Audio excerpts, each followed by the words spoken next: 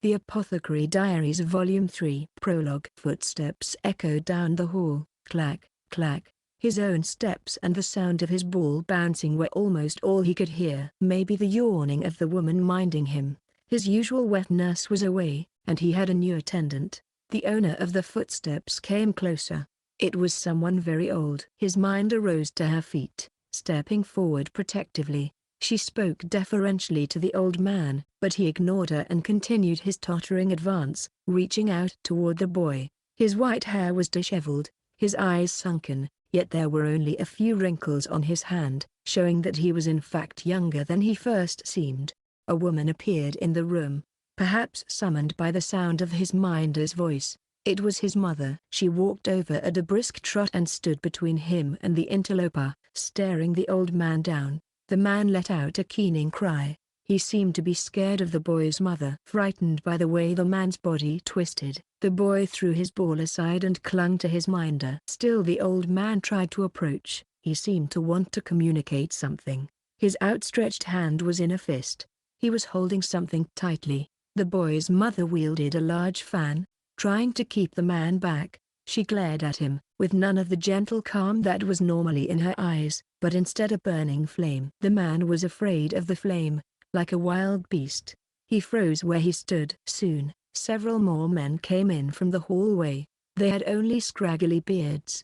The boy knew that they were called eunuchs. Finally, trailing after them appeared an old woman, looking supremely calm. She wore an elaborate ornamental hair stick that jangled like a bell, and at the sound the attendants organized themselves into a neat line. The boy's minder and his mother both knelt. He thought this meant he should kneel too. The woman looked even older than the old man, but there was a bright light in her eyes, her gaze sharp enough to pierce. The boy felt himself shiver. He thought he had seen the woman several times before. She was someone very important, that much he remembered. The young ladies in waiting had said nobody dared to go against her. The old woman touched the old man. "Come, now, back to your room." Her voice was gentle, soothing, but the man took fright again, huddling close to the wall. He curled himself up and the boy could hear his teeth chattering, could tell his whole body was trembling. A sparkling object tumbled out of the man's clasped hand, drawing the boy's attention in spite of himself. It was a colorful stone, the hue hovering somewhere between vermilion and turmeric. He had seen it somewhere before. What was it? The vibrant color struck some deep chord, but he simply couldn't remember. The old woman furrowed her brow and turned her back on the man, wholly ignoring everyone else in the room. Now the eunuchs stepped forward, coaxing and cajoling him until they could lead him back out of the residence. The boy observed every minute of this, still clinging close to his minder. He had no idea what it was all about. The only thing he felt was fear. Then there was his mother, though, kneeling beside him. She fixed a scorching glare on the retreating woman. Who must that old man and lady be? The boy wondered. To provoke such a scathing expression from his normally placid mother, it would be some time later before he learned. The man was his father, he was told, and the old woman his grandmother. The man he had always believed was his father, he found out, was his own older brother. It wasn't yet the season when it was difficult to sleep. Yet Jinshi awoke with his bedclothes soaked in sweat. He sat up in bed, feeling ill, and grabbed for the pitcher on the table, bringing it quickly to his lips. The water within had been mixed with a touch of fruit juice and honey, deeply refreshing to his dehydrated body. He could see moonlight coming in through the window. They said something bad always happened after a nightmare, or was that just superstition? Jinshi took a breath and put the water back on the table. There were still hours before dawn. He ought to go back to sleep. If he didn't, his minder Gaoshun would be upset with him. Still, when one can't sleep, one can't sleep. There's no use forcing the matter. And when one couldn't sleep, the solution was to work the body until one was tired. Jinshi took down an imitation sword sitting on one of his shelves. It was a training blade with a dull edge, built to be especially short and heavy. He made a wide one-handed sweep. He wished he could do this outside, but it would only be a headache for him if his guards realized what he was doing. They still might notice him here in his room, but at least if he stayed inside they might see fit to look the other way. His room, though, was not particularly suited to sword practice. He had a solution. He decided to perform the routine on one foot. After going through the entire routine once, he would switch feet and hands and do it again. He did this several times, until it began to get light outside. Jinshi lay spread eagle on the ground to cool off his body, warmed by the exercise. Maybe he would have them prepare a bath for him, he thought. But then the face of a displeased palace woman floated through his mind. Her expression always revealed how she felt about him taking a bath first thing in the morning and then applying copious perfume. But he couldn't go to work reeking of sweat. If he was going to play the part of the flawless eunuch, Jinshi, he had to at least smell decent. He couldn't just tell her that, though. That was what was so annoying. Yet neither, he thought, could he remain silent on the matter forever. She was a sharp one, that woman. Surely she must suspect something by now. Perhaps she had already discerned the truth and was merely pretending not to have noticed. Well, it would certainly make the conversation easier. Jinshi stood up, put the training sword back in its place, and then collapsed back on his bed. He didn't bother to change his clothes. He still had a few minutes before his attendant Suirin came to wake him. He could at least grab a moment's rest before that. He just had to be careful he wasn't taken by the urge to yawn at work. He told himself. Chapter 1, Books. "What are you doing?" asked the thoroughly perplexed eunuch Jinshi, who looked as gorgeous as he always did. His attendant Gaoshun stood behind him. "I should think that would be obvious," Maomao said, wiping away sweat as she stood over a burning cook stove. Beside her was the quack doctor, fanning himself with his hand and obviously finding the heat rather unpleasant. While he worked assiduously, Maomao needed an assistant. What with her leg still healing, she couldn't help thinking his movements were as flabby as he was. Maybe she was hoping for too much.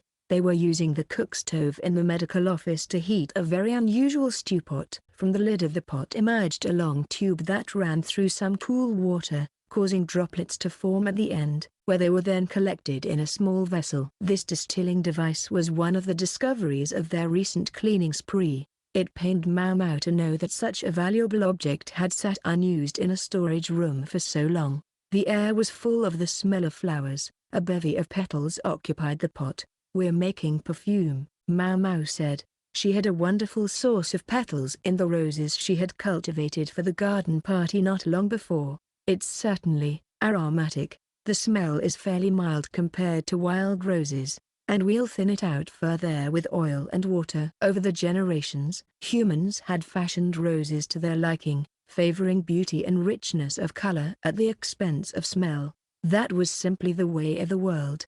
You couldn't ask for everything or you would get nothing. Jinshi peered at the distiller interestedly. When the doctor, who had been industriously transporting firewood, realized the other man was there, he started brushing the dust and dirt off his clothes with all the self-consciousness of an adolescent girl. Smoothing his mustache and beard with his fingers, he asked, "To what do we owe the honor, sir?" Jinshi's face darkened. Maomao didn't think the doctor meant anything by his question, but Jinshi seemed to resent the way it had been asked. "No one could fail to notice a smell this strong," he replied, his lips forming into a slight pout. Nearby, Gao Shun's brow furrowed. "He thinks Jinshi needs more gravitas," Maomao guessed. The quack doctor was oblivious enough that it didn't much matter, but being important meant never looking less than distinguished. Maomao got up from her chair, took some tea snacks from a shelf. She was well aware by now that the quack kept his most valuable treats on the highest one, and put them on the table. Jinshi sat down. Maomao picked up a mooncake, took a bite for good measure to show that it wasn't dangerous, and then passed them to him. "I suppose you're doing this here because it would be more difficult at the Jade Pavilion," Jinshi said. "Yes, that's part of it." Maomao wiped the grease off her fingers and resumed her place by the cook stove. She changed the vessel at the end of the tube for a different one. After a moment, a greasy substance began to fill it. "Perfume oil. The other part is this. Perfume oil contains an ingredient that can potentially abort a pregnancy. As long as a woman doesn't drink a concentrated dose of the stuff, she should be fine, but still." She glanced around, making sure the quack wasn't too close. He was a very friendly person, but he had loose lips. It was too soon to let him know that the mistress of the Jade Pavilion, Consort Gyokuyou, was pregnant. In other words, there's no special need to regulate the perfume oil being used in the rear palace. Is that what you're saying? Yes, sir, I think it should be all right. Making rules about every little detail would only make their lives harder. Besides, enforcement would be difficult in such a large place. Jinshi looked at the other pot on the stove. It didn't have a pleasant fragrance like the one full of rose petals. Instead, breathing whatever was in this pot made his head spin. "What's this one?" he asked. "That's alcohol," Maomao said. Through repeated distillation, it was possible to achieve a very high concentration of alcohol. Indeed, this stuff was strong enough to make Jinshi feel drunk just by taking a sniff. It wasn't for drinking, but it would be used for sterilization. The warm season was coming, when bad air could accumulate and cause physical harm. With a little princess at the Jade Pavilion, they would want everything to be as clean as possible. Maomao was even making a bit more than she needed so she could leave a supply here at the medical office, where it would see plenty of use. "You can use it to clean things?" Jinshi asked. "Yes, I hear that's what they do in the West." This was one of the little factoids she'd gleaned from hearing about her adoptive father's experiences studying in the Western lands. If there was anything at all that set her apart, Maomao thought, it was the knowledge she'd gotten from him. "As I recall, the man who adopted you was..." Before Jinshi could finish, though, they heard a great thump. Gao Shun poked his head outside to see what it was. Two eunuchs had arrived at the medical office with a massive box and had set it down just outside the door. "What's this about?" Gao Shun inquired of the doctor. "Ah, the young lady requested it." Maomao glared at the quack to shut him up, but she was too late. Jinshi had already taken an interest in the delivery, beginning to unpack it. She wished he wouldn't touch it without asking. "Master Jinshi, the tea is ready." "Please, have a seat and enjoy it," she said. "What's this?" he asked. "Just something from my home. Nothing of interest, I assure you." Unfortunately, Jinshi looked very intrigued. "Indeed, I can't believe this guy," Maomao thought. Yes, even she, was a woman. She wished he would have the decency not to look at a moment like this, but instead she cast her eyes to the ground and said, "It's full of underwear." "Sir." Jinshi promptly took his hand away, looking unsettled. "That's right, just leave it alone." Maomao thought at him without looking up, but reality is rarely so accommodating. "Just how much underwear is in there that it took two grown men to carry it?" Gao Shun asked. "Leave it to him to notice the most inconvenient details." "You're right," Jinshi exclaimed, and thus the contents of Maomao's delivery, which he would have been just as happy for him to remain oblivious to, were unveiled for all to see. "Fastidiousness, that's the problem with the rear palace," Maomao said, her back straight and her face utterly serious. "The ladies who comprised the residents of the rear palace were a collection of innocent virgins who hoped they might one day become the emperor's bedmates." Admittedly, not everyone was like that, but such exceptions were a minority. Let us suppose, for the sake of argument, that His Majesty's imperial eye fell upon one of the virgins. Not only would she have the intimidation of being with the emperor himself, she would be embarking upon completely unknown experiences with him. Imagine the consternation of the young woman who commits some novice blunder under those circumstances. I would argue they need to learn the basics ahead of time, and that's why you've acquired all this. Jinshi was standing imperiously in front of Maomao, who sat in a formal posture on the ground. The situation felt oddly familiar. The delivery sat open. A great deal of literature visible inside. What kind of literature? Well, you know, the kind Maomao had already been acquiring in some quantity to comfort a lonely emperor when he found himself pining away at night. Consort Gyokuyou was likewise an avid reader of such material. This time Maomao had decided to get more than usual, in hopes of finding new sales opportunities here and there, but the timing of their arrival had been truly terrible. She'd had this batch delivered to the medical office so she could finally escape the gaze of the persnickety Hongniang. But look what it had gotten her. Maomao was by no means avaricious, but if she didn't manage to earn a modicum of money, her old man back in the pleasure district might not have enough to eat. He was such a soft touch, her old man, She was sure the madam would badger him into working non-stop. Jinshi was openly exasperated, but he also seemed to sense the truth of what Maomao was saying. When she added that this request came in part from His Majesty himself, Jinshi looked deeply conflicted, but recognized she was in the right. Gao Xun, meanwhile, was flipping through one of the books with a studious expression. The entire scene was so surreal that Maomao found herself scowling at it in spite of herself. "This is exceptionally beautifully made," Gao Xun commented. "He's admiring the craftsmanship." Maomao thought she'd been entertaining the possibility that Gao Xun was the world's most poker-faced lecturer, but apparently that wasn't what had attracted his interest. "They use fine paper," she said. "Books about the bedchamber were hot sellers. They were often sent with young women when they went to wife, and those who read such texts for personal interest were more than willing to spend the money on them." Such books typically consisted mostly of illustrations, so one didn't have to be literate to enjoy them, and as much as they cost, the potential profits they might engender could be equally great. "Are these printed?" Jinshi was likewise studying the illustrations, but considering what they were illustrations of, the moment was plainly comical. The quack doctor stole embarrassed little glances here and there, not with wood blocks, but with metal plates. "I'm given to understand that's really something. It was a Western technique." Maomao didn't know much about how the books were made, but for Jinshi to say something admiring about them, they must be quite unusual. "Since I finally got my hands on some high-quality materials, I thought it might be best to disseminate them more widely," Maomao said. "That's a different issue," Jinshi shot back. He continued to flip through the book, though, taking careful note of its contents. Maomao, not sure she wanted him looking too closely, inadvertently slipped back into her skeptical gaze. Perhaps Gao Xu noticed, for he nudged Jinshi gently. "If it's caught your interest, sir, why not keep one for yourself?"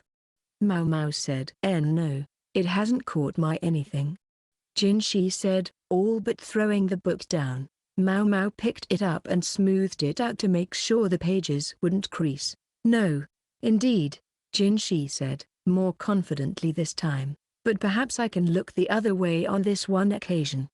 He suddenly sounded rather self-important, but then, he was important, so maybe that was inevitable. "Are you certain, sir?" Maomao asked, a gleam beginning to enter her eyes. "Yes, but I wish for you to inform me what shop is selling such things."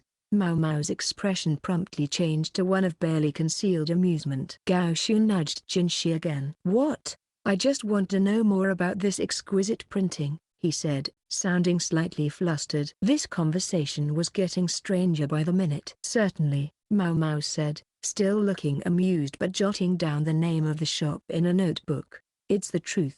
"Of course, sir." She didn't think Jinshi had to resort to illustrations. Someone like him could surely see as much of the real thing as he wished. It wasn't possible that paper was sometimes preferable to reality, was it? Maomao, her thoughts threatening to run away with her, pondered the possibilities as she tore out a page of the notebook and gave it to him. As she did so, she couldn't help noticing the excellent quality of paper in the doctor's notebook, just what one might expect. Joking aside, Maomao suspected Jinshi might have it in mind to start up a new business venture. The real trick of politics was figuring out how to extract taxes from the populace without unduly upsetting them. One way was to increase people's income, and the first step in doing so was to invest tax money. Don't know exactly how he plans to go about it, Maomao thought, but the important thing to do now was to pick up the scattered books. Jinshi was attracting his customary audience, and while it might have been interesting to discover just how they would look at the gorgeous eunuch if they knew what kind of reading material he was perusing,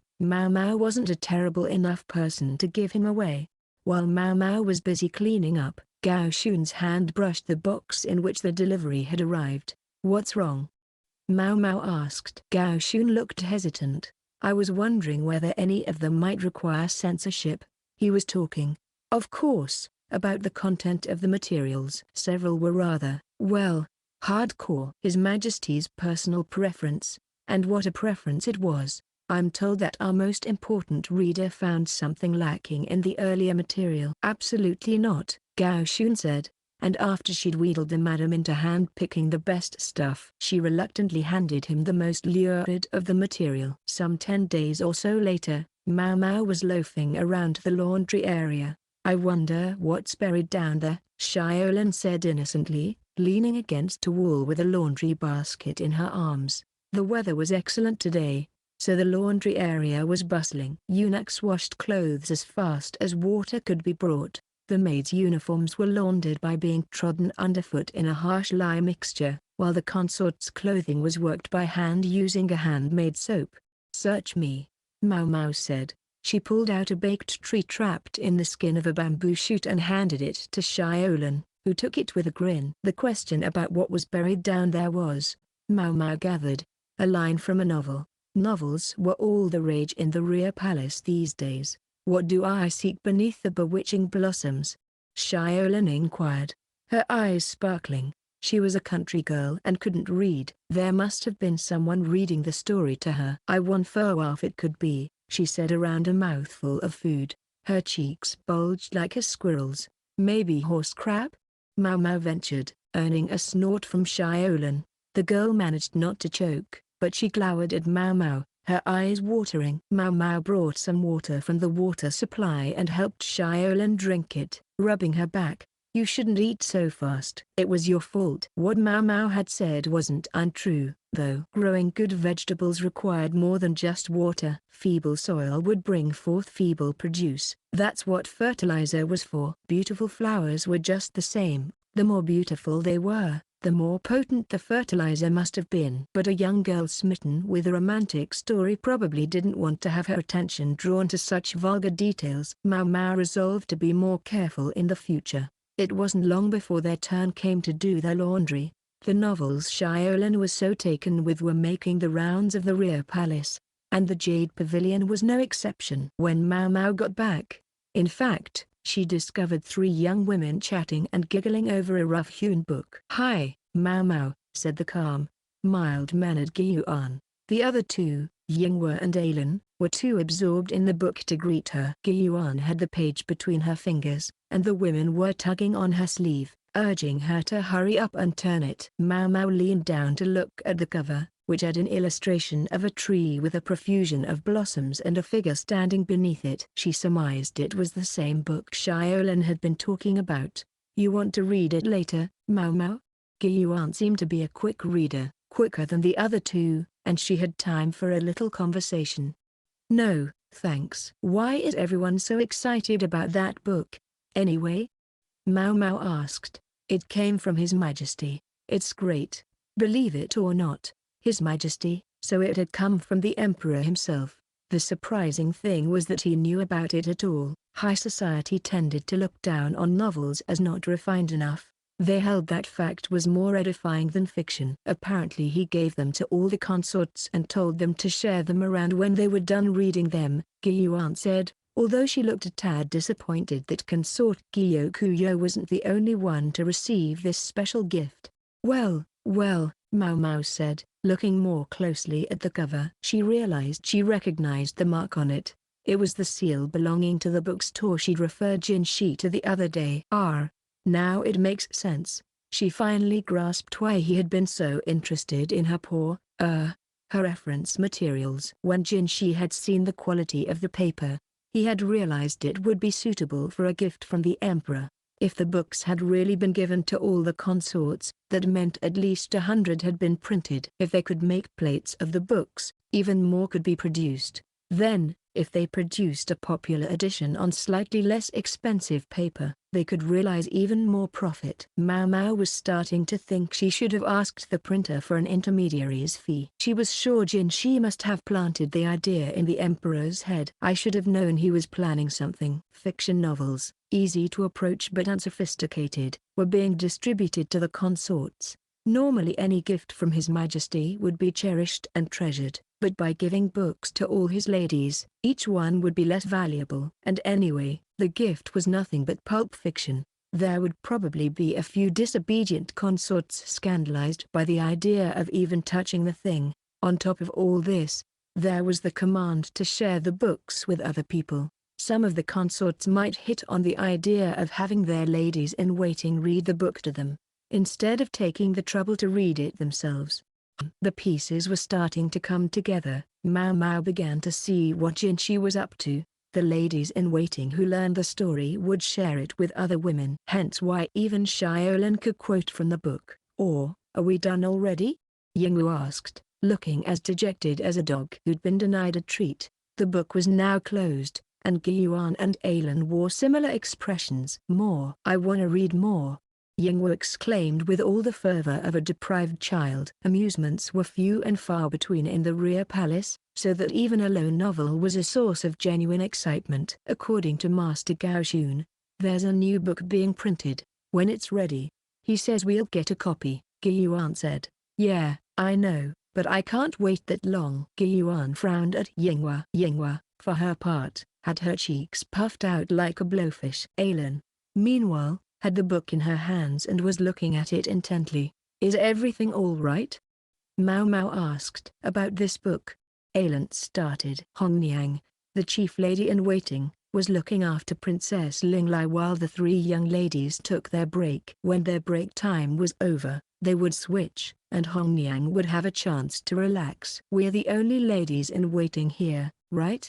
And Lady Gyokuyou was nice enough to say we could read this. Doesn't it feel like kind of a waste if we're the only ones who get to enjoy it? Maomao thought she understood what Alan was getting at. When you find something interesting, you want to share it. That's human nature. Maomao, for example, had once discovered a very rare snake she'd never seen before, and had gone around showing it to everyone she could find. They had not been pleased. It was probably this same impulse that motivated Alan to want to let more people read the book. The women of the Jade Pavilion had some connections outside their own workplace, but Yingwu put a stop to that idea. Wait, she said. I don't think we should show it to any other palace women. We have to be careful with it. That's right, they might lose it, added Gyuan. Yeah, I guess so, Alan said wistfully.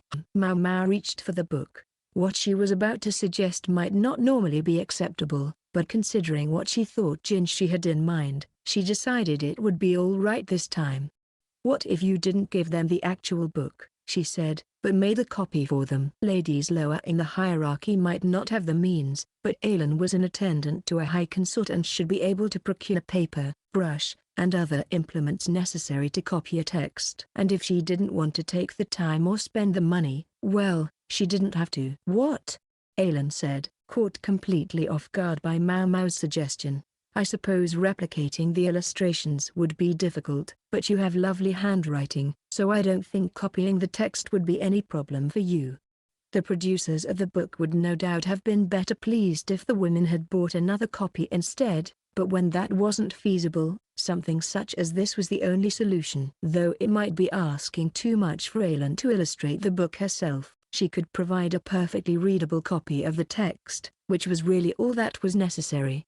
I see. That makes sense. Alan's eyes began to shine with a new light. Are you really gonna do all that work? Yingwu, don't say that, Gyuan reproved her. Maomao set the book carefully in front of Alan and resolved to get back to work. Their break time was almost over. Anyway, so they all needed to hustle or Hongniang would fall upon them like a lightning bolt. It was all a very roundabout way for Jinshi to get what he wanted, Maomao thought. With books, of whatever kind, circulating more freely in the rear palace, at least a few people would learn to read. Back when Maomao had been serving Jinshi directly, she'd had a few opportunities to see some of the paperwork he dealt with in his own work. He'd asked for her opinion on one project, purely out of curiosity.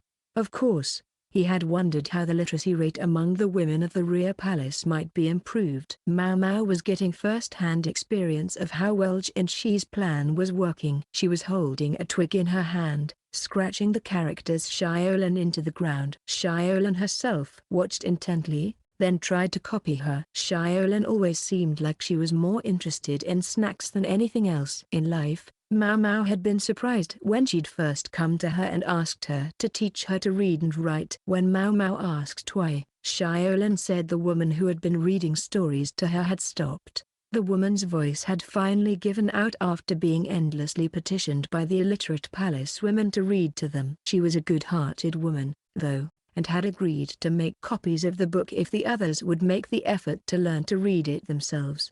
So there was someone else out there thinking along the same lines as Xiaolan. It was an awfully generous offer, considering the price of paper.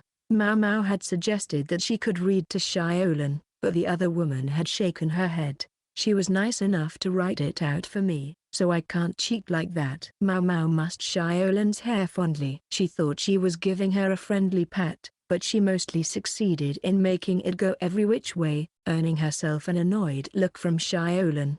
Thus, the time they usually devoted to gossiping was turned to learning to write. Xiaolan gripped her twig with a look of intense concentration. The character Xiao, which consisted of just a few short strokes next to each other, still looked a bit like a pile of dead bugs to her, but it was simple enough and she could manage to recognize it. Lan, however, was a far more complicated character and was giving her a good deal of trouble. Maomao wrote the character in the dirt again.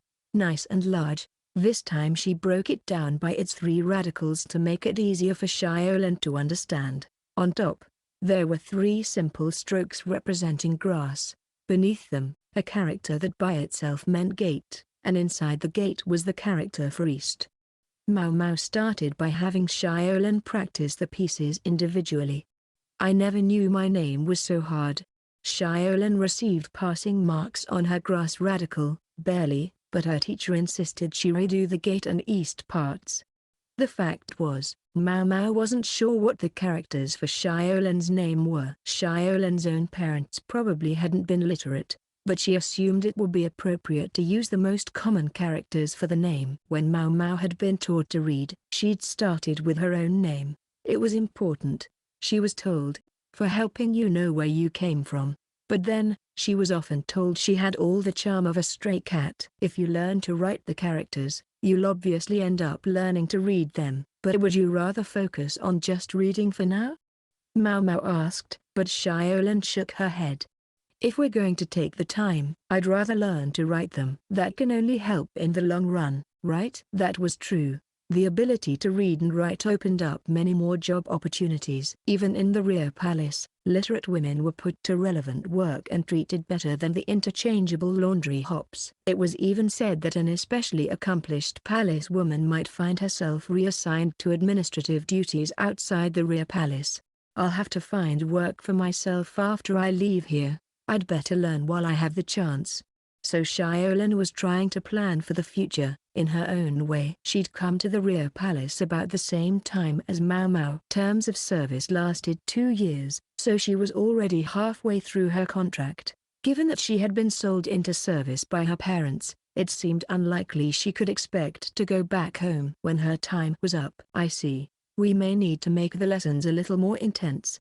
Then, Maomao said, and then she started writing swiftly in the dust. Why yeah, thanks. So, what does this say? It says, Dongchong Xiaokao caterpillar fungus. Okay. And this? Manchiliu Ohua thorn apple. And, this one? Jejun kudzu root. Do these words actually come up a lot? Maomao didn't say anything, just reluctantly rubbed away the vocabulary she'd written and replaced it with more ordinary terms. Chapter 2, The Cat. Princess Linglai, a year and a half on from her birth, was proving quite precocious. A very healthy child indeed. Maomao wasn't a big fan of children, but even she had to admit that the princess was endearing. It was certainly more pleasant taking care of her than looking after one of the girls who had been sold into the brothel. There's no creature in the world so insufferable as a preteen girl. The princess had graduated from holding on to things in order to get around to walking on her own, and recently to jogging short distances. Consort Gyokuyou watched her pound around with a touch of concern. I wonder if this residence is starting to get a little small for her, she said. The Jade Pavilion was hardly cramped, but it wasn't healthy for a child to play inside all the time. There was a central garden as well, but soon it wouldn't be enough to hold the princess's interest. Perhaps it might be all right to take her for a little walk. Gyokuyou was uncommonly open-minded. Most nobles felt that young ladies of prominent heritage should spend their days safely indoors, swaddled in the finest silks. Evidently, Consort Gyokuyou didn't agree. "What do you think, Maomao?" Maomao looked up and grunted softly, somewhat surprised to have the consort suddenly ask for her opinion. "In terms of her health, I think it would be wonderful if she had more chances to go outside." Maomao looked at Gyokuyou's feet. They were well built and perfectly large enough. They hadn't been bound when she was young. In the arid western regions where she had been born and raised, Gyokuyou seemed to have received a somewhat more permissive upbringing than many of the other consorts. Generally speaking, it was regarded as best to let a child's mother set the tone for their rearing, but this particular child happened to be the daughter of the most important man in the nation and the apple of his eye. They couldn't expect him to simply nod along and let Gyokuyou do whatever she wanted. The consort, of course, understood this very well. "I'll ask about it, then," she said, running her fingers through Ling Lai's hair where the child had fallen asleep on the couch. Several days later, permission had been granted for the princess to go outside, accompanied by 2 eunuchs as guards.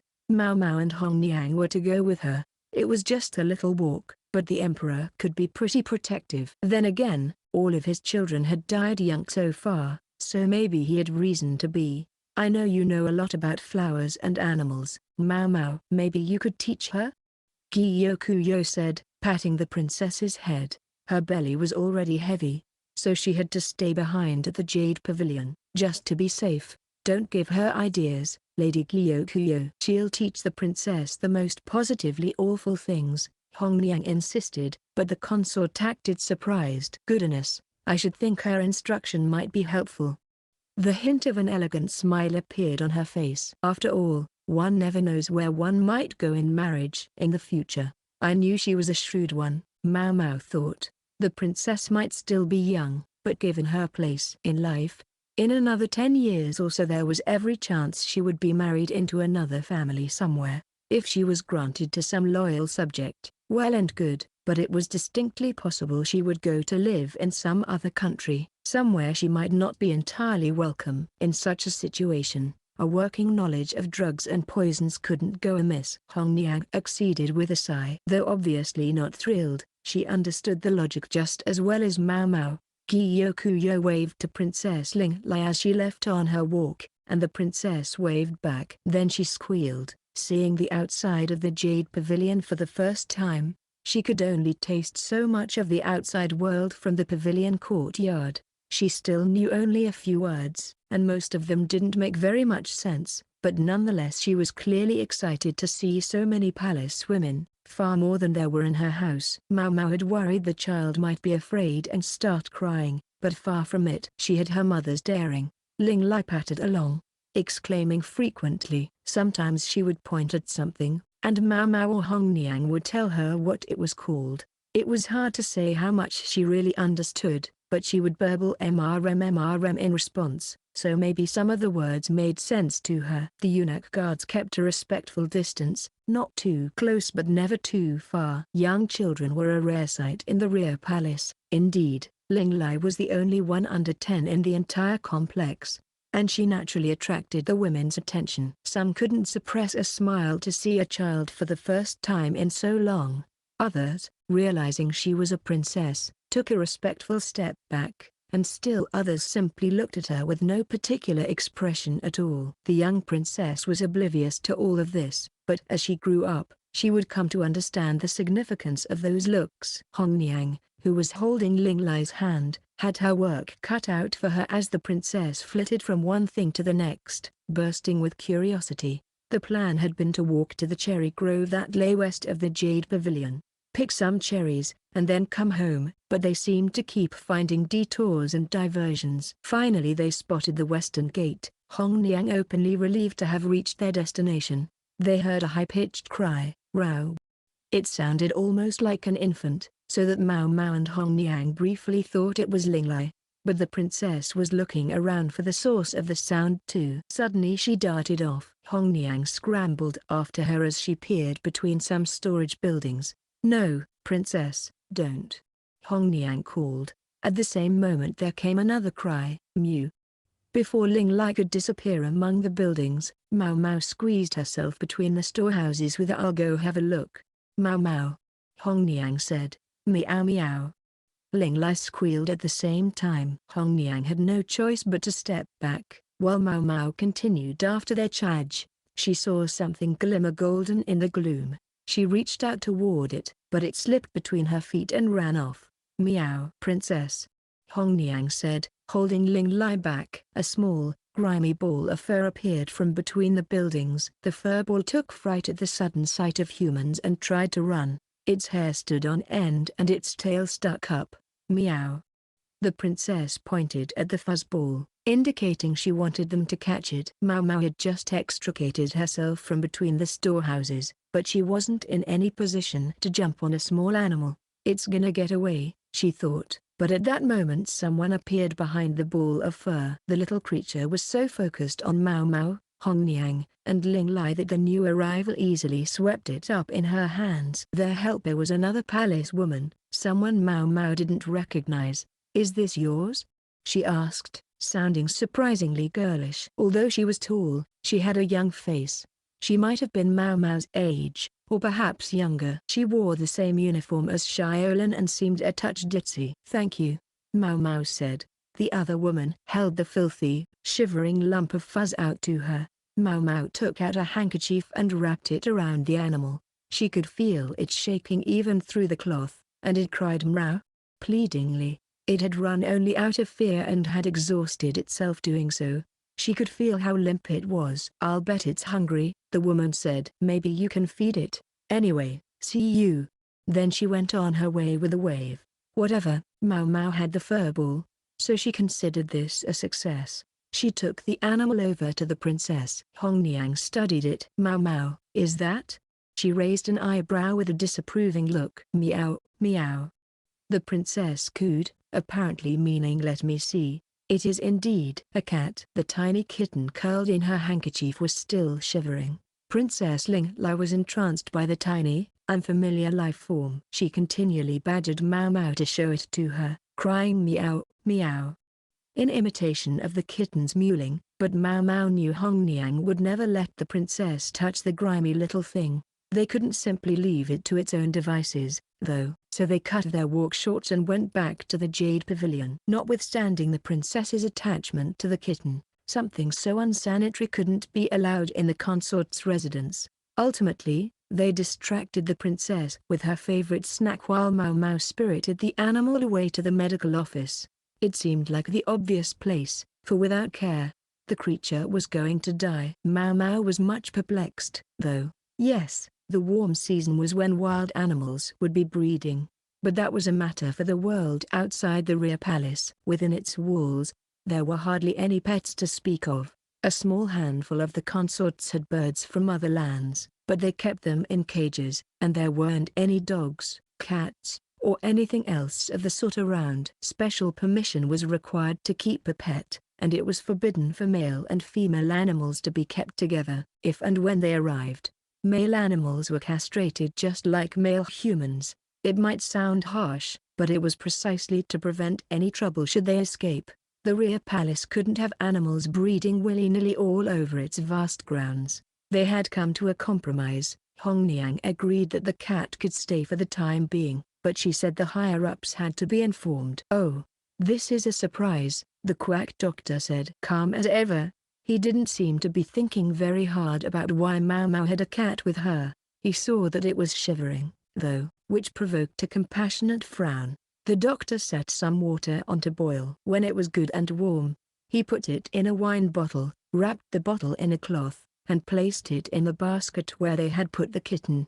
"Looks like you know just what to do." "Not the first cat I've taken in. I had the sweetest calico once." By sheer coincidence, the kitten also happened to be a calico. As they wiped away the filth on its fur with a damp rag, they saw the patches of reddish-brown and black fur. The kitten had its milk teeth, but it was terribly undernourished. Maomao could feel its ribcage under her fingers. "You wouldn't have any milk, would you?" she asked. Its mother's milk would be best, but they could hardly go out searching for her now. It hadn't looked to Maomao like there had been any other cats around when they'd found the kitten. Anyway, I think I can go get some, the quack said and darted out of the office. As the palace physician, he had a fair amount of pull in the kitchen. As Maomao continued to rub the milk-starved kitten with the rag, she picked fleas off it, tossing them in oil to kill them. She would have liked to simply dip the animal in some hot water to get rid of them all at once, but considering the kitten's physical state, wiping it down was the most she could do.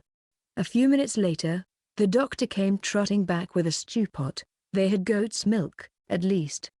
He held out the pot. Maomao dipped a finger into it and found it was exactly the right temperature. She made sure her fingertip was wet with milk, then brought it to the kitten's mouth. The tiny animal began half nibbling, half lapping at her finger. She did this several times, the quack watching them both fondly. "What a sweetie," he said. Maomao hated to take advantage of him just because he was acting like an especially soft touch, but she decided to ask him for one more favor. "Would it be possible for you to obtain some tripe?"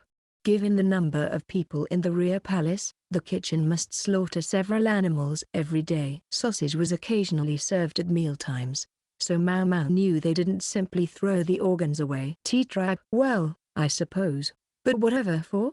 The kitten was so weak that it seemed like it would be a while until it had recovered enough even to drink milk from a saucer. Feeding it one fingertip's worth at a time, though, was time-consuming.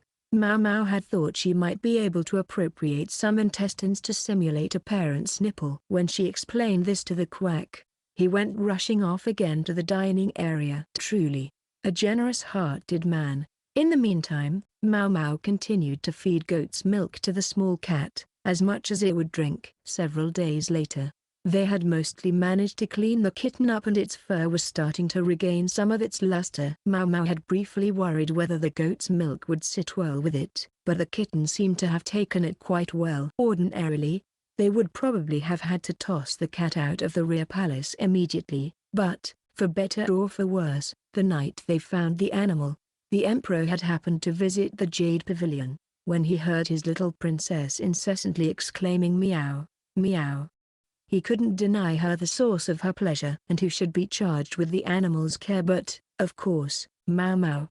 Her name already means cat. They're the perfect match. The emperor had joked. Maomao hadn't been quite sure whether she should laugh or not, but as Consort Gyokuyou chuckled, Maomao at least managed a polite smile. She figured eventually she would be able to foist the thing off on the doctor. As if she hadn't mostly done that already, the princess couldn't yet enjoy the kitten's company because it still had some fleas, and more importantly, because however small it might have been, it was still a wild animal. Maomao promised to share the kitten with Ling Lai when it got a little stronger. When the kitten was recovered enough to tolerate it, Maomao dunked it in a wash basin and gave it a bath. It immediately looked substantially cleaner, but when she scrubbed it with some soap, the water turned gray. Its undercoat was still dirty. When Maomao suggested that the kitten's soft, white fur would make an excellent writing brush, the doctor clutched the animal protectively, shaking his head. She'd meant it as a joke, but as two brand new brushes appeared for her shortly thereafter, she decided she had come out ahead. After the kitten had enough time drinking nourishing milk, they added minced chicken to its diet. They gave it a small box full of sand, where it promptly learned to do its business. It still had trouble doing number 2 without having its anus stimulated, though. The quack was kind enough to use a damp rag to help the kitten out. Its teeth were still small, but meanwhile they clipped and filed its nails. Not an easy procedure on a kitten, but if it accidentally scratched someone or something, they would never hear the end of it. Seemed like a good idea at the time. Anyway, Maomao thought, letting out a long sigh. Just then, someone arrived at the medical office. "And how's the little one doing?" The source of the light-hearted quip was Jinshi. Gao Shun was with him as ever, and he was carrying some sort of bag. "I think the princess should be able to see her soon," Maomao replied. "The only problem is, I don't have a plan yet for if the animal scratches her or tries to run away." "Oh, you're always so caught up in details." Easy for him to say. He wasn't the one who would suffer the consequences if anything went wrong. Maomao glanced over toward the animal in question to discover Gao Shun had produced some dried fish from the bag and was waving it in front of the kitten.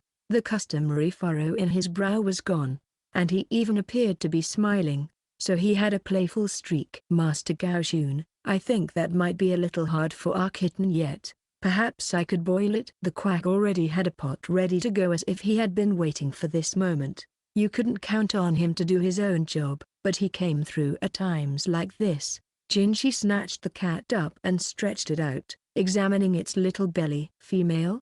He asked. Yes. No need to castrate it, fortunately.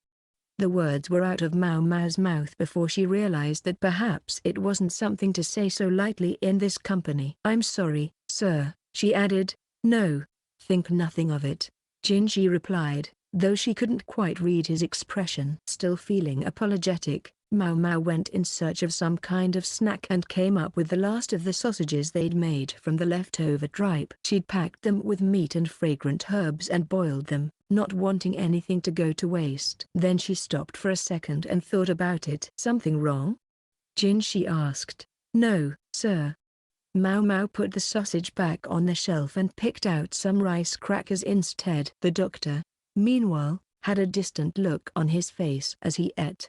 Jinshi amused himself by playing with the cat. He dangled the ornament that normally hung at his hip in front of the kitten, and pretended not to notice Gaoxun watching him with deep concern. He did, though, notice Maomao looking at him.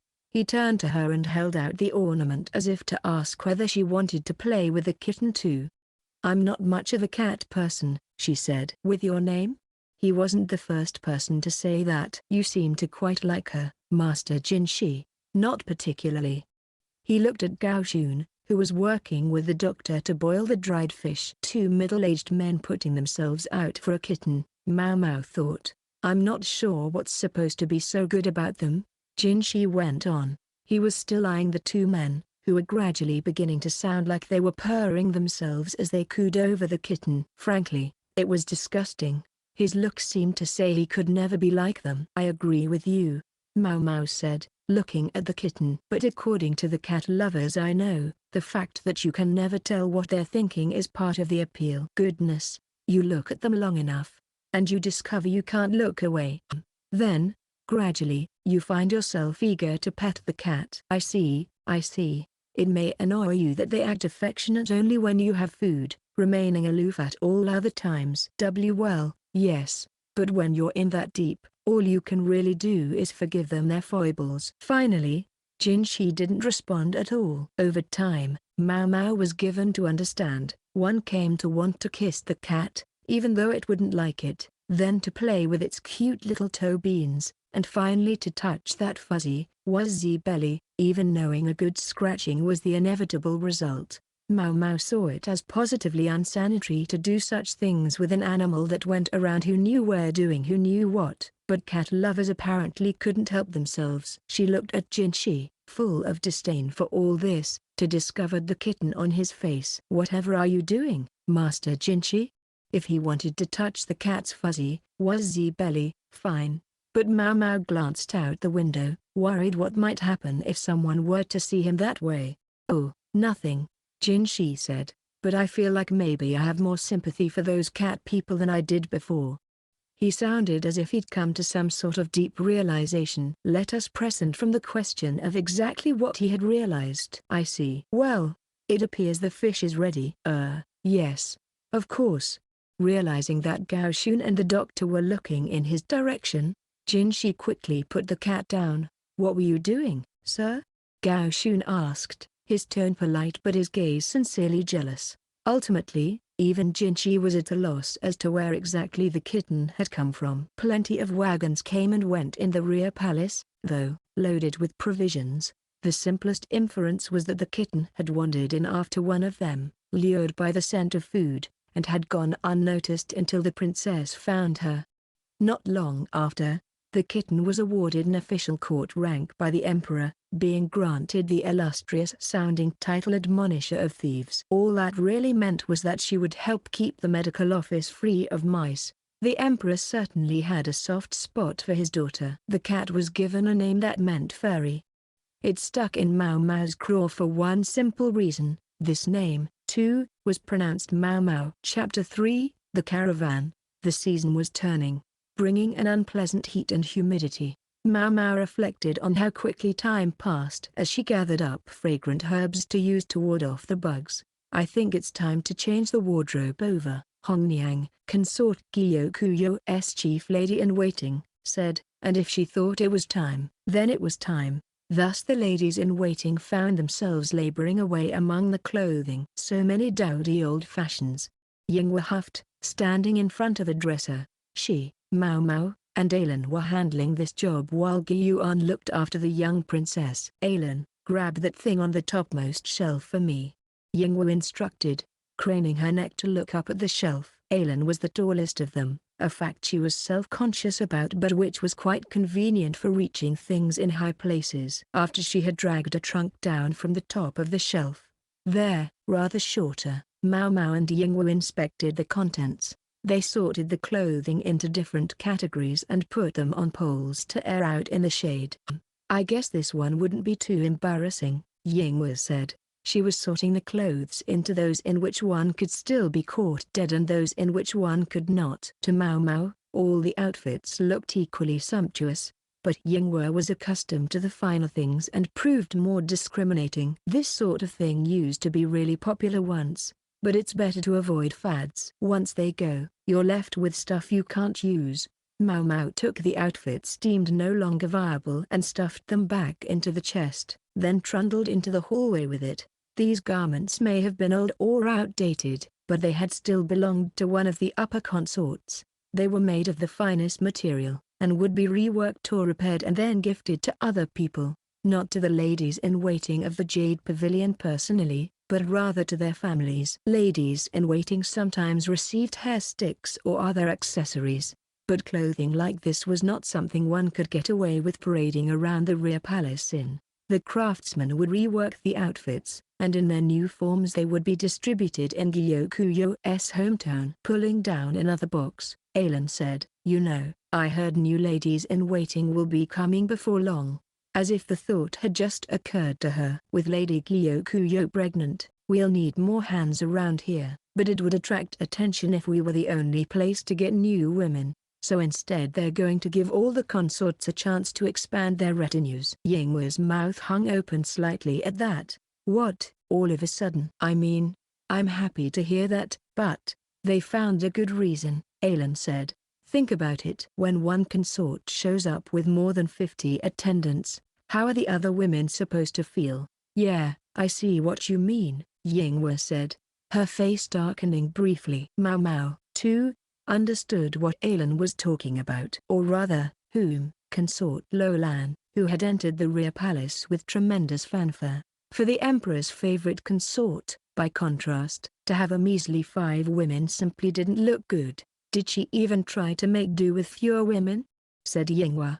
Watch it, Yingwe, or you'll get another taste of Hongniang's iron hammer, Xiaolan responded. Yingwe promptly clapped her hands over her mouth. Maomao, meanwhile, concentrated single-mindedly on putting the unwanted clothes in chests and carrying them out. In this way they carried on, chatting and working, until they had discarded almost half the summer clothes. We did get rid of a lot, Maomao said, puzzled. But how will we manage now? Not to worry, Xiaolan said with a smile. We've already commissioned a few new sets of clothes from the craftsmen and a caravan will be coming soon. We can buy more then, Yingwe added. Xiaolan gave her a reproachful look for stealing her thunder. A caravan? Maomao said. Yeah, that's right, Yingwe replied, brushing her hand along one outfit to check the feel of the silk. It's supposed to be even bigger than usual this time. The excitement was evident in her voice.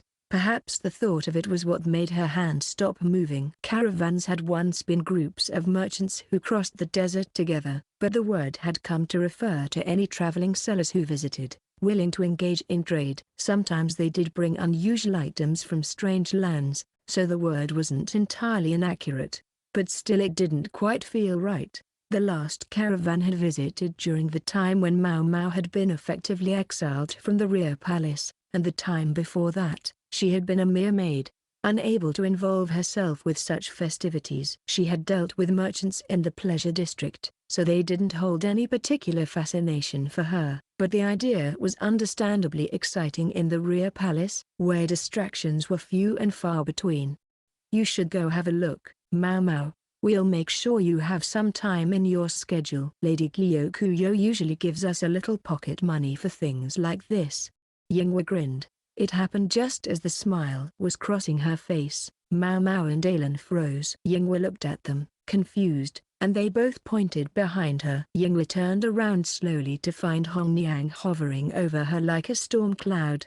The chief lady in waiting wore a tight, crooked smile. Yinghui almost choked, but managed a feeble grin. "I hear a lot of talking, but I don't see a lot of sorting," Hong Niang said. What?"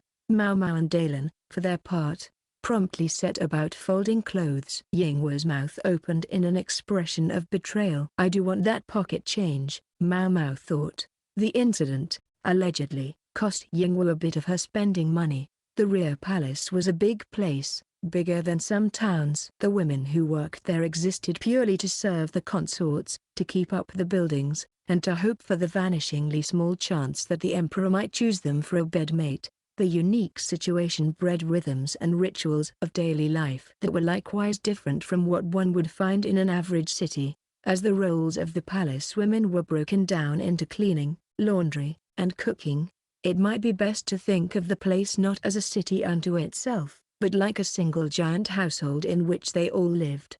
Yet in this whole huge place, it was impossible to find one particular thing that might have been expected. What was it? A shop of any kind? "It looks like so much fun." Maomao met Xiaolan's remark with a question. "You think so?" Xiaolan still seemed like a girl in some ways. Palace women walked gaily among the tents set up in the plaza. The tents were packed close together, and, with nearly 2,000 women serving in the rear palace, there was no room for the lower-ranking maids to squeeze in for a look. Unable to even admire the merchandise, the most they could do was to live vicariously by watching the other ladies admire it. Maomao and Xiaolan were leaning against the railing of the room where the maids slept. Since the consorts and their ladies-in-waiting were all out having fun today, the minions had virtually nothing to occupy their time. "Lucky them. I wish I could get some new clothes," Xiaolan sighed, resting her chin on the railing. "But you don't have anywhere to wear them." "I know that. But I still want them." The lowest ranking of the palace women were generally only given work uniforms, 3 in the summer, 2 in the winter, and new outfits were provided only when an old one had worn out. Other necessaries, including hairbands and underwear, were likewise provided. Meals were served in the dining hall each day. The families of the better-bred palace women might send gifts along with their letters, while the ladies-in-waiting of a consort might be given clothing or accessories by their mistress, not to mention snacks. Gyokuyou, for example, had granted Xiaolan paper on which to make her copies of the book. With no shops around, none of these things were easy to come by. For Xiaolan, who had no powerful backer, no backer of any kind, in fact, chances to acquire new personal possessions were rare, and when they came, they went, well, like this. Only after the other ladies had been through the wares would she have a chance to pick through the leftovers for whatever she could afford with the paltry savings in her purse. It was a strange feeling to see these shops all lined up here in the rear palace. The excitement in the air was palpable, and only a quack to serve the whole lot, Maomao thought. One might assume that any illness in a place this large would spread like wildfire, but in practice that wasn't true. Sanitation in the rear palace was excellent. The palace women spent much of their time cleaning, and waste was dealt with efficiently. When enough of it had built up, it was flushed into the sewers, whence it went, not to the moat, but out to a great river. The moat was thus kept free of filth and stench. The former emperor had utilized this site because there was already an existing sewer here, a technology that had apparently come from the west. Talk had it that the rear palace had once been an actual city, refashioned to serve its current purpose. Both the walls and moat had belonged to that city, so that despite its size, building the rear palace had actually been fairly economical. It was perhaps not surprising to hear that the prime mover behind the project had been the haughty but effective Empress Regnant. Such sanitation measures alone went a long way in preventing the outbreak of illness, Although if anyone did get especially sick, she was sent back home to her family. So the little world of the rear palace went round, with or without a quack for a doctor. Maomao, I think I can get a little time off on the last day, Xiaolan said. Her eyes were sparkling. Apparently this was an invitation to check out the shopping with her. Maomao had to admit she was pleased to be asked. She answered Xiaolan with a pat on the head. When she got back to the Jade Pavilion, Maomao was greeted by the sight of some tired but satisfied ladies in waiting. While she had been out slacking, having virtually nothing to do, some merchants had come to the pavilion. The highest-ranking ladies of the rear palace didn't have to trouble themselves to go out to the shops. The shops came to them. The merchants were all women, for how else were they to be admitted to the rear palace? Nonetheless, there were more eunuch bodyguards than usually around, just in case anything should happen. They were familiar men, though, and the girls were sipping some tea, the pavilion's domestic atmosphere undisturbed by the presence of the additional guards. His Majesty said Lady Gyokuyou could choose anything she liked. Yingwe sounded as pleased as if she herself had been the one to receive this dispensation. She'd been terribly disappointed to have her spending money cut in half, but she seemed to have bounced back. On the table was a stunning jade necklace the same color as Gyokuyou's eyes. There was also quartz glass and an accessory box inlaid with mother of pearl. Princess Linglai was thoroughly satisfied with a pretty silk ball she'd gotten, and in addition to clothes for the consort, a tiny robe for Linglai hung on the wall. Perhaps we've had a little too much excitement, Gyokuyou said with a touch of concern. If anything, Mom, I think you could have stood to buy more. Her chief lady-in-waiting, Hongniang, said somewhat emphatically. I'm sure the other ladies all did. Hongniang chose a restrained way of expressing herself, but Maomao could easily imagine what she meant. Li Yua's ladies at the Crystal Pavilion, all talk and no work, had no doubt gorged themselves on shopping. Consort Li Yua had plenty to spend, and presumably plenty was indeed spent. Over at the Diamond Pavilion, Consort Li Shu's ladies-in-waiting had, one might guess, goaded their lady into purchasing things they wanted. The best one could hope for was that they hadn't outright embezzled anything. As for the Garnet Pavilion, well, Consort Xiaolan's penchant for conspicuous clothing consumption spoke for itself. Consort Gyokuyou, who, by contrast, had purchased hardly enough to fill a single room, seemed downright frugal to Maomao, especially for someone with the emperor's personal affection. The consorts each drew a salary commensurate with their jobs, but they were also reimbursed for clothing and accessories, which were considered necessary expenses. The upper, middle, and lower consorts came to almost 100 people altogether, and Maomao found herself wondering if the national treasury was going to hold out at this rate. That was something she didn't need to worry about, though. In any case, others will come tomorrow, so I'm going to put away today's purchases. Hongniang started pulling outfits down off the wall, handing them off to Maomao. Each was richly colored and pleasant to the touch. It was then that Maomao noticed these clothes were of a slightly different make than the ones Gyokuyou normally preferred. The consort usually liked to pair a sleeveless dress with a long skirt and then wear an overgarment with wide sleeves on top of it, but these dresses all had proper sleeves, accompanied by skirts that were to be tied with a sash just under the chest. Maomao had a good guess at the reason. Consort Gyokuyou would shortly be finding sashes difficult to tie across her midriff. Was this the only type of thing they had? Maomao asked. What? Hongniang replied. The merchants swore they were all the rage. So these were all they had. The ladies-in-waiting looked at each other questioningly. The women of the Jade Pavilion had done their shopping with only thoughts of Gyokuyou in their minds, but one would normally have expected a wider selection, and if one followed that fact to the assumption the merchants had been making, no, Maomao must have been overthinking it. At least, I hope I am. Because if they had deliberately brought only this type of clothing to Consort Gyokuyou, it might suggest they had been trying to sound her out. I think tomorrow, you should ask them if they don't have some outfits with lower sashes, Maomao said. She thought perhaps it wasn't her place, but Gyokuyou and Hongniang both seemed to take her meaning. The other three ladies-in-waiting looked at each other again, but Maomao's insinuation had clearly gone over their heads. That's a good idea. We should get a little more variety, Gyokuyou said, setting some clothes on top of a box. Perhaps it was her imagination, but Maomao thought she saw a keen light flash through the lady's eyes. The caravan would stay for 5 days, during which the ladies of the rear palace would have an unaccustomed chance to enjoy some shopping.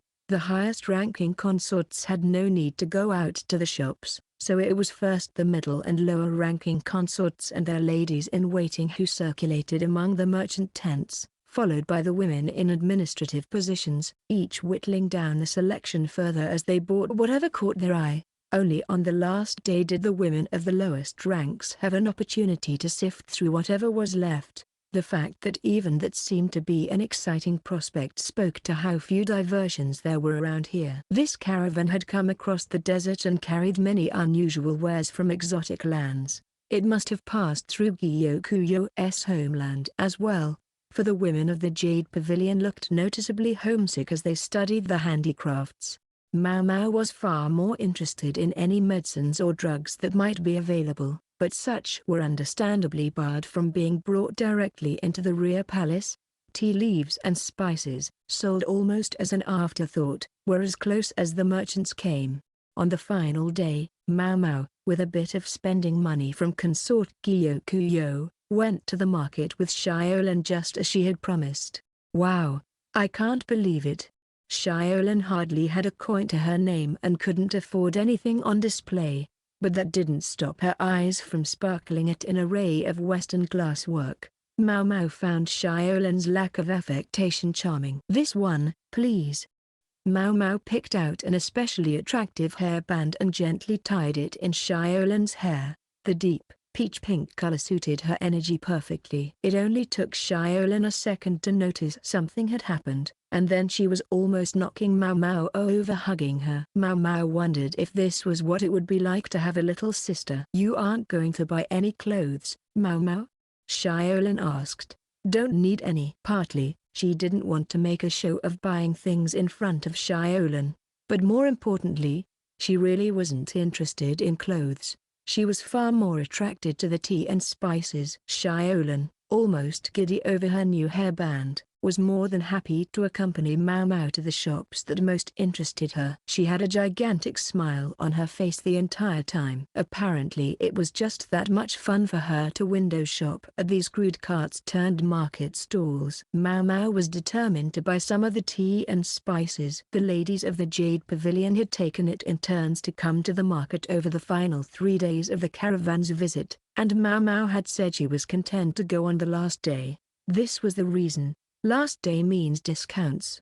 Maomao wasn't interested in gems, trendy clothing, or any of that stuff. The goods she was after were of small consequence to everyone else, so she was sure there would be plenty left over. Besides, this was the rear palace, a special place. A bit of good nature dripping off was to be expected. "If they think they're going to take me for a ride." Though Maomao's wiles were sharp. She'd spent most of her life watching the old madam do business. After all, she stopped at one of the shops selling tea. A quartz goldfish bowl was filled with pretty little buds tied into balls. Jasmine tea. When steeped in hot water, the buds would open, as pleasant to see as they were to smell as the tea released its lovely aroma. Sadly, it had mostly been bought up. There were only 3 buds left. "I'll take this," Maomao said, but at the exact same moment, another voice said, "This one, please."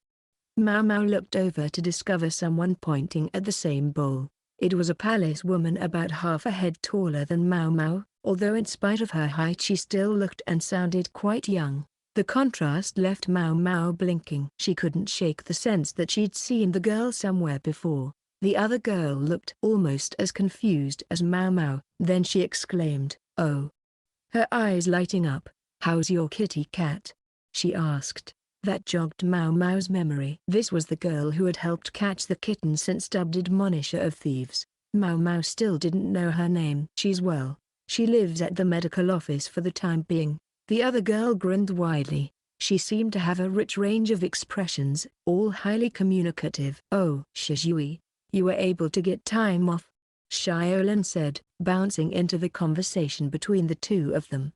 These two must have already known each other. Come to think of it, Shizhui was wearing the same uniform as Xiaolan, that of the Shangfu, or wardrobe service. She must have gone to the laundry area pretty often. It was only through happenstance that Maomao hadn't run into her before. Yeah, they owe me at least this much. You've got that right, Xiaolan said. It was an innocent, friendly conversation. Maomao noticed the tea seller looking at them.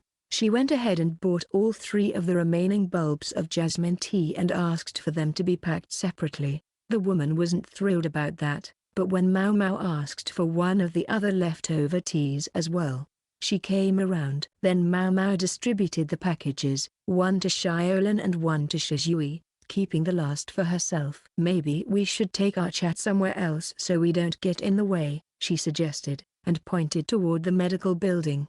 At the medical office, the quack doctor was gazing out at the marketplace enviously. As ever, he seemed to have a lot of time on his hands. The nature of his work kept him from leaving his office, even if hardly anyone ever showed up there. It must have been rough on him. He passed the time by helping the kitten groom herself. He was a very personable man, though, and when visitors did come, he bent over backwards to be hospitable to them. Gracious young lady, I had no idea you had friends. Not exactly a tactful thing to say, but then again, not untrue either. Xiaolan entered the doctor's office only with some trepidation, but her eyes lit up when she heard the cat say, meow. Shizhui likewise had a gleam in her eye. "Oh, she's adorable," Shizhui said. "What's her name?" There was a long beat. Finally Maomao replied, "Admonisher of thieves." "Huh? What kind of weird name is that?" "Just call her the kitten, then." "Yes, the kitten." That was plenty. Calling her Maomao was far weirder than the name the emperor had given her. Xiaolan and Shizhui rarely visited the medical office.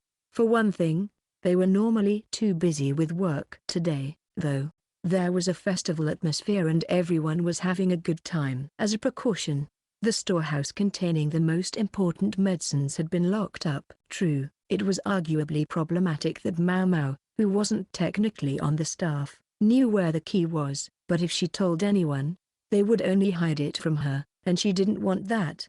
Maomao heated water while the quack prepared treats. She decided to use a quartz vessel instead of a teapot today. It was really for making medicine, not drinks.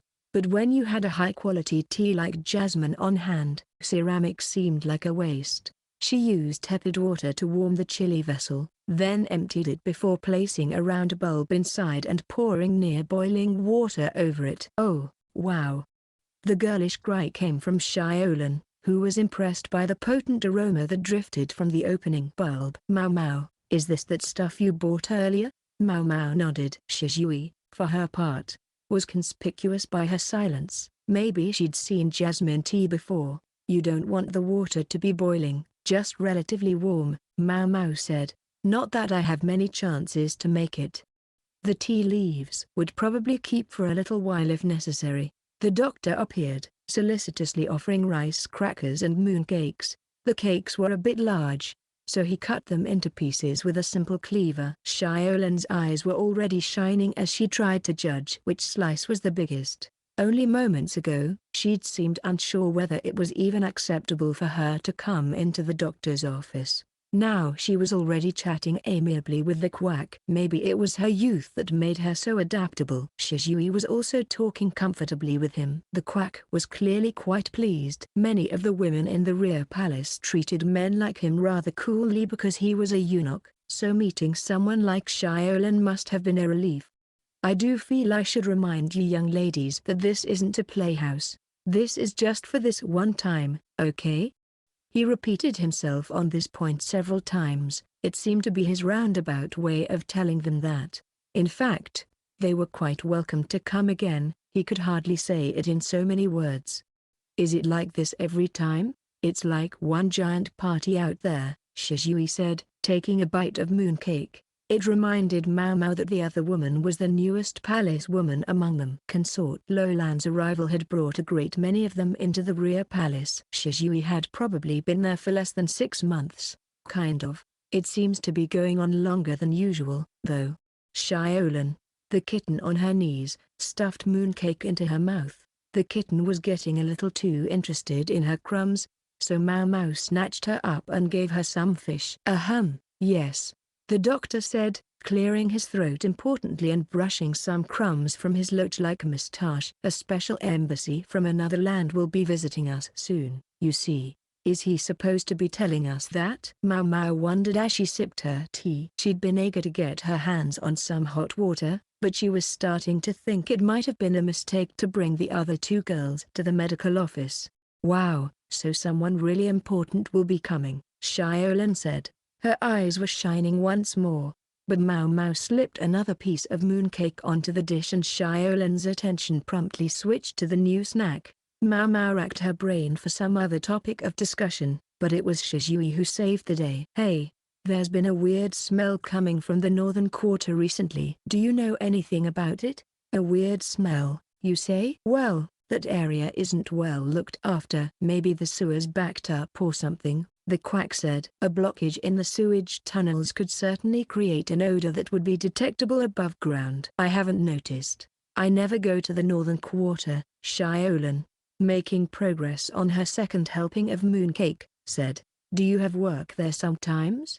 Hee, the grass just so happens to be especially thick in that area. Shizui grinned and took a bunch of paper from the folds of her robe. They looked like wrapping papers for snacks, but they were covered in inked drawings. Maomao looked at them with interest, but Xiaolan and the doctor recoiled, for the pictures were detailed depictions of insects. A fine point brush had been used so that even the most subtle features were captured, and the name of each insect was inscribed carefully in the upper right corner of each image. That's great work, Maomao said, and she meant it. There were no extraneous lines, the pictures looked fit for an encyclopedia. There were even careful depictions of the hind legs. Thanks. One of the best things about this place is all the different bugs. I get lots of chances to draw them, Shizui said, pleased to have found someone who understood her. Xiaolan and the quack, meanwhile, were trying hard not to look at the all-too realistic depictions. Insects were another thing that could be used as medicinal ingredients. They didn't put too much emphasis on that back in the pleasure district. It tended to upset the ladies, but many insect-based remedies were quite effective. Praying mantis or the key were an excellent vigor enhancer, while earthworms had antipyretic properties. The fruit orchards to the south are too well tended to have many bugs, but there's lots in the northern quarter. It's very desolate. You know, in a good way. There's lots of big spiders there. Spiders? Maomao had heard that spiders' silk could help stop bleeding, but collecting the stuff was enough trouble that she hadn't had a chance to try it yet. Shizui's comment lit a fire in Maomao's eyes. You want to see? I can take you there. I want to see. Take me there. Maomao and Shizui were weirdly in sync. Xiaolan and the doctor observed their conversation with detachment. The kitten, her tummy full, raised one of her hind legs and scratched behind her ears. Chapter 4, Perfume Oil. The caravan left a tremendous vogue for perfumed oil in its wake. Every palace woman who passed by seemed to carry a different scent. Each smell individually might have been quite pleasant, but they mingled together into an undifferentiated olfactory morass. Maomao, with her keen sense of smell, found it a little trying. What made it worse was that the imported perfume from the west wasn't subtle, but carried powerful scents. Maomao wasn't the only one who found life a little harder because of the new trend. When she went to the laundry area, she discovered piles and piles of perfume-soaked clothing, the eunuchs responsible for cleaning it frowning deeply as they fetched bucket after bucket of water. Such vogues tended to go as suddenly as they came. The craze for manicures had waned, so everyone needed something new to grab onto. Interest in novels continued to flourish, perhaps because books and perfume were completely different from each other. Xiaolan was every bit as annoyed as Maomao by the perfume, since it meant more work for her, but she continued to study industriously in order to read her fresh, new copy of the novel. Maomao, who had admittedly expected Xiaolan's efforts to trail off after a few days, was impressed. Gah, it stinks, Maomao grumbled to herself as she set down a basket of laundry. Just being here threatened to make her feel drunk on the odors. She stood lethargically, but apparently she was in the way, because a serving girl with a basket full of clothing bumped right into her. Maomao ended up wearing some of the laundry. "I'm so sorry," said the maid, whose voice was still high. Whomever the laundry belonged to, she was apparently also a disciple of the newest trend, for the clothes reeked of roses. Roses, huh? Was it wrong of Maomao to think about how much money she might get for the rose water she'd made the other day? She'd made plenty of it but hadn't used any for the time being. Just held onto it, for essence of rose could have a negative impact on pregnancy. It would probably be fine so long as Consort Gyokuyou didn't use whole heaps of it, but one never knew, and it was best to be careful. As such, Maomao had been looking for an opportunity to sell the stuff in the pleasure district before it went bad. She plucked the clothing off her head with a growl. Then she blinked and gave the outfit a good sniff. That alarmed the maid, but Maomao ignored her, tossing the outfit into the laundry basket and shoving her face into another one. Now nearby eunuchs and other serving women were watching her in amazement. But what did she care? Maomao went from one basket to the next, smelling the contents, and by the time she was done it had completely slipped her mind to take her own washing back home. Instead, she headed off somewhere. Maomao of all people knew where trends were most likely to take root. That day, the shouting of the ladies in waiting of the Crystal Pavilion could be heard all over the rear palace. The gorgeous eunuch appeared at the Jade Pavilion that evening. She'd figured he might. In his hand he held what appeared to be a written protest. "I took you for someone with a little more restraint," Jinshi said, his customary exasperation now tinged with anger. Behind him stood Gaoshun, exasperation coupled with exhaustion, Consort Gyokuyou, worried but undeniably intrigued, and Hongniang, only just managing not to look like a wrathful deity. The other ladies in waiting were asleep with Princess Linglai, who had already gone beddy-bye. I am, Maomao thought, but it was too late. A great deal of proof was required in order to turn speculation into certainty. The Crystal Pavilion had been the perfect place to get it, and Maomao had, one might say, succumbed to her curiosity. "My apologies, I let the excitement get away with me and did it without getting their permission."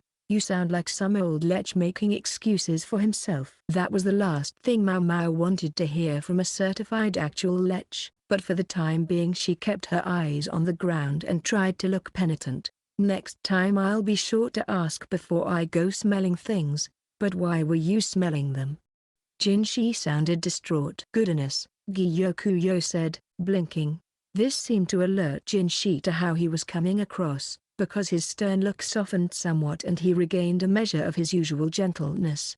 Anyway, Maomao had learned her lesson. Specifically, she had learned that she was going to need to check with people before she grabbed their clothes and started sniffing. She'd learned not to let her excitement cause her to practically tear the garments off people so she could smell them. And she definitely learned not to choose the ladies in waiting of the Crystal Pavilion as the subjects of her sniffing. They'd already treated her like a demon or an evil spirit, but now they seemed to regard her as something even worse. Even knowing that might happen, Maomao had needed to be sure. "I think that's about enough penitence for now," she decided. She raised her head and looked Jinshi square in the eye. In her mind, it was actually a good thing that the complainer brought Jinshi here so quickly. She believed this matter required an immediate decision. "I had a reason for what I did." She continued to stare at Jinshi for several seconds. Finally he opened his mouth. Though he kept his face blank, it had better be a good one. "But of course," Maomao said firmly. Then she glanced at Gyokuyou and Hongniang and asked for some paper. Some promptly appeared. It was from Gyokuyou's personal store. Frankly, it was nicer than Maomao needed right now. A piece of old scrap paper would have been fine, she thought. But she was the only one there who came from poverty and thus the only one to have such an idea. She began to write in quick, flowing characters, while the others surrounded the desk and watched. Consort Gyokuyou read aloud: "Rose, benzoin, parasol tree, frankincense, and cinnamon. These are all kinds of perfume or some such, right?" Maomao nodded. "These are the aromas and essences I detected on the palace women today. What about them?" Jinshi asked, sticking his hands in his sleeves. None of them were present in any significant quantity, Maomao said, setting her brush against the inkstone. But all are potentially harmful to a pregnancy. That cast a pall over her audience. She went on. In addition to the various perfume oils, the caravan was selling spices and teas. She produced the ones she had purchased for herself, the jasmine tea, along with peppers, moderately expensive black pepper, rock salt, and cinnamon, which could easily serve in both food and perfume. All very much in character for Maomao with her preference for dry, spicy foods. She was a little chagrined by how much she'd bought, but, well, the money had been there. She told herself she should have noticed then and there. But Maomao, it turned out, was not immune to the festive atmosphere. Jasmine tea has the potential to induce contractions, she said. I don't think a small amount should be anything to worry about. But to avoid any possibility of a miscarriage, I think you should abstain from it entirely. It was the very tea Maomao, Xiaolan, and the others had drunk at the medical office the other day. And then these spices. Peppers frequently appear in the abortifacients used by prostitutes. Maomao glanced at Gyokuyou. She clearly understood that this matter was a serious one. She looked at Maomao intently and nodded. Go on. Hongniang seemed eager that Gyokuyou not be exposed to too much distressing talk, but she respected the consort's opinion enough not to intervene. So using these ingredients will increase the chance of a miscarriage? Jinshi asked. Maomao was non-committal. He was both right and wrong. Each of them increases the possibility, but none of them is guaranteed to cause one. Presuming you don't accidentally drink the perfume oil or otherwise come in contact with an exceptionally large dose in ordinary quantities, all of the ingredients could practically be called safe. Otherwise they couldn't be brought into the rear palace at all. But any given thing had multiple uses. If the ingredients were to be found around the Jade Pavilion, and by some mistake someone were to ingest them, who knew what might happen? What if that person was a pregnant consort? Maomao rued her failure to notice sooner. Can you get any kind of information on the merchants who are here with the caravan? She asked. We can look into it, but I don't expect detailed lists of their wares. Perfumes would simply be listed as perfumes, spices as spices, and tea as tea. Specific types and varieties were unlikely to be recorded. All the incoming merchandise had been inspected, however, giving everyone involved the sense that their job had been done to satisfaction and leaving little room for complaint. One more thing nagged at Maomao. Doesn't this remind you of, Remind me of what? Jinshi replied, unsure what her vague remark was getting at. She was thinking of something that seemed like perfectly respectable merchandise for the rear palace, but which could have an unexpected side effect. The toxic face powder, Maomao said, and a flash of understanding could be seen on every face in the room.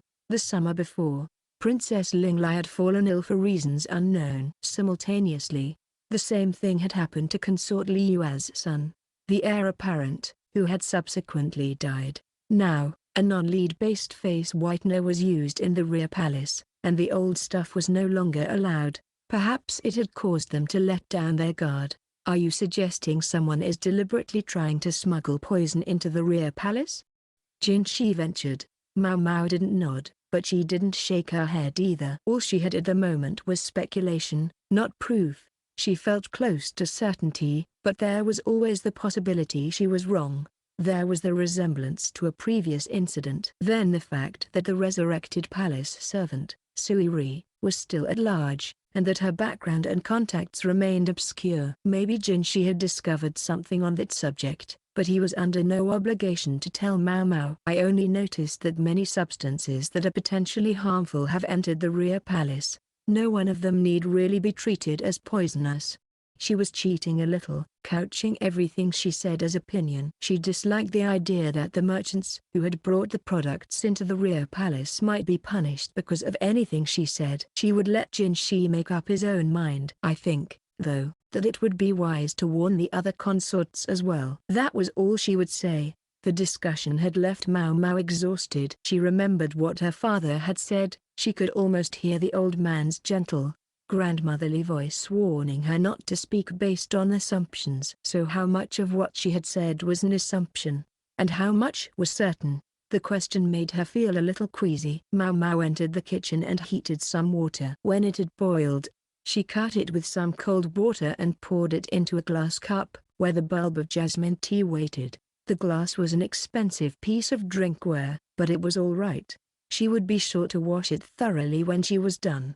Maomao had already used up her jasmine tea, unfortunately, but Xiaolan had given hers back. She'd had some now, she said, and didn't need more all to herself. Maomao might have preferred if Xiaolan had simply accepted the gift, but she didn't want to argue. Anyway, she liked this tea.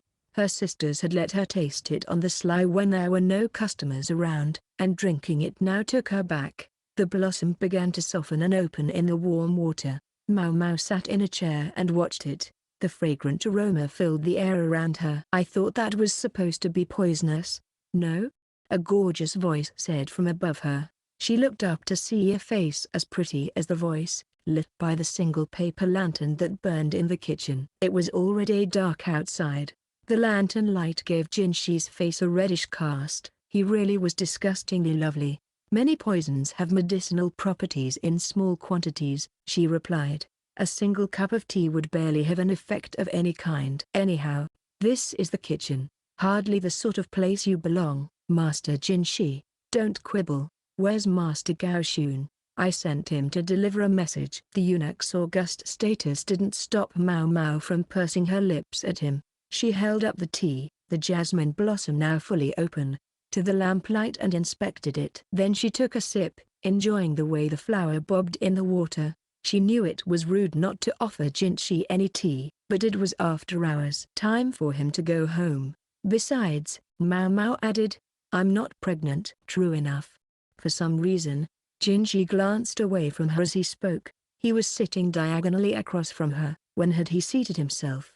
Not going to give me any tea? He asked, eyeing the glass cup and the flower. What kind of tea would you like, sir? Maomao stood, grumbling silently about what a headache Jinshi could be. There was a shelf stocked with provisions for when visitors came, though. Maybe he'd like a nice, simple white tea. Jinshi continued studying her glass. I'd like to try some of this. I'm afraid that's the last of it. She'd poured the first steep into her glass. She could add more hot water, but all Jinshi would get would be the dregs. I don't mind. What other effects does this tea have? Jinshi shifted in his chair, looking at the leaves. It encourages relaxation. For one thing, it can help with insomnia, but can also help one wake up. Additionally, while it isn't recommended during pregnancy, I've heard it can be helpful during childbirth.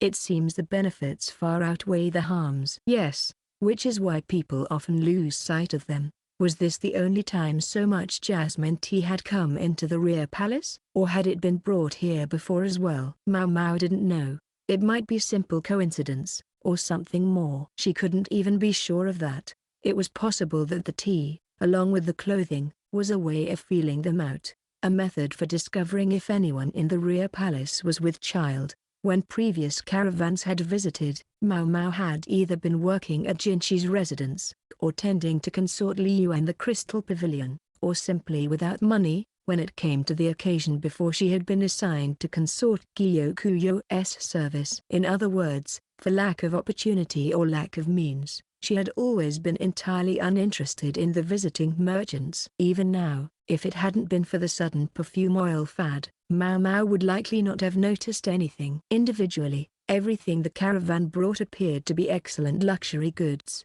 After all, will white tea do? Jinshi looked a bit put out and said nothing, but it wasn't her fault. They didn't have what they didn't have. Maomao set the kettle on the fire again and put some leaves in a small teapot. She took the kettle off before it boiled, figuring warm water would be enough, then poured it into the teapot slowly, letting the leaves steep. From there she poured the tea into a teacup and placed it in front of Jinshi. He took it, still looking annoyed. Maomao, meanwhile, made a show of picking up her glass of jasmine tea. There's another condition this tea can help with, she said. What's that? Impotence, particularly in men. Jinshi fixed her with a thoroughly unamused look. Oops, she thought. Her sarcasm had worked a little too well. She bustled over to the shelf to get some snacks in hopes of repairing his mood. feeling a droplet of cold sweat run down her back. Behind her, she heard him sipping tea. Then he said, "This isn't really for me. I'm going home." And just like that, he left. Now I've done it, she thought, scowling to herself. When she went to get his teacup, though, she discovered it was untouched. Instead, her jasmine tea, from which she'd taken only a single sip, was half empty. She drank every drop of the white tea, furious. Chapter 5.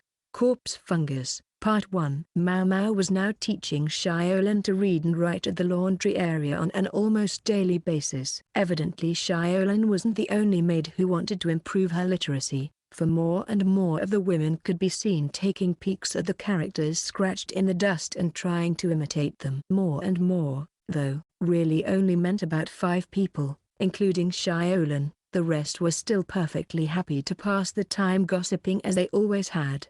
The unfortunate thing about Xiaolan's studious turn was that Maomao heard fewer of the palace rumors. Thus, the first she learned of this particular tale was from the quack doctor. One of the palace women disappeared.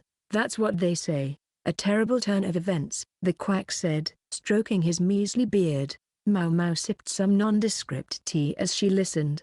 Her term of service was nearly up, and she'd even saved a passable dowry, so she was supposed to get married and leave the rear palace. I wonder whatever could have happened to her. The rumor held that the woman had met a civil official at one of the garden parties the year before last and that they had been communicating by letter ever since. It was the old send him a hair stick routine. Capable women, even if they didn't serve one of the upper consorts, might be permitted excursions outside the rear palace to help with specific tasks.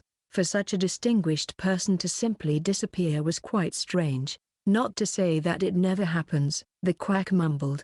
In those words, Maomao felt as if she might brush up against the darkness within the rear palace, and she didn't like it. A garden with 2,000 women must have its shadows. On occasion, women had even killed themselves because of trouble with colleagues in the palace, although Maomao had never personally known anyone who had done so. Other times, a woman's family might find it congenial that she should leave palace service, and she would vanish with no warning and without so much as a word of farewell. There was a tacit understanding that such disappearances would not be investigated too closely. In this case, though, because the woman had been supposed to get married, strange speculations began swirling. Supposedly the girl was bought by the matron of the serving women herself, though, so no one wanted to pry too much. The doctor said as he bit into a rice cracker. Gracious, Maomao replied.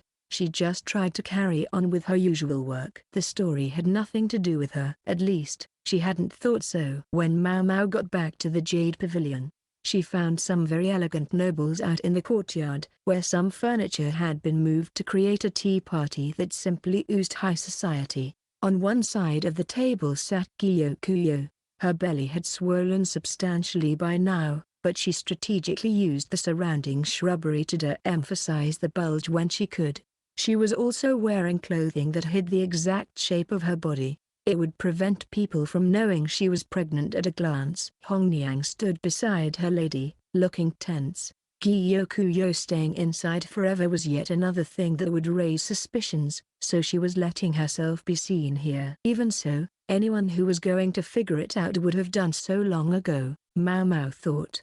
The question was whether anyone meant good or ill. When she saw Maomao was back, Gyokuyou suggested moving inside. She stood, and Hongniang walked alongside her to conceal the consort's profile. She knew just which angle her lady would be most obvious from. Jinshi slipped a glance at Maomao. Something must be up, she thought, and followed them into the pavilion's reception area. Pardon me very much, she said as she entered. Consort Gyokuyou was looking at her with her usual fidgety excitement, while Hongniang could hardly conceal how tired she was. As for the one who had summoned Maomao, he was sitting in a chair coolly sipping some tea. Gao Xun stood beside him, looking indignant. You called? Maomao looked back and forth between Gyokuyou and Jinshi. Yes, I believe he has some business with you. Gyokuyou gestured at Jinshi with an open palm. This was how it always started. I do, and if you don't mind, we'll find somewhere for a quiet chat. Oh, you needn't trouble yourself. You can talk right here. The red-haired consort said, clearly a bit peeved. I'm afraid we very much cannot. It wouldn't do for me to stay here too long, and besides, the princess seems to be about ready for her nap. A crying child could be heard from outside. It was almost time for Ling Lai's afternoon nap. But before she went to sleep, she always had some of her mother's milk. They would have to think about weaning her soon, but it would take some time yet. Gyokuyou adopted an almost girlish expression. The consort was pregnant with her second child, but she was still a young woman, just 20 years old. The exotic blood in her veins gave her a rather adult appearance, enhanced by her no-nonsense personality. Together, they could make her seem quite old and experienced, but she was still bursting with youthful curiosity. Lady Gyokuyou, may I suggest you give in here? Hong Niang, ever prepared to make sure work was getting done, opened the door of the room. Gyuan was outside, holding the child and looking distinctly awkward. Hong Niang took Ling Lai and held her out to Gyokuyou. The princess reached for the consort's collar. Gyokuyou's face was still stormy, but she could hardly leave her dear, sweet child to starve, and she finally allowed Maomao and Jinshi to show themselves out of the room. The two of them left the Jade Pavilion and worked their way, as so often, to the office of the matron of the serving women. The man needs his own damn room, Maomao thought. She had an idea. Maybe they could renovate the spare storeroom in the medical office. Then the quack doctor would naturally feel obliged to bring them tea when they visited. At least, Maomao could relax, and the matron could stop being constantly interrupted. It was effectively 3 birds with 1 stone. The matron's room was large but unadorned, without much to hold the interest, and since they had chased everyone else out, there was no one to bring them tea either. At Gao Xun's urging, Maomao seated herself in one of the simple chairs. "What is it you need, sir?" she asked. "I think you know that His Majesty has lately been distributing fiction novels to the consorts." Jinshi was simply assuming she knew about them. Which, of course, she did. So she nodded. "Yes, sir. My understanding is that after the consorts have read them, they're to allow their ladies-in-waiting to read them, and then the ladies below those. Some copies are making the rounds as well. It's even inspired some women to learn to read." Jinshi smiled a bit at that. Maomao could see she'd been right. He had planned this all along. Gao Xun passed Jinshi a scroll, which he unrolled on the table. "What's this?" Maomao asked. "My goal, although we're still in the early stages, in the long run, this is what I'd like to create." The scroll showed a plan of the rear palace. In the open space that it was currently the plaza, however, there were several buildings. "In the marketplace, I believe what I have in mind might be called an Institute of Practical Studies. In other words, a school." Maomao's eyes widened in appreciation. She'd suspected he was probably already thinking along such lines, but she was impressed at how quickly he moved. Although she often regarded Jinshi as if observing a bug or some filth, today she looked at him as if she were looking at a horse. It was a sign of how much she liked the idea, but for some reason Jinshi and Gao Xun both recoiled. "Is something the matter, sirs?" "No, it just doesn't quite feel right," Jinshi said. Even Gao Xun had something to say. "Yes, what happened to your normal expression? Are you feeling unwell?" Maomao allowed her eyelids to droop so that she looked rather more skeptical. Jinshi let out a relieved breath and sat forward again. Why did he look so satisfied? Was the eunuch actually a secret masochist? "What do you think?" he asked. Now that he had composed himself, Maomao rubbed her chin thoughtfully. It wasn't a bad idea. In fact, it was a pretty good one. First, they distribute novels throughout the rear palace via the emperor to gauge the reaction. They'd been able to get the young lady's attention, and she could see the idea was more than just an impulse. "I think it's excellent. There are some people here who genuinely want to learn, and even more importantly, it will do them some good after their term of service ends." "Yes, certainly," Jinshi said, starting to smile. The expression might have caused some swooning if he hadn't chased everyone out already. One thing bothered Maomao, though. She stared intently at the scroll. "What is it?" Jinshi asked anxiously. Maomao pointed to something on the plans. The current projected site for the institute was in the southern quarter of the rear palace, the plaza just near the main gate. It was more than large enough, and it would be easy to transport materials there, certainly an advantage. The emperor would have to put up with it during construction, but since it was his idea, maybe that wasn't such an issue. Not everyone, though, was willing to accept new things. Maomao looked hard at Jinshi. He nodded, silently giving her permission to speak her mind. So she said, "The southern quarter is where one finds the upper and middle consorts. Many, even if perhaps not all, of them are ladies of great pride. With the building in its planned position, not only the emperor but all the consorts would be constantly exposed to the sight of base illiterates gathering to receive their education. Surely not everyone would take kindly to that." Jinshi was quiet. As one of the eunuchs of the rear palace, he knew the place well. He would understand what Maomao was driving at. The consorts would all put on brave faces, but some might secretly begin campaigns of harassment. The consorts themselves might not deign to get their hands dirty, but they could employ their ladies-in-waiting or the maids to do things. They wouldn't target the building itself, either, but the other palace women who started going there. "I think the northern quarter might be preferable," Jinshi declared. The north was the most isolated part of the rear palace. Very few consorts went there on purpose. "Yes, sir. And I dare say there's no need to build an entirely new facility there. You could simply renovate one of the many abandoned structures already available." Frankly, Maomao thought, it would be a waste of resources to build something new. No matter how much pull Jinshi might have, he could be expected to smash the lovely nose off his face if it would save money. Maomao wasn't done offering ideas, though. "One other thing, sir," she said. "I might suggest that rather than openly building the place as a school, it be presented as professional training for those who aspire to better positions. A school is seen as all about studying. You have to lure them in by making it clear that going there will help them eat." "Is that so?" "Yes. Farmers' children are constantly aware of the dangers of hunger. And speaking of eating, perhaps you could offer a snack during the breaks sometimes." "Daily snacks, excellent idea," Jinshi said, nodding. "No, sir, only sometimes. You mustn't feed them every day." "Why not?" "If snacks were offered on a daily basis, some people would come only when they wanted to eat. Make the snacks unpredictable, take away the guarantee that one would be able to eat at these classes, and people would come every day to make sure they didn't miss a meal." "You really think so?" "What gambler was ever hooked on a game where they won every time?" Jinshi didn't respond. His overall idea was a good one, but she could see touches of naivete that came from his fine upbringing. He seemed to recognize the same thing. That was why he was here asking for her opinion. "These are only my subjective observations.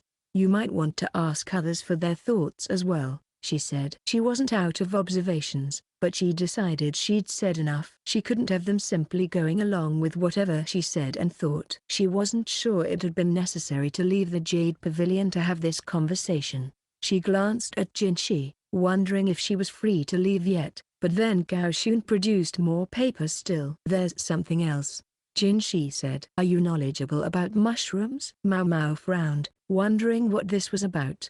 "I've always gone into the mountains to find them a few times each year, as they're important for both cooking and the making medicines. There were plenty of poisonous mushrooms out there, but there were also no small number that could be turned into valuable remedies." "Are they of interest to you?" Maomao forced herself to hold back the grin that threatened to spread across her face. "A few palace women get food poisoning every year around this time. We warn them, but there's always somebody who ignores us." "Some appetites are simply bigger than others," Maomao said. No one was going to starve in the rear palace, but there were some who found the meals provided to be insufficient. The only ones who could expect a snack during the day were the attendants of the consorts, or else those with whom someone deigned to share a treat.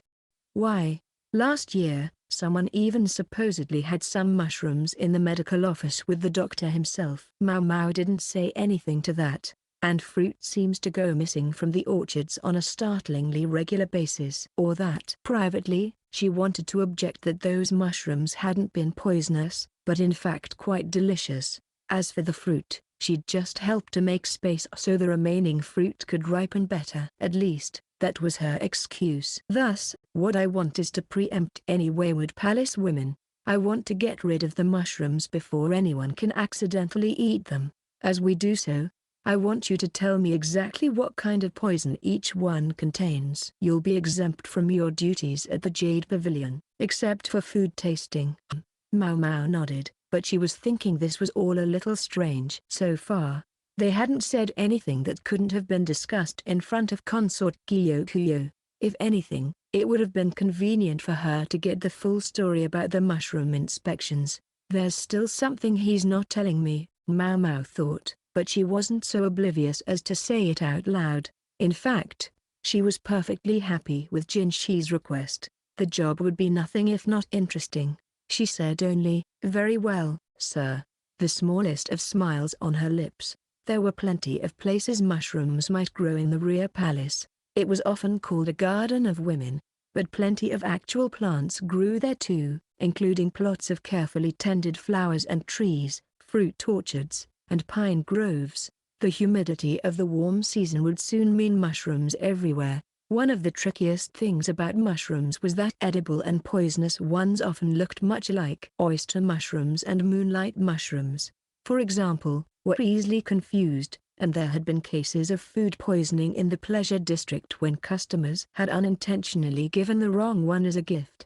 Some places were more congenial to mushrooms than others. Oyster mushrooms would grow virtually anywhere, but moonlight mushrooms were more common in the mountains. Maomao doubted they would find any of those in the rear palace. If they were going to conduct a mushroom hunt, Maomao figured they could ignore places frequented by the gardeners. That included anywhere the emperor was apt to come for flower viewing. Most such places were in the southern quarter, which was where the upper and middle consorts had their residences, and was thus packed with proud ladies.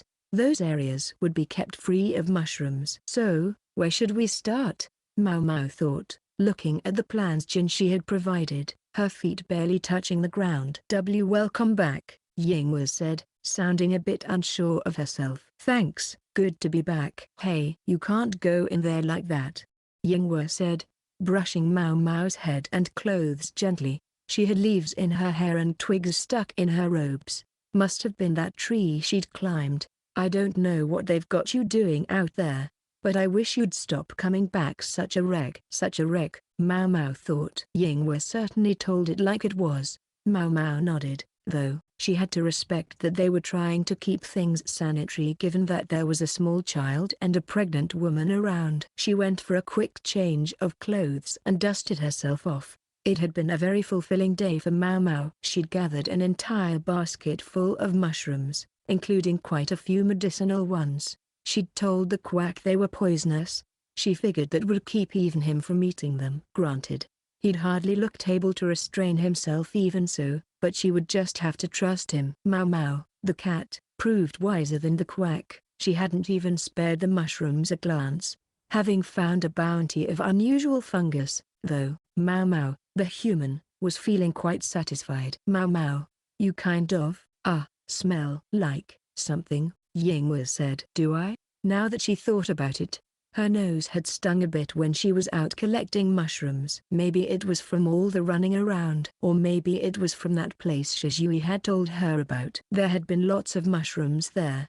The overflowing wastewater seemed to make good fertilizer. Lady Gyokuyou will be having dinner. Once you're changed, will you be able to? Yes, the day wasn't over yet.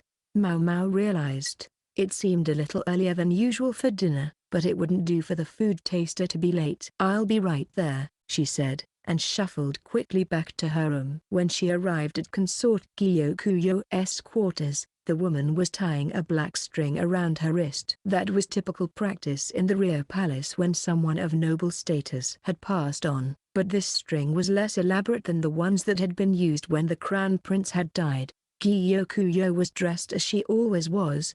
Instead, it was Hongniang who wore plainer clothes than usual.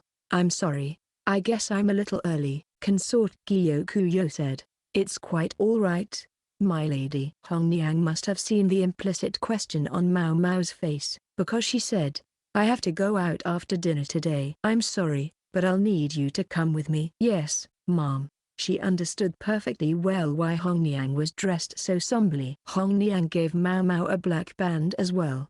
They were on their way to a funeral, she surmised. Such things were ordinarily considered unfit for the rear palace, in which the Son of Heaven might be born, but they simply called it something else and did it anyway. From the fact that Hong Niang was attending in Gyokuyou's place, Maomao suspected it was one of the middle or lower ranked consorts who had died. "You can wear the clothes you have on, but take off that hair tie," Hong Niang instructed. Maomao nodded and took the first dish to taste it for poison. Hong Niang brought Maomao to a ritual site in the northern quarter. In a country that loved ceremonies and observances as much as this one, even the rear palace had a small place to host them. This one normally went unadorned, but the eunuchs had clearly exerted themselves to get it ready for this funeral in short order. About once a year, Gyokuyou was expected to serve as the officiant at ritual, but so far the role hadn't come to her during Maomao's time in her service. Such offices were usually the province of men, but in the special circumstances of the rear palace, women could take the job. The duty passed from one upper consort to the next in sequence. The funeral attendees formed two lines in front of the altar, where they were offering flowers passed out by women who appeared to be ladies in waiting to the late consort. Maomao stood behind Hong Niang and accepted a flower from one of the ladies. It didn't smell the way such blossoms normally did, though. Perhaps another unique facet of the rear palace? Maomao noticed that the hand of the woman who had given her the flower was red. "Is that a rash?" The hand was noticeably swollen. Maomao glanced at her own left arm. One of the scars there resembled the woman's swelling. These thoughts were still running through Maomao's head as she approached the altar to offer her flower. There was a large coffin draped in a white cloth. Maybe she would be moved later. Through the cloth, Maomao could just make out a human silhouette inside. According to Hong Niang, the deceased consort was the daughter of a high official, a woman of notable status among the middle consorts. But Maomao guessed from Hong Niang's tone that the woman hadn't been very likable. About a year before, her health had started to fail. She'd shut herself up in the room, but hadn't gone back to her family home. The emperor never visited her. "She could certainly have gone home if she'd wanted to," Hong Niang had remarked with an acerbic touch in her voice.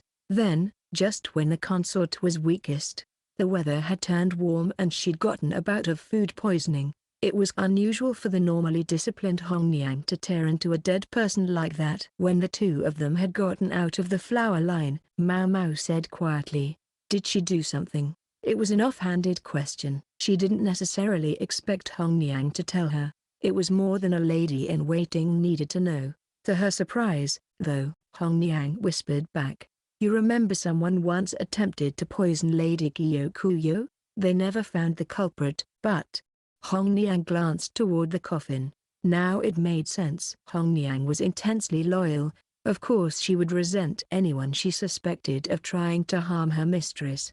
She might even be secretly relieved the woman was dead. Wait, an idea formed in Maomao's mind.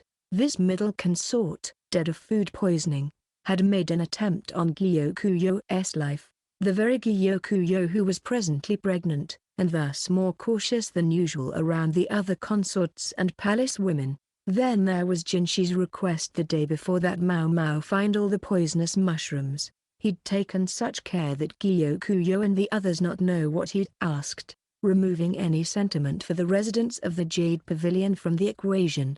It was impossible to say for certain that Gyokuyou hadn't poisoned the middle consort before the dead woman could do the same to her. Food poisoning was the official word, but if the cause had been a mushroom, then everything would fit together. Maomao could easily imagine what would happen if the other women of the Jade Pavilion knew what Jinshi was thinking. Even the gorgeous eunuch could expect his reception there to change if they found out. Maomao sometimes thought Jinshi was perhaps a little too much Gyokuyou's personal ally, but in this matter, at least, he was being scrupulously fair.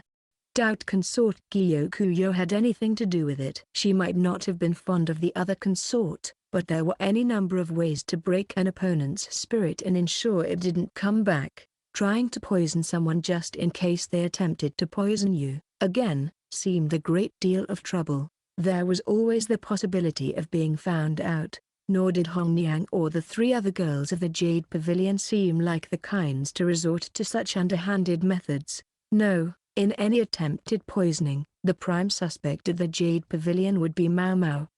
If Jinshi's aim with the matter of the mushrooms had been to gauge Maomao's reaction, she wasn't upset. She was even a little impressed. Maomao hadn't done anything to get her hands dirty. Of course. I wonder what kind of food poisoning the woman did die of. Maomao would be very pleased to find out, but she sighed, knowing it would be difficult. She was just about to follow Hong Niang back to the Jade Pavilion when there was a stupendous crash. She turned and saw that a woman with her face wrapped in bandages had upset the altar. The offering rice and wine were scattered on the ground. Puffy red skin could be seen peeking out from under the woman's bandages. Her outfit was plain, but it was a fine material, not like the uniforms the maids wore. She was no simple palace woman, nor a lady-in-waiting either, Maomao suspected. "Stop that!" cried a palace woman as she grabbed the interloper, but the other woman shook her off and stood in front of the coffin, where she ripped off the white cloth that covered it. The assembled women gasped, cried out, and scattered. Even the strong-stomached Hong Niang gave a yelp. A woman lay there, dressed in white. The skin of her face was red and swollen, and half the hair on her head had fallen out. She looked almost as if she'd been fried in oil. Hardly what one would call a blossoming flower of the rear palace. The intruder grinned through her bandages. "Ha ha ha ha, you see now? You reap what you sow," she cried, even as a group of eunuchs arrived to restrain her. "You're more hideous than I ever was." Her laughter filled the twilight. Maomao studied them both, the dead body and what she could see of the other woman's face through her bandages. The wounds, almost like burns, looked familiar to her. Chapter 6, Corpse Fungus, Part 2. The next day, Maomao learned that the instigator of the trouble at the funeral had been one of the low-ranking consorts. She was the daughter of a prosperous merchant house and was of a pleasant disposition. Supposedly the emperor had even been to visit her on several occasions. But about this time the year before last, she'd been beset by a mysterious illness that caused her face to swell and redden and her hair to fall out. There had been talk of dismissing her, but she would never be able to find a husband if she went back home looking like she did. Instead she remained a lower consort, drawing her salary, in what had to be considered a show of the emperor's goodwill. The real question was, what had driven this consort to show up spitting and cursing at the dead woman's funeral? The simple answer would seem to be that the deceased middle consort had caused the mysterious illness. The lower consort had fallen ill about this time 2 years ago, and it was in the same season this year that the middle consort had died. The symptoms of the disease rang a bell for Maomao. On a hunch, she went to one particular place, and when she found exactly what she had expected, her suspicion turned to certainty. She had come looking for a specific species of thoroughly poisonous red mushroom. She collected a sample, wrapping it carefully in several layers of cloth. She was almost sure this was the kind of mushroom Jinshi had been looking for. Maomao asked a eunuch to send a letter to Gaoxun, and the next day, he and Jinshi arrived. Considering the specimen they were dealing with, the medical office seemed like the place for today's discussion. The quack doctor fussed around making tea. Maomao the cat groomed herself before curling up to sleep. The quack might not be any good at mixing up medicines, but he made a mean cup of tea. It didn't seem like the best idea to have someone smiling and setting out snacks while you were handling a poisonous mushroom, though, so Maomao politely turned down his hospitality. He shuffled away, his mustache drooping. She felt bad, but what else was she supposed to do? She noticed him sneaking little peeks at them. He looked sort of lonely, so she made sure to close the door tight. As she did so, the doctor's look turned to one of genuine sadness, but she paid him no mind. "Wrap this around your hands, Master Jinshi, and this is for your mouth." Maomao handed him and Gaoxun some squares of cloth. Then she took her own advice and covered her mouth and hands. She really would have liked to have proper gloves available, but she hadn't been able to find anything thick enough on short notice. Jinshi and Gaoxun looked a bit doubtful, but they covered themselves up just like Maomao. She produced a wooden box. "Is that it?" Jinshi asked, his voice muffled by the cloth. "Yes, sir, a very poisonous mushroom." Maomao opened the lid and pulled back several layers of cloth to reveal a mushroom that did indeed look very dangerous. It looked like a red, swollen finger. It could hardly have been clearer that this was not something you were supposed to put in your mouth. This mushroom grew near withered broadleaf trees, and even a single bite of it could be lethal. In fact, to make it even more dangerous, simply touching it could be enough to poison a person. I found it in a grove in the northern quarter. Unlike the southern part of the rear palace, the emperor rarely visited the northern area. As such, evocative and beautiful vistas were less important, and parts of the land were allowed to go to waste while buildings stood empty. Even this grove, which had once been a distinguished piece of landscaping, had been neglected until now it was in a terrible state. Apparently, though, it was a state these mushrooms preferred, for they had begun to appear there. It could only be called bad luck. Maomao had searched over much of the rear palace, but she was only one woman and could hardly canvass the entire place. If she'd noticed these mushrooms, she certainly would have at least alerted Jinshi. They were just that dangerous. They were also relatively rare, which was why it hadn't occurred to her that they might be growing here until the recent incident. If missing them had been bad luck, the fact that she had found them now was good luck. These mushrooms can cause your hand to swell just by touching them, she said, and don't get them anywhere near your face. Otherwise you'll end up like this, she added, rolling her sleeve back from her left arm. She undid the wrappings slightly, revealing her wrist. It was swollen and angry red and bore a welt that would probably never disappear. Indeed, it looked very much like the lower consort's face, and like the scar on the arm of the lady-in-waiting who had given Maomao her flower. I only brushed against one gently out of personal interest.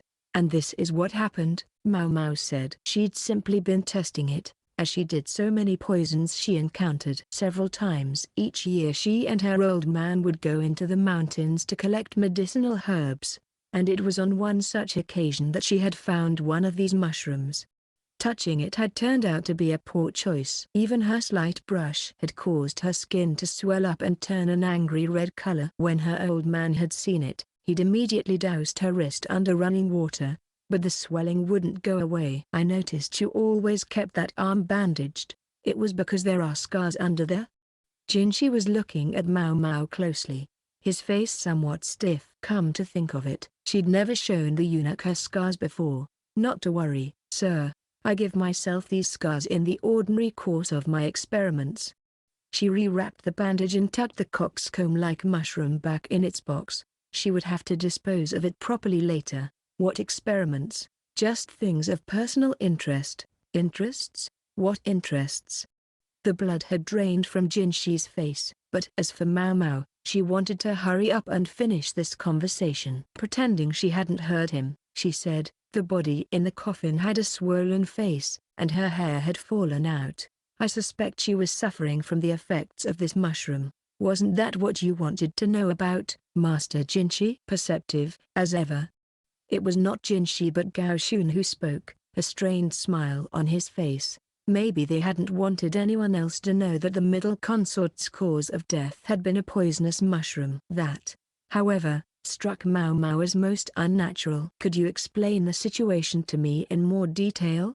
She asked. Maybe it would be better for her not to know, but not knowing would be even worse. Jinshi's shapely eyebrows creased and he stole a glance at Gao Shun. Gao Shun's face, though, remained impassive, and finally Jinshi sighed deeply. Consort Jin had been ill for nearly a year before her death.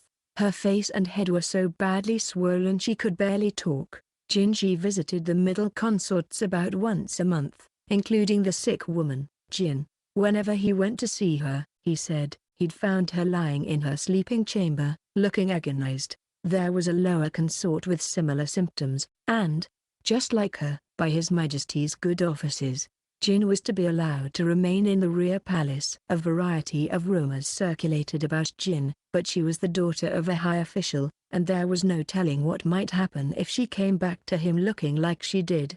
Consort Jin had previously been known for her haughty personality, more than ready to flaunt her father's authority anytime it suited her, but her illness seemed to subdue her, and she had become very withdrawn.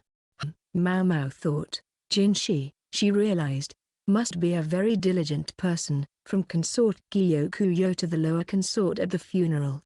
He had to pay the utmost attention to these women. Consort Jin, it seemed, had used the poisonous mushroom against the lower consort, and had then attempted to use it on someone else, but had mistakenly touched it herself, ultimately leaving her disfigured and with no hope of attention from the emperor. She was handled in the simplest feasible way. She would be allowed to stay in the rear palace so long as she caused no further trouble. It sounded cruel, but sometimes that was the sort of solution one had to adopt in politics. However, Jin had been a proud woman. Unable to bear the state she was in, she finally poisoned herself and committed suicide. Jinshi said. At least, that was the testimony of her ladies-in-waiting. Jin had had 5 ladies, and all of them had given the same story. Everything appeared to match up. It was Jinshi's responsibility, though, to think of things from a variety of angles. That was part of the reason he hadn't spoken to Consort Gyokuyou about this. So you wanted to know where she got the poison, Maomao said, and Jinshi nodded. There was no telling how Jin's father would react to the news of his daughter's death, but if there had been underhanded dealings involved, then he would hardly have any choice but to make minimal fuss. Maomao again and, taking the handkerchief away from her mouth, stroked her chin. A question, sir. That would imply that she ate the poisonous mushroom in order to kill herself, wouldn't it? That's right, but that only made things stranger. Jin's face had been red and swollen. It would have made sense had it been that way for some time, but some of the swelling was clearly fresh. It's true that this mushroom causes swelling upon physical contact, Maomao said, but I would expect eating it to produce swelling of the tongue and inside of the mouth. I didn't know it could cause inflammation of the face as well. Really? Yes, sir. This mushroom causes stomach pain and vomiting and can even induce paralysis. However, considering the extent of the deceased woman's swelling, the only conclusion I can reach is that the mushroom was rubbed directly on her face. That was when something else occurred to Maomao. The hand of the dead woman as she lay there in the coffin wasn't swollen at all. If she'd been so desperate to die that she had rubbed the mushroom all over her own face, she surely wouldn't have taken the trouble, as Maomao had done here, to protect her hands. Maomao stroked her chin again, grunting to herself. The answer was starting to seem clear, but she had no real proof, and without that, she was unwilling to say much more to Jinshi. You sound like you're beating around the bush, Jinshi said. He was staring at her as she thought. His face was very close to hers.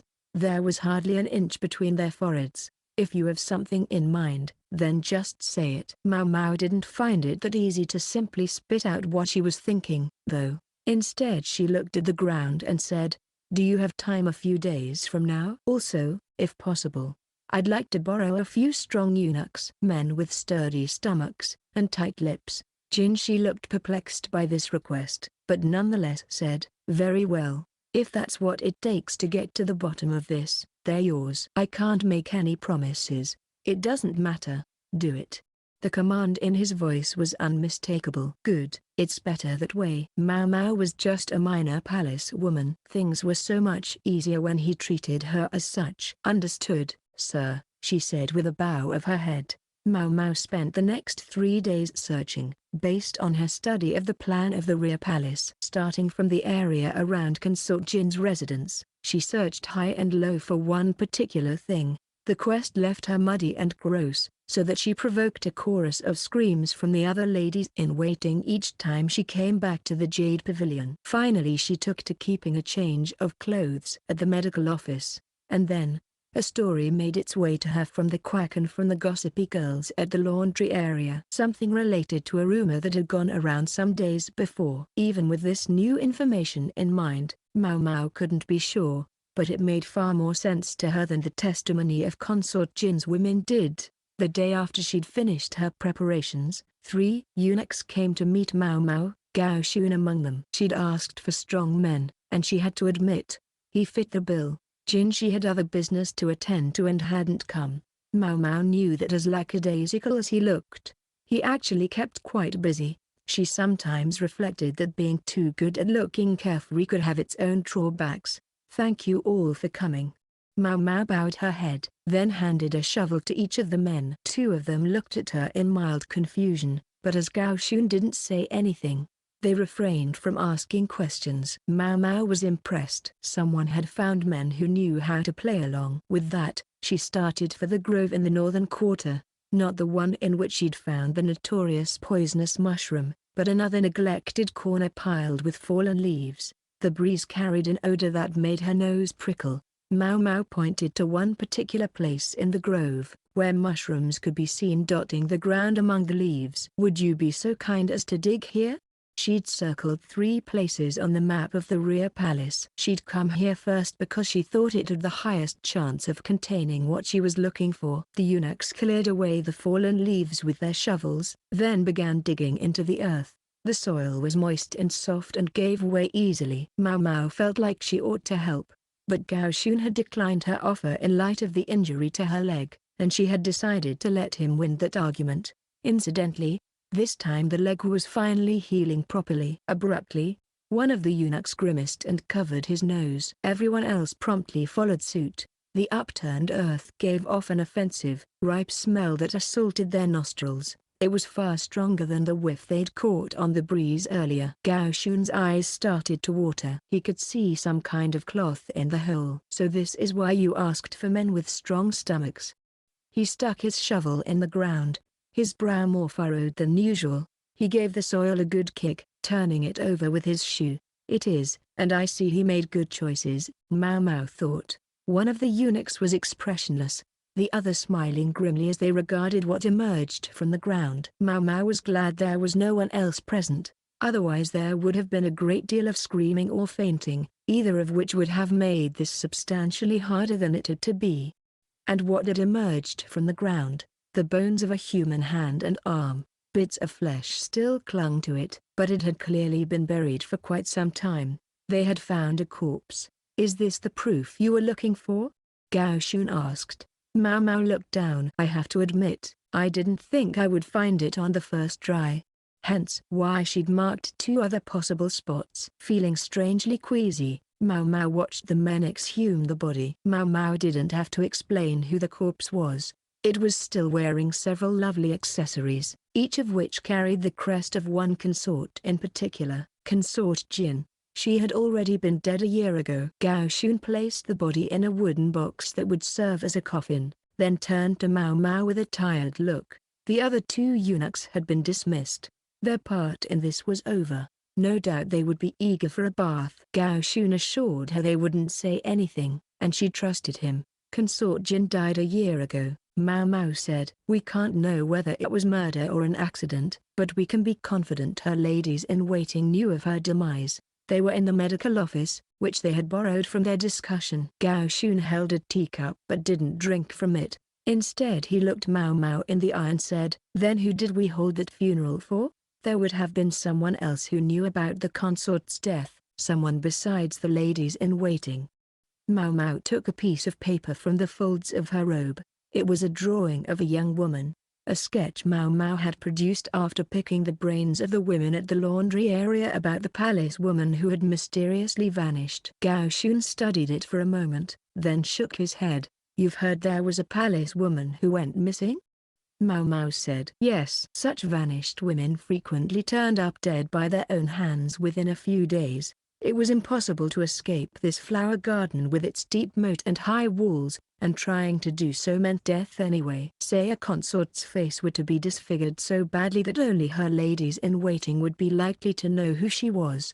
And suppose her head was then wrapped in bandages, and she could hardly talk. It would be easy enough for her to deceive someone who only saw her once a month. Even better for her if that person was neither able nor expected to stay in a consort's chambers very long. "You're suggesting the missing woman was actually a co-conspirator?" "I couldn't offer any specifics. It simply seems like a reasonable deduction." Maomao could think of a few reasons why the women might do such a thing, but these deductions were just slightly less reasonable, and she decided to keep them to herself. Suppose the jealous Consort Jin had despised the fact that a woman who looked so much like her had earned the affections of an official, while she herself languished without so much as a single visit from the emperor. She found every opportunity to needle the woman, Provocation finally turned to quarrel.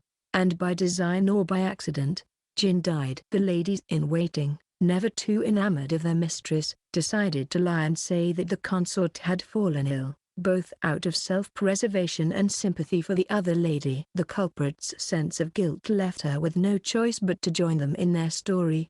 The woman's impending marriage, though, threatened to unravel the deception. When her term of service ended, there would be no one for Jinshi to see when he arrived the next month. Panicked, the ladies-in-waiting had better stop there, Maomao thought. Let the bigwigs pick whatever motive they thought was fitting. Maomao took a sip of tea as the thoughts flitted through her head. Gao Xun seemed to understand that she didn't want to speculate aloud, because he didn't press her further. He did, however, ask one question. How did you know she was buried there of all places? There had been no traces of burial in the patch of earth Maomao had chosen. A suspicious soul might have wondered if Maomao herself were the culprit. Disturbed earth isn't the only kind of evidence.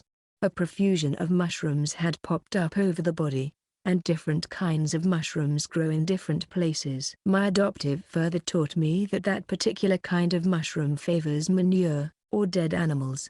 Otherwise, you didn't see it much. That was why Maomao had been so excited when she spotted the mushrooms. She'd assumed they were growing in overflowing waste from the sewers. Not that that wouldn't have been bad enough, but now she knew she'd been enjoying a little mushroom hunt right over a human corpse. I figured that accounted for the smell. I apologize. I couldn't be sure, as I'm not supposed to touch dead bodies. The sewer hadn't been backed up after all. It had been the smell of rot seeping out of the earth as the weather got warmer. No wonder Yingwe had found the odor so unpleasant. Gao Xun grimaced again. The creases in his brow were practically valleys. Somehow, she felt like he was glaring at her. May I ask one more thing? He said, in a way that gave her a bad feeling. What do you plan to do with all the mushrooms you picked recently? This time it was Maomao's turn to fall silent. She shot a glance at her basket, bulging with mushrooms she'd intended to sort through later. You must understand, sir. There are a great many interesting specimens in there. Specimens of mushrooms that grow from corpses? No, I found nothing so caterpillar fungus-like as that. She wondered if there even was such a thing. If so, she'd certainly like to see it once in her life. She wondered what effects it might possibly have. Maomao's motivation was innocent curiosity, but so few people understood that. So few people, including the dedicated, fastidious Gao Xun. He had every last mushroom disposed of. The heartless monster. Chapter 7, Mirrors. One hot afternoon, Maomao was told that a strange object from a foreign land had arrived in the Jade Pavilion and that she should come and see it. When she arrived in the main room, she found a large, full-length mirror. Consort Gyokuyou was standing in front of it, gleefully holding the clothes she'd bought from the caravan up to herself. Hongniang was carefully folding away the cloth in which the mirror had been wrapped. One might wonder about such fuss over a mirror, even a full-length one, but when Maomao saw it, she was surprised, and not just by the size.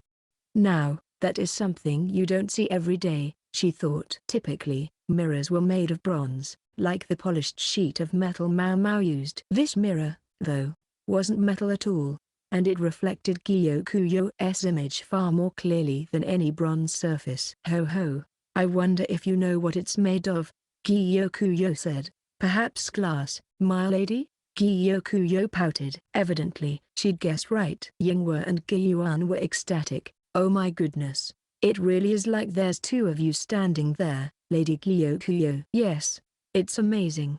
We had a mirror once before, but Yingwe broke it. Or, don't bring that up. Glass mirrors were unusual but not unheard of. Making them was a difficult endeavor, though, and the only examples were those brought over from the West. So they were enormously expensive. A lady-in-waiting who broke one could well expect to lose her head. It was Yingwe's great good fortune that Consort Gyokuyou was as kind-hearted as she was. Looking at the new treasure, Maomao began to understand the excitement. A bronze mirror inevitably muddied colors, but this mirror was different. The glass had been stretched long and thin, yet there were no imperfections in the surface. The reflection was perfect. Yingwe smirked when she saw Maomao staring intently into the mirror. So it's got even your interest, Maomao. Yes, How do you think they produce material like this? If we could figure it out, I bet we could sell them for a small fortune. Yeah, sure, Yingwa said, patting Maomao encouragingly on the shoulder. Maybe she'd been hoping for an appraisal from some other perspective. Was it a gift from His Majesty? Maomao asked. No, from the visiting embassy, Gyokuyou said, passing the clothes to Gyuan and sitting down on her couch. Embassy, Mom? Come to think of it, the doctor had mentioned something of the sort in passing. He'd said the recent caravan had been especially large in part because it was laying the groundwork to welcome these visitors. That's right. They gave mirrors to the other consorts too. Yingwe sounded distinctly put out. Hongniang scolded her to speak more politely, but in her heart she must have felt the same way. In principle, Gyokuyou ranked exactly as highly as the other three upper consorts, so the diplomatic mission would be obliged to treat them all equally. Still, to bring such rich gifts must have taken quite the effort, Maomao thought. Whether it traveled across the sands or across the sea, glass was easy to break. It would have to be treated very carefully to avoid any impacts that might shatter it. Maomao looked at the mirror and thought, if the visitors were giving such exquisite gifts even to the consorts, they must be looking to land a major trade deal or something. What could it be that they wanted? It was the very next day that Gao Xun came to her seeking her advice. What's going on? Maomao asked as she set out tea. Hongniang, the chief lady in waiting, was also in the room with them. She presumably felt that no man, not even a eunuch, should be alone with a palace woman. At the moment, she was eyeing Gao Xun with an expression of fatigue. Now in her 30s, Hongniang had probably hoped to land this diligent, decent man for herself, but when she had learned recently that he already had a wife and children, she promptly lost all interest in him. Far be it from her to seek to be anyone's mistress. Hongniang was such a competent chief lady in waiting that she probably wasn't expecting to get married anytime soon. Anyway, Gao Xun, for his part, seemed unbothered by the fact that Hongniang was there, leading Maomao to suppose that the matter wasn't one of any great import.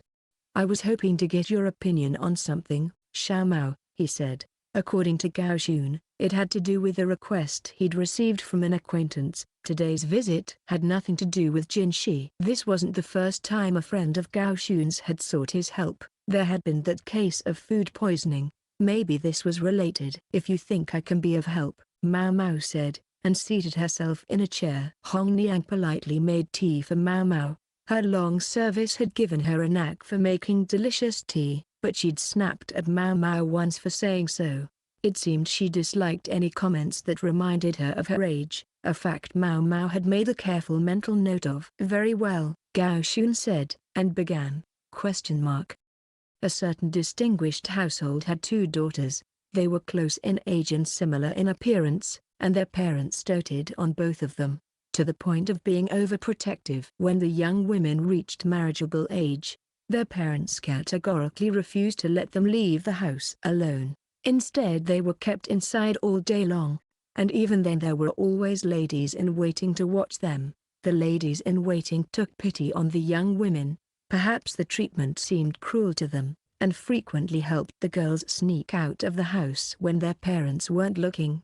That couldn't last long, though, and when they were found out, guards were placed outside the girls' room as well. Perhaps that was what prompted the daughters, who had always been somewhat withdrawn, to spend all day, every day at their preferred pastime of embroidery. They spoke with no man other than their father, and the male guards assigned to watch the room were never supposed to be closer than 50 meters from the girls' residence. At night, their father would lock the building to ensure they couldn't leave. After quite some time of this, something incredible happened. One of the girls, the younger sister, was found to be pregnant. Her father was incandescent. How could this be? He wanted to know, when she had never so much as touched a man. Her mother bewailed that this should have happened to her unmarried daughter. Only the other sister, the elder, took the girl's side. She said something almost as incredible as the event itself. One of the hermit immortals impregnated her. Her parents were again incensed. Her story was patently absurd, yet they couldn't deny that the guards had performed their job impeccably. Meanwhile, The mother and father had dismissed all the former ladies-in-waiting who had helped the young women get out of the house and replaced them with new ones who were prevented from contact with the young ladies as much as possible so as not to develop sympathy for them. Her parents were at a loss, for it did indeed seem that only magic could have allowed anyone inside that building. That is indeed a strange story, Maomao said, sipping her tea. At Gao Xun's invitation, Hongniang, too, had taken a seat and was dividing the snacks. She cut into a large mooncake that was filled with walnut paste. She was obviously invested in the story as well, for example exclaiming how terrible. When the girl was revealed to be pregnant, my acquaintance was at his wit's end and asked me what I thought he should do. I can see where it would be a troubling situation, but I can't help thinking that it's not exactly my field, Maomao said. And she meant it. Unless perhaps you're asking me whether there are any cases of a woman becoming pregnant without the intervention of a man. Are there any such cases? No, none in which the woman was actually with child.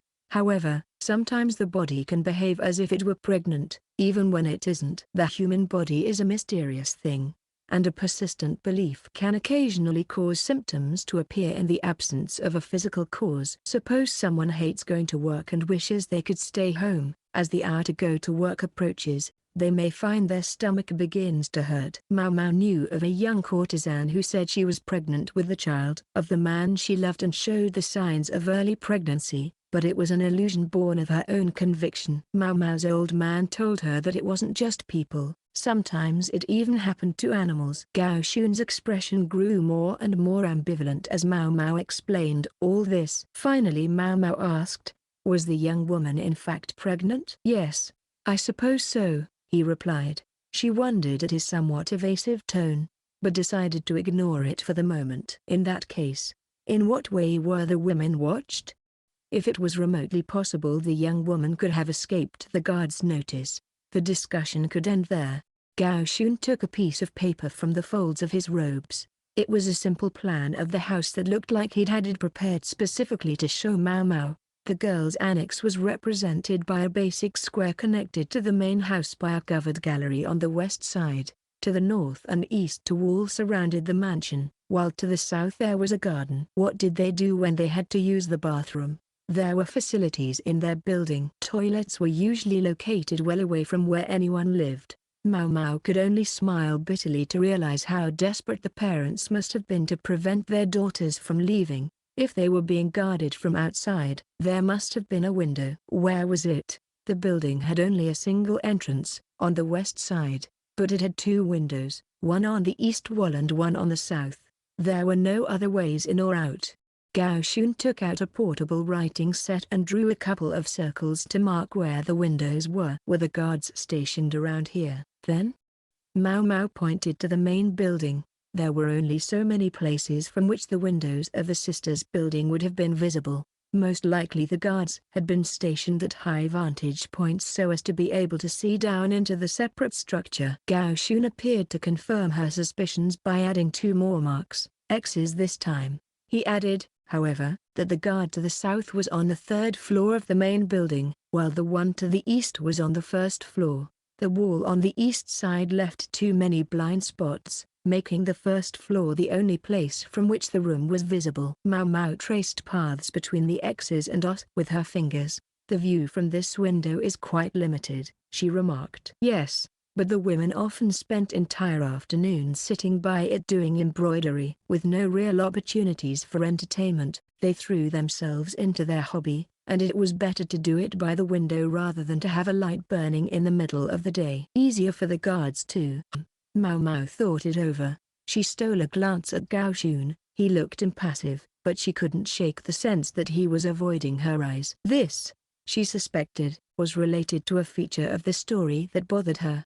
The chief lady-in-waiting sitting with them seemed to have noticed it as well. It's an odd choice of pastime, embroidery, Hongniang said.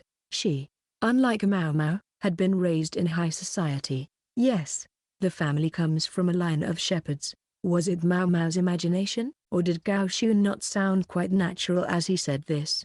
It was like he was reciting from a prepared script. I see, Hong Niang said. Among some minority groups, specific embroidery patterns could have special significance. In that case, it would be a less perplexing hobby. Even so, something still nagged at Maomao. She took another, closer look at the plan of the complex.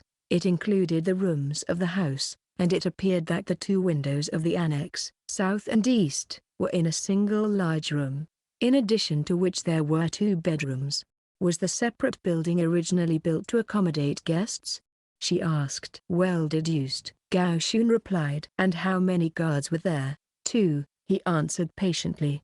He seemed to know an awful lot about the situation. Maomao thought he would have to prepare a plan like this, yet she felt like he was leaving out a vital piece of the puzzle. Without it, Maomao could only offer the vaguest of answers. She scratched her chin, torn between pressing the point and not saying anything. As if to give her a little extra push, Gao Xun produced something else. Master Jinshi sends this, with his apologies. It seems your rock's Bizoa will take longer than expected to arrive. It was true. Jinshi hadn't yet given her the precious calculus bovis. She'd refrained from asking about it, concerned it might earn her another headbutt, but it certainly was taking a while. I must apologize, Gao Xun said. It seems demand has risen sharply just recently. Why in the world would that be? Maomao said. Gao Xun refused to look at her. It was Hong Niang who let it slip as she took a sip of tea. I heard that a great many people have come to Master Jinshi with extraordinary and precious medicines of late. Somehow, a rumor got started that he's become a passionate collector of them. She could be just as firm-handed with a man, now that she knew he was married, as she was with any of the ladies in waiting. Or perhaps she was trying to send a message. Don't string along one of our ladies with rewards that never materialize. Whatever the case, Gao Xun looked pained. Perhaps he should accept at least one of those invitations to dinner. Hong Niang said. He must get them, from men and women both, and they were unlikely to end at dinner. Being gorgeous had its own challenges. All right, fine, Maomao said, taking the paper packet but distinctly annoyed. The packet contained something that looked like a dried persimmon. Hong Niang's face twisted when she saw it. But as for Maomao, her all too rarely used tear ducts began to open. She blinked rapidly, then slowly looked at Gao Xun. You seem pleased. That's what really matters, he said. It's Begall. Master Jinshi wished he could give it to you in person, but it wasn't possible. Jinshi, it seemed, was simply too busy. When it came to precious medical ingredients like this, though, Maomao didn't care who they came from. Bear gall was, as its name implied, the dried gall bladder of a bear. It had a bitter flavor but it was highly valued for medication relating to the digestive tract. Seeing the way Maomao's face lit up, Gao Xun couldn't restrain a smile. The stiff, formal eunuch was starting to understand the way to Maomao's heart. Did you notice anything unusual?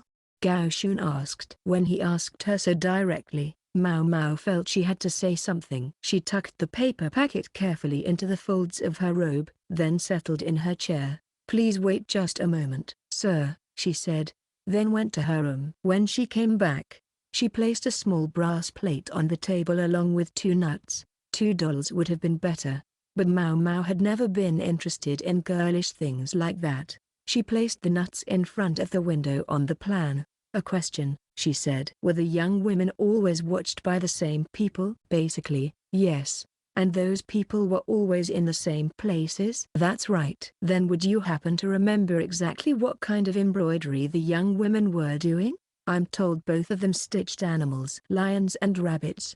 Mostly. Still a bit surprised by Gao Xun's detailed knowledge of the situation, Maomao placed the brass plate, which she usually used as a mirror, by the eastern window. She moved one of the nuts and crouched so she could look directly at the metal. When she had the mirror in the right spot, she said to Gao Xun, try looking into the mirror from right here. He did as she said, kneeling to see into the mirror. What he should be seeing was the other nut. I suspect that from this position, you couldn't see much more than the wall in a mirror. From up close it might be another matter, but from a distance, you wouldn't know the difference. That of course assumes there was a large enough mirror in the annex, and that the window hid any frame around such a mirror. Such a large mirror would be extremely valuable, and in order for anyone to take the things reflected in it as real, simple brass wouldn't cut it. As luck would have it, Maomao had recently seen just the kind of exquisite mirror that would be necessary. "You're saying that there was only one young woman in the room, and what the guard was seeing was her reflection in the mirror?" Maomao nodded. If the two sisters looked enough alike, telling them apart from a distance would be difficult. Even if they'd been given differently colored accessories to help distinguish them, the remaining woman would simply tie one to each of her arms in different colors, and it would be hard to know who she was. Hong Niang, however, was perplexed by this. She seemed uncommonly involved today. The tale apparently interested her. "What about the embroidery, then?" she asked. "They must have been working on different patterns, mustn't they?" "Suppose it was a pattern like this," Maomao said. She borrowed the brush from Gao Xun and sketched the face of a laughing person. Then she turned it upside down.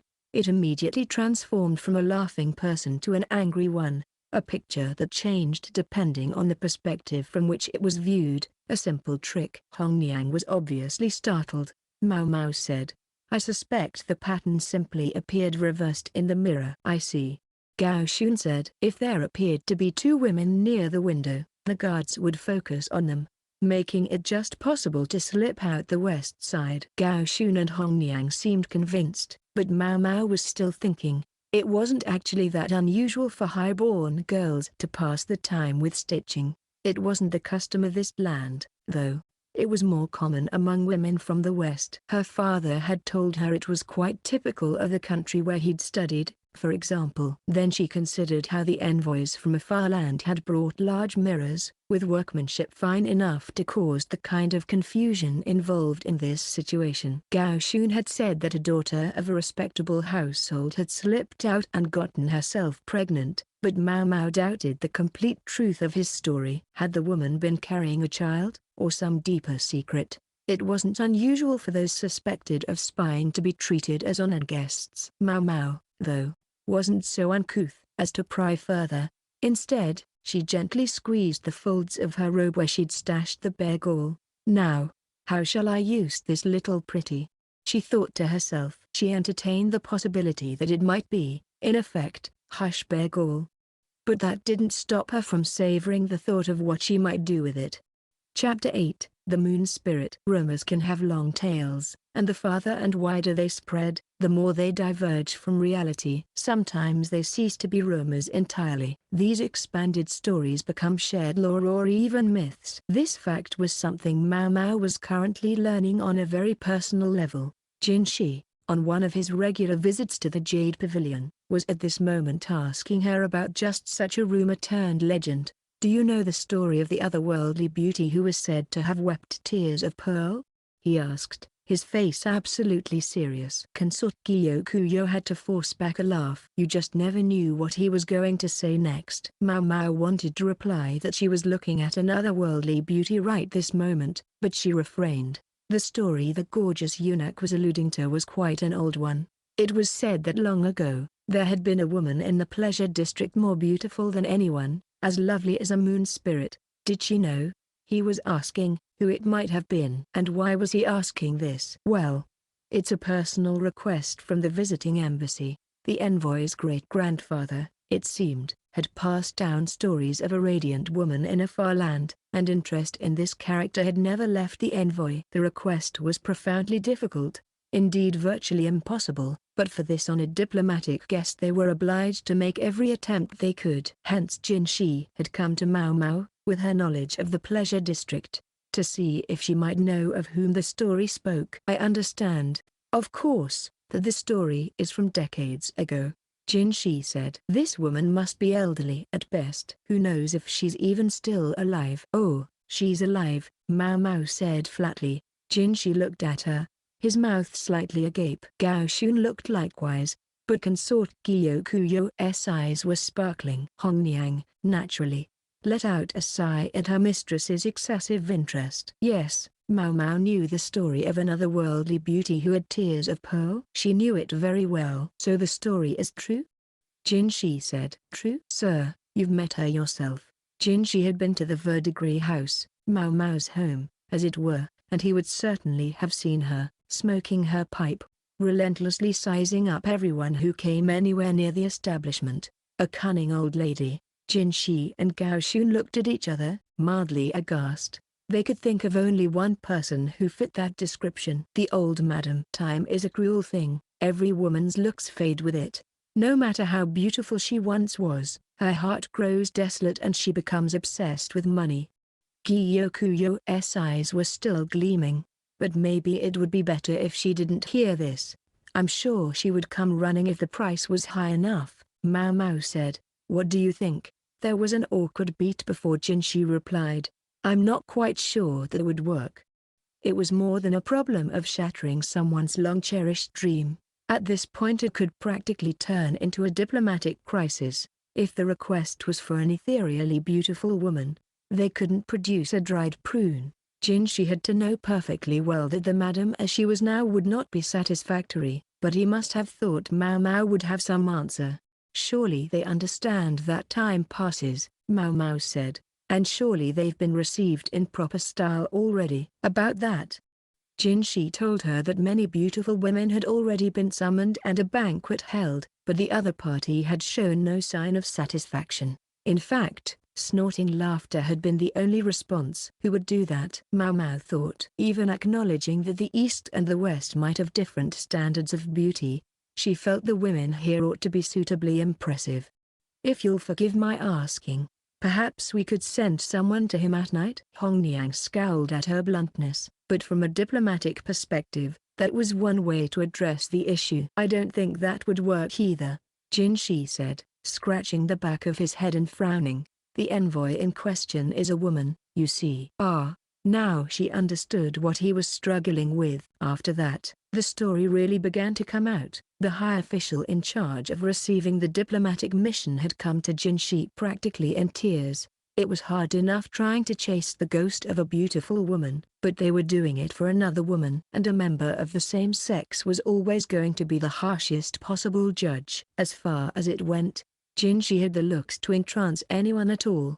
Though he was in fact a man, he had everything necessary to ensnare virtually anyone. One could practically think that Jinshi himself had been born for this very moment. But imagine all the trouble it could bring down on him. Suppose the other party fell in love with him and made him a condition of any diplomatic deals with this eunuch. It wasn't beyond imagining. Or suppose they demanded a nocturnal visit from him.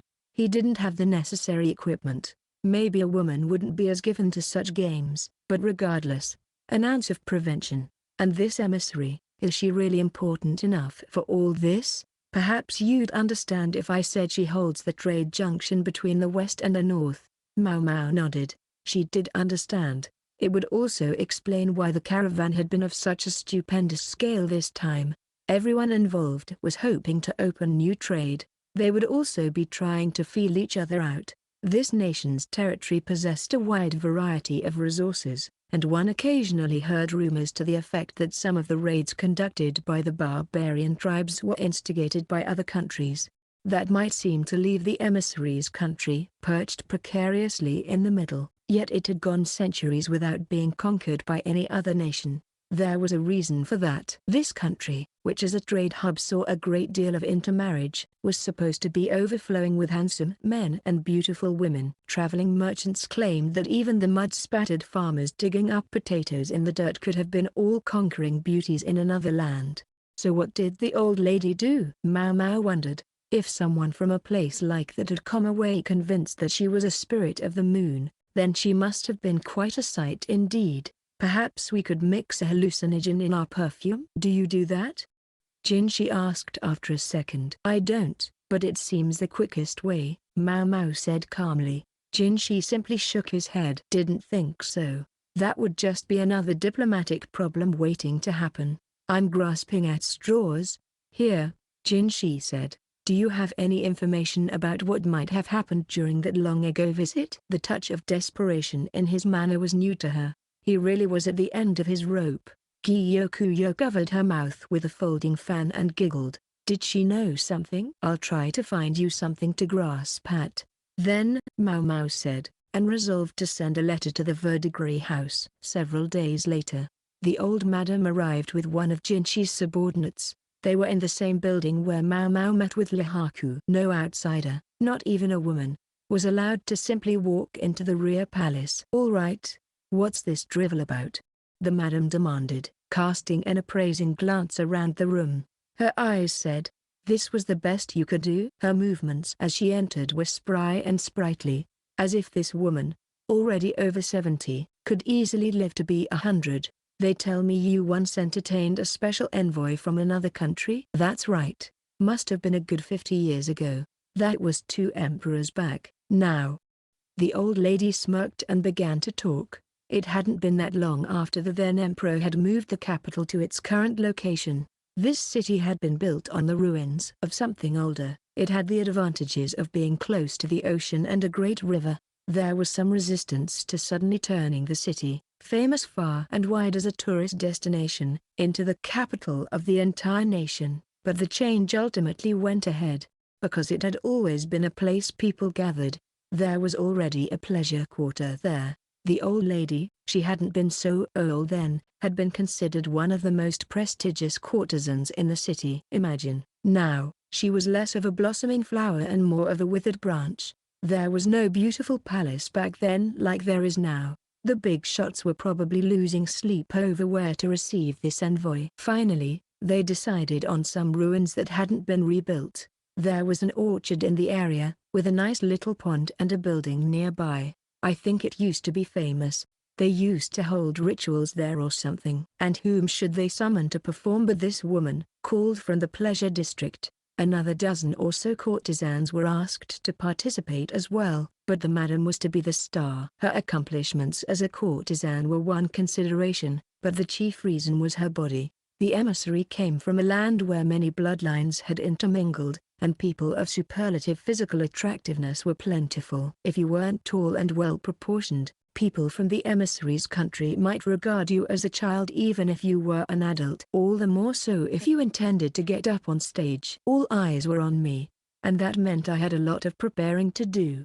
The reception was to be held in the orchard at night, and a great deal of effort was expended getting rid of any insects, but they were eliminated down to the last worm on a leaf, the madam said, so that there would be no bugs flying around at all. Every possible impediment was removed so that the view from the banquet would be as majestic as possible. Even the phase of the moon was calculated.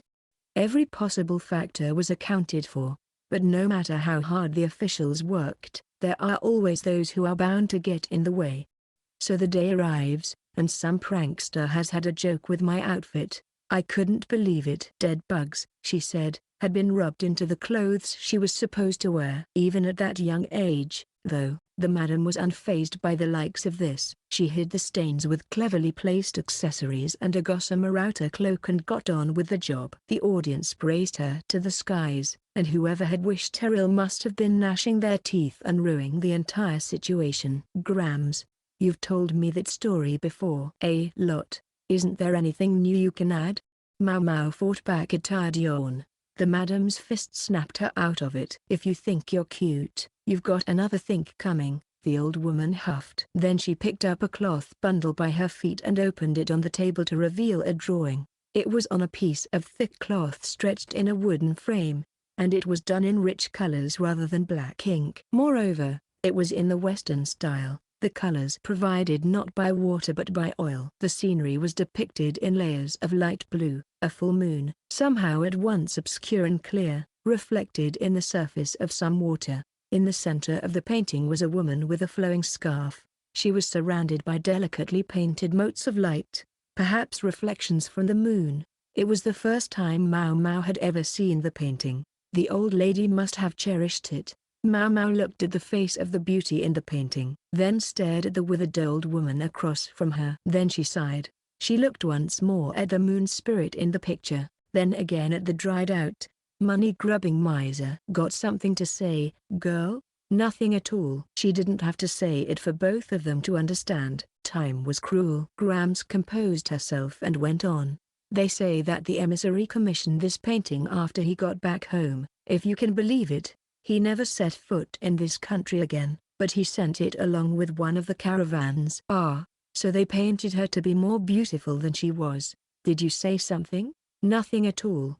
The old lady not only had devilishly sharp ears, but an intuition to match. "You just did the same job you always did, right, Grams? Did he really like you that much?" "Can't say I understand it myself, but the interpreter said he called me a moon goddess or something." Maomao didn't say anything.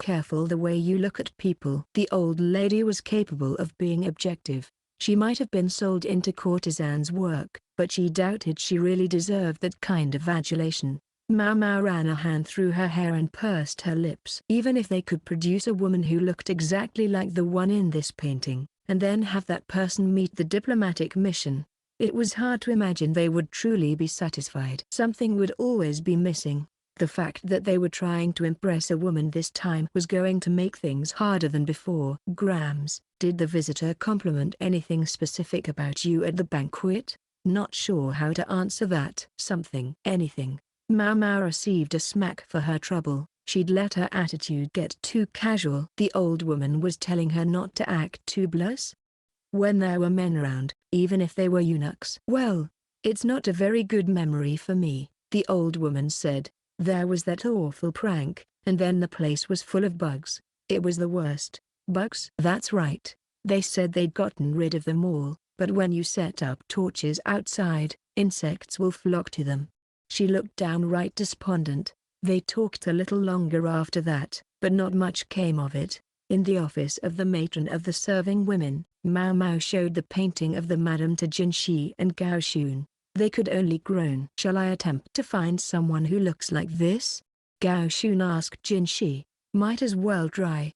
They had no other ideas, for the moment. Hoping to be helpful, Maomao said, "At the time, the madam was about 175 centimeters tall." "Rather tall," Jinshi remarked. "Yes, long arms and legs look especially good when performing a dance." The madam was much smaller now than she used to be, although she was still taller than Maomao. To be quite honest, it was going to be difficult to find someone so large who also looked just like the woman in the picture. "Might I suggest finding someone who's the right height, even if her face doesn't quite look like the picture?"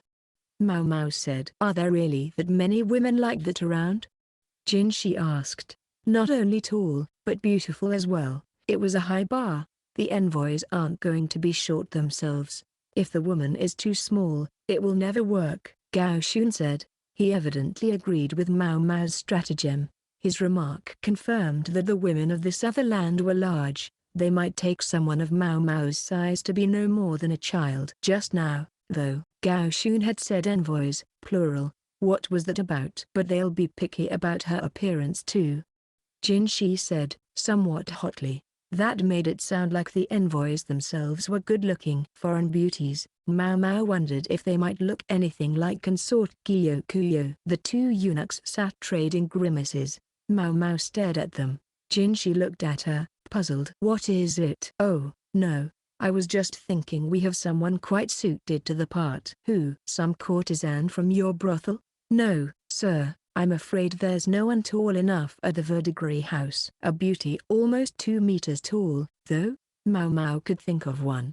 She stared hard at Jinshi. Gaoxun noticed and started doing the same. "Oh," he said as the pieces fell into place. There was a long beat. "What exactly are you trying to say?"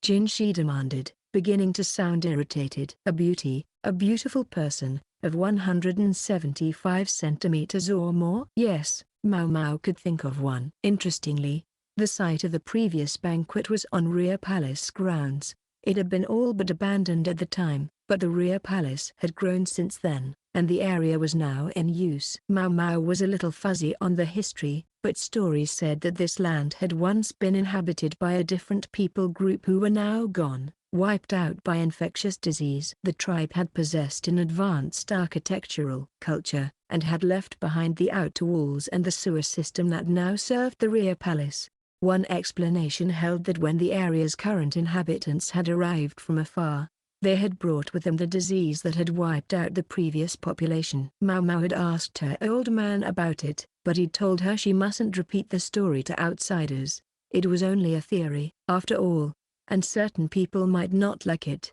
The location of the banquet, in any event, was a peach grove in the northern quarter. There was indeed a pond along with a building that looked like an old shrine. Even now, the place could easily serve as the location for a banquet. As Maomao meandered through the area, she heard lively footsteps behind her. Turning, she found her vision dominated by a young woman leaping at her with open arms. The lady proceeded to crash into her and fall on top of her. "Ha ha, Maomao. What are you doing here? I could ask you the very same question." Maomao knew this girl. The slightly ditzy tone gave her away. It was Shizui. She was open and friendly, as one might expect of anyone who could make it as Xiaolan's gossip buddy. Maomao didn't want to speak for anyone else, but Shizui certainly seemed to be enjoying life in the rear palace. "There was something I had to do here," Shizui replied with a smile, pointing toward the grove. The slightly unkempt stand of peach trees was bearing small fruits just then. "You mean like get a snack?" "No." "Here."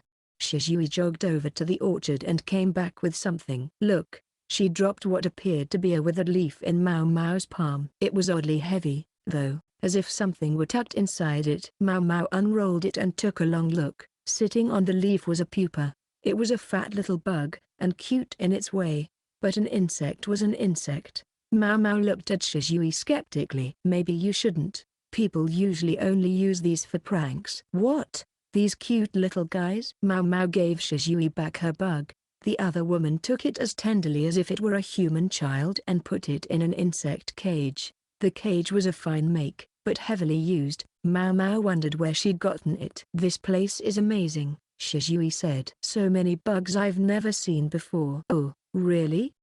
Maomao replied flatly. She might have sounded more engaged if they had been talking about medicine. Frankly, she just didn't care about bugs as much as she did herbs. "And this bug here, I was really amazed to find one. I'd only seen it in books before. It comes from another country across the sea." That other country was a place that had once sent merchants here to trade. There was always a possibility that trade goods from another place might carry with them some of the local insects. These had happened to find a congenial home in this new land and had settled in. Maomao, her interest piqued by that information, took a fresh look at the cage. In addition to the insects Shizui had put in it a moment ago, there were several cocoons as well. "So it's some kind of butterfly?" "No, it's a moth. They're normally nocturnal, so I guess all the grown-up moths are hiding."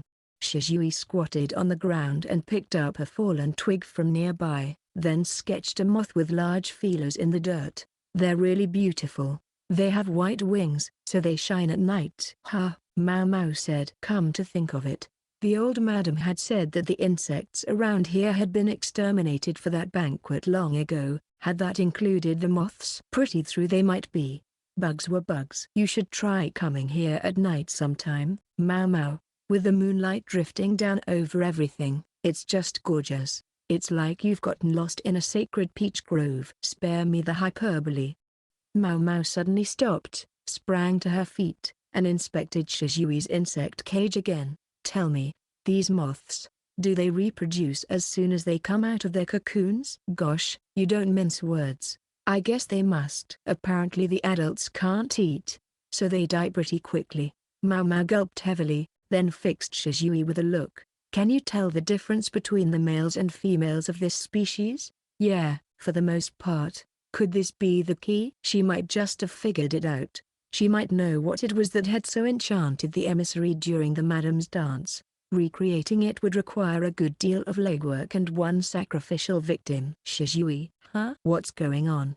Maomao took Shizui by the shoulders and told her there was something she wanted her help with. Maomao thought to herself that her face must have been a terrible thing to behold. The banquet was to be in 5 days' time. It would have been ideal to hold it even sooner, but the sudden change in location to the rear palace's northern quarter necessitated time to prepare. The idea of holding the reception in the isolated northern area naturally elicited some resistance, but when the objectors were told that this was in the interest of granting a cherished wish for their visitors, they grudgingly accepted it.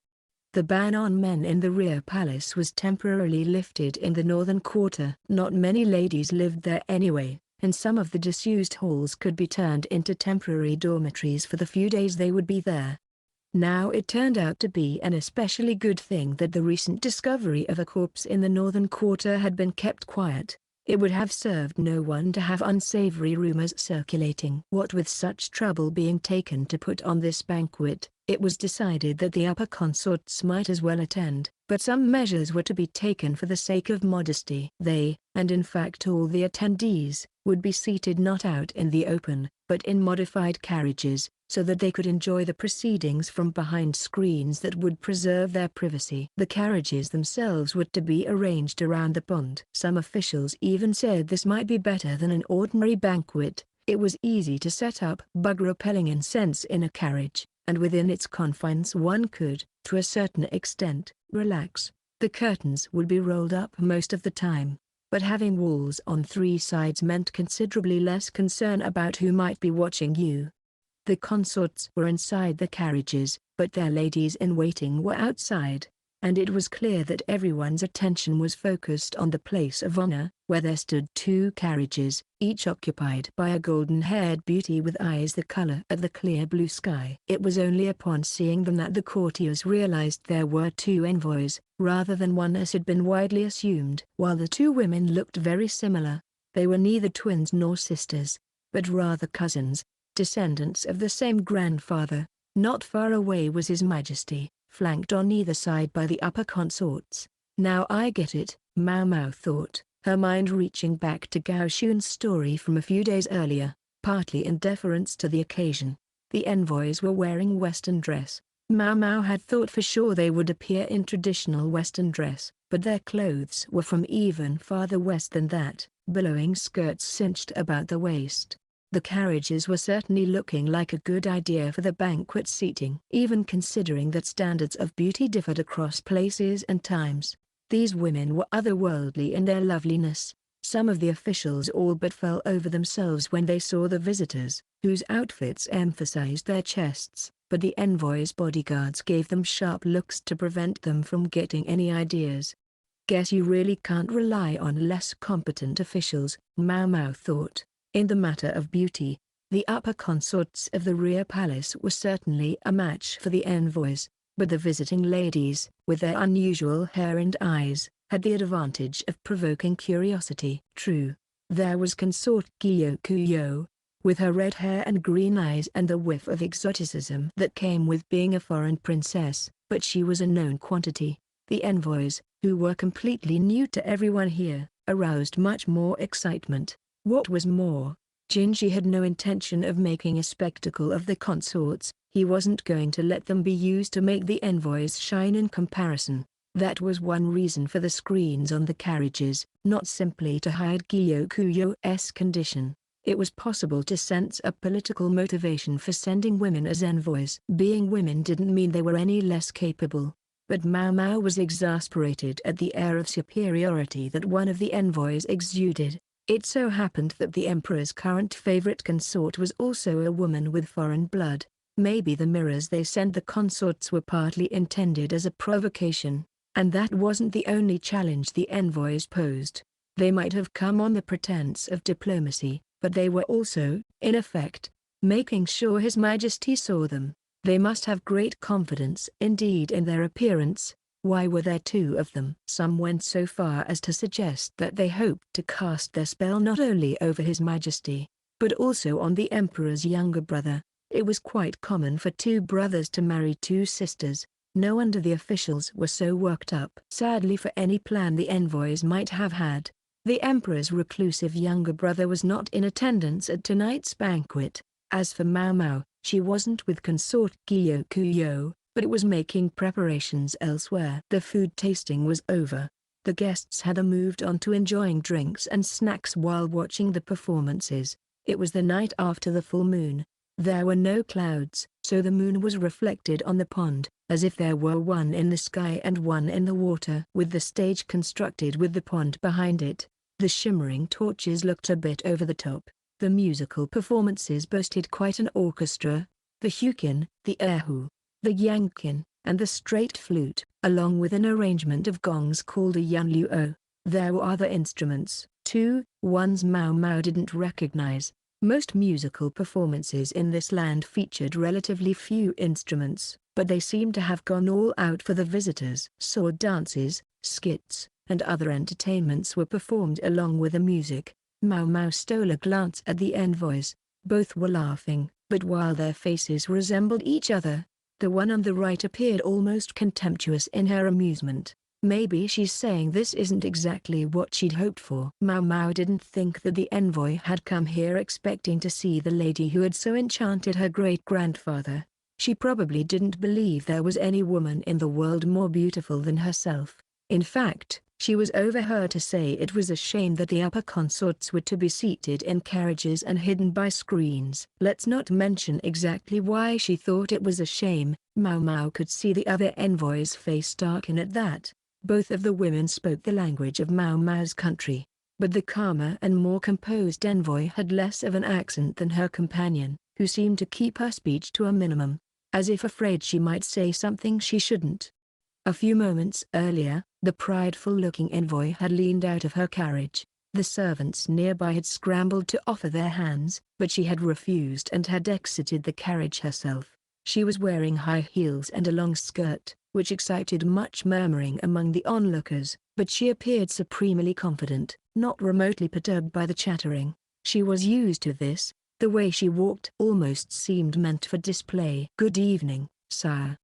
The murmuring only intensified as the woman stopped, of all places, directly in front of His Majesty's carriage, where she curtsied slowly, her sculpted features appearing to glow in the moonlight. Her skin seemed so pale it might be translucent, and the gold of her hair shone. "Here you are seated so far from us, though you have put out this lovely banquet. One could wish you were a little closer to us, that we might converse." Despite her slight accent, she spoke quite smoothly, a perfectly respectable command of the language for a diplomat. The emperor's bodyguards seemed at a loss for what to do. When he saw the envoy take a polite step back, however, the emperor appeared to decide she had no malicious intent, and instructed his guards to stand down. Yikes, look at this, Maomao thought, glancing at the carriages of the four ladies that flanked that of the emperor. She almost thought she could see the trouble brewing. Consort Gyokuyou might not factor into this episode, but she could only imagine what Gyokuyou and Liu were thinking. She wasn't sure how Xiaolan might feel about this, but to approach His Majesty so boldly was nothing if not indecorous. "Geez, this is giving me the willies." Hongniang was standing outside Gyokuyou's carriage, her face tight. Her pride as chief lady-in-waiting refused to let her appear anything but composed, but secretly she probably wanted to grind her teeth and clench her fists. The envoy slowly approached His Majesty's carriage, looking coquettish. She was stopped, not by the guards, or the emperor, or any of the consorts, but by the other envoy. "I think it's time you came back and sat down," the other woman said gently. "They've gone to all this trouble to put on a lovely performance for us. The least you could do is enjoy it." Though they wore similar outfits, the calm envoy had a blue hair ornament, while the other woman wore a red one. The woman with the red accessory looked less than pleased, but the envoy with the blue accessory whispered something in her ear and she was finally induced to go back to her carriage. I wonder what she said, Maomao thought. She was feeling anxious. She thought she understood now why the other country had sent two envoys to her, though. It didn't matter what gender the envoys were, or how many of them there might be, or why they were here. Her priority now was to do her job successfully. She entered the building and spoke to someone inside. "How's it going? We've done all that we could."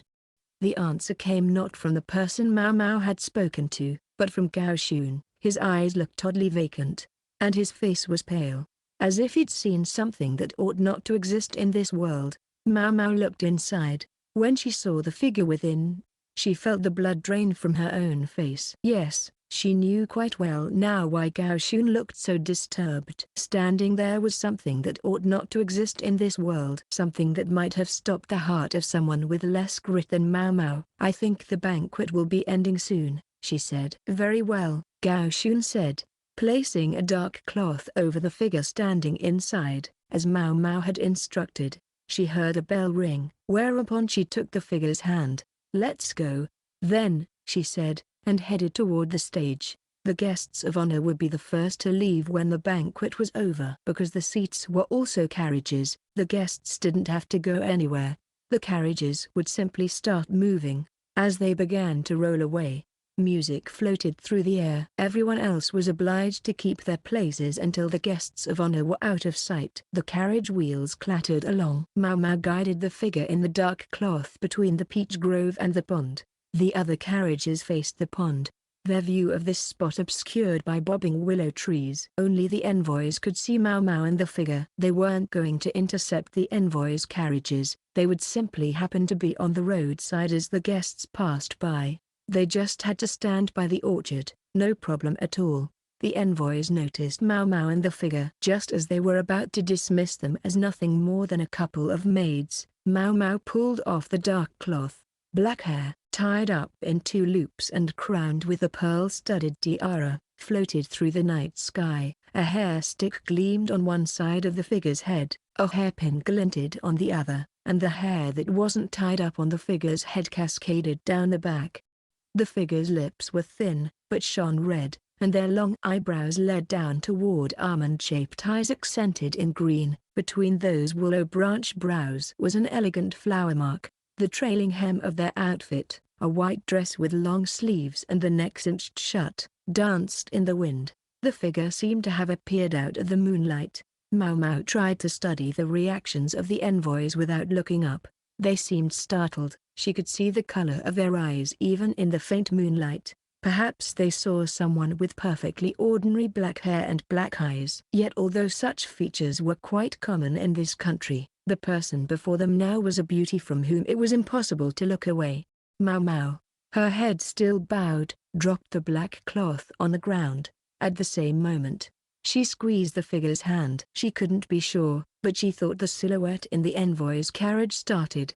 If the woman in the next carriage back could see this, chances were she was having the same reaction. Simply looking at this figure was enough to make you feel like your heart was in a vice, like it might burst at any moment, as if you had been violently poisoned. The guards were likewise frozen, but the carriage continued to roll slowly forward. They arranged this with the driver ahead of time, found someone who was largely immune to these sorts of things and ordered them strictly not to look. On a straight, clear road, they could probably drive a good 10 seconds with their eyes closed. Maomao wasn't sure she approved of the way the guards let themselves be stupefied, but she knew Gao Xun and the others were ready to rush out should anything happen. In the midst of all this, it began. A scarf fluttered, and faintly glowing lights drifted closer. The beautiful person walked forward, the white dress seeming to float. Maomao made to release the figure's hand, but she felt them catch her fast. That son of a Maomao was left with no choice but to walk alongside, trying to make herself as inconspicuous as possible. The second carriage was already passing by, the second envoy making a very similar face to the first. Each time the scarf billowed, the number of pale, floating lights grew. Sometimes they would settle on the figure's tiara or shoulders, multiplying all the while. The carriages didn't stop. Maomao knew the bodyguards were looking their way, astonished, but so long as the envoys remained in their vehicles, the guards could do no more than look. Dozens, hundreds, of tiny lights surrounded Maomao and the figure with its inhuman beauty. The carriages stopped in front of the pond, and the envoys leaned out toward them. At that point, the figure finally let go of Maomao's hand and she quietly withdrew. The beautiful figure stood there waving the scarf against a background of bobbing willow trees, dancing lights, and the moon reflected on the water. This, perhaps, was what the envoy's great-grandfather had seen all those years ago. Those present could hardly believe the figure was of this world. It was as if one of the celestial nymphs had lost her way and descended to earth, and the distant whistling of the flute sounded like the music of the heavenly realm. As everyone watched, the beauty raised their hand, their red lips curved into a smile more alluring than anyone had ever seen. The wind caught the scarf, and the willow branches shook as if to conceal the nymph. The motes of light went everywhere. At that instant a bronze gong sounded the end of the music, and a shower of blossoms came raining down. No sooner did the onlookers wonder where the petals had come from than the nymph was gone. The white scarf fluttered slowly to the ground, and the lights drifted away. One of the envoys got out of her carriage, wondering what had happened. She must have been the more, proactive one. I knew this would be a problem, Maomao thought. They should have gotten out while the getting was good. The envoy spotted Maomao and cornered her. She was almost a head taller than the diminutive palace woman, and her sharp facial features gave her an imposing beauty. She was speaking quickly, amidst a flurry of gestures. She was clearly asking after the vanished nymph, but in her excitement she had slipped into her native tongue. Maomao simply pointed upward, toward the moon hanging in the sky. She waited a beat, and then she said the name of the goddess spoken of in that far western land. She wasn't sure if her pronunciation was quite correct, but her point seemed to get across. The envoy's jaw dropped, and it was like some glittering thing inside her had been crushed into dust. The other envoy came over and took the agitated woman by the shoulders. Maomao bowed her head slowly, then turned and left as if nothing at all had happened. "Things seem to have gone well," said Gao Xun, who was waiting in the building on the far side of the pond. He was with several other officials, each of them holding insect cages containing a slew of large moths, their wings not quite blue and not quite green, the same ones whose caterpillars Shizui had been collecting. With her help, Maomao had spent the intervening days getting a hold of as many of these insects as they could find. Not the larvae, but every adult and even every cocoon that looked like it might soon hatch. No effort had been made to exterminate the insects in the peach grove this time, either, so there had been even more of them than she'd expected. Maomao remembered the painting the old madam had shown her, filled with dots of pale light. This was a truth behind them. "That's a coincidence if there ever was one." The old lady said she had been the victim of a prank, and she'd also said there had been a huge number of bugs. The prank had allegedly involved grinding the dead insects into her clothes.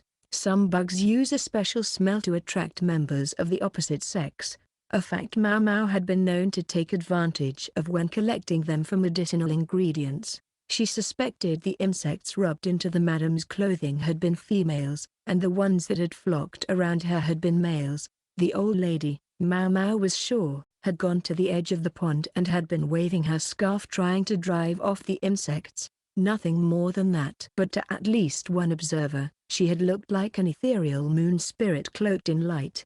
Coincidence can be a force to be reckoned with, though. It was this event that had cemented the madam's status within the pleasure district. Who could have guessed that the prank would backfire so spectacularly? Thus, Maomao had leaned on Shizui to find the female bugs among their collection, and had used their odor to perfume the clothing. Shizui had been quite helpful all around.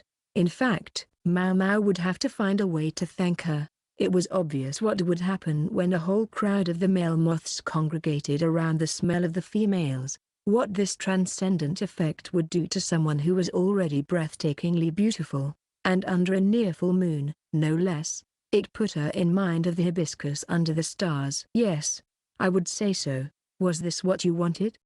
Maomao looked at the carriages across the pond. The envoys were gone, and the other banquet attendees were slowly trickling away. It had taken no small effort to set things up so they wouldn't see anything. That moment, after all, wasn't something everyone should witness. It might render some people gibbering wrecks, never again able to do their jobs. It could, just possibly, bring the country to its knees. "I did what you told me," came a voice laced with annoyance. It was Jinshi, wrapped in a cloth and soaking wet. He'd let his hair down, leaving it looking rather unusual. His performance had been exceptional. Then he'd had to work his way from one side of the pond to the other, underwater, wearing heavy clothing. It must have demanded substantial physical strength. As for exactly what they had done, perhaps you'd be so kind as not to inquire further. We've done all we can. However it turns out, I hardly care. Jinshi was rubbing his face, producing a red splotch of rouge on his handkerchief. "My hair is still wet."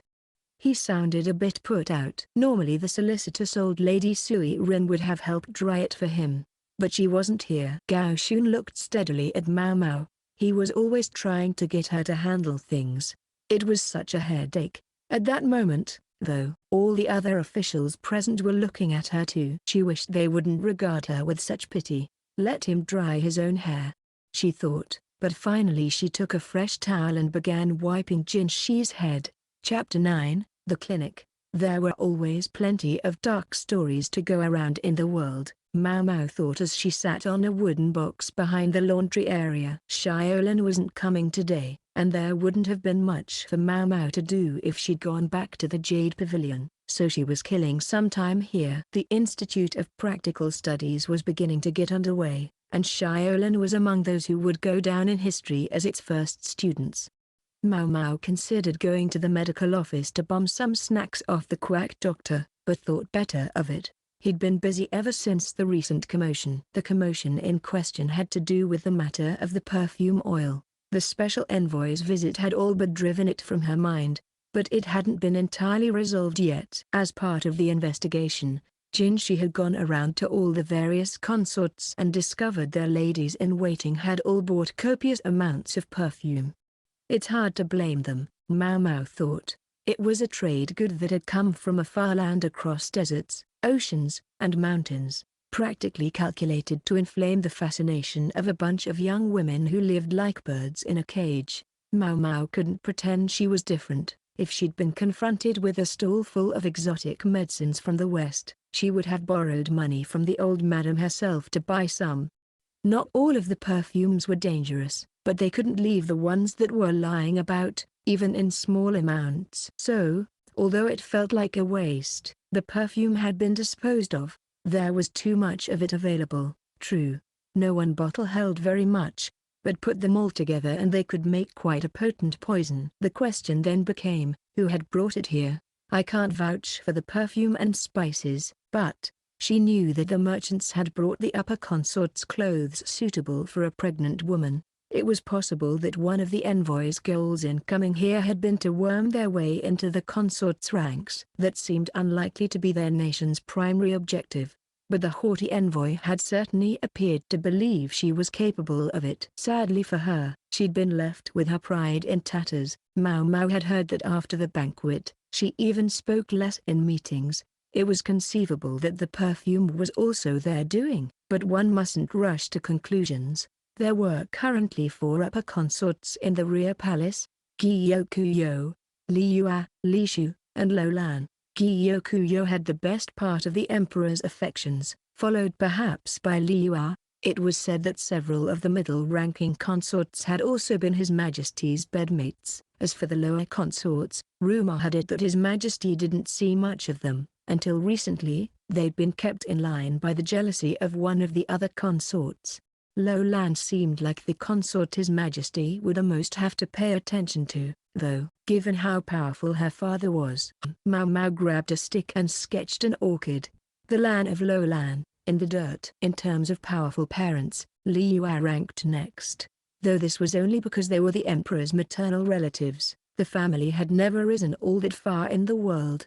Maomao followed the orchid with the fruit, for Liyue meant bare blossom. In fact, it was Li Shu's family that had been on the rise over the past few generations, so ambitious that they had offered the previous emperor their young daughter for a wife. The Shu of Li Shu meant tree, so that's what Maomao drew next in her row of symbols. Gyokuyou's family was based at a trade junction in the west. They appeared to make a good deal of money from commerce, but they were close to the border and in fact paid much of what they made in taxes to sustain their national defense. On top of that, the land wasn't good for farming, so the place wasn't particularly abundant. The last picture Maomao drew was a leaf, for Gyokuyou, the jewel leaf. There had been a poisoning attempt at one of the garden party banquets held the year before, caused by one of the ladies-in-waiting of the former consort duo acting on her own initiative. The motive had had nothing to do with seizing power, but rather had been deeply human. Maomao understood that much,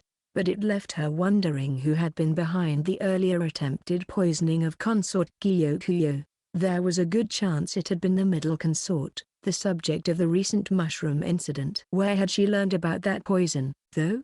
They used silver dishware, so it presumably wasn't arsenic-based. The result had been that Consort Gyokuyou reduced her staff of ladies-in-waiting by half. The woman who had been poisoned instead of the consort was still suffering the after-effects. It all made Maomao feel a little queasy. She recognized the sensation. It made her think of Suiri, a palace woman who'd had the wherewithal to fake her own death in order to escape. They still didn't know where exactly she was or what had happened to her, nor did they know what her objective had been. Why she had targeted Jinshi. Maomao idly drew circles around her 4 sketches. Then she gave up thinking about it entirely. What good will it do me? Anyway, she was just a lady in waiting, a food taster, a disposable pawn. She decided she needed a change of scenery. There were plenty of gardens in the rear palace, set up to delight the emperor. There were pine groves, bamboo forests, and fruit orchards. I guess cherry season is just about over, she thought. 3 months ago, she might have been able to score some bamboo shoots, but thanks to a certain monocle jerk, she'd spent that season tending roses in the crystal pavilion. It raised her hackles just thinking of him. Gah, stop. Got to stop this. Her steps grew lighter just thinking about taking a little walk. But on her way to the cherry orchard she happened to meet the gaze of some women from the crystal pavilion. She recognized them, so she bowed slightly. They scrunched up their faces and ran away. One of them had tiny feet, suggesting they'd been bound, but she put on a remarkable turn of speed, leaving Maomao impressed in spite of herself. Drama queens. All I did was tear off their clothes. It happened all the time at the brothels. No sooner had a woman with a bit of life experience knocked on a door in the pleasure district than they were stripping her down and sizing her up. People always thought that younger women brought the highest prices, but the trend these days was for knowledge over youth. The wife of an official, fallen from grace, could bring a surprisingly hefty amount. The fact that she would already have had some education meant the initial investment would be low, and there were men out there who in fact liked a woman who had been someone's wife, a distasteful preference. It wasn't as if Maomao had grabbed the ladies' dresses out of sheer perversity. She'd just assumed all the ladies of the Crystal Pavilion, voracious consumers of fashion that they were, would have bought the perfume oil, and when she found out some of them hadn't, she'd been so surprised that she felt compelled to make sure. But it had only earned her a scolding from a beautiful eunuch. I guess I shouldn't be surprised if at least one of them passed on the perfume. There were a lot of women at the Crystal Pavilion, including no fewer than 10 ladies in waiting and no fewer than 30 maids dedicated to the building. Maomao didn't give it any further thought, but continued on to go pick some cherries. That evening, the ladies in waiting of the Jade Pavilion were having an early dinner. I'm feeling a little tired today, Xiaolan said, half slumped on the table. Maomao put a hand to her forehead to find that she was indeed a touch feverish. Don't go getting a cold. What if Lady Gyokuyou catches it? Yingwu asked as she took another cherry. She wondered where they had come from, but she happened to like cherries, so she decided not to investigate too closely. The cherries were, of course, a secret from Hongliang. I was being careful, Xiaolan said, now looking annoyed as well as tired. Maomao was just about to go to her room to mix up a cold remedy when Yingwu stopped her. Sorry for the trouble, but if you're going to make up some medicine, do you think you could take her to the clinic afterward? The clinic? Maomao asked, puzzled. Did she mean the medical office? Taking her there only seemed likely to tire her out more. Yingwu must have guessed what Maomao was thinking, because she shook her head. It's not the medical office. There's no doctor there, but there's someone else to care for people. Anyway, Xiaolan knows where it is. Just go with her. Maomao nodded. The clinic, whatever that meant, was located in the northern quarter of the rear palace. Behind some laundry facilities was a separate building populated by palace women in white outfits. Oh yeah, I guess I was vaguely aware of this place. Maomao had spent a fair amount of time tromping through the groves and copses of the northern quarter, but had rarely gone to any of its actual buildings. Xiaolan smiled at her, coughing as she said, I'm sure they mentioned it when you first got here. You don't remember? Unfortunately, Maomao had been dragged here against her will and hadn't been paying all that much attention to what she was told. They'd given her some kind of lecture on the way over, but she was sure she must have been more interested in the mugwort growing by the side of the road or something. That was just the way she was. The laundry area nearby was bustling with palace women doing washing. They seemed to be working with sheets of some kind. Logical, Maomao thought. Easy access to a laundry area meant clothes and bedding could be washed quickly. A good location for a medical facility where cleanliness was paramount. Pardon me, I seem to have caught a cold, Xiaolan said to one of the ladies. The woman, who looked busy, cast a quick, suspicious eye on her, but then set down her basket of laundry and placed her hand to Alan's forehead. Slight fever. Stick out your tongue. The woman's voice was full of age and experience, her cheeks deeply wrinkled. She was middle-aged, a rare thing in the rear palace. She squinted at Alan's tongue, then pulled down her lower eyelids. She looked far more practiced at it than the quack doctor. She said. Doesn't look too bad. Try not to overwork yourself for 2 or 3 days and you'll be fine. How would you like to handle it? The woman's diagnosis was spot on. I have to avoid giving this to the consort. Would you let me stay here, just to be safe? The woman said again. Then she picked up her basket and strode into the clinic, where she set the basket down and motioned them over. Inside, the clinic was stark and unadorned, but not in an elegant way. The pillars were undecorated, and the hallways boasted only wooden floors. The windows consisted of nothing more than square holes. All this simplicity had an obvious advantage, though. The less elaborate the place was, the easier it would be to clean. The many windows let plenty of air in. It looked like it would be a very pleasant place to spend the upcoming season. One thing Maomao didn't notice in the clinic was the distinctive smell of medicine. Instead, she got a good whiff of alcohol. Alan was frowning. Apparently, she didn't like the smell, and that was why she hadn't wanted to come here. Maomao, though, was impressed. To her, the odor said the place was kept thoroughly clean. A strong alcohol could eliminate toxins in and around wounds, and everyone knew that putting some in your mouth and spitting it out was one method of sterilization. Maomao had always wondered how the rear palace avoided outbreaks of disease with no one but that quack to care for it. This explained it. Okay, let everyone know I'll be back tomorrow, Alan said. All right, Maomao said. The middle-aged woman gave Alan a wooden tag with a number on it, and she headed to the room with that number. Maomao looked around the clinic with keen interest until she found herself grabbed by the scruff of the neck. It was the same way they grabbed the kitten in the medical office. Time for you to get back to work. Don't think you can slack off just because you had to bring your friend here. Maomao didn't respond. What's that? The middle-aged woman said, grinning. You say you'll stay and wash all the laundry here? Maomao shook her head vigorously. In the end, she was left with no choice but to go back to the Jade Pavilion. She couldn't win with these older women. The madam had taught her that.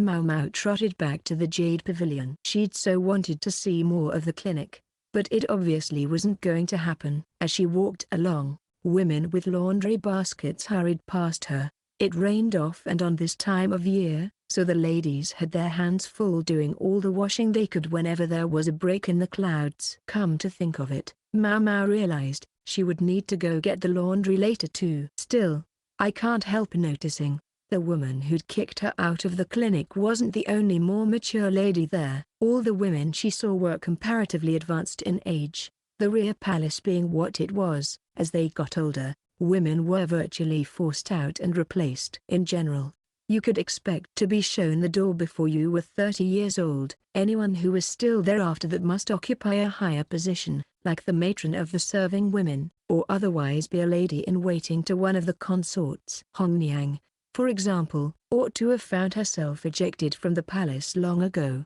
although to say so out loud would be to invite a slap. Judging by how practiced the ladies of the clinic seemed at their work, Maomao guessed they'd been allowed to remain because they served a vital function in the rear palace. She wondered, though, about the fact that the place hadn't smelled of medicine at all. Had the smell of alcohol simply overpowered it? Or, Maomao walked along, stroking her chin in thought, when she ran smack into something with a thump. She thought maybe she'd bumped into a pillar, until she realized a countenance like a heavenly nymph's was shining above her like the sun. You shouldn't walk along muttering to yourself. You'll trip. I was muttering? Jinshi heaved a sigh, spreading his hands and shaking his head. The clear show of exasperation rankled Maomao, and she was about to give him a look like he was an earthworm floating in a puddle when she saw Gyokuyou, his face calm as a bodhisattva's. She managed to force her narrowed eyes open. Do you need anything, sir? She asked. No, nothing. We just happened to run into each other and I talked to you. Was that wrong? Jinshi looked a tad startled. Gyokuyou appeared to be silently trying to tell her something, but she was very sorry to say she didn't know what it was. "Where were you coming from?" Jinshi asked. His shoulders slumped a bit. "The clinic." "So that's where it was." "I told the palace women to show it to you when you got here." "Surely they didn't forget?" "Certainly not." Maomao, noticing the unusually serious expression on Jinshi's face, wondered what she should do. The eunuch wasn't having a crisis of confidence about his work, was he? He always seemed so sure of himself. Jinshi guided them to a quiet side street. Considering how simply standing there, the gorgeous eunuch could draw enough of crowd to get in the way of work, it was probably a wise choice. "I was impressed with how well the place was run," Maomao said. "Frankly, I think we could afford to make that the medical office. HRM, but then again, if they did that, the doctor would lose his head, and Maomao would lose a convenient place to slack off." She was about to correct herself when she realized Jinshi's eyebrows were furrowed again. "Make it the medical office?" "Yes, life would be much easier if we could do that." "What do you mean, sir?" "Only men are allowed to be doctors as such," Gao Xun explained, "and only doctors can prepare medicine, or administer care for anything more serious than a scrape." "So that's it," Maomao thought. She realized now why the clinic hadn't smelled like medicine. This implied one particular problem, though. "Where does that leave me?" she said. She made as much medicine as she liked. She couldn't bring ingredients in from outside the rear palace, of course, but she was able to use the wide range of herbs growing on the palace grounds and the stuff available at the medical office. "We're looking the other way. There are a number of ladies in waiting with some knowledge of medicine, but in a place like that, drugs would be too obvious. We can't keep them there." Jinshi's tone implied that there was a complicated story here. Maybe it involved the niceties of various rules and regulations, like how the palace women's salaries worked. Maomao didn't know. It wasn't something she had any interest in. So medicine proper was denied to the clinic, but they managed to get away with using alcohol as a disinfectant. Simply having a clean, quiet place could be enough to help fight many illnesses. If a woman looked in particularly bad shape, it might also be possible to send her back home.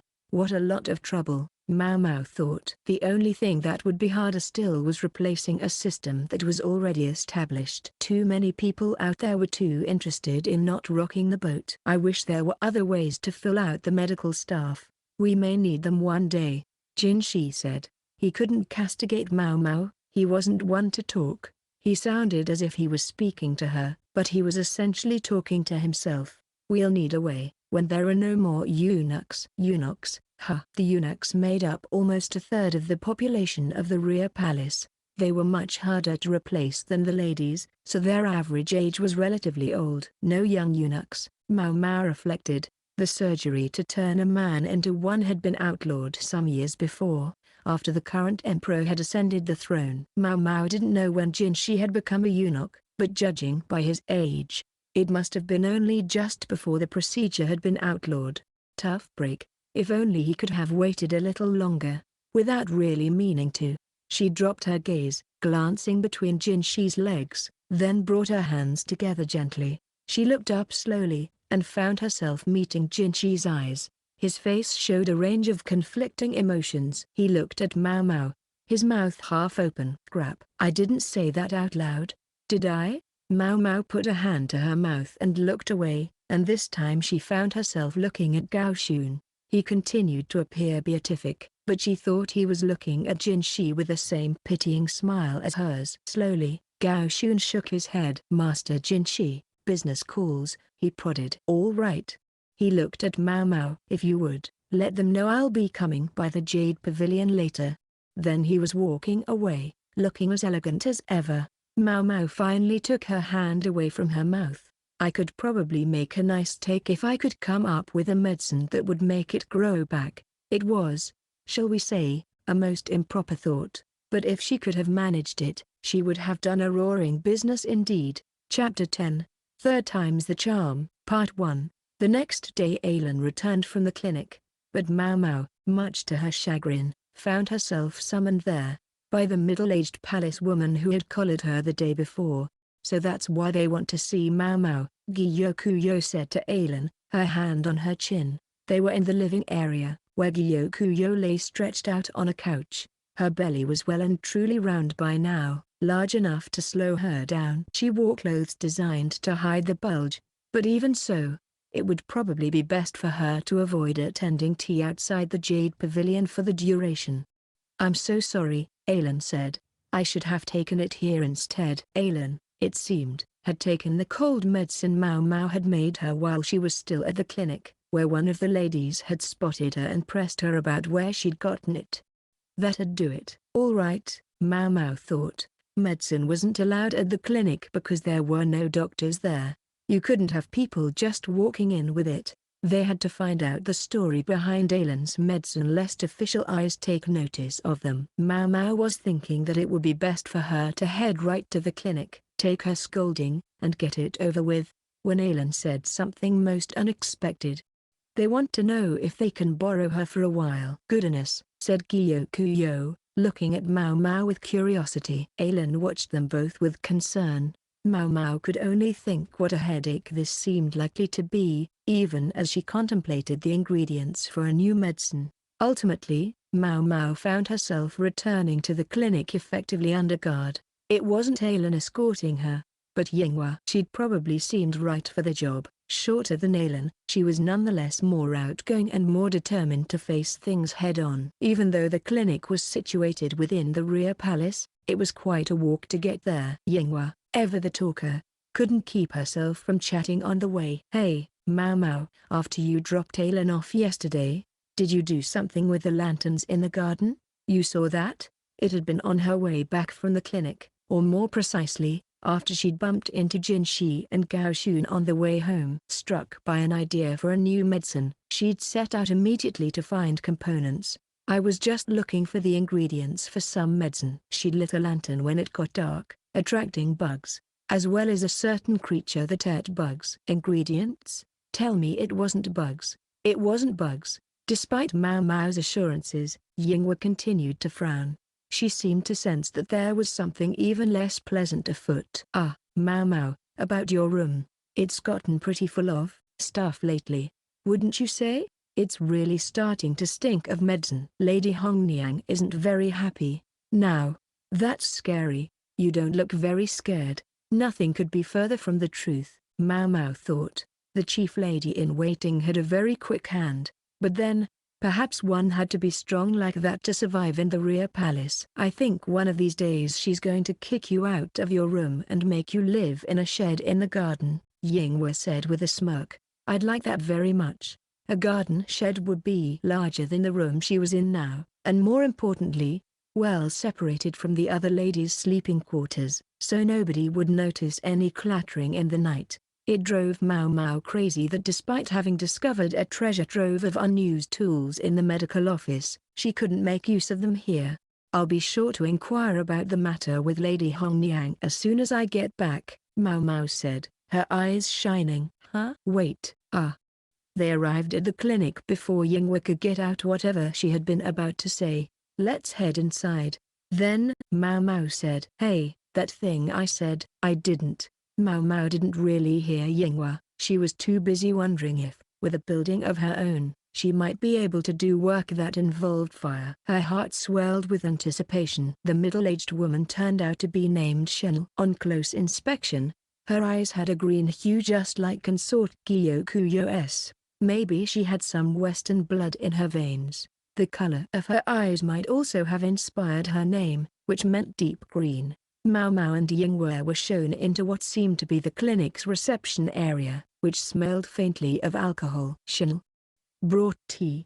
They were seated at a simple table, which looked sturdy and well used, like the chairs and shelves around them. "My sincere apologies for my rudeness to you," Xiaolan began. "I'd no idea you were a servant of the precious consort." "Think nothing of it," Maomao replied. Xiaolan, like many of the palace women who didn't serve directly in the Jade Pavilion, referred to Gyokuyou by her title. Unlike many of the palace women, Maomao didn't have a particularly distinguished upbringing. She was, in essence, beyond her station here. Xiaolan sounded calm and collected, with no trace of the firm maternal tone she'd adopted while swamped with laundry the day before.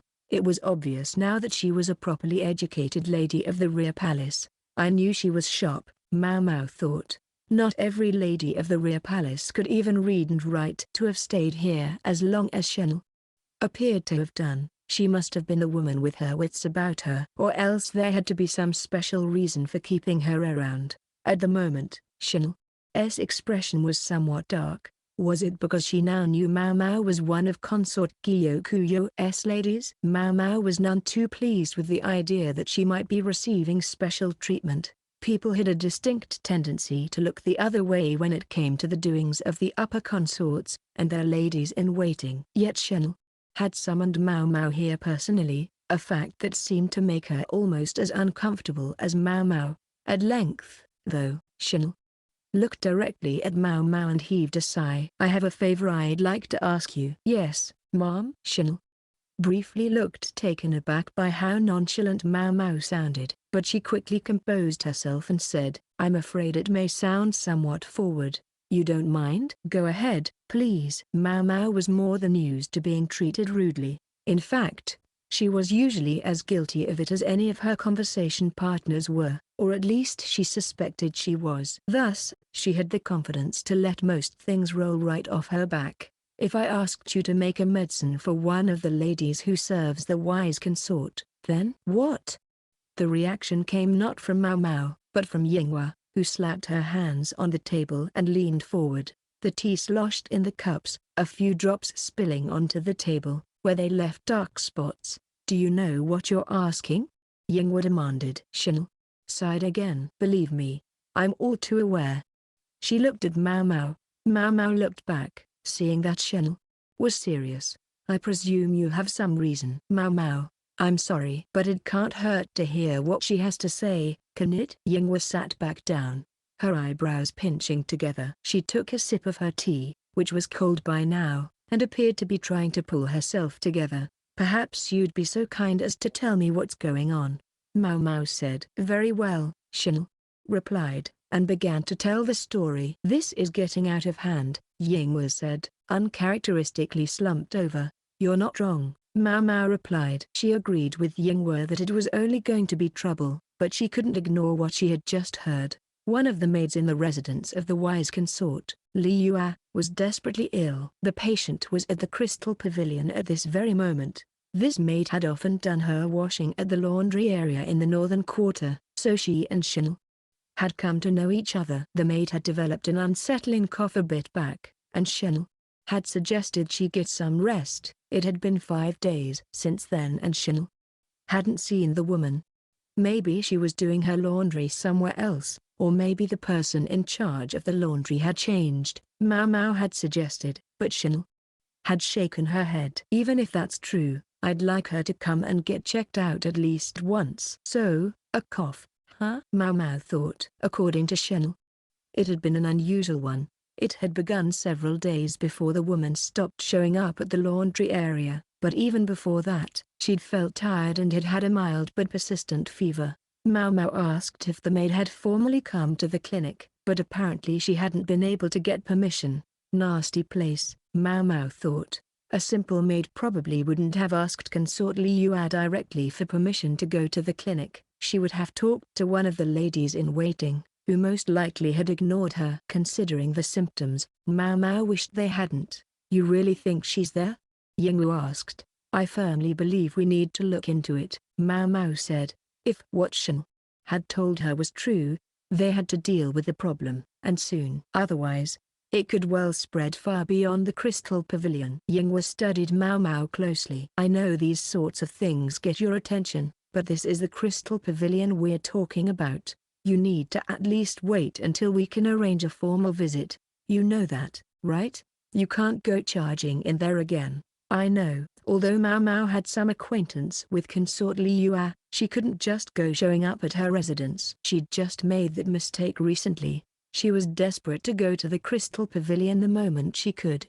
But the stars simply weren't aligned. She had to at least be with Jinshi or she would never get in the door. "All right, freaking out isn't going to do me any good. Maomao was trying to distract herself by thinking of something else when she spotted it. She went rushing over to it, although she had to hop up and down like a frog a few times before she was finally able to grab it. Maomao, what was I just saying? Yinghua cried, picking up the hem of her skirt and following her. Maomao frowned, feeling the thing between her palms. Sorry, I couldn't help myself.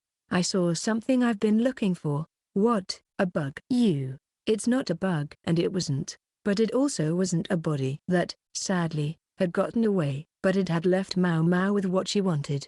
She could still feel it squirming in her hands. Look, she said. She opened her hands to reveal a lizard's tail, still flouncing wildly. Lizard tails could fall off, but they could also grow back. That was the point. You can't give up on anything. The moment you give up, it's all over, some immortal had once said.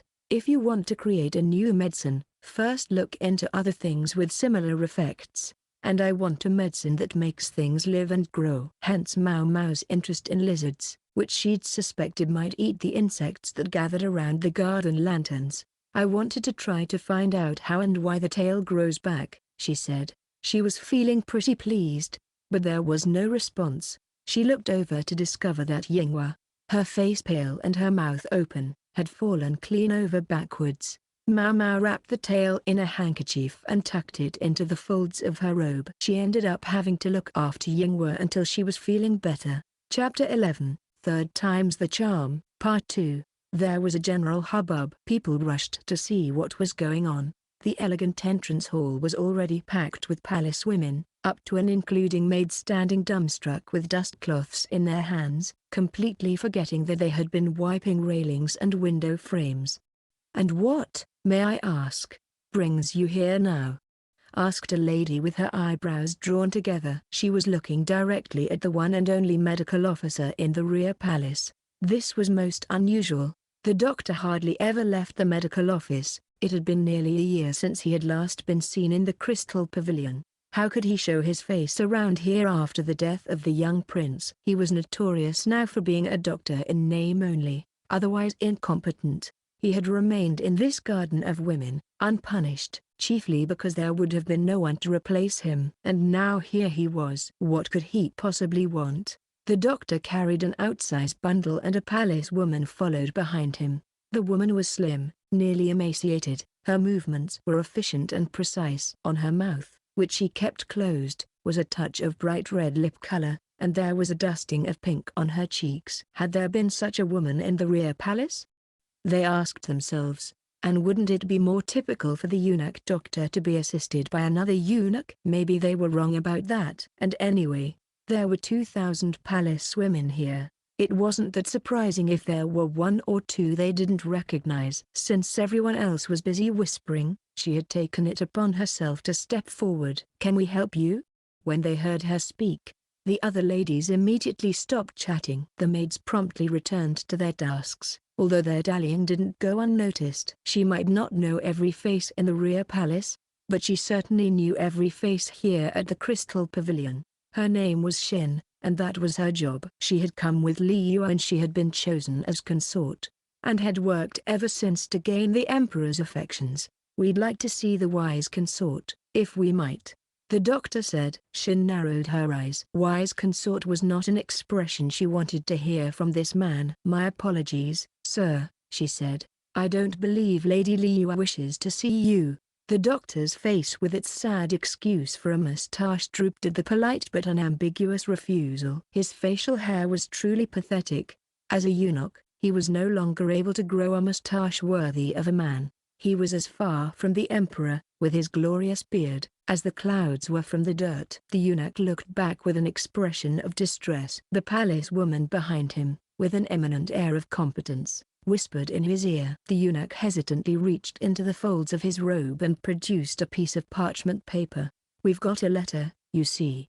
The parchment was covered in flowing script and bore instructions that the doctor was to be allowed into the residence. The name at the end read, Jinshi. Jinshi, the first person anyone in the rear palace would think of if you said the words gorgeous eunuch. He was so lovely that, had he been a woman, he could have brought the country to its knees. But he was not a woman. Nor was he a man. He was beautiful enough to make even Shin sigh in spite of herself. But, unlike the other palace women, he evoked no more feelings than that for her. When she thought of why she had come to the rear palace, she knew she had no time to be distracted by eunuchs. It was vital that she gain the emperor's affections, not just for herself, but for the sake of her clan. That thought had been drilled into both her and Li Yue since they were girls. Shin's mother was the older sister of Li Yue's father. Shin and Li Yue were the same age. Thus they had entered the rear palace together, and thus Shin oversaw the Crystal Pavilion, where they now lived. All the ladies-in-waiting of the Crystal Pavilion were the daughters of prominent families, of blood suitable to serve His Majesty. Very well, then. Shin didn't like it, but she knew when she was beaten. She resolved to show the visitors inside. She could have left the task to one of the other women, but if the doctor was here on the orders of the eunuch who oversaw the entire rear palace, that changed things. It made her wonder what he was after. The doctor usually only showed up at a consort's residence when she was feeling unwell, but Li Yue had shown no sign of ill health. Shin was at her side constantly. She would have known if Li Yue were sick. But today, like every day, the consort had eaten breakfast with gusto. She was feeling fine. As Shin was puzzling over the meaning of this visit, she realized she no longer heard footsteps behind her. She glanced back to see that the doctor and his attendant had stopped. They were looking at a small building, something of a hut or shed, standing near the garden. Li Yue's room was still far away, the innermost chamber on the uppermost floor of the pavilion. This was just one of the small outbuildings on the way there. Is something the matter? Shin inquired. Oh, no, I was simply wondering what that little building was. It's just a storage shed. Shin was impatient to show them to the consort. Why were they wasting time asking about random buildings? The Crystal Pavilion had been built out when it had appeared that it would be the home of the heir apparent. Was it so strange that there would be freestanding baths or storage buildings? Then there was the weird freckled girl who'd come last year and had some bizarre thing built next to the bath. A sauna, she'd called it, but Shin didn't like it much, although Li Yue used it from time to time. Despite Shin having told them that the shed was for ordinary storage, the palace woman the doctor had brought with him wouldn't stop staring at it. What did she find so interesting about it? A shrub that bore yellow flowers grew near its window, but that was the one distinguishing thing about the place. It was just a storage building. They needed to keep moving. The palace woman tugged on the eunuch's sleeve, whispering in his ear again. The eunuch frowned, then said to Shin, "Have you done anything different with this garden lately?" "No," Shin replied. "We leave it to the groundskeeper." I see. Then a wave of doubt caught Shin. Had those plants always been there? When had the gardener done that? The eunuch fell silent, but the palace woman nudged him again. He puffed out his cheeks. He was easy to read, but the palace woman's expression never shifted as she turned to Shin. Her dark eyes bored into the chief lady-in-waiting, who said nothing, but tried to avert her gaze. "You're wearing perfume today, aren't you?" the palace woman asked. Her voice sounded familiar, somehow. Then that graceful mouth began to twist. She was smiling, but not in a nice way. There was a savagery to the expression, like a wild beast tying its prey. Shin was struck speechless. "It's been a while, Lady Shin. I must apologize for my rudeness the last time I was here." Her face, with its copious whitening powder, carefully accented eyes, and long eyebrows, came closer. The ostentatious accessories she wore distracted from the shape of her face, but it was round, young, and the way she stared, Shin remembered that look. She felt ice run through her veins. She knew from experience that this woman usually meant trouble. She'd come to the Crystal Pavilion for the first time the year before. She'd nursed Li Yue assiduously, but during that time she'd also done a number of outrageous things that had left half the ladies here without the ability to defy her. Shin was not one of them. But then, the woman had appeared again only recently and all but torn Shin's clothes off. She was not, suffice it to say, someone with whom Shin wished to have much to do. The woman continued to stare at her. Shin found herself involuntarily backing up. It was at that moment that the doctor suddenly raced for the garden. The plump little man appeared to be trying to reach the storage shed. Shin tried to go after him, but found her path blocked by the unpleasant woman. Shin shoved past her and tried to pursue the eunuch, but she was too late. He was holding the bar of the door in his hand and standing there in mute amazement. A distinctive odor drifted from the entrance. It was the same way Li Yua had once smelled, the reek of a sick person on her way to the next life. The other palace woman was rubbing her behind. Maybe she'd fallen on it when Shin had shoved her, but she didn't look particularly concerned. There was just a slight furrow in her brow. She grabbed the bundle the eunuch was holding. No longer bothering to whisper, she shouted, "Hot water! Boil some water right away, please." Then she rushed into the shed. The patient was resting on a crude bed, just some woven mats piled on top of each other. She was one of the laundry maids. "Yes, of course, miss," the eunuch said, pelting off again so fast his chin jiggled. The palace woman gave the maid what looked to be water, then turned to Shin. "Why is she in here? Do you have to ask? We're isolating her so no one else gets sick. It's only common sense." The lady obviously wanted to shoot something back, but she restrained herself. Instead she said, "Indeed it is." However, the maid was coughing, but it didn't sound normal. The visitor pressed a handkerchief to the maid's mouth as she coughed, and when she took it away, it was speckled with red. True, this is an infectious disease, not highly communicable, but one thing is certain. If you continue to treat her like this, she will die. But what's one dead maid, eh? She moved away from the sick woman, about to go farther into the shed. Before she knew what she was doing, Shin tried to grab her by the shoulder, tried to stop her, but the intruder slipped easily out of her grasp. "No, that's..." Shin tripped on a wicker box as she made another attempt to stop the woman, but now she was too late. The woman was picking something up, a small box. "When I entered this room, it brought back memories," she said. "Memories of when Consort Gyokuyou was ill." "What does that have to do with this? You were burning incense to try to disguise the odor." "Yes, but so what?" Shin reached out to snatch the box back. "I noticed something similar when I came in here, but the other way around this time." The woman opened the box to reveal a collection of small, colorful bottles. "You seem to be using this sick woman to disguise the aroma of these perfumes." She popped open one of the bottles and took an experimental sniff. "The ladies of the Crystal Pavilion do like their secrets and letting innocent eunuchs take the blame." The woman had opened a bottle of perfume oil, something that had come from the caravan the other day. Most of them had been confiscated by the eunuchs. Each individually is only minimally toxic, but if you combine them, who knows? The woman said melodically, her eyes narrowing as she smiled. Then the woman, Maomao, asked Shin a question. "What exactly are you doing trying to make a drug to induce a miscarriage?" Now, what to do? Maomao wondered as she wiped her face with a handkerchief. She hated the feeling of the whitening powder, and the rouge just wouldn't come off. She'd have to give her hair, which she'd styled with perfume oil, a good, thorough wash later. To disguise her relatively expressionless eyes, she'd cut the ends of her hair short and then glued it near her eyes. She wore a longer skirt than usual, hiding high shoes that made her look taller than she was.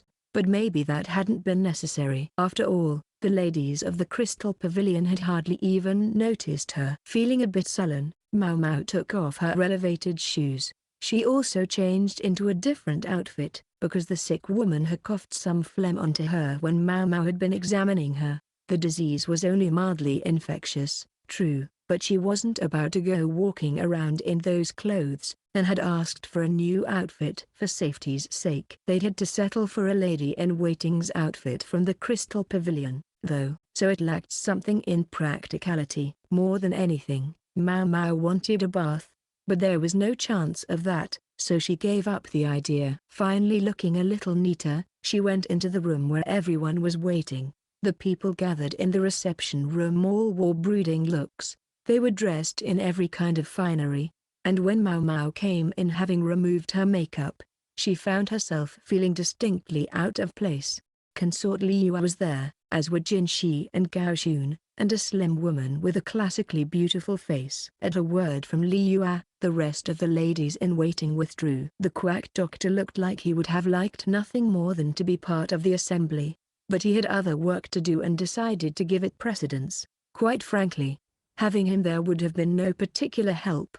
The beautiful woman was Xin, Consort Gyokuyou's chief lady-in-waiting.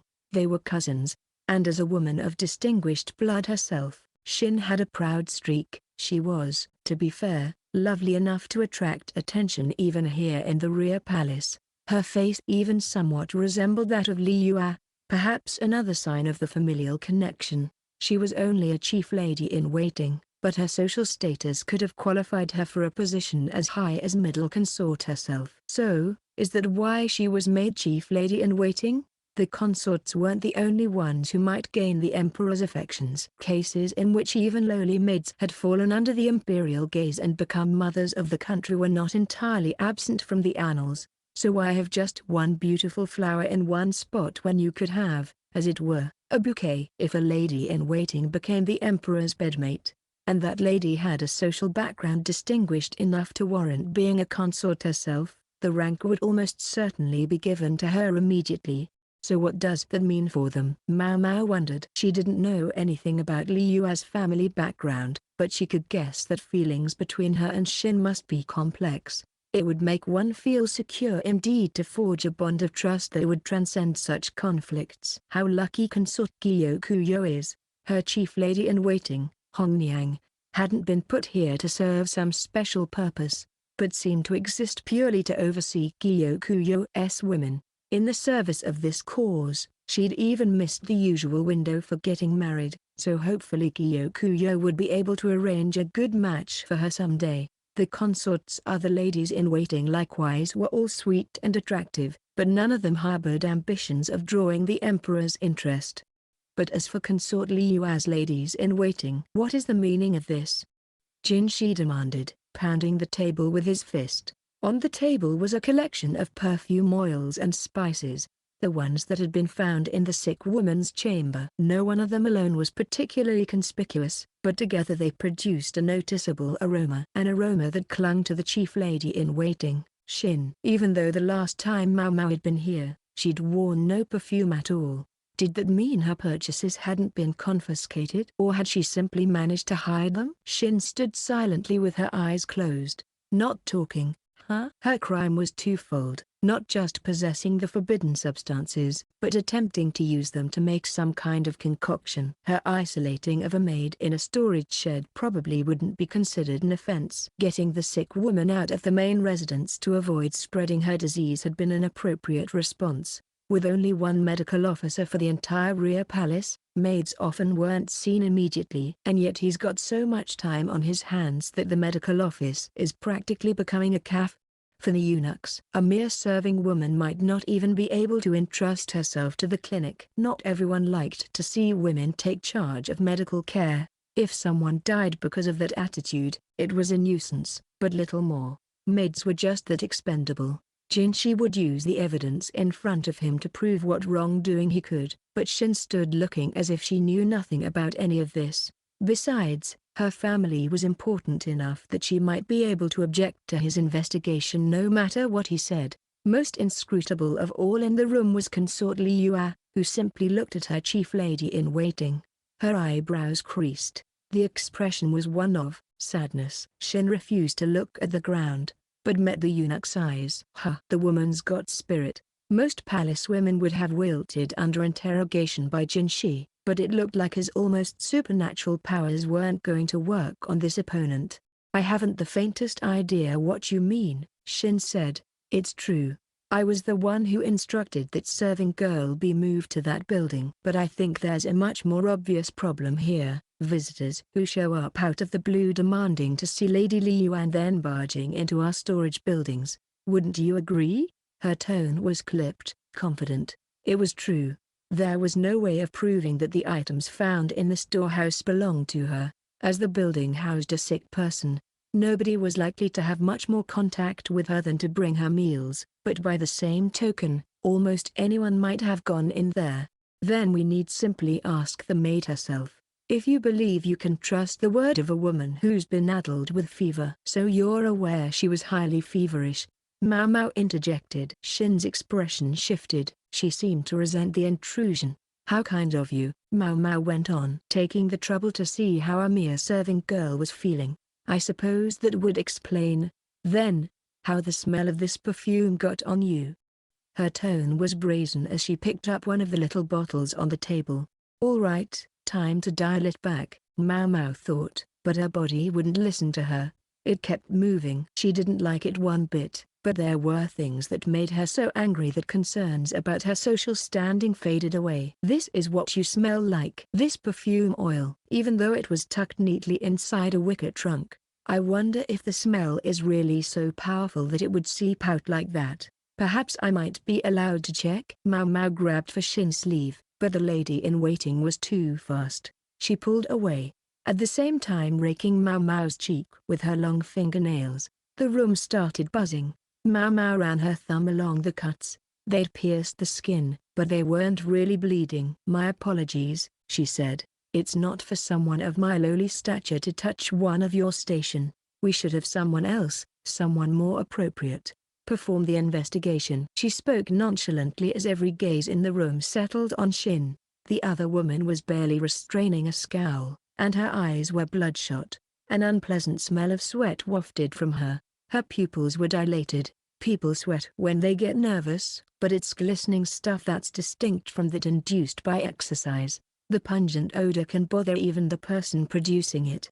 The eyes likewise change when a person is anxious. Although not as obvious as a cat's, human pupils do change size. This was more noticeable in Consort Gyokuyou, who had lighter irises, than it was in many people, so during tea parties with other consorts she could often be seen to squint slightly as she laughed. One more push. Maomao had just taken a step forward when someone said, "Perhaps I might be more suited to handle the matter, then." The voice was proud, but not haughty. It belonged to Consort Gyokuyou, who stood up from her couch, her long skirt rustling as she walked toward Maomao. No, toward Shin, who stood just across from Maomao. Gyokuyou's clothing was quite similar in style to what Gyokuyou had been wearing recently. It would make sense enough, if she'd also bought clothes from the caravan. What crime would she be charged with? Lady Gyokuyou, Shin said. There were a great many conflicting emotions in her eyes, but desperation was not one of them. She refused to beg. If she's found to have even attempted to create a drug that would induce a miscarriage, it would be considered the same as if she had murdered the emperor's child. Jinshi closed his eyes, knowing this was all he had to say. I see, Gyokuyou said softly, and that would be true regardless of which consort was her target. Upper, middle, and lower consorts are all alike in this regard. Gyokuyou cast her eyes to the ground, then looked at Shin. A thought flitted through Maomao's mind. The names Gyokuyou and Shin were something of a pair, meaning pear blossom and apricot, respectively. This woman, Shin, certainly didn't seem unintelligent to Maomao, and yet, the world was full of perfectly smart people who did stupid things, often when they had let their emotions get the better of them and lead them into a mistake. Shin, thought Maomao, might be one of them. Then Gyokuyou delivered the coup d'etat, even if her only intended victim was me myself. Consort. Jinshi exclaimed, leaning forward. Do you mean that? Gao Shun was likewise wide-eyed. For Maomao, however, Gyokuyou's question made everything fall into place. She'd always thought it was strange that a woman as capable as Gyokuyou should be so unable to find decent ladies-in-waiting. Surely she should have attracted better servants. It hadn't been her fault. The one who had formed the group of ladies-in-waiting at the Crystal Pavilion was none other than Shin. After the incident with the toxic face powder, a single lady-in-waiting had been forced to leave, but those above her head had continued their work uninterrupted. And now, Gyokuyou confronted her chief lady-in-waiting. Shin, you've never once treated me as befits a true consort. I suppose you never thought I deserved to be a mother of the nation. That, too, rang true to Maomao. She'd noticed that Shin had never once referred to Gyokuyou as consort. You and I. Until the very last moment, we didn't know which of us would be the consort, did we? Gyokuyou's voice was sad. She had real sympathy for Shin, but did Shin feel the same way? She bit her lip and looked at Gyokuyou, her eyes blazing with resentment. How dare you talk down to me? The chief lady-in-waiting sneered. I've always hated that about you. I was a better student than you. I was better at almost everything than you. So why did everyone fawn over you? Bust size, Maomao observed privately, but she had the decency to feel bad about the thought as soon as she had it. After all, Xin wasn't exactly small herself. No, wait, that wasn't the point. It wasn't about having a bigger bust, but being a bigger person. Is it because you were the daughter of the head of our family? Did you think that made you better than me? Don't make me laugh. I was raised my entire life to become a mother to this nation. Xin looked like a wolf baring its fangs, thinking the chief lady-in-waiting might leap at the consort at any moment. Maomao moved to put herself between the two women, but Gao Xun and Jinshi were already there. May I understand you to be admitting to the accusations? Jinshi said. In response, Xin grabbed the bottle of perfume oil off the table and flung it at Liu. Gao Xun slapped it away and the bottle smashed against the floor. May you wither in this garden, a barren woman. Xin spat as if pronouncing a curse, as Gao Xun grabbed her hands and restrained her. How dare a eunuch touch me? She cried. Unclean, filthy thing.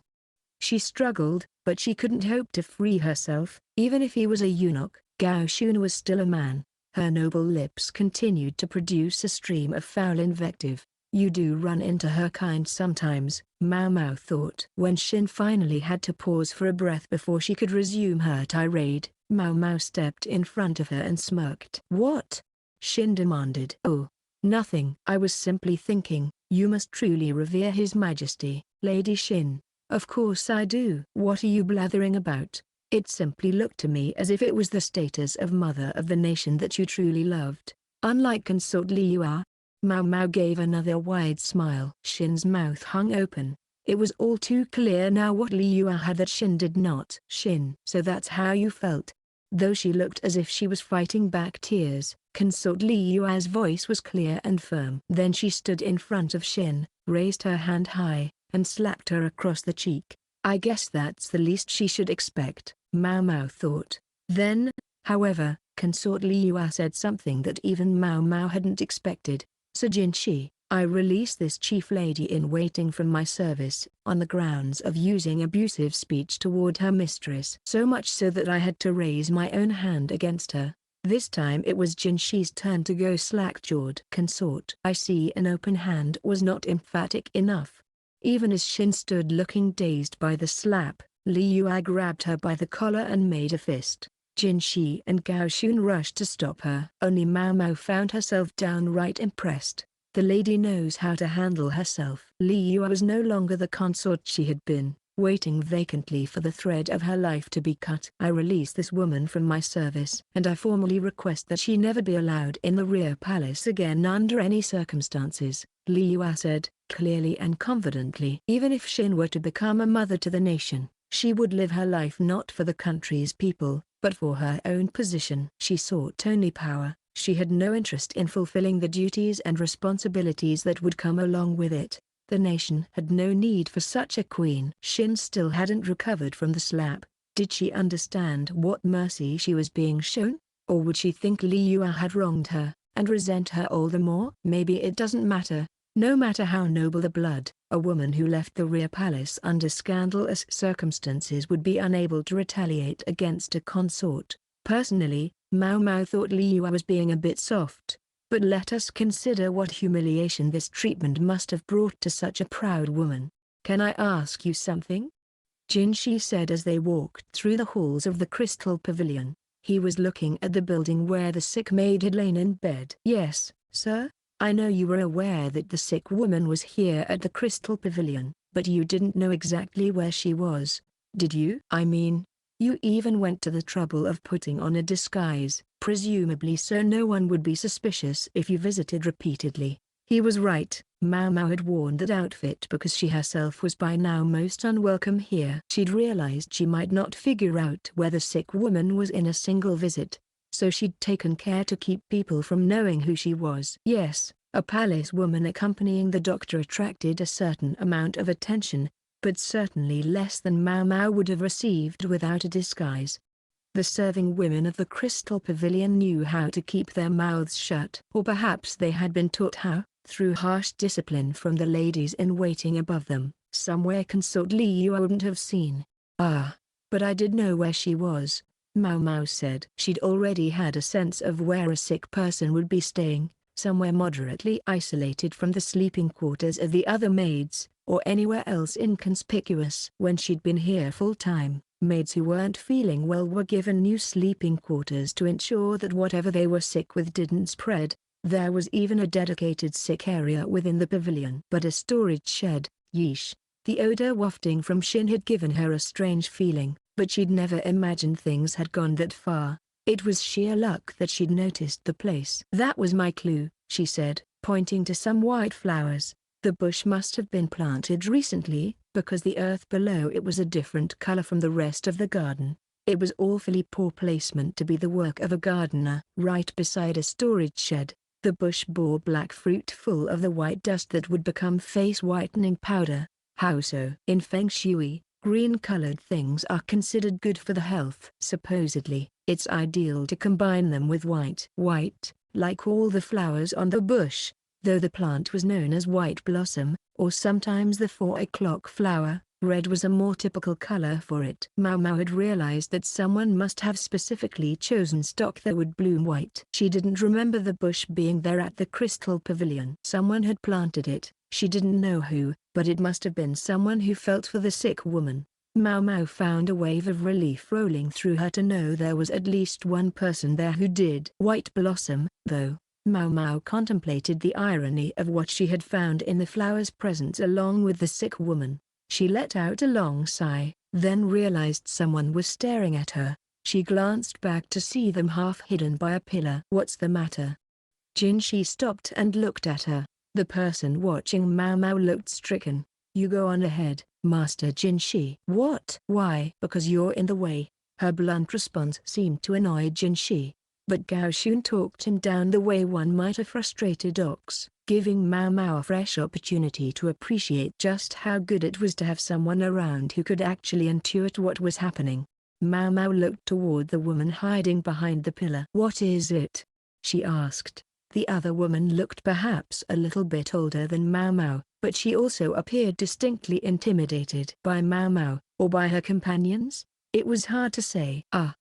About the woman in that building. There was a fresh, white flower in the young woman's hand. Green and white, the colors were unmistakable. The woman carried herself well, although she spoke hesitantly. She's no longer there. It was decided that she would leave the rear palace, but they're sending her somewhere it will be easier for her to get better. Consort Gyokuyou, feeling that responsibility rested with her, had volunteered to pay the woman's medical costs and give her a stipend to live on. Oh, so she left. The maid looked at the ground, but at the same time, appeared relieved. She let her hands brush her cheeks in an attempt to hide the tears that were spilling down them, then bowed to Maomao and went back to her work. Behind her there were only small, white petals on the ground. Chapter 12, The Shrine of Choosing. It's said that once upon a time, a different people lived in these lands. These people had no chieftain, but a woman of noble blood came to them from a far place and took up residence among them, and conceived in her belly the son of heaven, who would become the country's first emperor. The woman was called Wang Mu, the mother royal, and some said she was an immortal. She possessed eyes that could see even in the dark of a moonless night, and it was with this strength of vision that she led the people. The elderly eunuch read aloud from the book in his soft, gentle voice. About half his pupils were listening attentively. The other half were either actively asleep, or struggling not to be. Maomao, fighting back a yawn herself, didn't blame them for feeling a little drowsy. From what she could see from her vantage point outside the classroom, there appeared to be about 20 students, though she didn't know if that was a lot or a little. So it went, she thought, but the eunuch beside her seemed somewhat let down. Sir, they'll see you, she said to Jinshi, whose face threatened to be visible through the window. Nobody would be able to concentrate on their studies if they knew such a beautiful creature was watching them. I was told there were only about 10 students to start with, so I think the numbers have gone up a little, Gao Shun said placatingly. They were at the rear palace's Institute of Practical Studies, which Jinshi had spearheaded. He'd wanted to hang out a sign boldly proclaiming that it was a place of learning. But Maomao had dissuaded him, arguing that making a big deal about it would only make things more difficult, so in the end the school went ahead quietly. They'd refurbished one of the less dilapidated buildings of the northern quarter to serve the purpose. In fact, this was the building that had been used when the foreign emissaries had visited recently, so it was looking very nice indeed. Xiaolan was among the students. Maomao could see her rubbing her eyes sleepily, splitting her attention equally between the textbook and the teacher. She'd learned to recognize many common words by now and had moved on to reading simple stories. The one the teacher had just been reading was the story of how the nation had been founded, something everyone would have heard at least once in their lives. Maomao herself had no interest in learning such things at this point in her life, but Jinshi had invited her to come see how lessons were going, and she couldn't really say no. Anyway, it would be untrue to say she wasn't curious. Xiaolan was there, along with a few other palace women Maomao knew, and most of all, if Jinshi's plan succeeded, it could change the face of the rear palace. Master Jinshi, it's time. Jinshi was a busy eunuch, as his attendant reminded him, and he reluctantly turned away from his brainchild. He probably would have liked to continue to observe for a while yet, but he had other things to do. What are you going to do next? He asked Maomao. I'd like to stay here and watch a little longer, if that's all right. If you notice anything amiss, report it to me. Maomao bowed slowly. When class was over, some eunuchs appeared with baked snacks that they distributed to the students, who eyed the treats hungrily. Maomao found Xiaolan and went over to her. Oh, wow, Xiaolan said around a mouthful of food. She looked like she was going to choke. So Maomao asked one of the eunuchs to bring some water, and by the time he got back, Xiaolan was indeed pounding on her chest.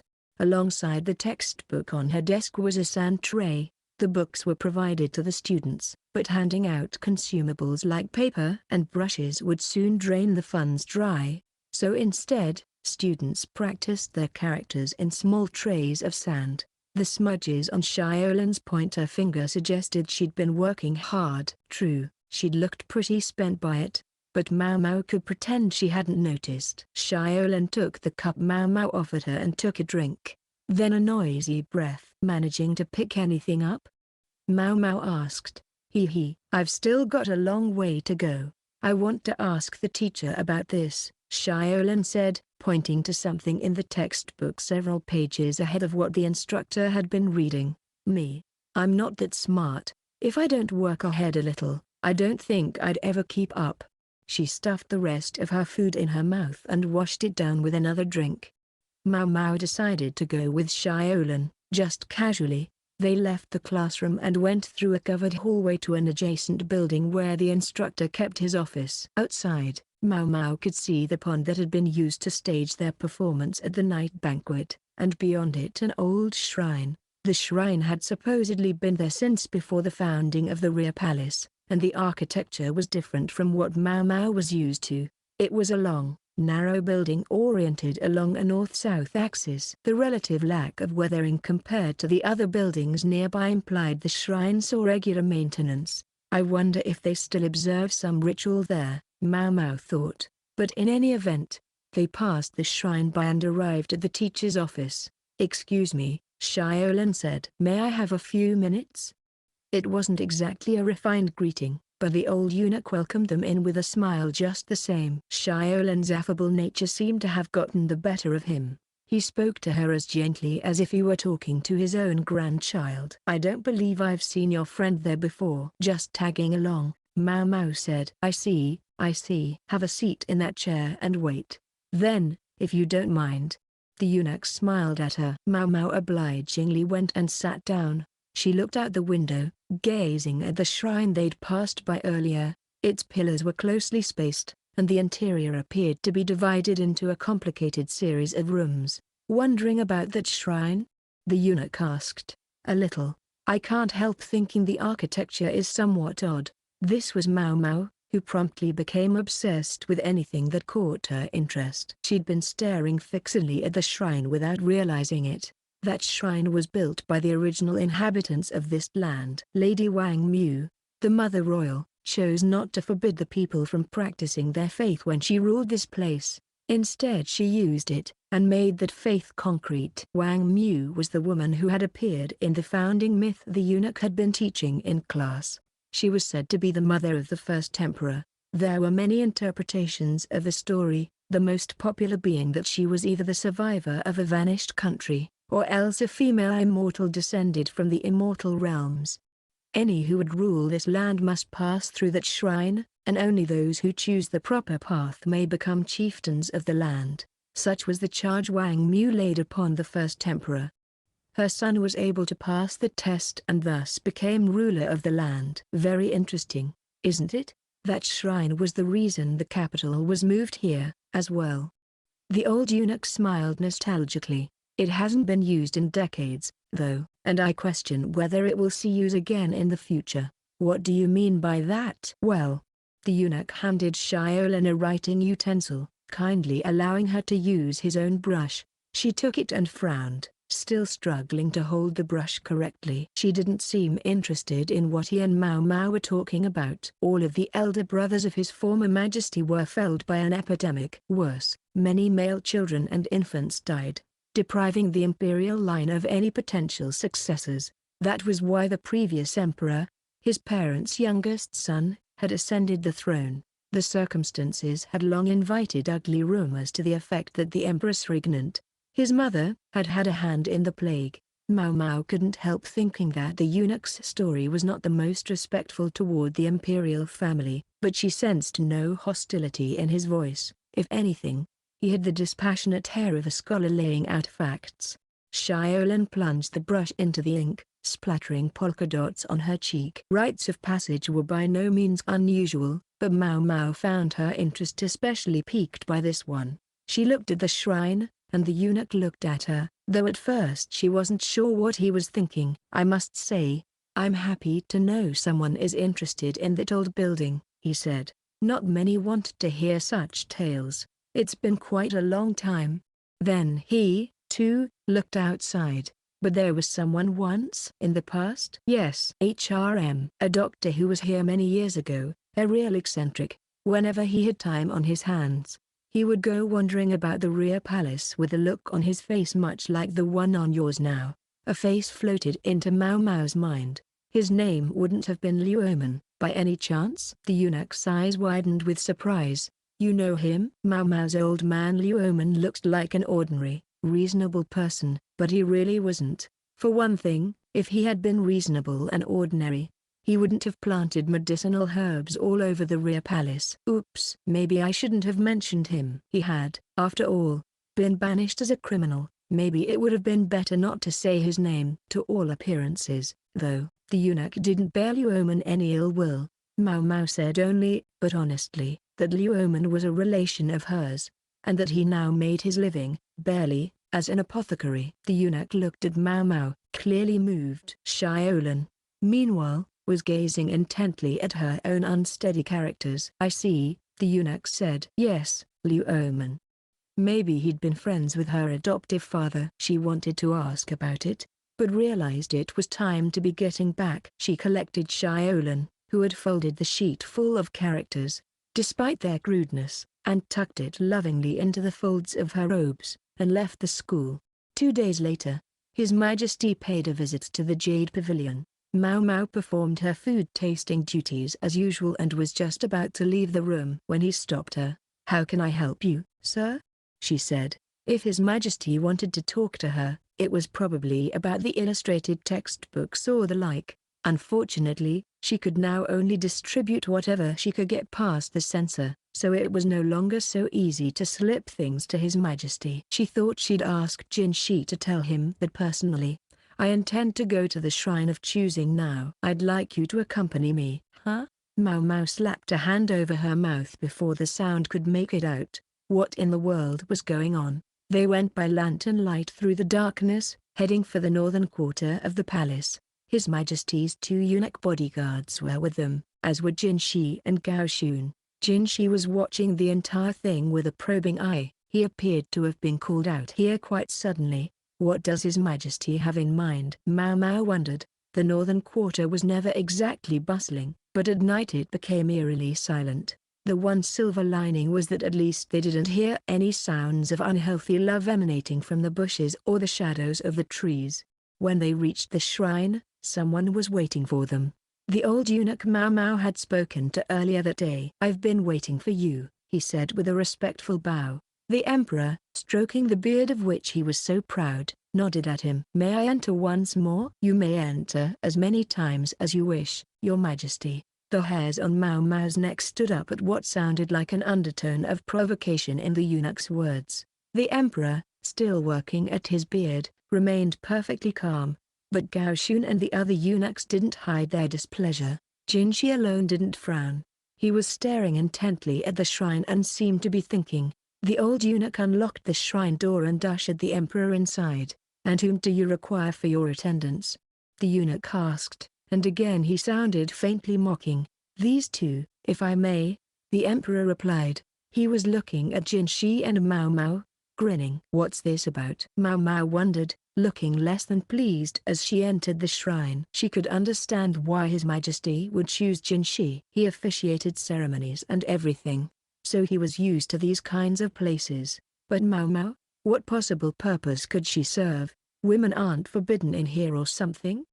Maomao whispered to the old eunuch, but he smiled broadly. "You may recall that Wang Mu and the Empress Regnant were both women." Maomao didn't respond to that, just put her head down and followed the two men. Just past the shrine entrance was a large, empty space. There were 3 doors, each of a different color, and above them a sign that read, "Pass not through the red door." Maomao squinted. The doors were blue, red, and green, respectively. The color of each was clear and bright, suggesting they were regularly refreshed. "Which door do you choose, sir?" the old eunuch said, stroking his chin. The emperor scratched the back of his neck, then headed for the blue door. "I chose the green one last time, might as well try this one." "Indeed, sir." The party passed through the blue door. They continued through a narrow hallway, then arrived in the next room to find 3 more doors and another sign. Maomao cocked her head. The sign read, "Pass not through the black door." This time, the doors were vivid red, black, and white. The walls and pillars were noticeably dusty, yet the doors were freshly colored. "Looking after this place is a chore, I can tell you. Just when I thought it would never be used again, someone comes along saying he suddenly wants to enter." The old eunuch rubbed his shoulders pointedly. Evidently he was the one who had to paint the doors. The emperor stroked his beard, then picked the red door. Beyond it was another hallway, and then another room, 3 more doors, and a new riddle. Maomao wondered despondently how many more rooms there would be without any windows to let a breeze through. The shrine was stuffy and warm. She had been right about one thing, the shrine's layout was certainly complex. Sometimes they backtracked, or went up a flight of stairs, until she had lost all sense of direction. Eventually she realized that some of the rooms shared doors with each other. Guess it's not meant to be over quickly. Quite apart from Maomao's impatience, Jinshi was staring at the doors and sign with an unusually serious look. "Pass not through the blue door," the sign instructed. The doors in this room were blue, purple, and yellow. His Majesty chose the yellow door. "Seems this is the last one," he said. The door creaked open, but beyond it was only a single door. In place of a question, the sign above it read, "Child of royalty, yet not child of the mother royal." It didn't exactly make sense, but it was a pretty clear ejection. "Same as last time, eh?" The emperor seemed to be hiding a bitter smile behind his bountiful beard. Jinshi was watching him closely. "Is it not given to me to know the will of heaven?" "Your Majesty jests. Ever since this shrine was closed away in the rear palace, I alone have been left to oversee it. Heaven's will has nothing to do with it." The eunuch put his hands in his sleeves and bowed his head. Something in his manner seemed to say that despite having been made a eunuch, he still harbored some unshakable pride. Most likely, this man had been overseeing this shrine for some long time, and when the building had found itself within the boundaries of the rear palace, he had gone so far as to accept castration to continue protecting it. The emperor had followed all the sign's instructions to the letter. Had he still somehow made a mistake? The eunuch opened the door before them.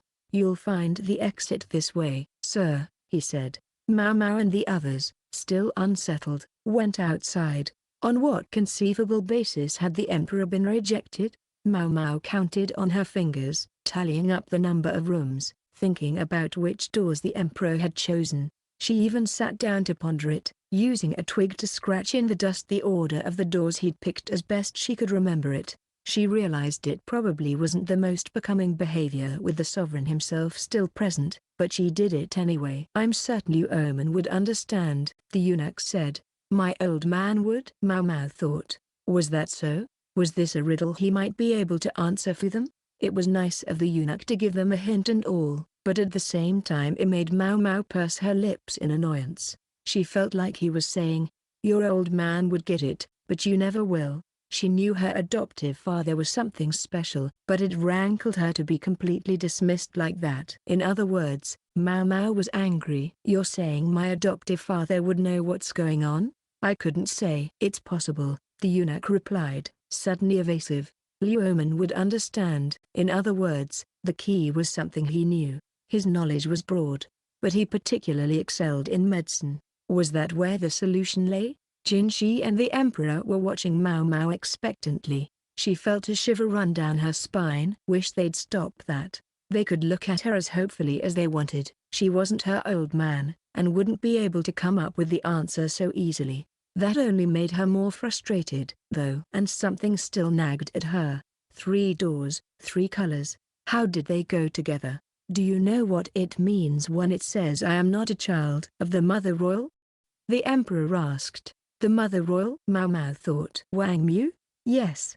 The mother of the first emperor, spoken of in the country's earliest stories. The tales never mentioned a father. Normally, one would expect that to produce an emphasis on the maternal line. Yet in Maomao's country, agnatic descent was the rule, inheritance passing from father to son. Once again, Maomao thought over the words on that last sign. Child of royalty, yet not child of the Mother Royal. Did the words hold some great secret? Could the expression child of royalty refer to the paternal line?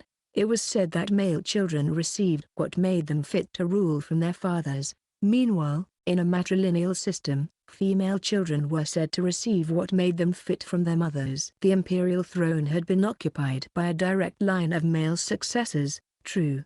The occasional empress had interposed herself. But as far as Maomao was aware, these women's bloodlines hadn't continued. Suppose the blood of Wang Mu still remained somehow, what would it lead one to do? Suddenly, Maomao found herself remembering the story of the former emperor. The last of his family's sons, his older brothers dying young of an epidemic and clearing the way for him to take the throne. The fact that he alone had survived when all his brothers had died had inspired rumors that the Empress Regnant might have had a hand in things. But is it possible that? Maomao looked at the old eunuch, the emperor, and Jinshi, and then she went and stood in front of Jinshi. Master Jinshi. Were the brothers of the previous sovereign all born by the same mother? He looked perplexed by the suddenness of the question, but it took him hardly the space of breath to answer. I'm given to understand that not all of them shared the same mother, but that the mothers of all the imperial princes were sisters. Cousins of the emperor before last, I believe. Close kin, then. When it came to noble blood, marrying sisters and close relatives wasn't uncommon. Indeed, Consort Gyokuyou herself was a not too distant relative of the emperor. "May I ask something else?" Maomao said, somewhat hesitantly. "What?" "I'm afraid it may be considered terribly improper.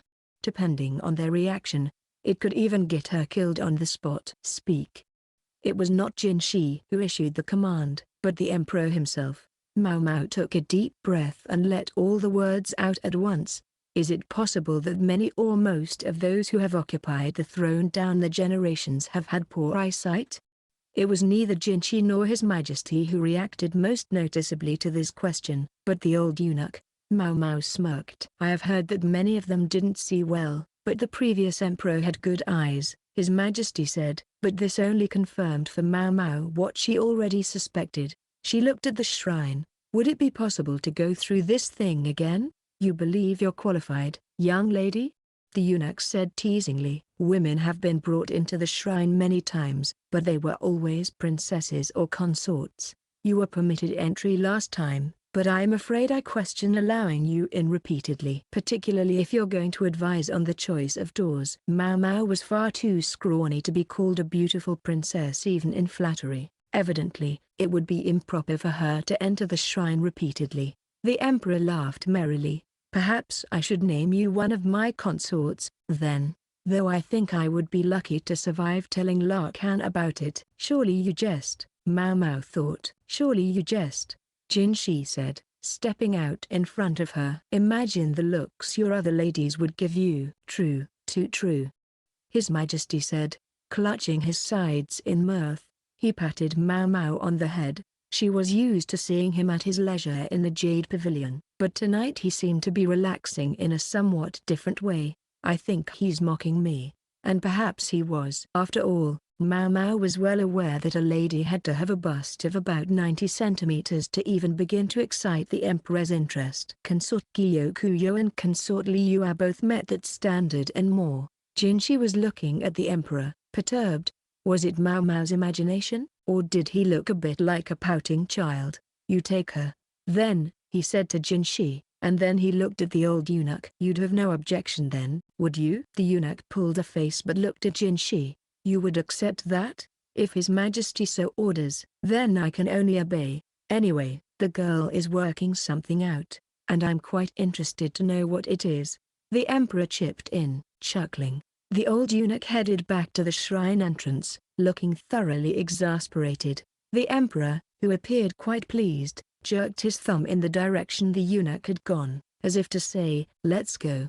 They went to the entrance once more, this time with Jinshi in the lead, followed by the emperor and the old eunuch. Maomao trailed behind them, surprised to realize that it seemed anyone at all could attempt the shrine. They entered the first room, and Jinshi turned back to look at Maomao. The red, blue, and green doors stood before them. "Which shall I choose?" he asked. Maomao narrowed her eyes. The sign above the doors said only not to pass through the red one. Slowly, she pointed at the blue door. Jinshi obediently opened it. It was the same one the emperor had chosen earlier. The old eunuch arched an eyebrow. In the next room, Maomao picked the white door, earning herself another eyebrow arch. "Taking a different path from myself this time?" the emperor said, stroking his beard as he followed Jinshi through the white door. Ordinarily, it might have been considered rude for Jinshi to walk ahead of His Majesty, but none of them, Jinshi or the emperor or the old eunuch, seemed to take it amiss. The sovereign had always seemed to have a fairly permissive streak, so maybe he wasn't particularly interested in standing on ceremony. Maomao led them through the next room, and then the next, until finally they arrived in the 10th chamber. This time the sign said something a little different. "Choose thou the red door." There were still 3 doors, but none of them were red. Instead, they were white, black, and green. "What is this?" Jinshi said, sounding agitated. It was understandable. He didn't see any red door. That was exactly what, in Maomao's mind, made it clear that this was the final riddle. She pointed to the green door. "Go through there, and you'll understand," she said. Jinshi must have trusted her, for he opened the green door without hesitation. Beyond it was a hallway, at the far end of which they could see a staircase. They ascended, their footsteps echoing on the stairs, and opened the door at the end to be greeted by a damp breeze. They were on the roof of the shrine, up high enough to see out over the entire rear palace. The square space seemed to have been constructed specifically to inspire the sense that one was gazing down on all around. The old eunuch's lips were twitching, whether he was fighting a smile or a scowl, Maomao wasn't sure. "My congratulations, you have chosen the proper path," he said, looking around. "In days of old, only those chosen by Wang Mu could become the next king." Eventually, the kings came to be called emperors. Throughout the ages, the first order of business of those so selected had been to give an address from this shrine. Considering the sophistication of the architecture at the time, the shrine had presumably been the tallest thing in existence. There were times when no one was able to choose the correct path. In such cases, they would return accompanied by a consort who was able to do so. The old eunuch looked at Maomao with a pained expression. Traditionally, only those of the proper blood have been able to succeed, but in this case it seems someone else has guessed the right order. This evidently didn't agree with him. The geezer makes that sound like a bad thing, Maomao thought, all too readily drawn in by his provocation. She'd chosen correctly. What was wrong with that? History lessons are all well and good, but perhaps you could explain what's going on so that I can understand it? The emperor said. Does one so august as His Majesty lower himself to ask teaching of me? The eunuch said. This time it was Jinshi's turn to raise an eyebrow, but the emperor was too even-keeled to be drawn in by the eunuch's taunt. Nonetheless, the old man said, you shouldn't hear it from my lips. I suggest you ask the girl. He was going to foist it off on her. Well? The emperor said, turning to Maomao, but there were things even she found difficult to say. Trying to decide how best to put the matter, she said, very well. Allow me to explain what guided my thinking in choosing the doors. Out of the first 3 doors, blue, red, and green, Maomao had chosen the blue one. The sign said only to avoid the red door, so one might think the green door was a perfectly fine choice. And normally, one might be right, but normal didn't quite apply in this shrine. There are certain people who would be unable to distinguish which door was red and which was green, Maomao said. Unable to distinguish one from the other? Jinshi asked, puzzled. His Majesty looked equally perplexed. The two of them were such different people, yet with that expression of confusion on their faces. They looked oddly similar. Yes, Maomao replied, and so they would choose the door that they could be certain wasn't red. That would be the blue one. The first chamber would whittle down the candidates by half. The next room is the same. If you couldn't tell the difference between black and red, you would choose the white door. And half the remaining candidates would be weeded out. In each room, there appeared to be 2 possible right answers, but in fact there was only one. The final riddle worked the same way, because the candidate would be certain that the white door was white and the black one black. They would assume the final door must be the red one. It wasn't. Of course, it was green, but because anyone who had made it that far would be unable to tell red and green apart, they wouldn't know that. Only half of those who entered the shrine would choose the correct door in the first room. In the second room, it would be a quarter, and by that 9th door, only 1 out of every 512 people would make the right choice. And what does all this mean? Jinshi asked, still obviously flummoxed. It means that those who are chosen by this shrine, those who prove themselves the children of Wang Mu, have one thing in common. They can't see color. They could see some colors.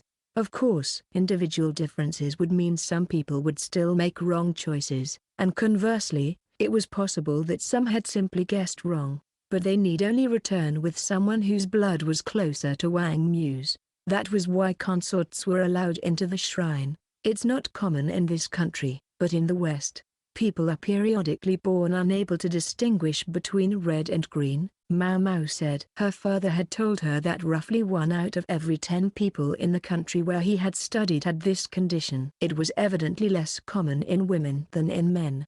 It was passed down from parent to child, and although it could be a hindrance in daily life, it was also possible to adapt to it such that others might never realize a person had the trait. That was why the old eunuch had said Maomao's old man might understand. Some also claim, she went on, that the more trouble one has distinguishing colors, the better one's night vision is. She'd never investigated that claim personally, so she couldn't be sure.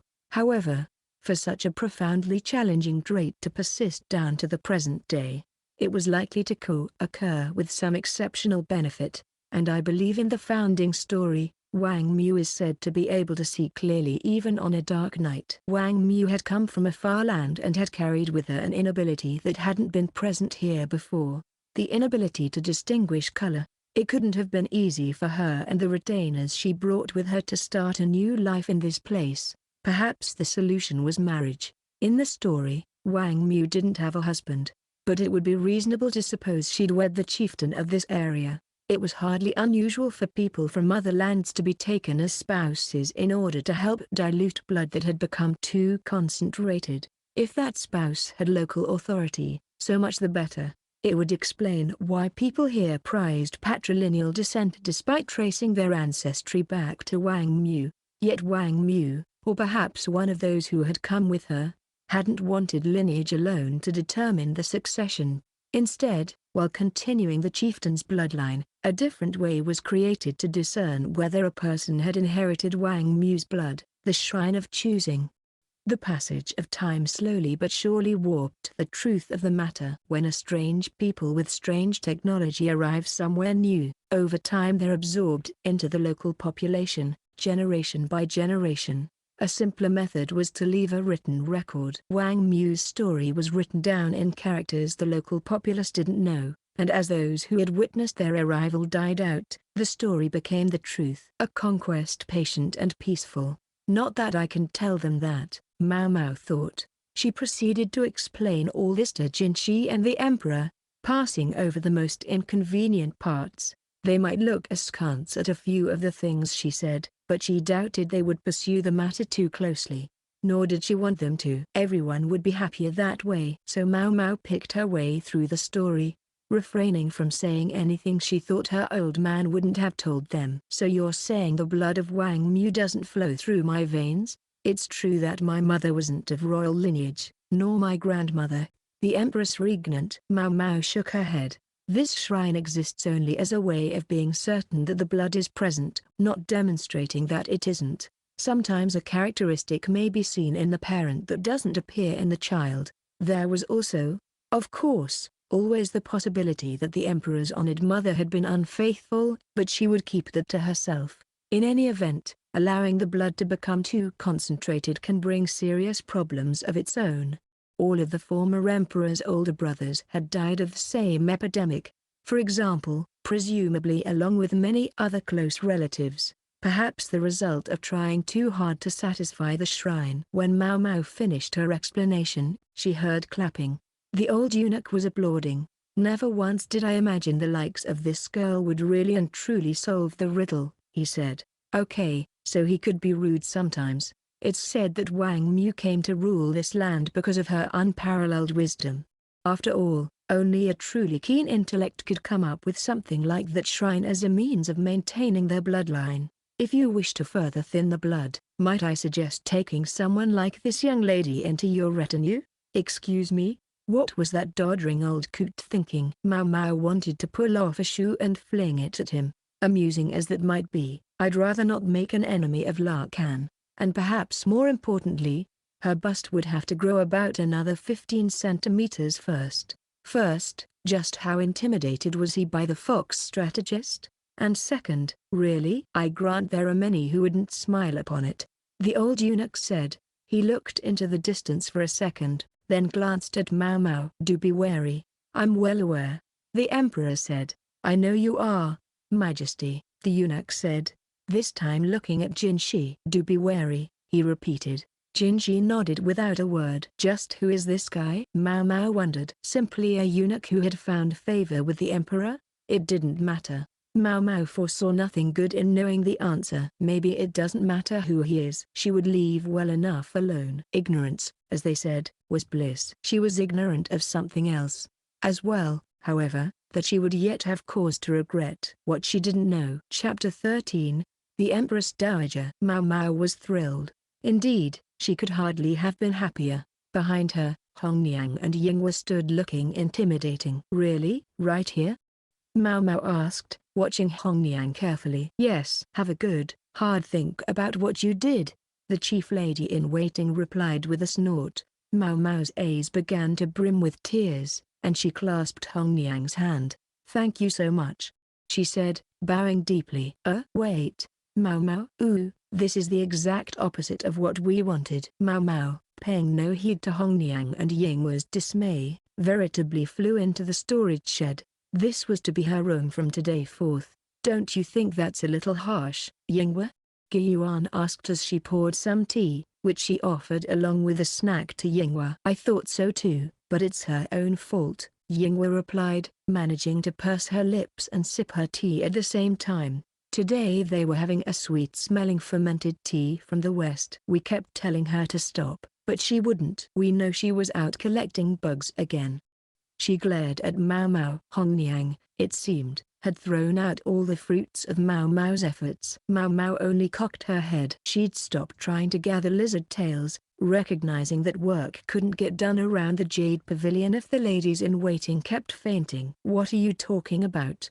she asked Yinghua, genuinely surprised. "I stopped after the thing with the lizard." "There's talk. We heard a weird lady was going around the rear palace collecting bugs and laughing like a maniac." Maomao didn't say anything, but Yinghua, and now Gyuyuan too, both looked scandalized. This was clearly some sort of misunderstanding. "I don't do that," Maomao said earnestly. Yes, she'd collected moths one time recently, but that had been for work. She hadn't gone after a single other bug since then. "Or lizard. And if I did do something like that, it wouldn't be bugs I was after, it would be herbs." "But you admit you would be maniacal about it?" Yinghua and Gyuyuan looked thoroughly exasperated as they studied Maomao. Of late, they had finally started to grasp her true nature. "Jia," she knew that look. They didn't believe her. But it was true. Maomao had only been laughing because she'd found some medicinal herbs, not because of any bugs. She did have some measure of common sense. She understood perfectly well what would happen if she tried to cultivate insects in that cramped room. It was summer, it would be a catastrophe. Maomao frowned and balled her hands into fists. This was a very grave situation, but she thought she knew who was really responsible. "Huh?" "Hui's bee-booing wa?" Xiaolan asked, her mouth full of peach bun. Maomao offered her a bamboo cylinder full of sweet tea and nodded. They were chatting and snacking behind the laundry area. As usual, Maomao had made Xiaolan write a few characters in the dust to satisfy herself that the girl was paying attention in class. She certainly was. "That's Shizhui. She's the most mercurial creature," Xiaolan said, drinking some tea. Maybe it was her recent academic bent that had introduced difficult words like that into her vocabulary. She hopped down off the barrel she'd been sitting on and trotted towards some palace women chatting near the well. "Hey, you don't know where Shizhui's been lately, do you?" Maomao went after her. The three palace women answered Xiaolan with a friendly greeting, although they stiffened a bit when Maomao approached. Their reaction wasn't unusual. Xiaolan and Shizhui were about the only women with tastes strange enough to enjoy talking to Maomao. "She's an odd one," one of the ladies said. "Just when you think you've seen her, it's like she's gone again. You know, I feel like she's been around." "Yeah, me too." The one thing they seemed sure about was that they weren't sure. "Ooh, where? Tell me, pretty please." Xiaolan, with no fear of anyone she might be talking to, began to pester them mercilessly. The three ladies looked at each other, obviously hesitant to say. They were probably feeling sensitive about having Maomao there. Her outfit wasn't like theirs. It was still plain and easy to move in, sure, but it wasn't one of the general uniforms the rear palace issued to its staff. No, she wore clothing given to her by her mistress, as befitted an attendant of one of the consorts. Those outfits created an invisible but uncrossable barrier between those who attended the consorts and those who didn't. Shoot. Maomao realized she should have kept her distance. Some of the palace women could be hostile toward those who served the consorts, but many of them simply clammed up, afraid that sharing the wrong room might get them in trouble. Few people were as carefree as Xiaolan. So, what to do now? She might have been able to lighten the mood with some snacks, but she'd given everything she had to Xiaolan already. Maomao felt in the folds of her robe, wondering if she might be carrying anything that could work as a bribe in lieu of food. "Ooh," she thought as she ran across one particular item. "If any of you have any details, I might find my way to giving you this." It was a lovely piece of cloth, pleasant to the touch and faintly perfumed. It was technically a handkerchief, but it was of such fine material that, with some imagination, it could be practically anything. In point of fact, Jinshi had given it to Maomao when her cheek had been injured. She'd been thinking she might be able to sell it to the quack doctor at the medical office. She didn't want to spend too long thinking about any interest in men he might have, but she might get a few coins out of him for something that had belonged to the gorgeous eunuch. "Is that? It looks like silk, doesn't it? Most unsuitable material for a handkerchief. I dare say." One of the women took the cloth and brought it to her nose. Then her eyes went wide. "This smell. It can't be." "Can it?" Maomao turned toward the woman with a slight smile on her lips, though she didn't let it reach her eyes. "I'll leave that to your imagination." She feared that actually saying Jinshi's name would be counterproductive. Let them get a whiff of the idea and fill in the rest themselves. The woman with the sensitive nose was mumbling to herself, "Wait, but can it really? Could it be his?" Maomao couldn't be sure who she was thinking of, but she saw she had a taker. When they saw the woman's reaction, the other two ladies with her took turns sniffing the handkerchief. Maomao folded the cloth up and said respectfully, "Perhaps I could prevail on you to share your insights first." The palace women told Maomao that they'd spotted Shizhui among the unkempt groves in the northern quarter. It made sense. That was where Maomao had run into her before. It was apparently a favorite spot of hers. Maomao went there and sat down among the trees. It being summer, there were a lot of noisy insects. The cicadas crying all around she could forgive, but she crushed a few mosquitoes that buzzed irritatingly past her ear. Should have brought a little burner to keep the mosquitoes away, she thought. They used mugwort and pine needles to produce a thick smoke that kept the bugs at bay. One was always burning at the Jade Pavilion because Princess Linglai was still so young. The area around the woods wasn't tended very carefully, and Maomao saw all kinds of things growing there. Pampas grass, for example, and a bevy of red flowers. She leaned toward them. "So this is where they grow." They were white blossom flowers. The trumpet-shaped blooms would start to open come evening. Maomao picked one and crushed the petals, staining her fingers with the red juice. It was a little game she'd often played when she was young. Meanwhile, the courtesans had picked the flowers for their seeds, which contained a powder much like face-whitening powder. But that wasn't how the courtesans used it. A question still lingered in Maomao's mind. It was about what had happened at the Crystal Pavilion a few days before, when Consort Gyokuyou's chief lady-in-waiting, Xin, had been found to be attempting to make a drug to induce a miscarriage. Xin had never used any perfume before. If the stuff contained ingredients that could be harmful to a pregnancy, and if she felt it was she who should be consort, it would explain why she wouldn't want to wear it. She'd probably hoped to take Li Yua's place. She might have thought that if the current consort failed to produce an heir, her family would feel compelled to give His Majesty someone else instead. And yet, on this occasion, she'd been so desperate to produce the abortifacient that she'd even worn the dreaded perfume. Why? Consort Li Yua had been wearing looser clothing than usual. Outfits that didn't cinch around the belly, just like Consort Gyokuyou. And was it Maomao's imagination? Or had she looked a little plumper than before? Gyokuyou was hardly the only one who received the Emperor's visits. There was one very distinct possibility. But Maomao didn't dare say it. It wouldn't matter if she did. She was in no position to help Consort Li Yua. Her nagging doubt was about the ingredients involved in whatever Xin had been making in that storage shed. Anyone could have bought the perfume oils and such from the caravan, provided they had enough money. That much was obvious. And yet, Maomao found herself perplexed. The courtesans gathered the white blossom seeds not for cosmetic purposes, but to create a drug that would rid them of a child in their belly. It would be boiled with other ingredients, including lantern plant, tree peony, balsam, flowering peony, and quicksilver to achieve the desired effect.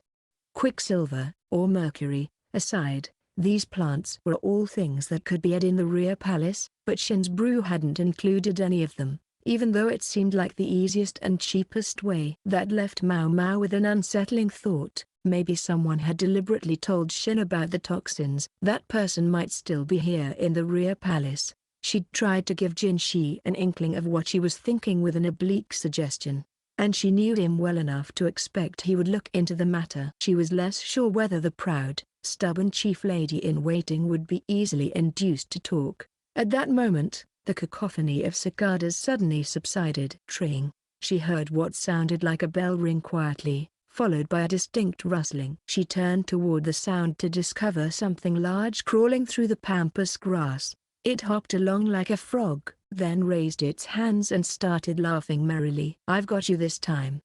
it shrieked. The voice had the same touch of innocence as Xiaolan's, but was higher pitched. The owner of the voice had a grin on her face, a face that looked surprisingly young for how tall she was. The woman, obviously pleased from the bottom of her heart, took the insect in her hands and put it in a bamboo insect cage. I can't believe it, Maomao thought, watching the girl cackle as she hopped around in the weeds grabbing at bugs. They mistook me for that? It was frustrating. She thought she was a little less deranged than that. Her curiosity satisfied, however, Maomao made her leave the area. She didn't get far. She heard it again, trilling. This time from right by her ear. Puzzled, she touched her head, to discover a bug sitting on it. This, it seemed, was the true source of the bell she'd been hearing, and that would have been fine, if it had been the end of the matter. Instead, a figure came charging at Maomao, colliding with her. "My bug!" it cried. Then the figure looked at Maomao in surprise. Her face reminded Maomao of a squirrel somehow. "If you could get off me, I'd appreciate it," Maomao said, but the girl didn't move a muscle. Her hand was on top of Maomao's head, perfectly still. She looked a bit disturbed. Maomao quickly guessed what was going on. "Hurry up and take it away. I don't want to lie here with a bug on my head." There had been a squelch when the girl had tackled her. Something had squished, and she knew what. "I'm real sorry, Maomao," Shizui said, but she was grinning as she finally stood up. It felt wonderful to pour the cold well water over her head, but she couldn't wash away the feeling of disgust. The other girl handed the sopping Maomao a handkerchief. She took it gratefully and started mopping herself off. The insect cage hanging at the girl's waist was occupied by several bugs that were a sort of scorched color. They shook their wings, making a sound like a ringing bell. "So that's what you were trying to catch?" Shizui still looked a bit embarrassed, but her eyes as she turned to Maomao were shining. Maomao had known she liked insects, but she hadn't quite realized just how much. While Maomao was still trying to decide what to do, she found the other girl pulling her around to the far side of the well. That side was shaded by the trees, and there was a wooden box.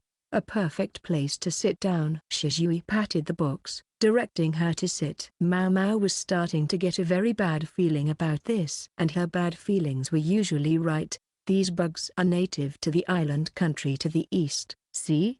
They make noise by vibrating their wings," Shizui informed her, not looking up from the inhabitants of the cage. "I guess some of them must have hitched a ride with a trade mission and then gotten loose. I think this is the only place they live in our country, just like those moths." Maomao offered a half-hearted sound of interest. "Their coloring makes them look like cockroaches, but they're not, so don't worry." Maomao could have lived without knowing that, she thought, once again rubbing her head vigorously with the handkerchief. The girl with the poor choice of words delivered this meandering lecture on insects for a full 30 minutes. If this went on, the sun would be down before they were finished. Maomao kept trying to break her way out of the conversation and leave, but each time, she felt a tug on her sleeve and was drawn inexorably back into the lesson. She well understood wanting to talk about something you were interested in, but she wanted to alert Shizui to what a bore it was for her audience. "If only we were talking about drugs. Then I could survive this." The uncomfortable stretch was soon abruptly interrupted by the clacking of a wooden clapper. Maomao looked around, trying to figure out where it had come from. She could see the other nearby palace women doing the same thing. The source was soon revealed from the gate to the south. A figure appeared, flanked by a lady-in-waiting and a eunuch bodyguard to each side, with 3 more people trailing behind her, one of whom was sounding the clapper. The center of the parade was a woman dressed in colorful finery. Maomao thought she recognized her face.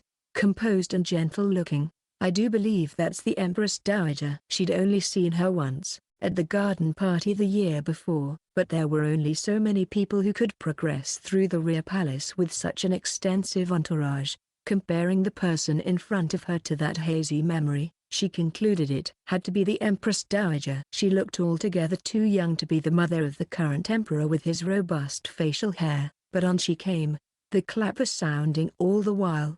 "Wonder where she's going," Shizui whispered. She was crouched in the shadows of a building. "Why are you hiding?" Maomao asked. "Well, aren't you?" Shizui had her there. In an almost conditioned reflex, Maomao had likewise crouched behind a pillar. All the other palace women around were bowing deeply. It had been drilled into everyone from the moment they arrived here that that was what one did when someone of higher status passed by. Strictly speaking, it was what Maomao should have done whenever Jinshi and his cohorts were present, but she'd gotten in the habit of forgetting lately. That won't do, she thought. She had to maintain proper boundaries. Shaking her head, she resolved to do better in the future. Is she going in the direction of the clinic? Shizui mused, putting her chin in her hand and watching the Empress Dowager. It was certainly true that the clinic was in the direction the parade was going. The clinic, huh? Maomao wondered what the Empress Dowager would be doing going to the rear palace's unofficial medical office. Quite unexpectedly, Shizui provided the answer. I heard it was her ladyship who started it. That was back when the Empress Regnant was still at her most powerful, so she couldn't do it publicly, and even now it's still kept pretty quiet. That would certainly make sense. The Empress Dowager was reputed to be a kind-hearted woman. It was said to be by her influence that both slavery and the making of eunuchs had been forbidden upon the accession of the current emperor. Either of those changes alone would have been revolutionary in its own right. Many people felt they were good choices from the perspective of simple humanity. But there were problematic knock-on effects. The slave trade, for example, had been a form of business, and pulling it out from under things had brought certain sectors to a halt. There was also the question of where to draw the line as to what constituted slavery. When people were herded and sold like animals, that was clear enough. But what about those who effectively made themselves collateral on a debt? Technically, they had entered into something like an employment contract.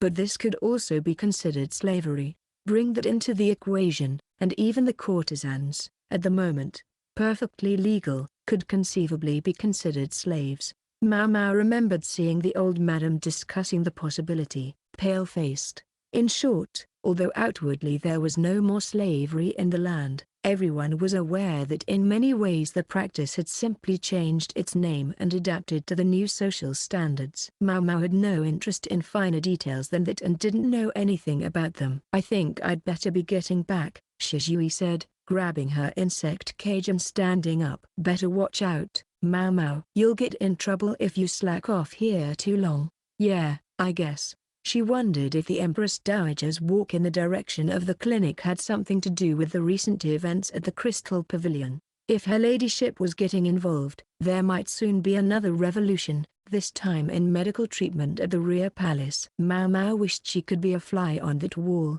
but she was scared of what would happen if she was found eavesdropping. And anyway, Shizui was right. Maomao would really hear it from Hongniang if she was too late getting back.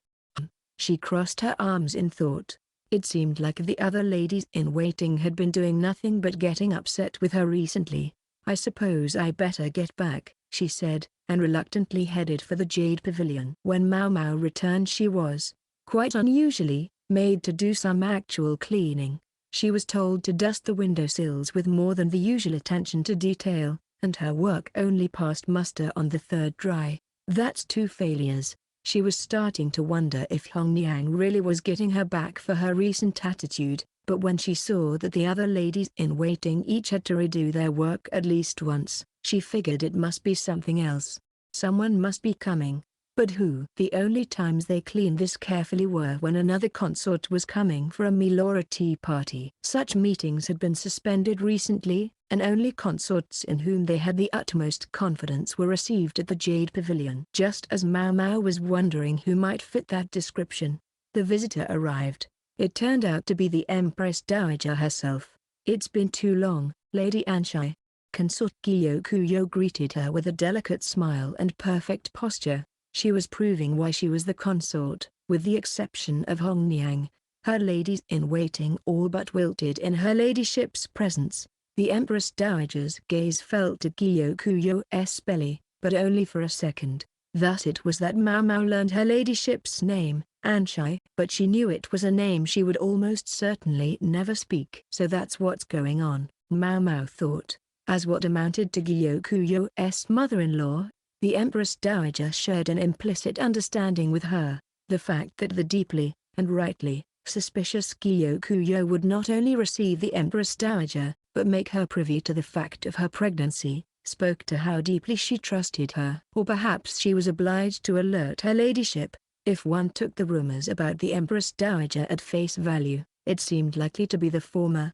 But Maomao had no way of being sure. As far as it went, she looked very good-tempered. Princess Linglai at first ignored her grandmother, but soon grew accustomed to the gentle Empress Dowager. Maomao tasted the food for poison, but, before she could leave, the Empress Dowager said, "You, dear, you're the attendant Jinshi sent, aren't you?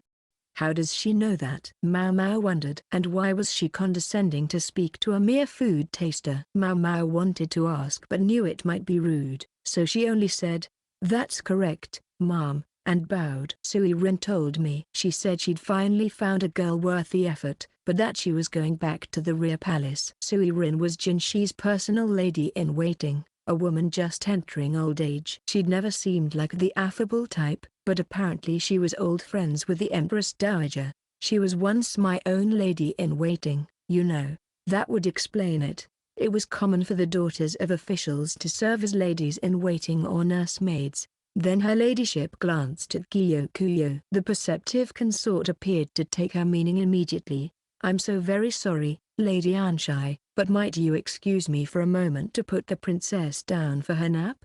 she said. Hong Niang was holding Linglai, who looked tired from playing with her grandmother. She was largely weaned by now, but it would do well enough as an excuse for Gyokuyou to leave the room. Hong Niang went with her mistress. So it was that Maomao found herself in a room with the Empress Dowager. She does know how to take a hint, doesn't she? Her ladyship said, sounding a touch amused. At that moment, she seemed less like Gyokuyou's mother-in-law and more like her slightly older friend. Maomao wasn't sure what she was supposed to be doing, so she stood politely and watched the Empress Dowager for any clues. Her ladyship noticed and gestured to Maomao to sit in a chair. "It seems you've helped resolve a great many problems for us," she said. She clasped a glass full of ice to cool her palms. The ice was a gift she'd brought. Consort Gyokuyou couldn't let her body get too cold, but she could put the ice in her mouth and enjoy it while it melted. The princess, meanwhile, had been devouring treats made of shaved ice with fruit juice on top. Maomao replied, "I've only offered what knowledge I have that happened to fit the situation."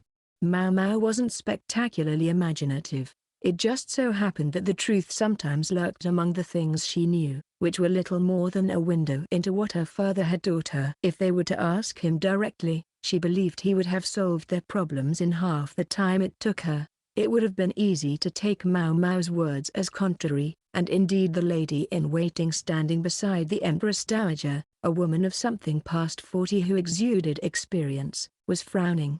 It was only the three of them here in this room. Possible misunderstanding or no. However, Maomao wouldn't be comfortable unless she prefaced the discussion with that disclaimer. She had no interest in overselling her own abilities, and she wanted the other woman to be clear about that. Some might say she was selling herself short, but this was one of Maomao's tenets, and she would live by it. "That's enough for my purposes," the Empress Dowager said. Her eyes went briefly to the ground, and it seemed to Maomao, she couldn't be sure, that the kindness in them was replaced for an instant by something dull and vacant. "Whatever you're able to do will be enough, but I want you to investigate something." The lady-in-waiting was watching the Empress Dowager, who slowly shook her head as she looked at Maomao. "Do you suppose I've been cursed by the former emperor?" It was quite a question for the Empress Dowager to ask. Quite a question indeed. Chapter 14, His Former Majesty. The simple truth was that one rarely heard good things about the previous emperor. A foolish ruler,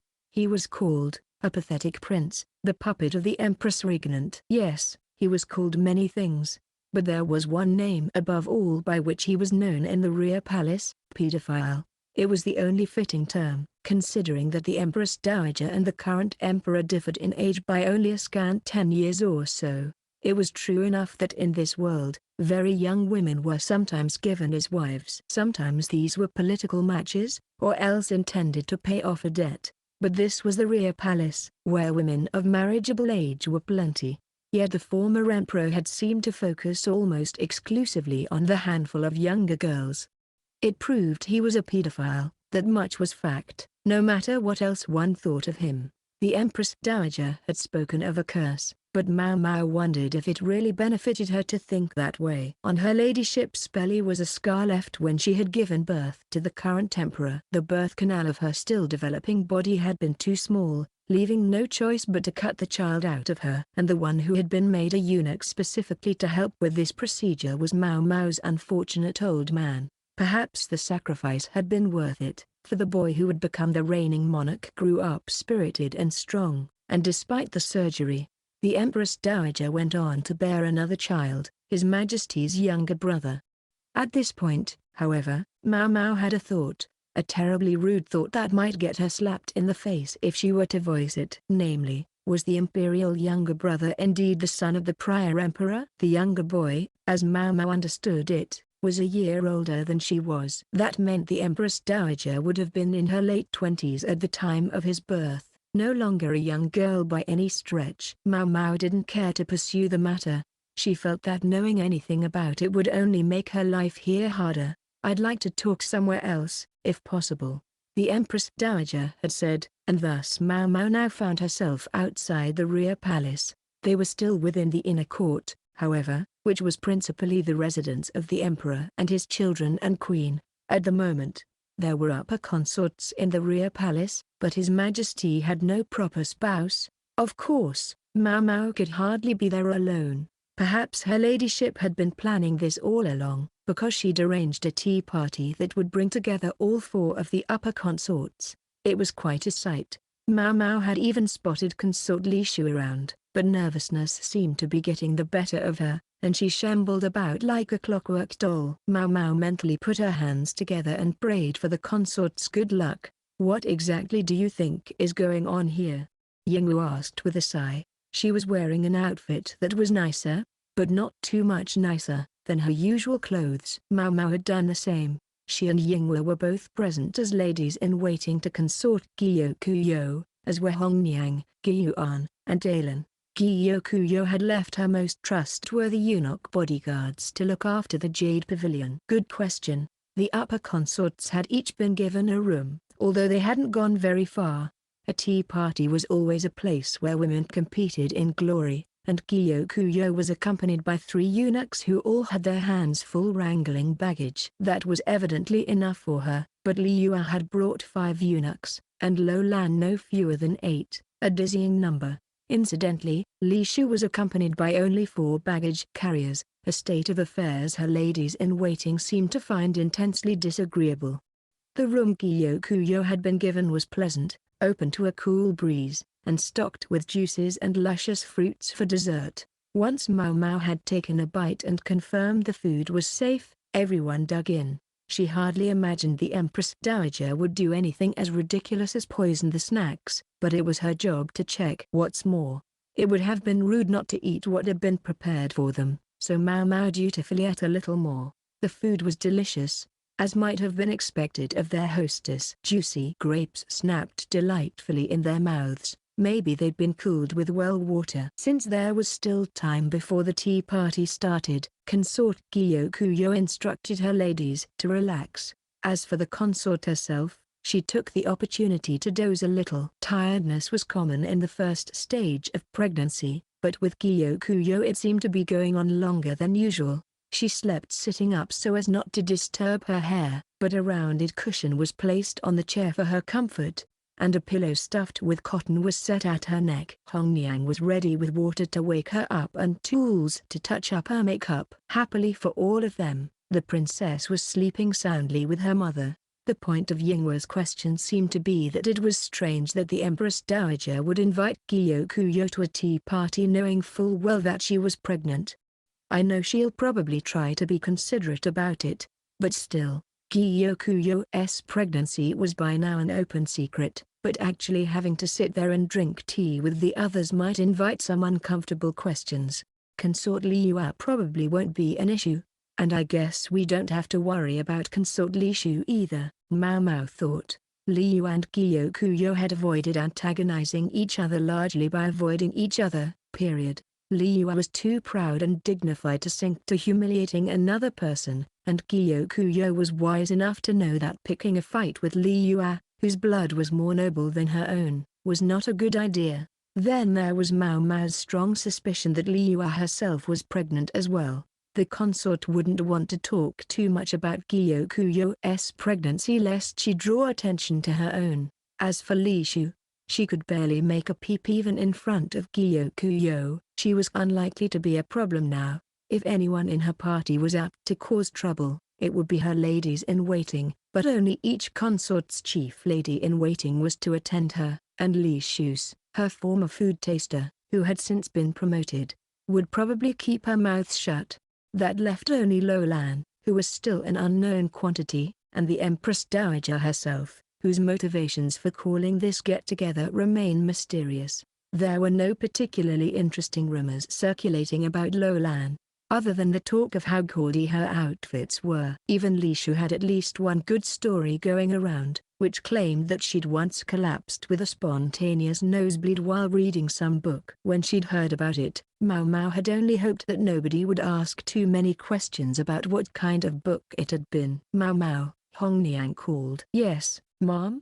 Don't worry about doing the food tasting for the snacks at the tea party today. I'll handle it. You understand what I'm saying, right?" "Yes, Mom." In other words, it was imperative that they not imply that they even thought it might be possible there would be poison in the food served by the former queen. Bringing along a formal food taster would send the wrong message. However, that left the very real question of where responsibility would fall if there really was something in the food. So as a compromise, the chief ladies-in-waiting were to be served the same things as the consorts. It could hardly have been more annoying and roundabout if they tried. Meanwhile, the Empress Dowager herself wants to borrow you for something. Hongniang was looking straight at Maomao, a slight frown on her face. "Do they want your help with some kind of problem again?" Maomao didn't say anything for a moment, unsure whether she could or should do so, but her silence appeared to be answer enough for Hongniang. "It doesn't matter. I don't suppose you could tell me, anyway." However, here Hongniang strode up to Maomao, who involuntarily backed away until she was pinned against the wall. "Kindly don't do anything to betray Lady Gyokuyou. I wouldn't dream of making an enemy of you, Lady Hongniang." "Good enough," she said, backing away again, an uncommonly gentle smile on her face. "I do so want to stay on good terms with you, Maomao." "Yes, of course." Hongniang was well and truly fit to attend Consort Gyokuyou, Maomao thought. The other three girls might be a little flighty, but so long as the chief lady-in-waiting was here, all would be well. She'd just seen that firsthand. "If you'd come with me, please." The woman who appeared to summon Maomao was the same middle-aged lady-in-waiting who'd been with the Empress Dowager on her visit to the Jade Pavilion. Maomao followed her through a covered walkway, until 6 pavilions came into view. Distinct wings fanned out from them, the position of whose windows and pillars showed that they were carefully delineated. This was what served as the rear palace before what we call the rear palace today was built, the middle-aged woman said, as if she knew what Maomao must be wondering. "I see, Mom. So the 6 pavilions must have been the consort's quarters, while the wings were where the other palace women had lived." They walked in silence after that, passing between the pavilions toward a wing at the center. The area seemed unoccupied, yet the place looked clean. Maomao absently ran a finger along one of the windowsills and came up with not a speck of dust. The building faced the central courtyard. The gravel in the dry landscape garden showed signs of having been raked recently. Maomao thought she saw the lady-in-waiting glance venomously at it. "This is it." They arrived at a room slightly larger than the others in the center of the structure. The lady-in-waiting slowly opened the door. The moment she did so, a distinctive odor reached Maomao's nose. She frowned instinctively, but then peeked into the chamber. There was a strange air in the tidy space. The cover on the bed was still pulled back, almost sliding off. There was a collection of brushes on the table, though some of them had fallen to the floor. And on the floor there was an odd stain. Next, Maomao glanced at the wall. It was slightly distended, seemingly having been patched over with wallpaper. The lady-in-waiting didn't so much as walk through the door. Even taking a single step into the room would probably have sent dust everywhere. The exterior was so clean, yet inside it was like this. Maybe no one had entered in order not to disturb the traces of whoever had once been here. What's this? Maomao asked. In the time of the emperor before last, a woman who rose from mere palace woman to lower consort lived here. The other woman replied, her gaze remaining cold and her tone flat. It was the chamber of the woman known as the Empress Regnant, the room where his former majesty was raised, and where he died. Suddenly, Maomao understood the woman's distaste for the place. After that, the lady-in-waiting took them to a different but equally empty room, through whose window they could watch the Empress Dowager at her tea party with the other ladies. If anything happened, they could go running to her immediately. The woman began to explain to Maomao that in the twilight of the former emperor's life, he and the Empress Regnant had spent much time shut away in that room. Perhaps it was the emperor's weakness of character, the woman speculated, that caused him to cling to that room as if to his memories. After the Empress Regnant died, the former emperor quickly gave up the ghost, almost as if he were following her. And all in that room, the Empress Regnant had looked vivacious to the very end, but she could well be said to have died old and full of years. The former emperor hadn't quite reached the same age, but he was long-lived compared to many people. Among his subjects, particularly the farmers, anyone who reached the age of 60 would be considered a venerable elder. What about any of this, Maomao wondered, could be considered a curse? I told her there was no curse, the middle-aged lady-in-waiting said seriously. The Empress Dowager, however, had only shaken her head and repeated that she must be cursed. Every night, she wished she could just disappear. Does she have any specific proof that she's cursed? Maomao asked. The other woman's expression darkened for a moment. Apparently there was something that fit the bill. After his soul departed, his former majesty lay in his mausoleum for an entire year. It wasn't unheard of for a mistake to be made about a death, and for someone to come back to life. Maomao thought of the woman who had eluded them all with the thorn apple. That might be one reason for the long wait, but more fundamentally, there hadn't been time to complete the former emperor's burial site during his life. Leaving his body for a year would give them plenty of time to finish it up. That next year, his current majesty and Lady Anshai went to retrieve the body for burial, but they discovered that the corpse lay untouched by any insects, had not desiccated, and indeed looked almost exactly as it had on the day of the emperor's death. Maomao arched an eyebrow.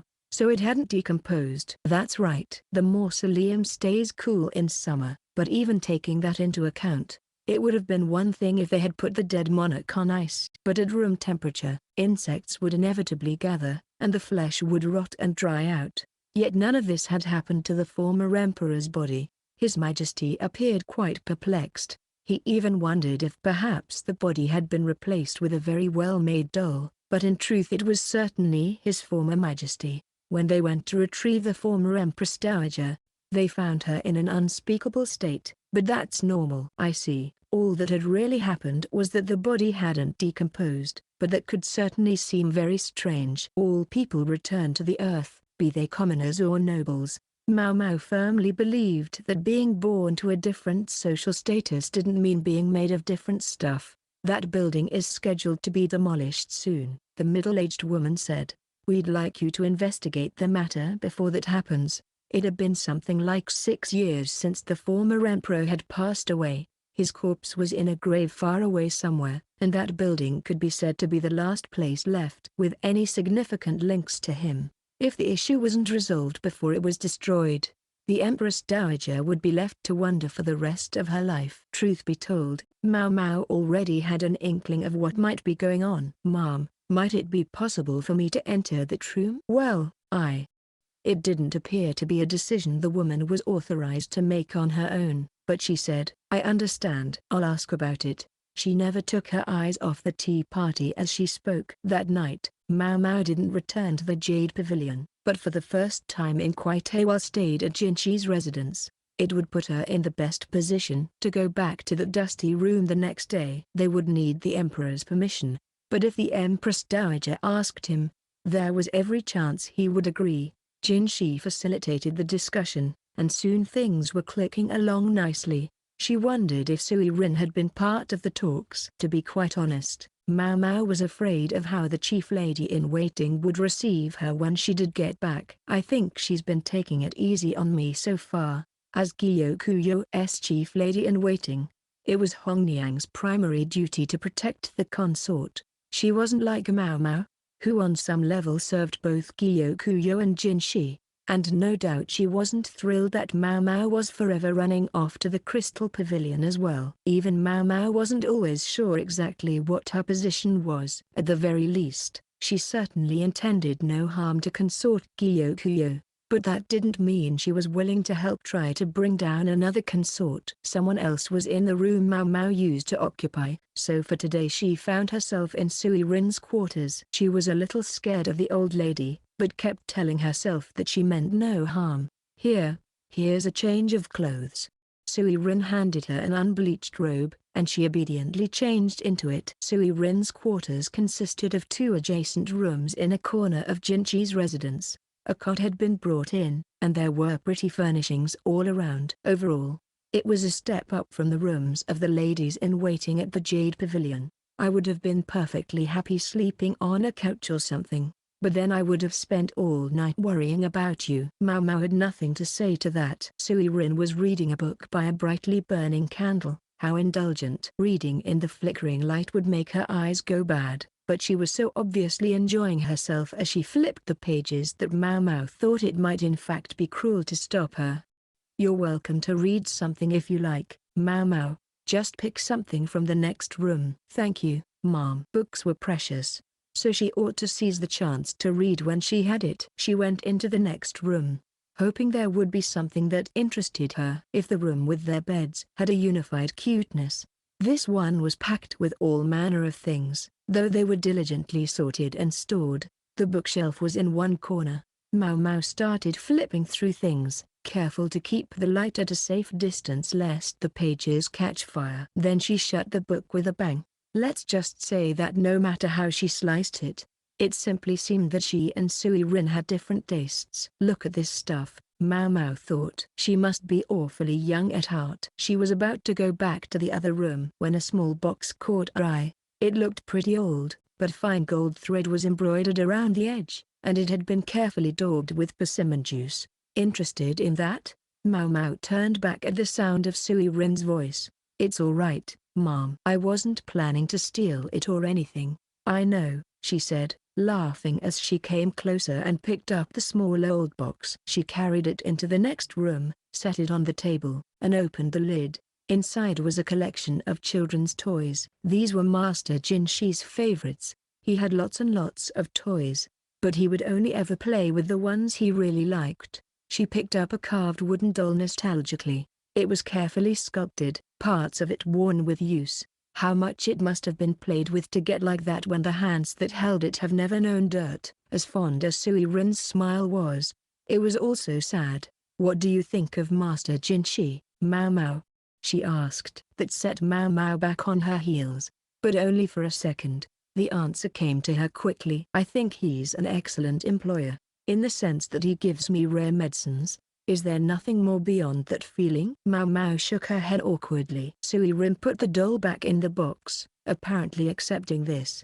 You know, this toy. Once, Master Jinshi had gotten to where he would play with this and only this. So we quietly hid it from him.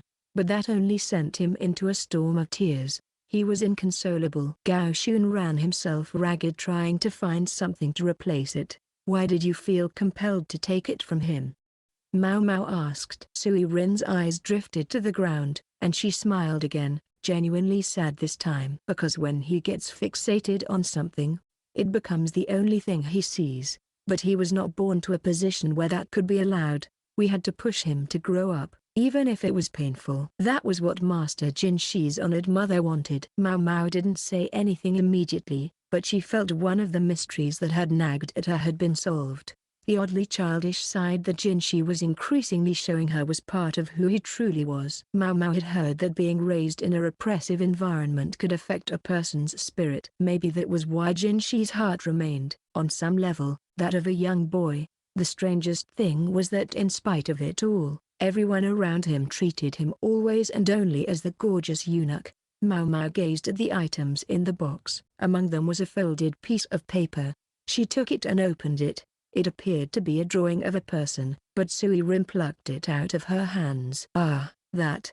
Sui Rin said. So that's where it went.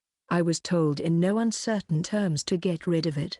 She almost sounded like she was talking to herself, and conflicting emotions played across her face. Finally, she put the paper away somewhere else. I wonder what that was all about, Maomao thought. She got herself together and looked back at the toy box. One of the items inside was awfully primitive for a toy. It looked like a stone, but the surface was polished. It shone with a gold luster. "May I touch this?" Maomao asked. "Go ahead. Incidentally, you wouldn't happen to have any paper or a handkerchief, would you? Will this do?" Maomao took the square of paper Sui Rin offered her, cradling the rock with it and closing one eye to get a good look. "I do wonder where he got it," Sui Rin said. "He was never in the habit of collecting pebbles." She was smiling again, but Maomao's expression grew harder. "You took it away from him immediately?" "Yes." "A stone from who knows where." "Well, it can't be very clean." "You're right, and you did the right thing." Maomao returned the stone to the box, still wrapped in the paper. She took a deep breath and then said, "It's toxic." "Good heavens," Sui Rin said, sounding uncharacteristically out of sorts. Her face went pale and her eyes got wide. "I'm very curious to know what's going on, myself." How he got that thing. Even as she spoke, though, a hypothesis was forming in Maomao's mind, but she wanted more proof before she said anything about it aloud. "When he was very young, did Master Jinshi ever enter the inner court?"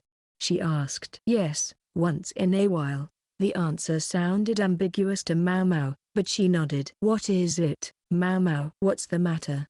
Sui Rin asked. "I'm afraid I can't say anything yet. We'll get to the bottom of things tomorrow." "Just wait until then." Sui Rin looked like she was about to argue, but then she silently accepted it. Without another word, she climbed into bed and put out the candle. Maomao likewise got into her cot and extinguished her light. It was decided that the next day, Maomao would be allowed into the room in the company of Jinshi and the Empress Dowager. Frankly, she wasn't eager to make a big to-do out of it, uncomfortable with the possibility that her speculations might be wrong, but she was hardly in a position to refuse. When the time came, Maomao bowed her head respectfully and entered the dusty room. White powder puffed up with every step, and a distinctive odor reached her nose. Part of it was mold, but there was something else. The brushes on the floor looked odd. The tips were all flat and hardened. Points to one obvious thing, Maomao thought, and then said, "Did His Former Majesty have an interest in painting?" The others looked at each other, seemingly puzzled. The Empress Dowager, however, narrowed her eyes and said, "He painted me just once." She placed a hand on her chest as if sifting through old memories. "He claimed it was a secret to be kept in this room alone. That if the others knew, it would all be taken from him." Everyone else was left dumbfounded. Jinshi in particular seemed to think he was maintaining his usual expression, but his fingertips were trembling, a tic of his that Maomao had picked up on recently.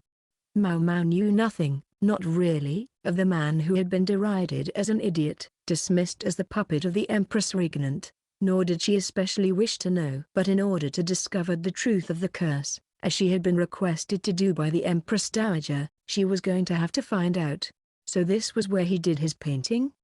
Maomao asked. No one answered. It seemed this was the first that most of them were learning of the former emperor's secret hobby.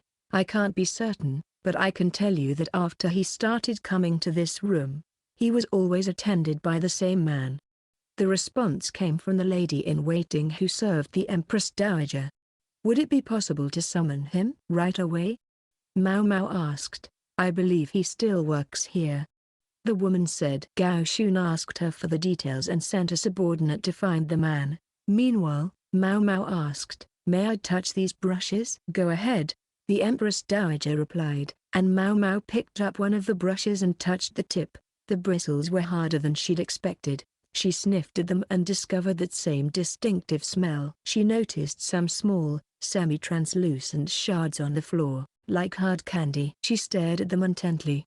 Then, a trail of discolorations on the floor as well. It looked like someone had tried desperately to wipe them away. She studied those, too, and began to think it looked like there were more of them closer to the wall. She stared at the wall, then reached out and touched it. "Huh?" She was taken aback to discover the wall was springier than she expected. Could there be some kind of thick paper pasted over it? It had been covered liberally with paint, perhaps in hopes of strengthening the surface. The reason it came across as so plain was because the wallpaper, which was often used to help maintain a consistent temperature in a room but also had a prominent decorative function, was unpatterned and had begun to curl with time. Maomao stared at the wall. At the wallpaper. Could it be? She was beginning to think she knew what the former emperor's curse really was. In fact, she was feeling pretty sure, but she was also feeling like it was leading her to another fact she would have happily ignored. "I've brought him, sirs and ladies," Gao Xun's subordinate said, as he ushered into the room a hunched, elderly man, so old that he appeared to have one foot in the grave already. It seemed odd somehow that many years ago, a man like this had been entrusted to serve in the room of one of the most noble inhabitants of this palace. "You're..."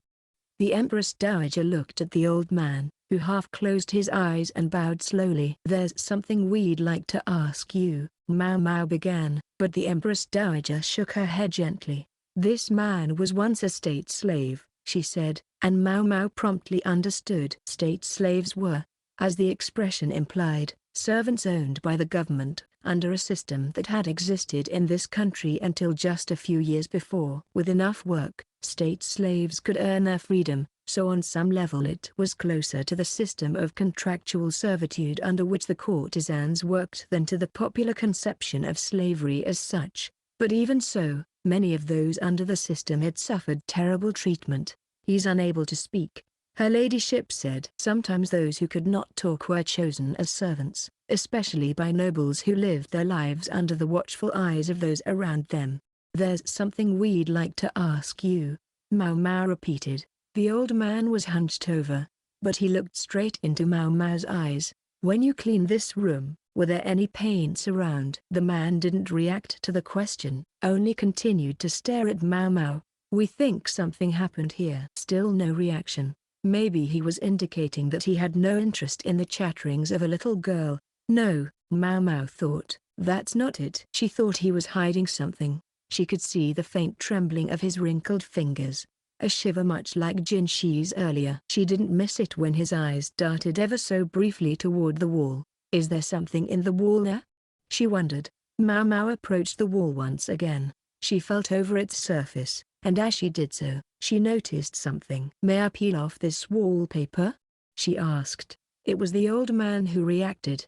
He took a step forward, clearly somewhat in spite of himself. "May I? If you believe it will help you understand, then go ahead," the Empress Dowager said. She knew the place was only going to be demolished soon anyway. The man turned hollow eyes on Maomao, as if begging her to stop. "Afraid I can't." She had water and a brush prepared, then began to dampen the wallpaper. She took hold of a corner where it was already peeling and slowly began to pull it away. As she went, shock grew on the faces around her. That would explain the springiness, Maomao thought. There was another piece of wallpaper under the one she had pulled back. "What's this?" Jinshi said, studying it closely. The newly exposed sheet of paper was in a terrible state from having had wallpaper put over it, but even so, it was clear it hadn't been designed to adorn a wall. It was a painting, discernible even despite its faded colors. In the center was what appeared to be an adult woman, surrounded by younger ladies. Even in its sorry state, there was something about the picture that tugged at the heartstrings. It wasn't the materials the artist had used or even the technique he had employed. It seemed to hold a message within it. It looks strangely familiar. That was it, the picture she glimpsed the night before. Sui Rin had snatched it away from her before she got a good look at it. But the way the figure was drawn was very similar. Maomao couldn't have cared less what kind of person the former emperor had been. She was thinking only about how, by simple virtue of the fact that he stood at the zenith of his country's hierarchy, he had died without the chance to exercise his true vocation. The paintings made it impossible to deny. When Maomao had finished peeling away the wallpaper, she inspected the surface of the picture. I knew it. She could see daubs of golden paint. It was a brilliant color, also much like something she'd seen the previous night, the stone in Jinshi's toy box. "This paint here," I suspect it was made by pulverizing a rock that has the toxic qualities of arsenic. There was a kind of stone known as orpiment, which could be crushed to produce a striking yellow pigment known as orpiment gold. Paints were made by mixing the pigment source with liquid, and at first Maomao had thought perhaps his former majesty had been unwittingly exposed to some toxic substance used in the wallpaper. But when she learned that a young Jinshi had found an orpiment stone in the palace, and then when she had seen the strange shape of the brushes in this room, she'd begun to entertain a different possibility. Either way, the former emperor hadn't suddenly ingested a large dose of the toxin. Rather, his body had absorbed it gradually over time. Arsenic has a preservative effect. It prevents rotting. At the time of the sovereign's death, his body had probably been full of the stuff. The doctors would have been aware of the possibility, but they wouldn't have known exactly where it had come from. They didn't have the authority to tell the emperor what he could and couldn't do. They could only confirm it hadn't been mixed into his food. Painting pictures would be viewed as a base pastime for one who stood at the top of his nation's hierarchy, at least by many. So this man, who was treated like an idiot already anyway, had chosen to hide his hobby, even taking on a mute slave to guard the room where he engaged in it. Maomao let her hand brush the wall. There was still a certain springy quality even though they'd removed one layer of wallpaper. Most likely, each time the emperor had finished a picture, he'd pasted it in here under a layer of the stuff. There must be quite a few more works here. Maomao still had a question, though, about the emperor's painting supplies. The surface of the wallpaper was coated with glue or the like to help pigment adhere easily to it. That accounted for the clear shards she'd found earlier. Likely, he'd been dissolving them to make his paints. As for the brushes, as long as one had access to animal hair, one could make one's own brushes. But what about the reams of paper and piles of stones, the ingredients for pigments that would be necessary? They couldn't be found just anywhere. Maomao stood looking at the faded golden hue of the ornament and thought. It seemed to her that everyone here would know who the subject of the painting was. This one adult woman. He'd hardly ever looked at a grown woman, even as a shadow at which he was unable to gaze for long loomed behind him. The Empress Regnant must have known, Maomao thought, must have realized that her own son wasn't fit for the throne. That was why she'd consolidated power into her own hands and worked hard to protect him. To keep safe her child who had all but stumbled into leadership. It was how she had become known practically as an empress in her own right. How ironic it would be, then, if her last gift to her son had been this place and those painting supplies. Maomao didn't say any of this, but quietly left the room, glancing at the former slave to try to confirm what she was thinking. He, though, had his eyes closed, his head bowed as if in prayer. Perhaps he had been the one who received the supplies from the Empress Regnant and brought them to His Majesty, neither of them knowing that the gifts were poisonous. The Empress Dowager, in contrast, was gazing up into the sky, as if putting a question to someone somewhere beyond the sapphire vault that arched above them. Maybe she had a sentimental streak that inspired the gesture. Maomao shook her head. She bowed in deference. "I've told you all I can, ? Anshai slowly reached out toward the wall, still covered haphazardly with pieces of paper, a self-recriminating smile on her face. This palace woman, Maomao, had given her ample explanation and more. Indeed, perhaps she had led her to things that would have been better left unknown. Anshai knew perfectly well who the woman was in the middle of the painting on the wall. Though her image was faded, her presence was undiminished. Which one was she? Maybe she was one of the young women surrounding the central figure, but then again, she might not even be among their number. Maybe she'd been nothing more than transient for him, someone simply passing by. The thought made anger surge within her. She touched her belly. The scar she knew was there. It was this scar that had made her what she now was, mother to the country. People regarded Anshai as an object of pity, or occasionally of amusement. Some expressed sympathy for her. The poor little girl His former Majesty had just happened to get pregnant. It was true, he had impregnated a young woman, but Anshai had been aware of the ruler's sexual proclivities in advance. Her father had been a civil official, and Anshai his illegitimate daughter. It so happened that she'd had her first period sooner than other girls her age. and that she had always looked younger than she was. Her father had simply seen a convenient tool and used it. She closed her eyes and remembered the day one of her relatives had been a eunuch at the rear palace, well versed in the emperor's behavior. Once every several days he would visit the rear palace and make the rounds of the upper consorts. Sometimes he visited the middle consorts as well, but never did he stay the night. He might take a meandering walk through the gardens, but sooner rather than later, he would leave. Anshai entered service as a lady-in-waiting to one of the middle consorts, an older half-sister of hers. The older woman knew nothing of Anshai's father's plans and spent all her time pining away, hoping His Majesty would come to her, and indeed he did, giving Anshai her chance rather sooner than she had expected. Guided by a eunuch, the sovereign came to see his newest middle consort. Even at her young age, Anshai could see he wasn't very interested in the visit, although her half-sister, whose every thought was of attracting the emperor's attention, appeared oblivious to the fact. She didn't remember how exactly it had started. Just that suddenly, the emperor was shoving her sister aside, causing her to tumble to the ground. He himself leaned against the wall, his face cast down. The proper thing for a lady-in-waiting to do in such a situation would have been either to go to comfort her mistress, or else to apologize to the ruler for whatever impertinence had provoked him. But Anshai did neither. Instead she said, "Are you quite all right, sir?" This might have been considered improper in its own right. Indeed, the eunuchs around His Majesty told her forcefully not to touch him and pushed her away. She thought she might be punished along with her half-sister, but things turned out quite differently. All her half-sister had tried to do was to touch the emperor, and only gently at that. She dreamed of the rear palace, and now she was there, and her sovereign was more beautiful than she had ever imagined. Raised to be a butterfly, to be a flower, Anshai's half-sister had simply gotten carried away.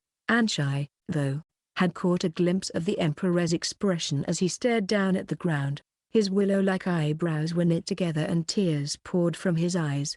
It must have been his left arm her half-sister had touched, because he was rubbing it vigorously as if to get rid of the sensation. This was not the image of a man who stood at the top of his nation. It was a weakling terrified by a middle consort who could barely pull herself up off the floor. And who should approach that timorous man but a heedless 10-year-old girl? Time passed, and as Anshai ceased to look like a little girl, the empress stopped making any effort to visit her. Perhaps she, too, had now become the object of his fear. Anshai's half-sister had been driven mad by jealousy.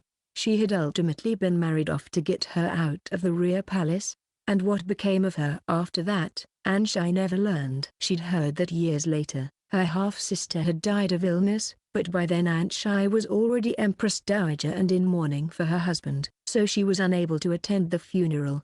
She was hardly the last little girl to arrive at the rear palace with the task of drawing His Majesty's interest. Many came after her. The rear palace grew swiftly, and 3 new zones were added. The segment constructed when her husband had acceded to the throne was now the southern quarter. Anshai found her life threatened many times. It was her good fortune that her child had been a boy, and that its grandmother, the Empress Regnant, had acknowledged it. Once, the emperor had refused to acknowledge a daughter born to one of his ladies, leading both the child and the medical officer thought to be its father to be banished. Until then, medical officials had been the only men exempt from castration while serving in the rear palace, but after that event it was declared that even doctors would have to be eunuchs. It pained Anshai to know that this was why the physician who had operated on her belly had had to be castrated. When the emperor had been doing his paintings here, she supposed he'd been thinking only of his mother, the Empress Regnant, or otherwise of girls who wouldn't challenge him. She had no place in such imaginings. The sovereign had become as terrified of her as he had been of her half-sister who had tried to touch him, perhaps even more. When her second child was born, there were those who thought it must be illegitimate, but Anshai only laughed. That could never be. She'd never seen His Majesty so scared. He was nothing more than the Empress Regnant's puppet, a pathetic man who was overwhelmed by adult women, able to engage only with little girls. To be forgotten by the likes of that, it was unbearable. The feelings had exploded when she'd seen the emperor pass her by completely to go be with his new favorite playmate. Anshai had confronted him with the scar on her belly, tormented him as he begged for forgiveness. Yet to her it felt like nothing compared to what he'd inflicted on all those little girls. In bed she'd continued to whisper spiteful curses to him, as if to wound him more than he had all those children put together, so that he would remember her, more than any of the girls he had hurt and was still hurting, more than his august mother the Empress Regnant. What kind of picture had that been? Just once, the emperor had painted Anshai. He'd looked so at peace as he worked away with his brush painting. His little secret. She cherished the painting, but had later told her lady-in-waiting to throw it away. Anshai had no more need for the former emperor, just as he'd had no more need of her. When she had realized her child might be in danger, she'd acted quickly and decisively. Let people say he was illegitimate, or a changeling, she loved him just the same. It was then that she began to realize something she hadn't understood clearly before. Anshai took a step back from the picture on the wall. Outside the room stood the lady-in-waiting who was always with her, turning her glance to one side and occasionally fidgeting. There on the wall was a face so beautiful it could only be called superhuman. It resembled someone Anshai had once known, someone who had astonished even her with their beauty. But that person was gone, and the painting was from decades ago.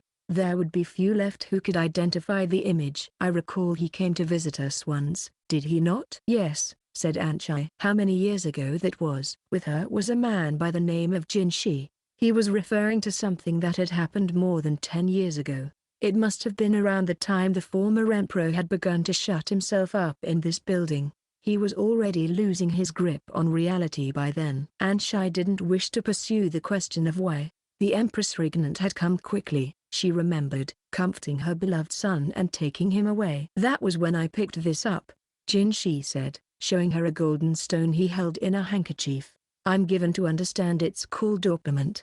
She was impressed by his detachment. So the poison had been ravaging his former majesty even then. Sui Rin finally gave it back to me just this morning. Precisely as Anshai had once instructed her, all those years ago. If he plays too much with one thing, take it away from him. So that was what they had done, never understanding how cruel it really was. Each time the boy had looked up at her, seeking to judge her mood, she'd reflexively avoided his gaze. It was a terrible thing she had done. Perhaps that was what had caused him to grow up so fast, while a child's heart still beat within him.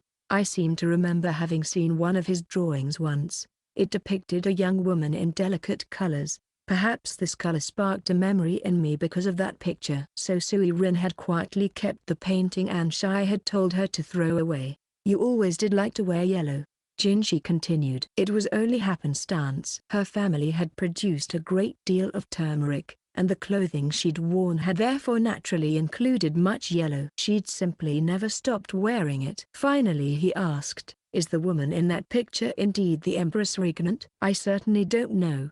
What do you suppose he was trying to communicate at that moment? I certainly don't know, nor was there any way to find out now. It was her choice to not even ask the question. I see you found yourself quite an interesting palace woman, Anshai said in an attempt to change the subject. Someone who's quite useful. It was true, she could hear it in his voice, but she could also tell it wasn't everything. She'd fought and survived on this battlefield far longer than he. How many years did he think she had been watching him? I see. She half closed her eyes, feeling she had to communicate this much at least. But if you don't take care to hide your favorites, someone might hide them from you. And with that, Anshai returned to her own room. Chapter 15, Scary Stories. The long-promised new palace women finally arrived. 3 of them came to the Jade Pavilion. Everyone but Maomao seemed to know them already. Maomao observed the 3 newcomers and immediately thought, their names don't match their looks. Maomao only really remembered things that interested her, so it was hard for her to start conversations with the new girls for a while. Well, she'd never been that much of a talker to begin with, so a simple "hey, you" would work. There was a bigger problem to address. Maomao, it's time for you to go back to your room, Yinghua said, her hands on her hips. I was told this was my room. Maomao replied, all but clinging to the small storage shed that she'd been given in the Jade Pavilion garden. She'd stocked it full of tools and dried herbs. Why, she'd finally finished moving them all from her former quarters. That was just a joke, obviously. Why would you take it so seriously? What kind of example would this set for the new girls? Yingwe wanted to know. It's no problem. Just let me stay here. You can't. Come on. The girls are looking at us. They made quite a sight, Maomao clinging to a post in the shed and Yingwe trying to detach her from it. Chief Lady-in-Waiting Hongniang would never stand for two of her subordinates making such a display. Maomao and Yingwe both took a good smack. Maomao moved back to her old room. In the end, when she saw the scads of equipment and ingredients in the storage shed, though, Hongniang seemed at last to accept the reality. She reported the matter to Consort Gyokuyou, and the consort, ever partial to interesting things, laughed and said Maomao could do as she wished with the shed. She had to sleep in her quarters, but otherwise she could do what she liked. Maomao marveled at what a fine boss she had, but Yingwe, predictably, looked put out. Now she watched as Maomao gleefully began working in the little building. The tea party was over, and they had no more obligations until dinner. With the three new girls, the amount of work any one of them had to do had plummeted. Sigh. This won't do. That remark Yingwe had made, Maomao didn't really think it was any of her business, but she'd said it out of concern for Maomao, probably in hopes that she would start getting along with the newcomers sooner rather than later. At snack time today, she'd likewise tried hard to get Maomao and the new trio all involved in the conversation. Yingwe was thoughtful that way. Maomao set down the polyparaceae mushroom she was holding and looked out of the storage shed at Yingwe. After a moment she said, "I'm sorry. I know I've been a bit self-absorbed. It's all the same to me," Yingwe said, her lips still pursed. Maomao watched her, not quite daring to come out from behind the wall. "I mean, you can do what you want." But Yingwe turned so the wall was between her and Maomao, and then she said, "I'm going to borrow you this evening, all right?" Then she grabbed Maomao's hand and grinned a rather intimidating grin. "Yipes, we're the only ones who are free tonight, Maomao." "It's perfect timing." She shook Maomao's hand vigorously, obviously really enthused. "She got me," Maomao thought, heaving a sigh and staring at the shrewd lady-in-waiting. Maomao found herself brought to a dilapidated building in the rear palace's northern quarter. She'd worried that Hongniang wouldn't give them permission to go out so late at night, but she'd been surprisingly willing. A person ought to be a part of that sort of thing from time to time. She'd said, "That sort of thing?" Maomao wondered what was going on, but she'd followed Yingwe nonetheless as they walked by the light of a small lantern. The breeze was overwarm and uncomfortable, and she kept hearing bugs buzz around her ears, but she didn't complain. They stopped at the entrance to the building. "Here, Maomao, put this on." Yingwe held out a thin cloth. "Isn't it going to be hot?" "Don't worry, you'll cool down soon. Commande." Maomao was perplexed but did as she was told. Yingwe rapped on the door, and a palace woman appeared from inside. "Welcome, two participants." "Yes?" "Yes, thank you.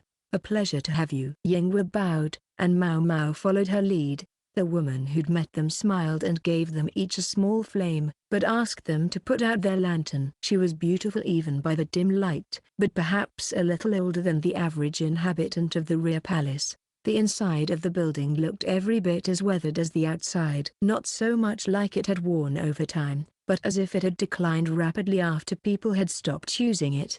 It had been minimally cleaned, but some of the fittings were poor and the floor creaked. This building was used in the time of the last emperor, the woman informed them. As populous as the rear palace looked now, there had actually been more women here during the reign of the previous monarch. Women gathered from all over the nation, shut away in here to bear a son for the sovereign. Now, with few ladies, this place went uninhabited, though at moments like this it might still be used. But what was it being used for? When they arrived at a large room at the end of the hallway, about 10 other people were already there, sitting in a circle, their faces mostly covered with pieces of cloth. Each held a flickering flame, giving the place an eerie ambience. What were they doing here? What else did one do on a summer night? "Very well. Let us begin." The woman who'd greeted them sat down. It appeared she was the hostess. Does everyone have their story ready? She produced a handful of twigs to serve as lots. Tonight, she said, we shall savor 13 tales to chill the blood. The way the light danced across her grinning face made her truly unsettling. Evidently, Maomao was in for a night of scary stories. One woman sat at each of the 4 points of the compass, with 2 more in between each of them. Maomao held back a sigh as she sat there with a cloth over her head, half hiding her face. The first woman to speak seemed a little nervous, delivering her story in such a halting manner that it was hard to take it seriously. The story itself amounted to little more than one of the various rear palace rumors, hardly enough to make the blood run cold. As the second storyteller was about to get started, Maomao felt a jab from her right. It couldn't have been Yinghua, who was sitting to her left. Evening. A sweet voice whispered. Hello, Maomao said. She recognized the other woman, even with half her face covered. It was Shizhui. In the low light, she hadn't noticed her until now. Shizhui sleepily offered something to Maomao. She thought she caught a whiff of the seashore, then realized it was dried squid. Want some? Shizhui asked. Yes. Maomao took a big bite, chewing slowly so as not to make any noise. The second woman told a perfectly unremarkable scary story, but at least it was a scary story, unlike the first woman's attempt, and she managed to spook a few of the attendees. Indeed, the cloth slipped from Yinghua's face, and from time to time she could be seen peeking out from between her fingers. That was her business, but she would also occasionally cling to Maomao. She was awfully strong for her relatively small size, and a couple of times Maomao was almost strangled. So she's a scaredy cat, but she still enjoys this, Maomao thought. It wasn't that unusual. She'd probably invited Maomao along because she was afraid to come alone. Maomao wasn't particularly fond of storytelling get-togethers like this, but they seemed to be widely accepted in the rear palace, where there were so few amusements. After all, even Hongniang had agreed to let them come here, and Shizhui was present as well, although Maomao had the feeling Shizhui would have managed to show up with or without permission. And so it went, until half the women had told stories. Each time one of the tales was over, one of the lights in the room was extinguished, so that now there was half as much illumination as there had been at the beginning. The seventh woman's turn to tell a story came. Maomao listened vacantly, chewing on a mouthful of squid. The woman's flame flickered on her pale face as she began to speak. This is a story from my hometown. There's a forest there, which everyone has always been told not to go into. They say if you do, you'll be cursed, and your soul will be consumed by ghosts. One time, though, there was someone who didn't listen. Someone who went in anyway. See, that year, the harvest had been especially bad. Not quite bad enough to starve, but there was one house where the breadwinner had just died, leaving only a child and its mother. No one had enough extra resources to help them, and the child was constantly hungry. One day, the child went into the forbidden forest, thinking maybe there was something to eat in there, and in fact they came back with all kinds of nuts and berries, which they showed their mother, smiling. There's lots to eat in there, they told her. She tried to prevent the child from saying any more, but it was too late. The village chief summoned them and reminded them not to go into the woods. After that, they had no choice but to stay away from the forest. After all, otherwise they would have been ostracized by the entire village. It didn't matter how much food there was in there, they just had to give up on it. But then something very strange happened. That night, some people saw a flickering light floating near the house of the mother and her child, and come the next morning, the woman and her child had collapsed. The villagers, fearful of the curse, wouldn't go near them, and before long they died. The child went first. Before the mother died, however, she said, "Listen, I have something wonderful to tell you." She smiled as she said it, and as she attempted to tell them whatever it was, she died. Even today no one in my village knows what she wanted to say, but everyone stays away from those woods. Well, almost everyone. Once in a while, somebody decides to go in anyway, and when they do, that night, a little dancing flame visits their house and steals their soul. Huh, I get it, Maomao thought. listening to this basically quite common story as if it all made sense to her. In her mind, it didn't exactly have a real scare in it, but everyone else was shivering as they listened. It was probably the atmosphere in the room. It was designed to cause that sort of reaction. She finally swallowed the dried squid, which had gotten nice and soft, and a new piece was promptly offered to her. "You look awfully calm," Shizui whispered to her. Like Maomao, she showed no sign of having been unsettled by the story. "I guess." "Why?" "I'll tell you later." Revealing the secret behind the story here and now would only spoil things, but often, such stories contained a kernel of truth.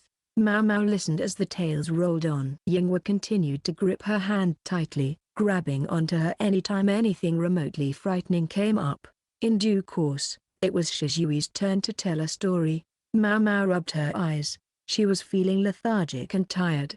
Not only had they packed more than 10 people into a small room, everyone was wearing copious perfume, maybe self-conscious of any body odor. Maomao, with her keen nose, was getting a little tipsy on the aroma. Shizui, meanwhile, slid the cloth off her head and held her flame up near her face. She'd always looked young for how tall she was, but her balanced features took on a certain imposing authority in the dancing light. "This is a story that comes from a country far to the east," she said, lowering her girlish voice for effect. Gradually, she ceased to sound like a young woman and began to remind Maomao of a veteran storyteller.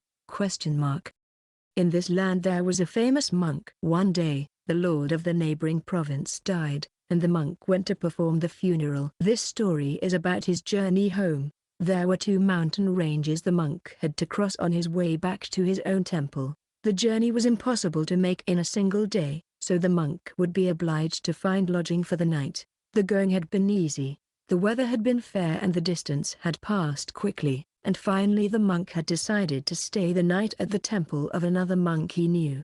Thinking that the return journey would be just as pleasant as the way over, the monk was surprised to find his feet felt oddly heavy on the way back. The sun was already sinking before he had covered 2/3 of the distance he'd expected to, and he was nowhere near the temple at which he'd planned to spend the night. This monk was observing particularly rigorous strictures, so he had no attendants and no horse. "Looks like I've made a misjudgment." He was on a wide plain full of pampas grass, and he could hear wild dogs howling in the distance. If he tried to camp out, they might attack him. So the monk picked up his pace, and soon he came upon an old peasant hovel with a thatched roof. He hurried up to the door and knocked. "Pardon me, is anyone home?" From the hovel emerged a young couple. The monk explained his situation and begged them to let him stay the night, even if he had to sleep in the corner of a storeroom. But you must be tired from the road." The young wife received the monk most hospitably. She offered him eggplant and cucumber, and although she claimed they were nothing special, he found them quite delicious. The husband, for his part, watched the monk with suspicion. And who could blame him, with an unknown traveler suddenly arriving at a young couple's home? The monk had few possessions, including only the scantest amount of money to pay for lodging, yet the couple treated him as an honored guest, preparing a place for him to sleep in the next room. Deeply grateful for the soft bed, the monk wondered if there was anything he could do to repay them. About the only thing he could think of was to chant a sutra, and so that was what he did, sitting down and intoning a holy text. Normally, he was utterly focused while reciting the scriptures, but today he was oddly, acutely aware of the sounds around him. He could hear the wind in the grass, along with a noise rather like a bell. Insects, maybe. The monk continued to chant, but he listened closely, and then he realized that the bell-like sound was a person's voice. "What shall we do, dear?" It was the lady of the house. "Nothing to do. It's enough." Another bell. The husband's voice. The monk thought they sounded strange, but once he had begun chanting a sutra, he never stopped until he was finished. Now, dear, that will never do. I don't want to be left alone." The woman was raising her voice. They didn't seem to think the monk could hear them, but his ears were better than the average person's. He knew it was wrong to eavesdrop and tried to make himself focus on his chanting, but he couldn't stop the voices from reaching his ears. "You can think what you want." The wife again. "I'm going to do it anyway." "Do what?" exactly? The monk felt a shiver run down his spine. Should he stop chanting and intervene in the argument, or... No, he couldn't stop chanting. He had to continue reciting the holy text. He wasn't sure why. He just felt it. Yes. Why? Why was his whole body trembling? He had goosebumps everywhere, right up to the top of his head, which had been shaven bald for so long. What is this? Come, let's do it. The unsteady sliding door hushed open, revealing the woman holding a hatchet, her eyes wild. The monk let his eyes shift to look at her, but with his mouth he continued chanting. Where's that monk? Where'd he go? The woman swiped with her hatchet just in front of the monk. Whoosh! But she seemed not to notice him. Where is he? Did he run away? The woman left the room, her shadow stretching out, forming strange shapes. Inhuman shapes. And then another bizarre shadow joined her. Search, my love. We must find him. Or else. The woman was in a panic. Why was she panicking? Otherwise, there was a trying, like a bell. Then there came a munching, as of someone chewing up paper.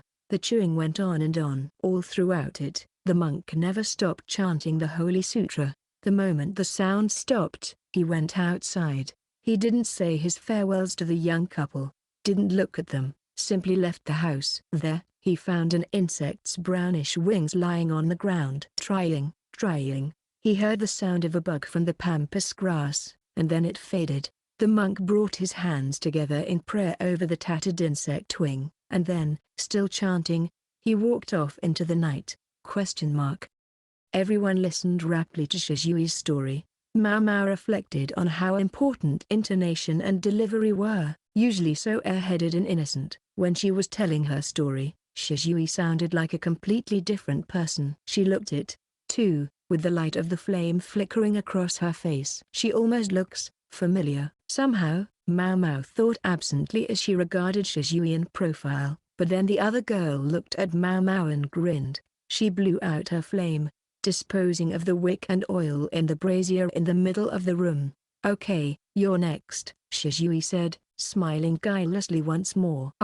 Yes, Maomao realized, if she was going to come to a scary story convocation, she was eventually going to have to tell one herself. She nodded.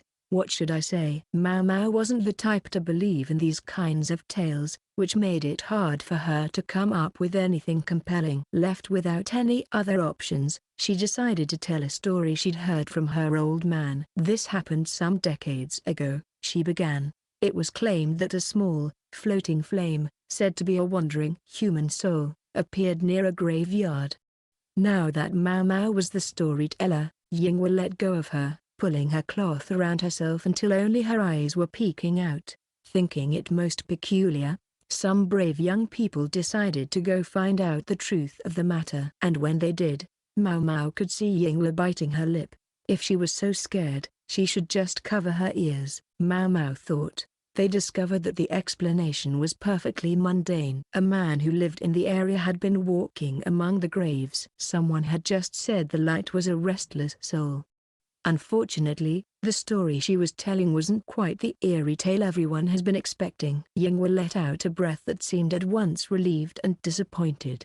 He was just an ordinary grave robber. Yingwa's forehead struck Maomao's shoulder with a whack. Then she looked straight at Maomao and said, "Grave robber?" Yes. He was obsessed with some bizarre curse, and was trying to make a concoction that was supposed to work on all kinds of illnesses. You grind up human livers, then smear them all over your body. Whack. This time Yingwa connected with Maomao's forehead. That's the story, Maomao said, rubbing her head. Yingwa was next, but her story was something less than coherent. Nonetheless, she got through it, and then there was only one light left. Holding it was the woman who had greeted them. Come to think of it, with a woman seated at each point of the compass, and two more in between each of them, that came to 12 attendees. But this woman had said 13 stories. Maomao wondered what was going on here. The last woman told a tale of the time of the former emperor. She spoke of a moment when the population of palace women had grown too large, when only a handful of them were His Majesty's bedfellows.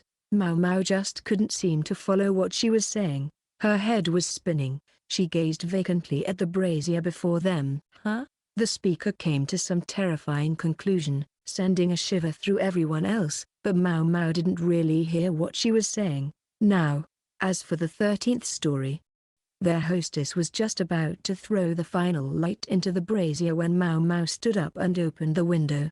"Hey, Maomao." Yingwe tried to stop her, but Maomao wasn't about to let her. The wind rushed into the room, blowing everyone's coverings aside.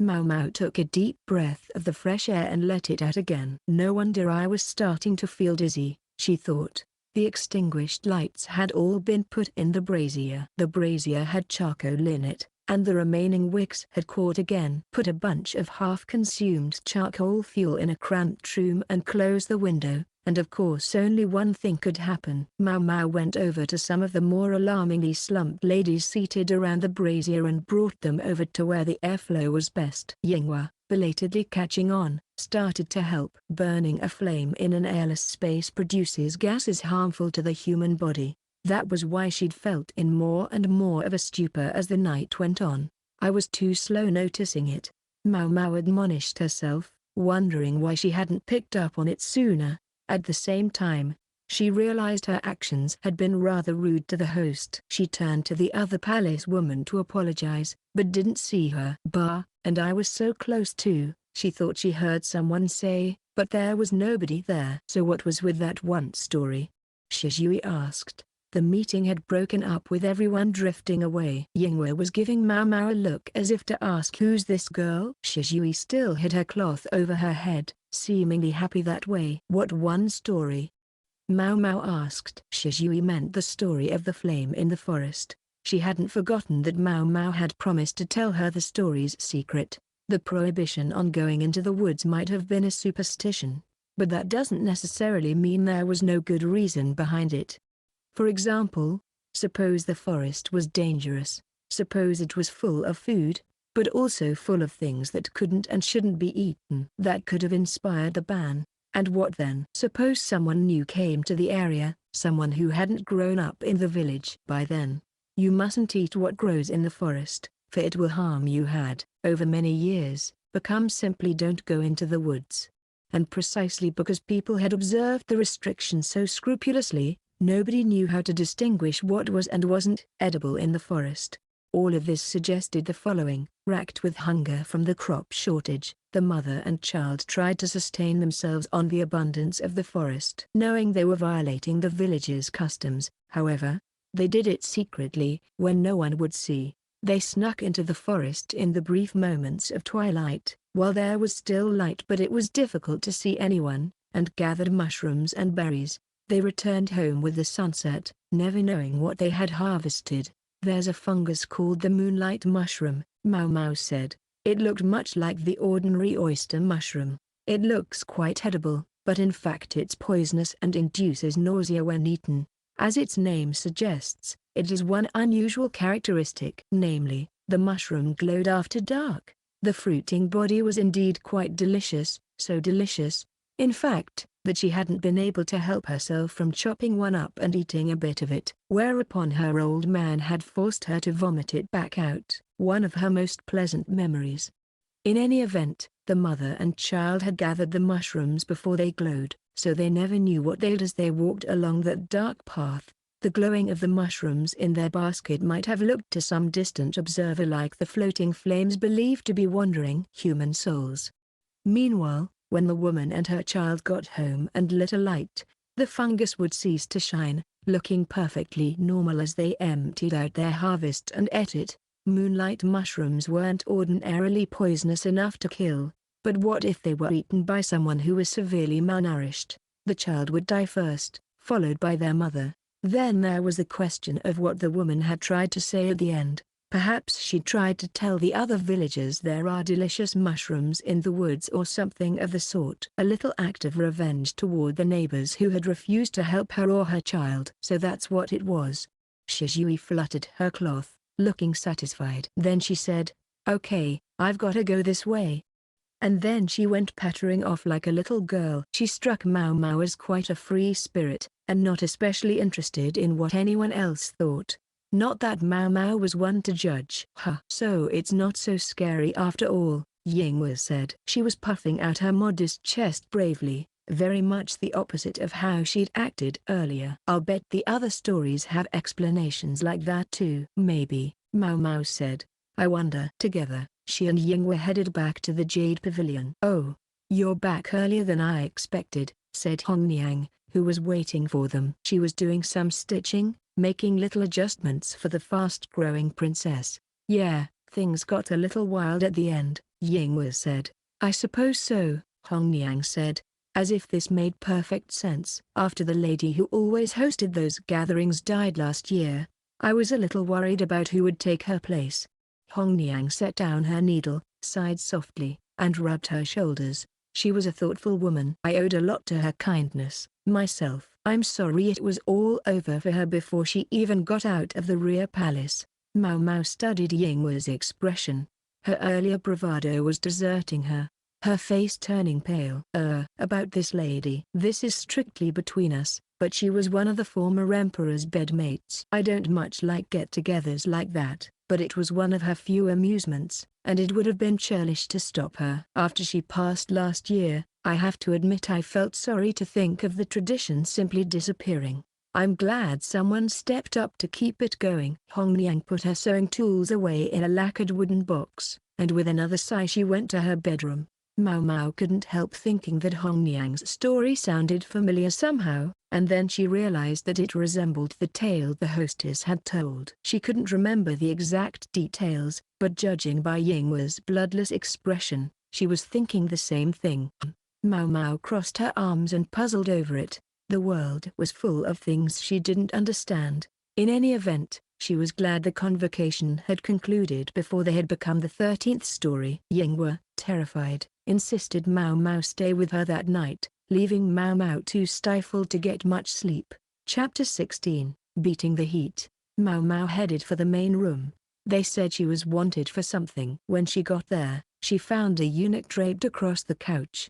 Maomao bowed politely, then went and stood before Consort Gyokuyou. Lady Gyokuyou, you asked for me? Oh, it wasn't me, Gyokuyou said, taking a sip of some warm juice. She might normally have preferred some fruit wine with luxurious ice in it, but Maomao had advised her to abstain on account of her pregnancy. Hongniang was trying to make up the difference by fanning her. I'm the one with business for you, said Jinshi, his face as gorgeous as ever. Gao Xun was performing the same service for him as Hongniang was for Gyokuyou, fanning industriously. That would normally be a task for some more menial servant.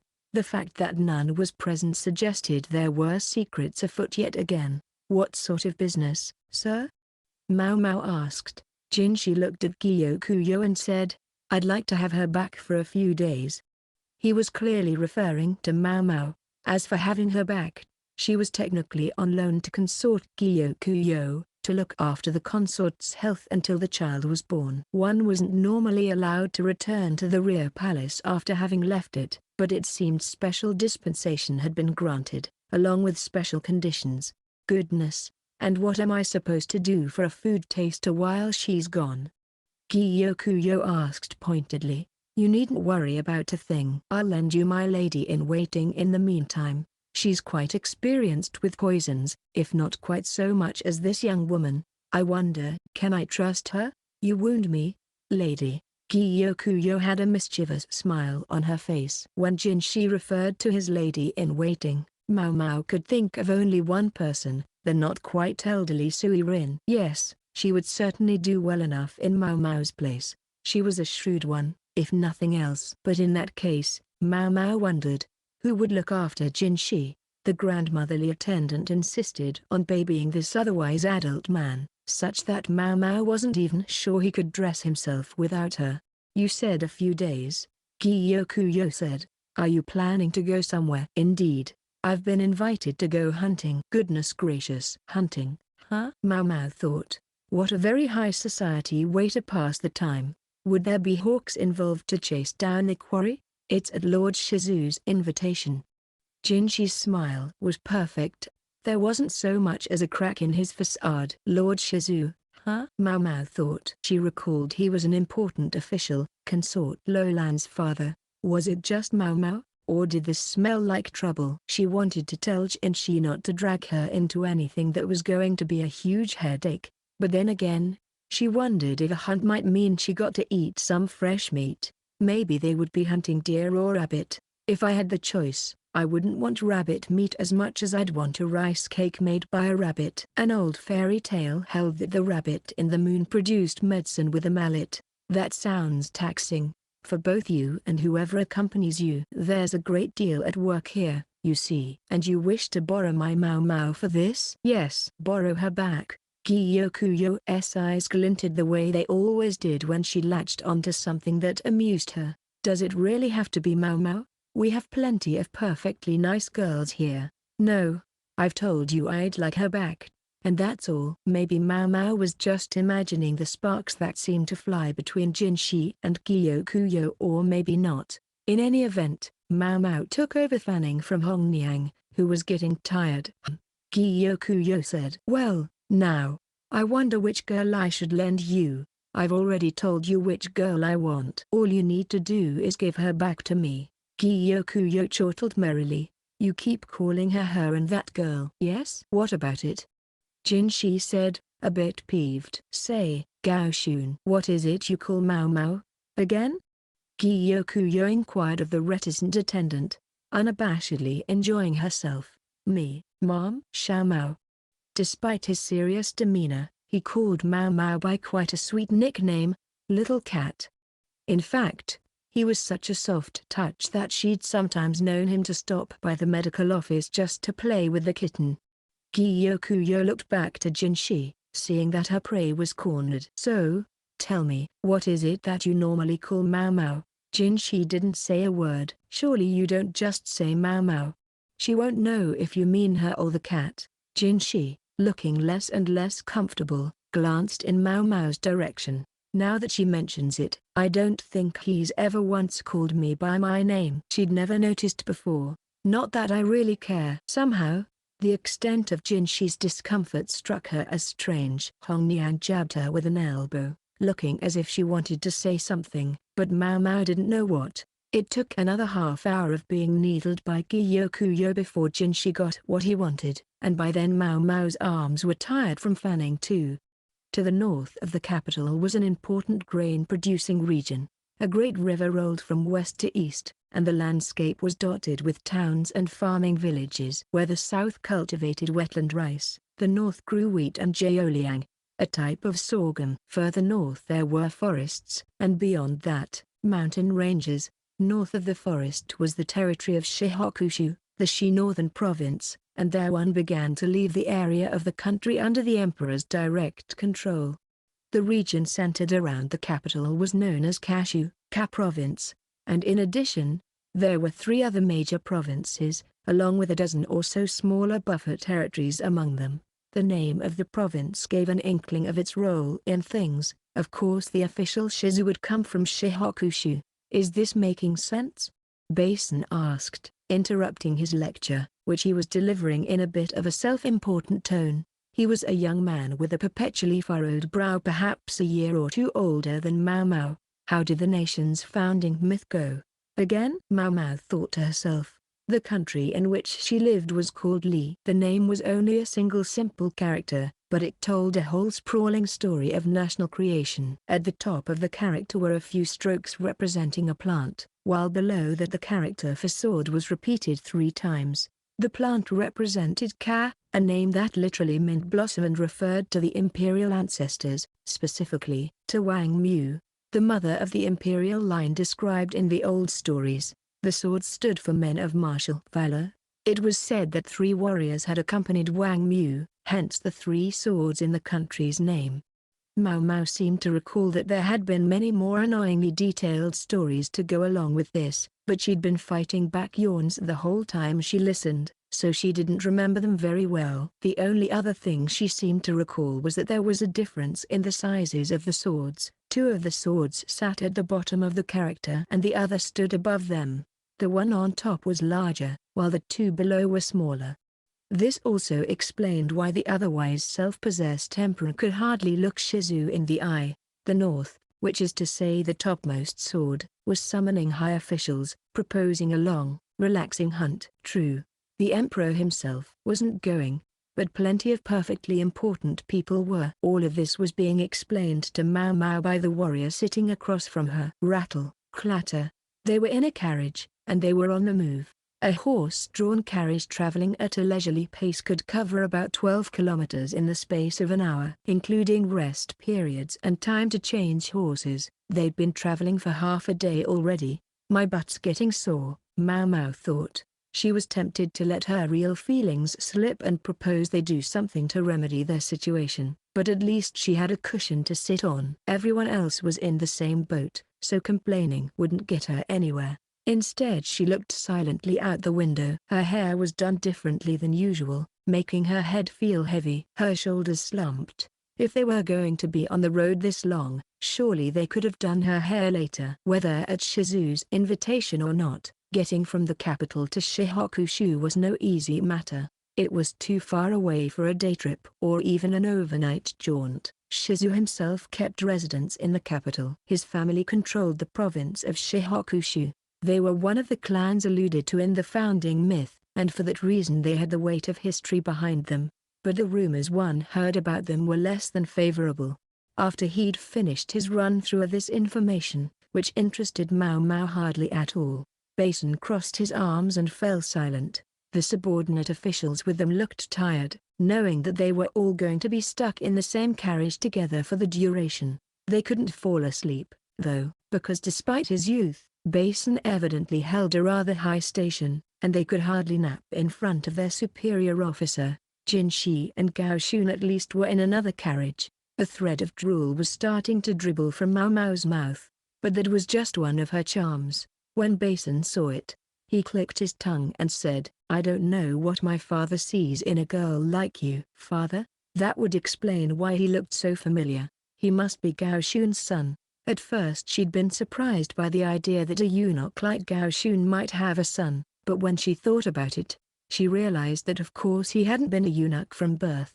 Judging by his age, it shouldn't have seemed strange if he had a couple of kids. In due course, a lake surrounded by buildings came into view outside the window. Basin relaxed his crossed arms at last, glad to have finally arrived, and his subordinates were clearly relieved. Maomao, rubbing her behind, absently watched the town approach. The colorful buildings stood against a backdrop of mountains. There were waterways too, and rows of large willow trees bending over flagstone paths. The buildings were reflected in the water as if in a mirror. The former emperor had visited this area every year.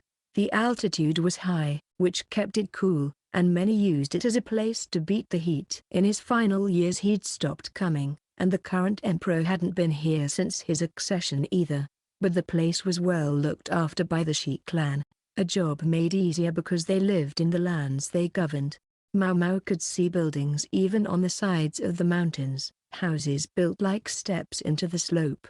They were arranged carefully, so as not to detract from the scenery. The carriage stopped in front of one of the most splendid houses in the entire town, more than lavish enough to host visitors from the capital, who would be accustomed to every luxury. The three-story building with its eye-catching red pillars had roof tiles sculpted in the shapes of beasts.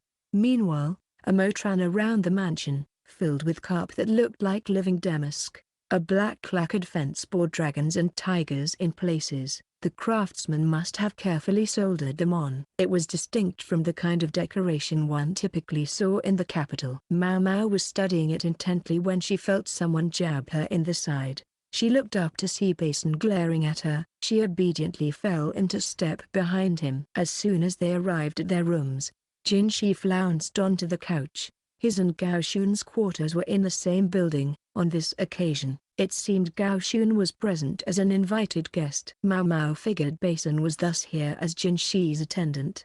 A rather stuffy-looking colored cloth lay on the table, and after a moment Maomao realized it was a hood. I get it. It truly was a crime to be too beautiful. To think, he had to go so far as to wear a disguise when making a journey such as this. It was understandable. A mere smile from this man might stop the heart of an unsuspecting townsgirl.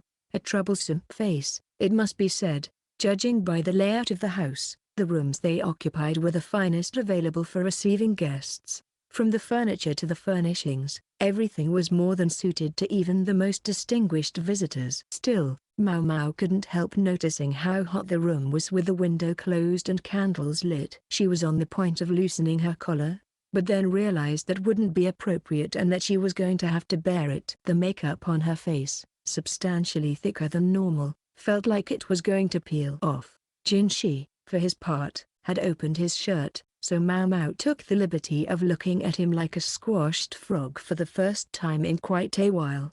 The fact that she, Gaoxun, and Basin were the only others in the room seemed to make Jinshi think this show of leisure was acceptable. Was it only the candlelight that made shadows appear to play across Jinshi's face? He looked more tired than usual. "And here? What name shall I use?"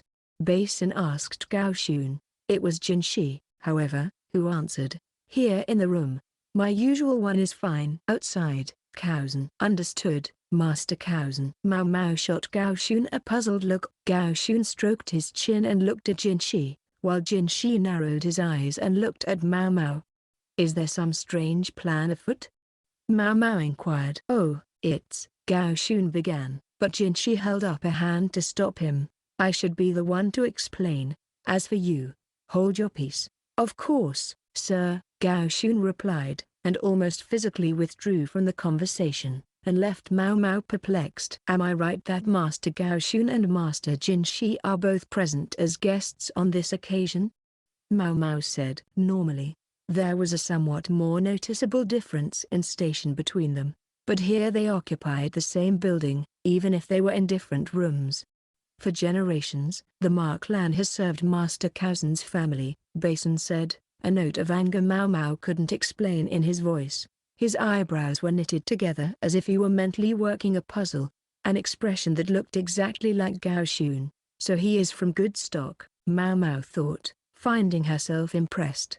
She shook her head, provoking further consternation from Basin. He trotted over to Gaoxun and said, "Father, what is the meaning of this?" Gaoxun looked troubled, then he looked at Jinshi before pulling Basin by the arm over to a corner of the room and holding a whispered conversation.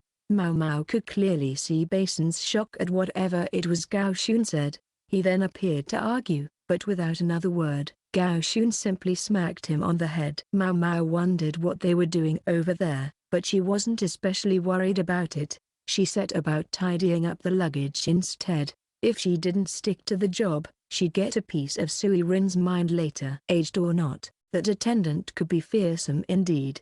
The hunt was to be held the next day. They would spend today at the mansion. An evening banquet was held in the garden, but Jinshi and the others showed no sign of leaving their rooms. They simply stayed in with the windows and doors shut tight, passing the time by reading books or playing Go. The chambers were warm and stuffy, but they requested ice to make things a little more bearable. It was brought to them from the ice house by a rider going at full speed. In the middle of summer, truly the height of luxury. When Gaoxun spotted Maomao looking at the ice with utmost envy, he was kind enough to quietly slip a piece to her. What a really, truly thoughtful eunuch. Personally, Maomao thought they could solve most of their problems just by opening the windows. Finally, unable to help herself, she asked, "Why don't we open the windows?" She'd been asking Gaoxun, but it was Jinshi who answered. "Do the food tasting for our dinner," he instructed her, looking frustrated.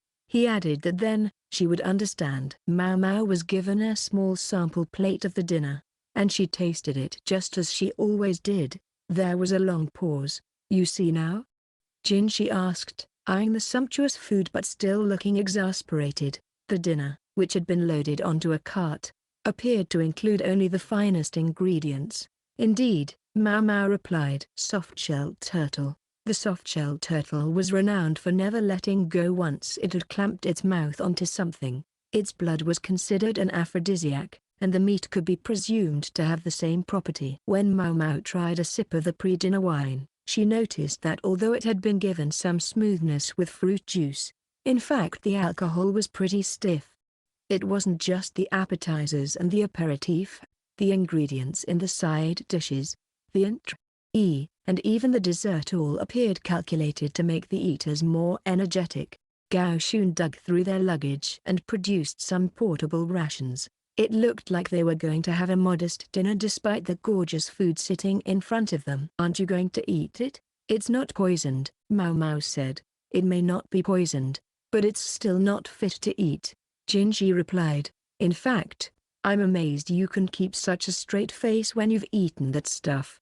He and Gao Xun were both looking at her as if they couldn't believe what they were seeing. In a corner of the room, basin was boiling some water, and when it was already so hot, "It tastes wonderful. It would be suspicious if there were any leftovers, so you don't mind if I eat it, do you?" "Fine, if that's what you want." Jinshi pursed his lips as he looked at the thoroughly satisfied Maomao. She, meanwhile, savored another sip of turtle soup. Jinshi watched her closely. "How is it? Is it good?" "It is. I don't have particularly fond memories of soft-shelled turtles, but this I can live with." "What do you mean, memories?" Jinshi asked. He picked up the tureen of soup, beginning to look interested. "Oh, nothing important." Maomao had been in the habit of helping her adoptive father ever since she was little. That included going to market to buy ingredients for medicines, and once, she'd run into an unsavory character on one of these trips. An exhibitionist who had undone his belt and opened the front of his robe. Needless to say, he hadn't been wearing his skivvies. He seemed to show up especially often in winter, and she always wondered if he didn't get cold.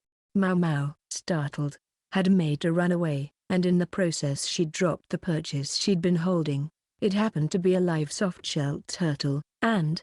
"Okay, enough. I don't need to hear any more." Jinshi put down the tureen, a traumatized look in his eyes. Gao Xun and Basin, father and son, wore similar expressions. Apparently she'd slipped up again. Gosh, the courtesans always loved that story. It made her realize afresh, as she set aside the empty plate, that she didn't even speak the same language as those of better breeding. Still, what a waste of a good meal. "There are plenty of good things here besides the turtle. You're really not going to eat any of it?" She urged the leftovers on them. It was far too much food for her to finish all by herself. There was no way that some dried meat, reconstituted with the hot water, and dried boiled rice would sate 3 grown men. There must have been a meal sent to Gao Xun's room as well. Maomao supposed he had refrained from eating it because it had the same sorts of ingredients. "You're sure it's all right?" Jinshi ventured after a moment. "Be my guest." It would be such a waste to leave leftovers, Maomao thought. "You're absolutely sure?" he said, staring intently at her. She was puzzled as to why he was so insistent, but then Gao Xun intervened with a series of small shakes of his head. Jinshi nodded reluctantly. "I don't need it." "Basin, you're free to eat it. In fact, I'm ordering you to, if that is your wish, Master Cowson." Basin sat down like an obedient servant, and Maomao passed him a cup of wine. He drained it slowly. "Delicious. I'm glad to hear that," Jinshi said. "However." "Yes?" Basin went completely still, and a thin line of blood traced its way down from his nose. His face was bright red, and he appeared to be waging an internal struggle against something. Jinshi looked him in the face, and Basin shuddered. "How?" he asked. "Is this girl still upright?" He was looking at Maomao with a truly terrible expression, as if fighting back a force welling up from within his body. He was leaning forward as if to conceal a very specific part of himself. "Ah, the trials of youth. No special reason," Maomao demurred. The answer was simply that such was her constitution. Basin, still struggling, tried to wobble his way to the next room, but fell down in the process. "Are you quite all right?" Maomao asked. "Just let him stay there. I'll sleep in his room," Jinshi said. The facing room was supposed to be for his servant. It was less spacious than his own chamber, but plenty large enough to sleep in. "Master Jinshi, I can help carry him to his room," Gao Xun said. "I'm sure you're both tired." "But, sir," if Jinshi said so, there was scant arguing. Gao Xun gave in and helped his son into the canopied bed. Maomao gave a helping hand where she was able. Thinking Basin looked awfully hot, she loosened his belt slightly, and his complexion improved. The blood from his nose got on the sheets, though, which was a shame. Jinshi slept in Basin's room, while Maomao used the room across from Gao Xun's. Perhaps it was a bit of consideration on Gao Xun's part that she had a room all to herself which would normally have housed several people. The bodyguards who'd come with them stayed with Gao Xun. It was some luxury to have a room to herself. Maomao reflected. It even had a bath, so she was able to soak and relax. Simple pleasures. Chapter 17. The Hunt, Part 1. The next day, Jinshi and the others rode off to the hunt. Jinshi wore his disguise, though he looked annoyed to have to do so, and continued to call himself Kaozen, the name it appeared he was going to use for the duration. The disguise was understandable.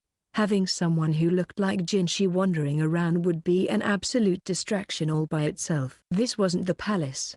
Nobody here knew he was a eunuch. With the incident at dinner fresh in her mind, however, Maomao couldn't help wondering what exactly the eunuch was hiding. She chose not to pursue the question. She could only imagine what would have happened had Jinshi mingled freely during mealtime. No wonder he kept the windows shut. So it was that Maomao followed the hunters in a carriage. Indeed, the carriage contained several household servants, along with firewood, soup pots, and an array of other cooking implements. It seemed they intended to cook whatever they caught right on the spot. The carriage rattled its way past the Jiaoliang fields for a good half an hour, and then the mountains came into view. After that they traveled on foot up the slopes for another hour, until they arrived at a house built on an elevation with an astonishing view. The green all around was refreshing, and water could be heard in the distance. It seemed they were near a large waterfall. The servants, used to all this, set about preparing a fire. Several of them went with jugs to go fetch water. Maomao wondered if she should do something to help,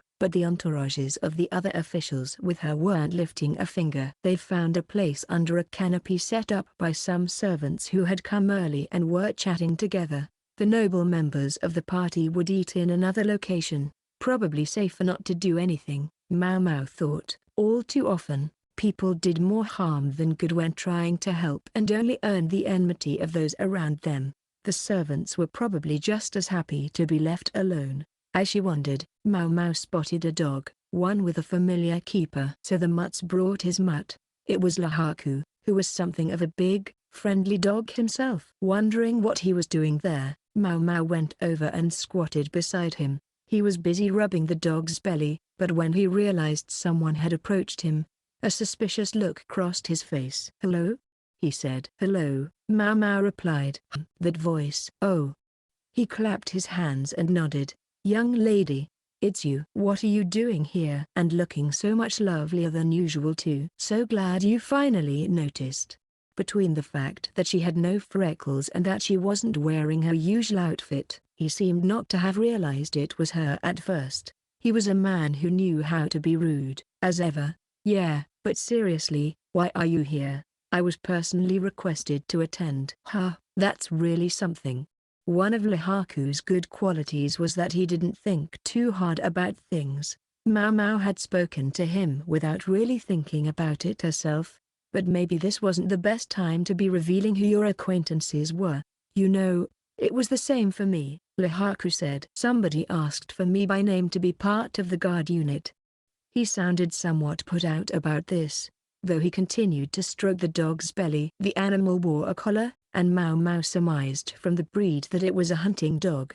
Unfortunately for him, they would be hunting with hawks today. The dog would just have to cool his heels. That must have been why he and Lahaku were here holding down camp instead. You just keep an eye on the dog," they said.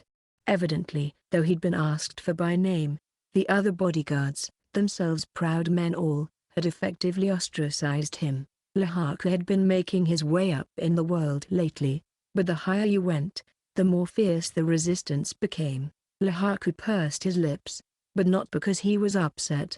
He was making some ridiculous FSSH sound, pushing the breath out of his mouth. He seemed to think he was whistling. "You're very bad at that, sir." "Yeah, thanks." "Pipe down." He gave Maomao a smack on the head, then pulled at a string around his neck, producing a long, narrow tube that looked vaguely like a flute. Having given up on whistling, Lahaku put the cylinder to his lips and blew on it in the dog's direction. The animal jumped up and looked right at him. With a series of long and short blows, he could make the dog sit and stand on command. "He looks very smart." "Sure is. When I need him, I can get him to come running from kilometers away." Then he gave 3 short bursts on the whistle, followed by 4 longer ones. The dog came over and sat in front of him, wagging his tail. "He's so smart, but they want to use that." He looked at the sky. Maomao couldn't help following his gaze, and above them in the blue she saw a tiny black speck circling. Personally, she thought when hunting in the mountains, which were full of physical obstacles, it was probably wiser to use a dog than a hawk, but maybe hawks carried more prestige. Maomao wouldn't turn down some wild rabbit, though she dearly wished she might have some boar meat instead, but they weren't going to catch a boar with a bird. Maomao contemplated what a good forest this was. A wide variety of trees grew here, and that likely meant a wide variety of fine medicinal herbs and mushrooms. "I guess they probably don't want me going in there," she thought.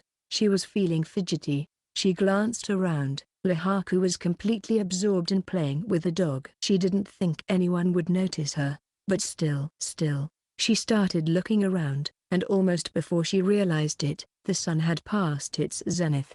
The air was full of the fragrance of sizzling meat. They were at the mountain retreat, where the wine flowed freely and women brought the cooked game around. About 10 officials sat in chairs, and a table nearby held more side dishes. The room had been designed for good airflow, and buckets of water had been placed at their feet. There were servants with large fans present, and every effort had obviously been made to relieve the stultifying heat of a summer hunt. Shihokushu had a cooler climate, as befitted a place people went to beat the heat, but today the fine weather and the damp breeze conspired to make everything feel warm.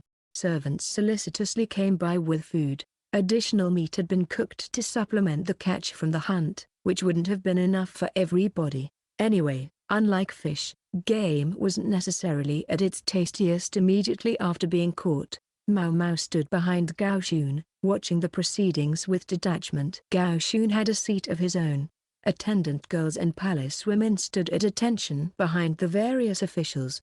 "You know, now that I think about it." Outside of his master's room, Gaoshun didn't spend much time in Jinshi's company. Instead, Basin attended him, and Maomao naturally fell in with Gaoshun. A strange-looking man occupied the seat of honor. His face was hidden behind a mask, and he hadn't so much as touched his food, nor the wine either. Basin stood attentively behind him. "He has to wear that thing even here? Must be tough," Maomao thought. She didn't feel it particularly concerned her, though. The girls serving the alcohol kept stealing glances at the masked visitor, who was, of course, Jinshi.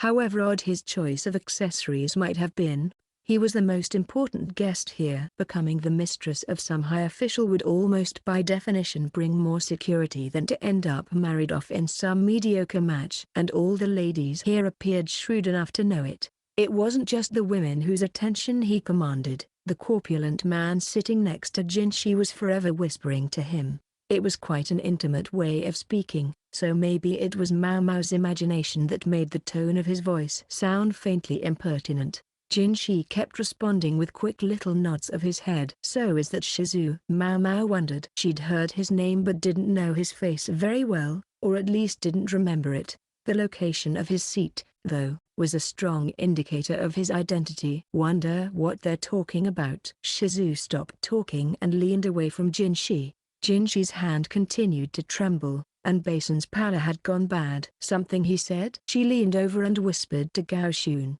She was well familiar with Jinshi's ways. Think what she might about his personality. His outward appearance was unflappable. It was very strange to see him acting that way. She told Gaoshun that she thought there might be something wrong with him. Gaoshun, though, only shook his head and instructed her not to do anything. Jinshi stood up, claiming he had a bit of minor business to take care of. Basin was about to go to him, but he was delayed by some high officials around him. Gaoshun tugged on Maomao's sleeve. "It's time to trade off," he said. Maomao understood what he was getting at. She nodded, then called one of the other servants waiting outside the room. Then she followed Jinshi, who was walking unsteadily. He left the residence, taking care that no one should notice him. then headed toward the trees. Maomao was going to have to follow him, but first there was something she needed. She picked up a long-necked bottle full of water. "May I take this?"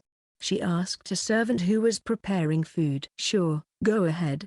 The servant, obviously harried, answered without really looking at her.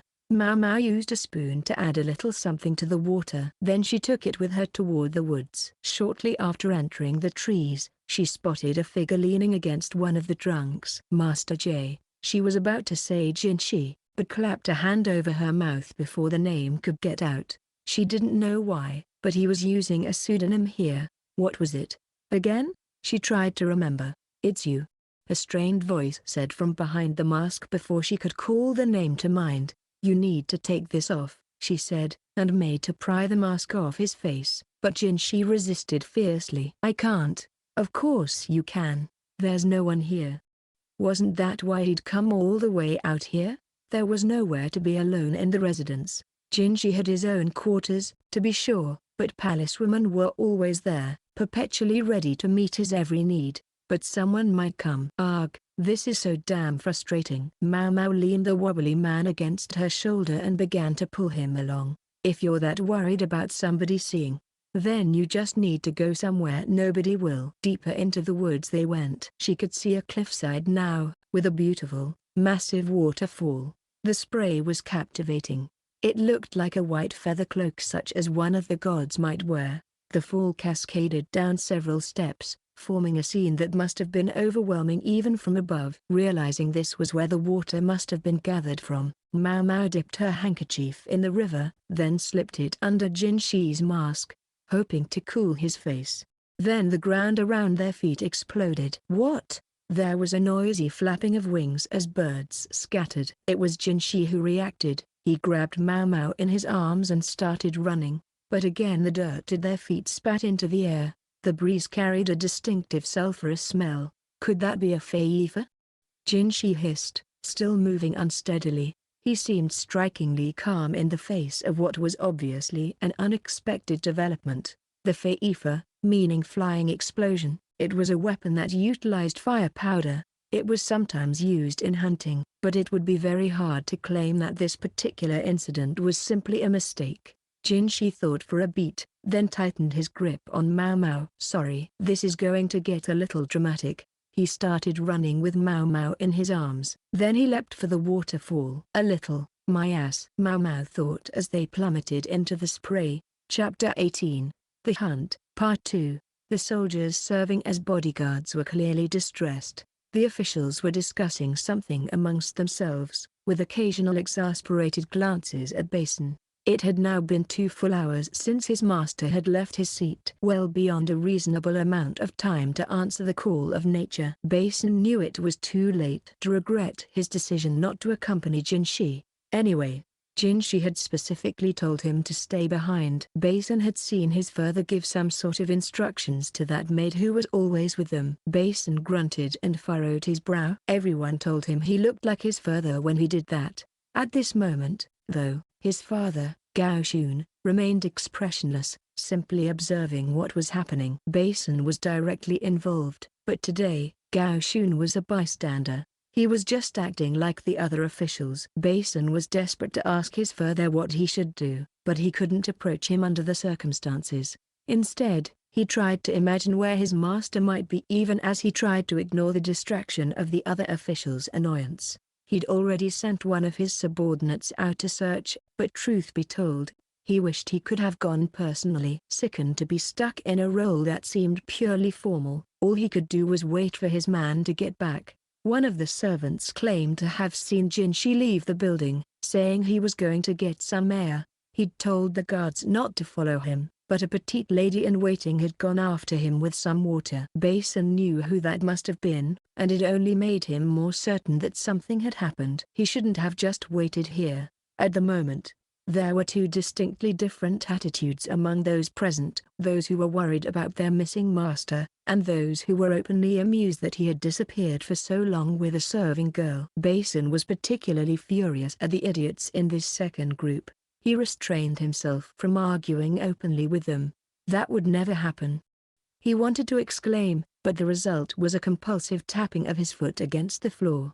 The atmosphere at the banquet was quickly turning sour. Basin felt as if Shizu could have put things back on the right footing with just a word, but their host was too busy pouring wine into his portly, tanuki-like belly. Basin couldn't imagine what he was thinking. Shizu would never have gotten where he was without being who he was, but from that perspective, there was one man who might have been able to surpass him: the strategist, Larkan. Yet it was widely understood that Larkan had no such ambitions. The man people called eccentric, strange, bizarre. He'd recently bought out a courtesan, and he was shut up somewhere with her instead of attending this hunt. His absence wasn't particularly remarkable. What had the court chattering was the realization that the monocled eccentric had actual human feelings.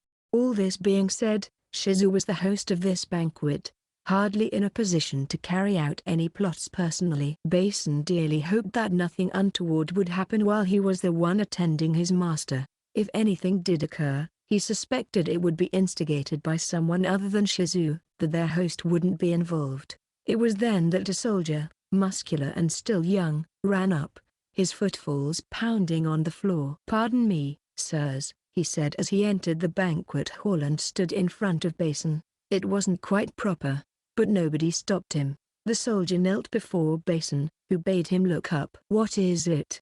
Basin asked. In response, the soldier glanced around the room, then passed Basin a piece of cloth.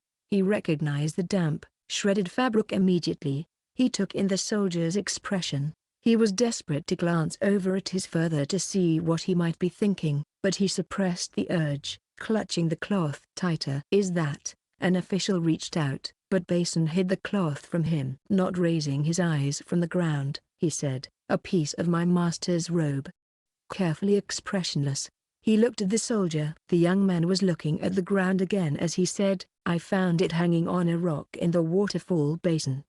That set the room buzzing. So the missing guest had torn his robe. There was no one in the area, the soldier continued. "The river is rapid there, however, and swollen by the recent rains. The people who had been snickering over the visitor's assignation with one of the ladies went pale. Send out a search party immediately," someone shouted, but it was a little late for that. Guests began to pour out of the banquet hall until only a handful of people were left, including Basin, the soldier who had brought the report, and Shizu.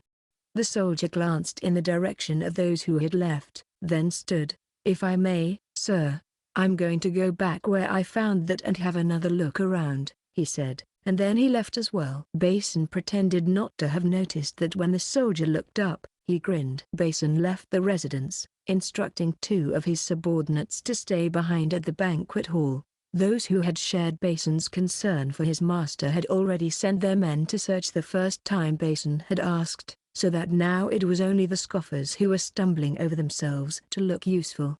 Basin heard some of the other guests shout to him, and he answered them offhandedly, but what he was really doing was looking around. He found the soldier who had reported to him. He was now accompanied by a dog that sniffed around, searching for something. It looked like a hunting animal tracking game, but then one of the officials passed in front of it and it began howling. What the hell?" the man exclaimed, cringing to find himself the object of all this noise. "Ah, I'm very sorry, sir," the dog's handler said. "Just get him away from me," the man demanded. The soldier managed to pull the dog back, but now the animal started barking at the official's subordinate. The man and his underling moved off, clearly thinking what an ill-trained hunting animal they were dealing with. After another 30 minutes or so of searching, someone shouted from the direction of the waterfall. A bevy of guests were gathered downstream of the basin. There was a torn robe there, with dark red stipples, and a broken arrow stuck through it. "What is going on here?" Basin said, but the discoverers of the robe shook their heads. The tear in the outfit perfectly matched the piece of cloth that had been found earlier. Water had caused the red stains to fade, but they were unmistakably blood, and they clearly traced back to where the arrow had struck. The owner of the robe was nowhere to be seen. If the robe had been carried to them by the current, then he must be upstream, but if the arrow had caught the outfit and the owner had wriggled out of it, then he might be downstream. There were no wet marks on the banks of the river, though, making it unlikely he'd climbed out here. Basin looked at the torn piece of cloth and frowned. "Show me the arrow." One of his men passed him the broken projectile. He inspected the tail feathers and the head. Then he turned toward the still growing crowd of officials and announced, "I apologize, but we're going to have to search everyone's belongings." The arrow had been fletched with hawk feathers. Those were expensive, limiting the number of people who might have used them. However, many of the guests on this expedition, knowing that hawks were to be used in the hunting, had superstitiously brought supplies decorated with hawk feathers. What was more, each of the items had been painstakingly handcrafted by professional craftsmen. The highborn hated to see a design repeated, even when it came to consumables like arrows. They preferred to be unique. Each of them could be expected to carry arrows of exceptional construction and materials. Though obviously displeased to find themselves objects of suspicion, the guests reluctantly complied, each producing the hunting implements from his carriage, appearing confident that no such arrow was to be found among his belongings. "Can you explain this to me?" Basin asked icily. "Just what is that?" responded the distressed owner of the arrow Basin was holding. His name was Loen, a high official of the board that handled finance, but his title or station mattered little. At the moment, his abundant beard was trembling as he denied any knowledge of the arrow. "I don't own anything like this. There must be some mistake," he said, with much shivering and gesticulating. The onlookers started murmuring. Suspicious glances began to turn on Loen. Despite what the man said, the broken arrow in Basin's hand perfectly matched the ones in Loen's baggage. "Please, explain how it's a mistake," Basin said. "Somebody must have planted those there to frame me." Loen's face was drawn with panic, and his servants shared his distress. They were all obviously deeply shaken by this utterly unexpected turn of events. Loen's defense started the crowd talking again. It was true. They seemed to agree that only an inordinately clumsy criminal would keep a quiver full of the arrows used in a crime. The soldier with the dog stood behind Basin, watching the scene as if he wanted to comment. Basin studied the shred of cloth again. Then perhaps the arrows that were switched out were thrown away somewhere nearby. His gaze took in the residence and all the scenery around it. "We've searched the riverbanks fairly thoroughly, so perhaps it's time to start looking in the woods." Somebody flinched at that. It was the slightest of movements, but someone who was watching carefully would have seen it. But would this person take the bait? "Shall we split up and search, then?" Basin asked. "I don't need everyone here. If about half of you could help me look for my master, that would be enough."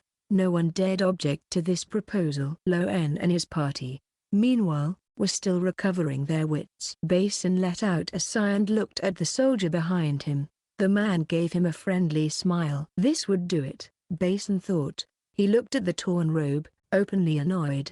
The fabric bore familiar handwriting, ? The man looked around, panicked, wondering if anyone would show up. He was sure they couldn't possibly find it, but having everyone looking for you was an unsettling feeling nonetheless. They would never find it, he was sure, but the thought naturally led him to edge toward it. He was in the woods, with its piles of fallen leaves and soft soil. The leaves were neatly scattered, so it wouldn't be noticeable at a glance. If that bunch of determined men started rooting through the leaves and digging in the ground, though, that might be a problem. What to do? The man was flustered. Why had they been there? The question hounded him. Maybe that was what made him more panicky than usual. When he arrived at his destination, he breathed a sigh of relief. Nothing had changed. The ground was undisturbed, just as he'd left it. "Is there something there, sir?"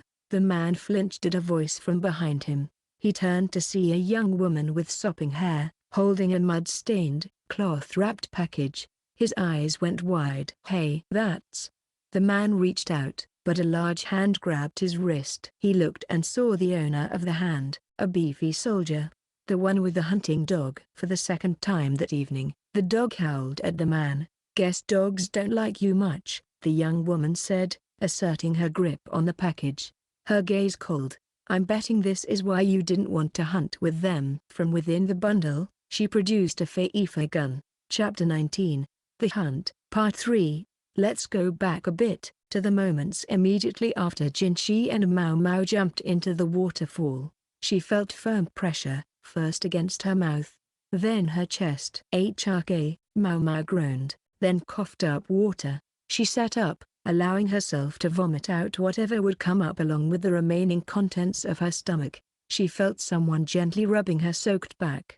"I'm sorry. I didn't realize you couldn't swim." No one could swim in that, Maomao managed in spite of her bloodless face and lips. Entirely without warning, Jinshi had grabbed her in his arms and flung them both off a cliff. He'd had a proper running start and had kicked hard off the ground. Somewhere in the middle of it, Maomao had thought she heard another blast of the Feifa. The cliffside had been nearly 50 meters high. Under any other circumstances, she could only have assumed Jinshi had lost his mind. "The basin here is deep," he said now. "So long as you manage to land in it, you should survive. Assuming you don't drown." "Big assumption," Maomao replied. When he saw how angry she was, Jinshi found he couldn't quite look at her. Maomao stood and loosened her sash. Her robe was soaked through and very heavy. What are you doing?" "I'm sorry I'm not pretty enough for you, but I'll catch a cold at this rate, and so will you. Take off your clothes, Master Jinshi." "I'll wring them out."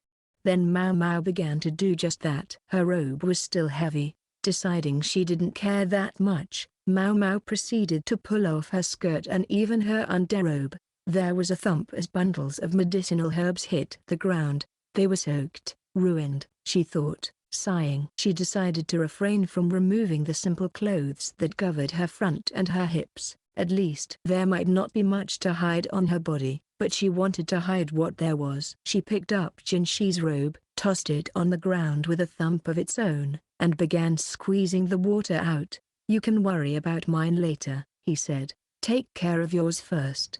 He sounded oddly annoyed. Knowing she couldn't let him stay that way, however, she continued wringing out his robe. He practically snatched it back from her and began squeezing it dry himself. She figured that was just as well. He was stronger than she was and would do it more efficiently. She went back to working on her own clothes. She put her skirt and underrobe, still rather damp, back on, then finally took a look around. They were in a dim cavern. "Where are we?" "Behind the waterfall. Not many people know about this place." "But you do." "An official who used to play with me here long ago taught me about it." "I gather that going in here is sometimes used as a sort of test of courage." "I see."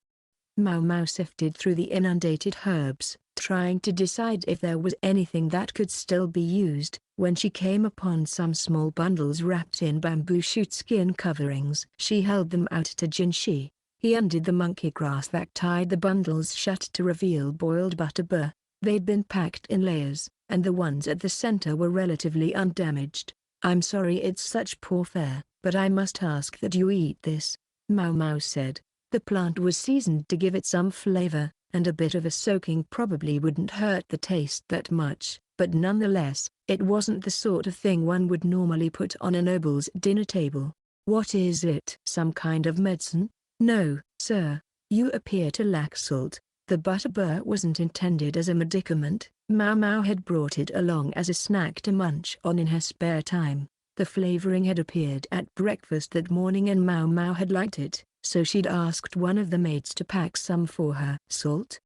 Jinshi asked, looking at Maomao. His mood seemed to have improved, but she couldn't forget how he'd been stumbling earlier. During their leap, she'd dropped the bottle she'd brought to give to him. She'd filled it with a mixture of water, soy paste, and sugar. "When you wear a disguise like that on a day as warm as this, of course you'll start to overheat." "I'll bet you were feeling lethargic and had a headache." It was clear why Jinshi hadn't been feeling well. He'd gone around with his face covered, not only failing to eat properly but hardly even getting any water. Even a lack of water alone, though it seemed such a simple thing, could lead to death in some cases. Dunking themselves in the basin had taken the edge off the overheating, but she wanted him to get some salt for good measure. Hence the butterbur. "So that's what you're thinking." Jinshi took some of the plant and put it in his mouth. Then he promptly took another bite. The salty flavor must have been better than he'd expected. At that moment, a rather embarrassing sound echoed through the cavern. It came from Maomao's stomach. It wasn't her fault, Maomao didn't eat much, but that meant she got hungry all the sooner, and the servants didn't eat until after the guests had dined. Jinshi put a hand to his mouth, holding out some of his butterbeer to Maomao. She was suddenly seized by the desire to glare at him, to bare her teeth and scowl. She managed to quash the impulse. "Of course, thank you," she said, although she worked in a bit of a pout as she said it, and then she plucked a bit of butterbeer for herself and put it in her mouth. Defeated, Jinshi ate his helping as well. When they were left with only the wrapping, Jinshi licked the last of the salt off his fingers. Maomao was struck by how childlike it was, but anyway, she went ahead and cleaned up the bamboo wrapper. "What in the world was that earlier?" she asked, deeply uneasy. "That was a feifa, a handheld firearm. The shots came fairly close together, so there's a good chance we were attacked by multiple assailants. The feifa was designed for battle, but using it required packing it with powder and ammunition, then setting fire to it." That presumably explained Jinshi's choice to jump off the cliff rather than to try to hide in the forest. In the woods, he would have been running straight into his enemies' clutches. All the worse when they didn't know how many enemies there were. What's he done to get himself so hated? Maomao wanted to berate him for dragging her into this, but if she was honest with herself, she could hardly complain. She was the one who'd followed him out to where they made convenient targets. The moment they'd entered the woods they'd made themselves vulnerable, but getting out of sight of the mountain residents had been the final nail in their coffin. Notwithstanding her misgivings, Maomao looked around at where they were. The roar of the waterfall filled the cavern, which was damp and full of moss. She could see the skeletons of small animals here and there, suggesting that they'd gotten in but hadn't managed to get back out. The cavern was darker further in, but she could feel a breath of wind. "So you knew about this cavern? Do you know if there's a way to get out?" she asked. "Normally, one would simply swim out past the waterfall." "Might be tricky for me." Maomao was not a gifted swimmer. Witness how she had nearly drowned earlier. "There's a hole in the ceiling up ahead," Jinshi replied. "It's connected to a cave closer to the residence." Those who had entered this cavern as a test of courage had been, it seemed, often extricated via that route. "Does Master Gaoshu know about this place?" Jinshi couldn't quite look at her. "He hated for me to play games like this." So they'd been doing it in secret from him. The air between Maomao and Jinshi suddenly seemed to grow more tense. "Basin knows about it, but I'm not sure if he'll connect the dots immediately." Unlike Gaoshun, Basin wasn't always the quickest thinker. If only there were some way to let him know where they were. Whoever had shot at Jinshi was probably searching the area around the waterfall now. And in Jinshi's current physical state, there were no guarantees he would be able to swim safely away. Anyway, Maomao turned toward the interior of the cave. She could hear the wind whistling through the ceiling. It occurred to her that they might be able to shout for help, but Jinshi shook his head. "They would have to be awfully close by to hear us. We'd be lucky if somebody noticed if we shouted all day." Maomao cocked her head as a memory floated to mind. She put her thumb and forefinger into her mouth and tried to whistle, but she hadn't done it for a long time, and she didn't get much of a sound. Should have known it wouldn't be that easy. Admitting defeat, she went over and looked up at the hole in the ceiling. It wasn't that far up, maybe 270 centimeters. Jinshi had to be at least 180,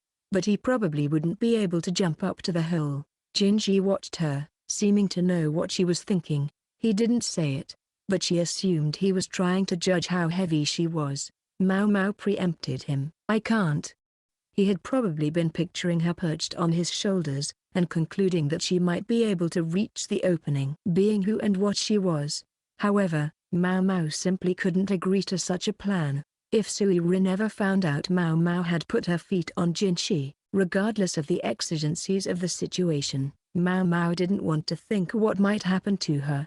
"What's the alternative?" "You underneath?" "I would crush you." "But do it." When he put it that way, she didn't have much choice. Maomao went over to where Jinshi was crouching down. Although she made a point to look annoyed about it, he was ready for her to get on his shoulders, and, left with no other options, she did so. She held onto his damp head as lightly as possible as he stood up, You could stand to put a little weight on, you know. Surely this isn't the time, sir. She couldn't see the opening in the gloom, but was able to find it by feel. It was damp and slippery in places. Somehow she managed to get a grip by the tips of her fingers, then pulled herself up so her feet were on Jinshi's shoulders. Seems promising, he said. Yeah. Maomao replied. Just as she was preparing to stand up, though, a moist-eyed creature landed square on her head. Ribbit. It croaked, and then jumped away again. A frog, Maomao thought. It was hardly enough to scare her, but it was plenty to break her concentration. Her fingers, which had barely been holding her up, slipped away. Oh, Maomao lost her balance, still only halfway to her feet. The motion caught up Jinshi below her. Hey, watch out! He exclaimed, wobbling. He could have simply let go, but he had the decency to try to hold on to Maomao. Unfortunately, the result was that he slipped on the damp moss and took a tremendous fall. He didn't say anything immediately. Maomao, meanwhile, felt no pain, but did find damp skin pressed against her cheek. It was noticeably warm, and she could feel a pulse in it. She also couldn't move. Two large arms were wrapped around her, holding her close. Vestiges of fragrant perfume reached her nose. Maomao felt her own heart rate increase. She worried that with their bodies so close, Jinshi would hear it, but she couldn't pull away even though she wanted to. As the blood pounded through her veins, Maomao found herself focused on just one thing. What is that? Maomao's left hand was caught between them, and something squishy lay against her palm. At first she thought it was the frog, crushed by the fall, but the size was nothing like that of the amphibian that had jumped on her head. What's more, whatever it was seemed to be covered in cloth. Had the frog jumped into Jinshi's robe? Without really thinking about what she was doing, Maomao groped about with her fingers, trying to figure it out. HNGH? Jinshi grunted. His heart rate shot up. Maomao looked up to find herself staring at Jinshi's chin. She could see him biting his lip, hard. He seemed to be struggling, fighting with something. The frog in his robe shifted as if it were alive. I'm sorry, but, could you move your hand? It's making things rather difficult. Jinshi sounded like he could barely get the words out, and he refused to look at her. She even saw that for some reason, cold sweat was trickling down his face. His brow was firmly knitted, almost as if he were in great pain. Difficult? Maomao reflexively squeezed her hand, and Jinshi's expression grew dramatically more intense. Only then did it occur to Maomao to look at where her hand actually was. It rested somewhere below Jinshi's belly button. She didn't say anything. Something was there, something that should never have been there. Something that would be hugely embarrassing to have grabbed, yet which she shouldn't have been able to grab because it shouldn't have been there. It categorically couldn't have been there. Jinshi was a eunuch, an official of the rear palace. But, well, what was there, huh? Slowly Maomao moved her hand away and was about to try to extricate herself from Jinshi's slackened grip, but he pressed on the small of her back, keeping her where she was, straddling him. Jinshi brushed his bangs aside and let out a breath, then looked at Maomao. I suppose in a sense, this saves me some trouble. His face was that of a celestial nymph whose heart was beset by gloom, but he was no nymph. He had a countenance that could have brought the country to its knees with a single smile, yet he was no woman. And neither, it turned out, was he a eunuch bereft of the foremost symbol of manhood. Jinshi's robe had come open when Maomao had landed on him, but the body it revealed was not soft and indulged. Instead it was all taut muscle, the product of discipline and training.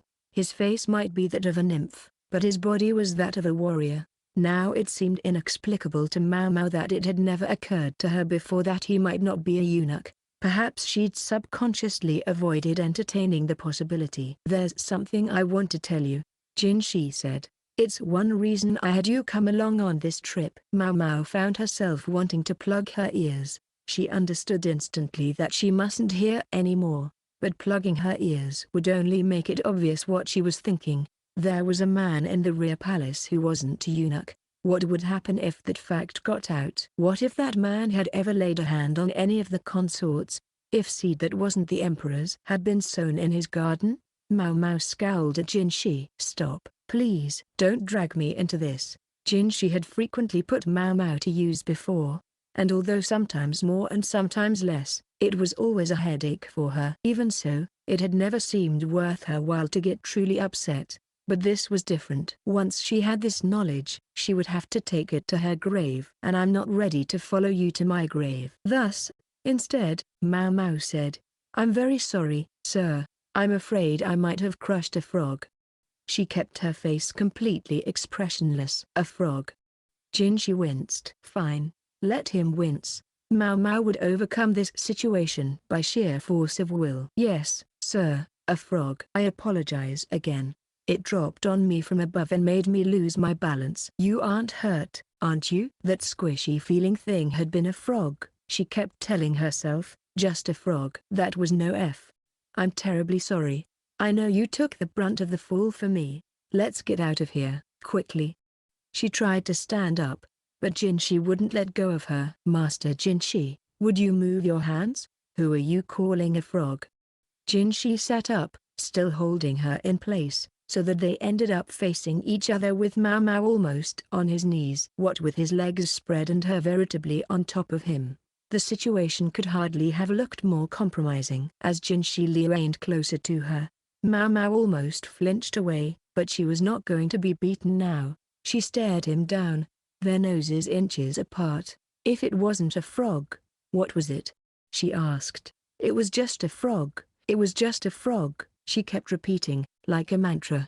The squishy thing under her left hand had been a frog, and nothing more. Frogs were gross. She wiped her hand on her skirt. Surely a frog would have been smaller, wouldn't it? Jinshi asked, getting his face another inch closer to hers. No, sir.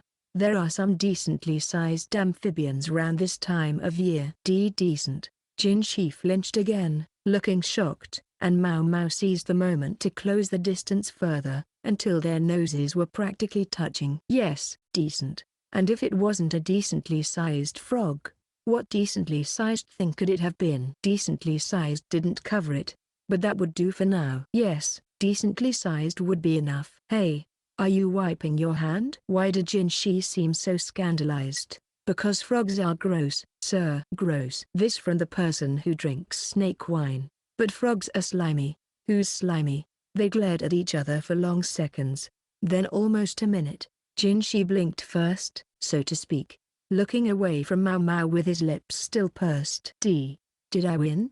Maomao asked herself with a sigh of relief. No good ever came of knowing too much, and for Maomao, whose birth made her suited for little more than drudge work, it was best not to know anything at all. Then whatever happened, whatever her superiors might do, Maomao could say truthfully that she hadn't known anything about it. That had been her position thus far, and she had no intention of changing it now. Jinshi and Maomao were an official and his servant, nothing more, nothing less, and she need know no secrets to fulfill her duties. Jinshi's grip finally relaxed, and Maomao slithered out and tried to stand up, only to find herself pushed to the ground. She hadn't been expecting it, and she collapsed, falling on her back. She looked down, and there was Jinshi. He shifted, crawling on top of her. A faint light, like a candle flame, danced in his eyes. Very well. He slowly set his hands behind her knees and lifted them up, putting the two of them in an even more compromising position than before. Want to find out for yourself? Jinshi was scowling. Maomao got goosebumps all over and started sweating profusely. She realized belatedly that she'd pushed Jinshi too far. Jinshi, for his part, looked lost for a beat. Seconds, then a minute, passed, and neither of them moved. At length, Jinshi seemed to make a decision. He bit his lip and leaned forward, his face slowly coming closer to hers. I wonder if I should give him a good kick, Maomao thought, her mind whirling, but then Jinshi stopped and looked up in annoyance. What's that? Maomao thought she heard a noise from the exit. What sounded like the howling of an animal could be heard from above them. Slowly, uncertainly, Maomao put her fingers in her mouth and whistled. She was answered by the barking of a dog. She whistled again, and then a ball of fur came plunging through the hole above them, landing square on Jinshi's back. While he rubbed his waist, Maomao scrambled out from under him. The furball was the hunting dog Lihaku had been playing with. Maomao gave it a big hug and a nice pat. "Hey, what are you doing? Don't go running off like that," came the voice of the other big dog.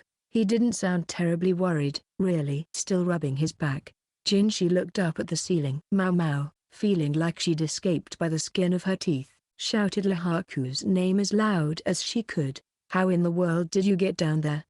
Lihaku asked, looking flummoxed. He'd fetched a rope and pulled Maomao and Jinshi out of the cavern. As Jinshi had said, the hole in the ceiling let out close to the residence. "And what are you doing with someone so important?" he added, in a whisper to Maomao. Someone so important seemed to refer to Jinshi, who was now wearing his disguise. Presumably it would have been safe for Lihaku to see him, but then, perhaps one couldn't be too careful. "Let's just say it's hard to explain," she said. Lihaku cocked his head at that, but with someone of Jinshi's status involved, he knew it was best not to ask too many questions. They'd told him only that they'd fallen into the waterfall basin and ended up in the cave. "I must ask you not to tell anyone that I'm here," Jinshi said. He was seated on the floor of the upper cavern. He sounded like a different person from usual. Maybe it was just that hard to speak with a mask on. "As you wish, sir." Lihaku bowed his head respectfully. Maybe Jinshi wanted to see what the others would do next if they didn't realize he'd been found. Maomao was surprised, though, that he wasn't going to let Base nor even Gaoshu know. The dog was lying in Lihaku's lap, wagging its tail. He was patting its head and giving it pieces of dried meat. Maomao glanced at the animal. It had managed to follow her whistling, so it obviously had pretty good ears. "Does he know any other tricks?" she asked. "Tricks? He can find a rabbit warren, I guess." That's about it. It was like she and Lihaku were having a perfectly normal conversation. The dog came over and sniffed her. There was an intelligence behind the goofy demeanor. Maomao stole a glance at Jinshi. With what had just happened, she almost couldn't bring herself to look him in the eye, but what had to be said had to be said. "Master J. Cousin," she began, remembering just in time to use his assumed name. Since he was wearing the mask, he probably wanted to go by his pseudonym. "Yes? What is it?" The voice that came from behind the mask was cold. He must have been angry at Maomao for getting him so worked up earlier. Why else would he be acting like this? And would it be unfair of Maomao to claim that she'd never seen it coming? It wasn't exactly as if he'd tried to deceive her. He might even have been trying to explain himself. But Maomao, flooded with a desire not to know anything, had come up with an outrageous cover. She could hardly blame him for being upset about that particular story. He had such confidence in his appearance, after all, and such a fine frog. No doubt Maomao was at a loss for the right thing to do, but if nothing else, she had to start by saying this. "I think I may be able to pinpoint who shot at us earlier." She gave the hunting dog a pat on the head.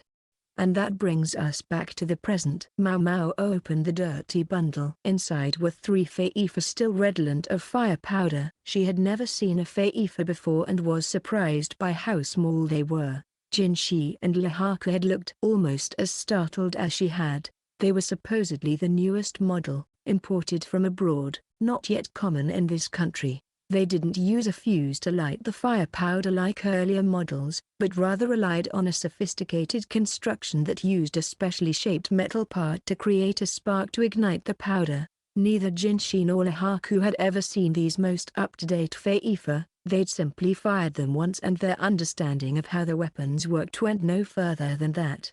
These newest feifa had a unique odor, akin to rotten eggs, not pleasant by any means. The fire powder was typically made by combining charcoal with saltpeter and sulfur, so that when it exploded it had a very unique smell, a powerful aroma that made you want to cover your nose. If such a device had been used during the hunt, any dogs, with their excellent noses, would have reacted immediately, and indeed, when presented with the smell, Lihaku's hound had led them directly to these feifa. Hunts were not conducted with feifa in this area. For one thing, the guns weren't accurate enough, and they weren't suited to the mountain environment, with all the objects that could get in the way of a shot. The reason they'd been used in the attempt on Jinshi's life probably had much to do with the fact that these were the newest model. The unique way of generating a spark increased their accuracy and range, as their test firing demonstrated. And yet even so, this man who had shot at Jinshi had missed.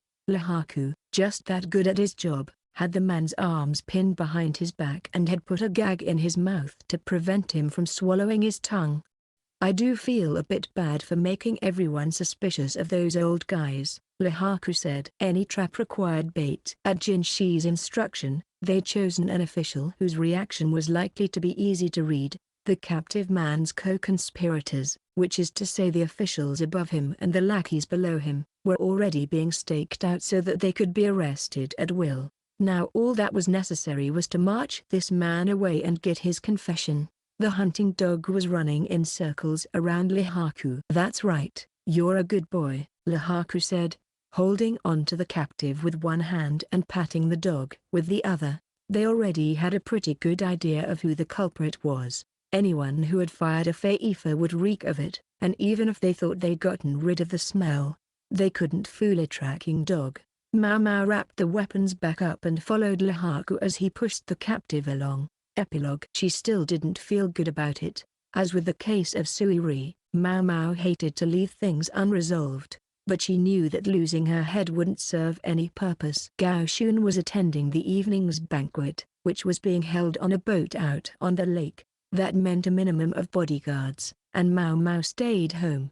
She was in the room, enjoying the night breeze. Those Feifa, she thought. They looked unusual. Someone had said they were the newest model. One could surmise they came from the West. The West. Maomao thought about the envoys who had come angling to make themselves the emperor's bride. What had they been doing when they went sneaking out of their rooms? Gao Shun had asked about women who carried secrets instead of children, but one might also carry out a plot. Maomao had thought that perhaps the women had been seducing court officials to turn them into co-conspirators, but there was another possibility.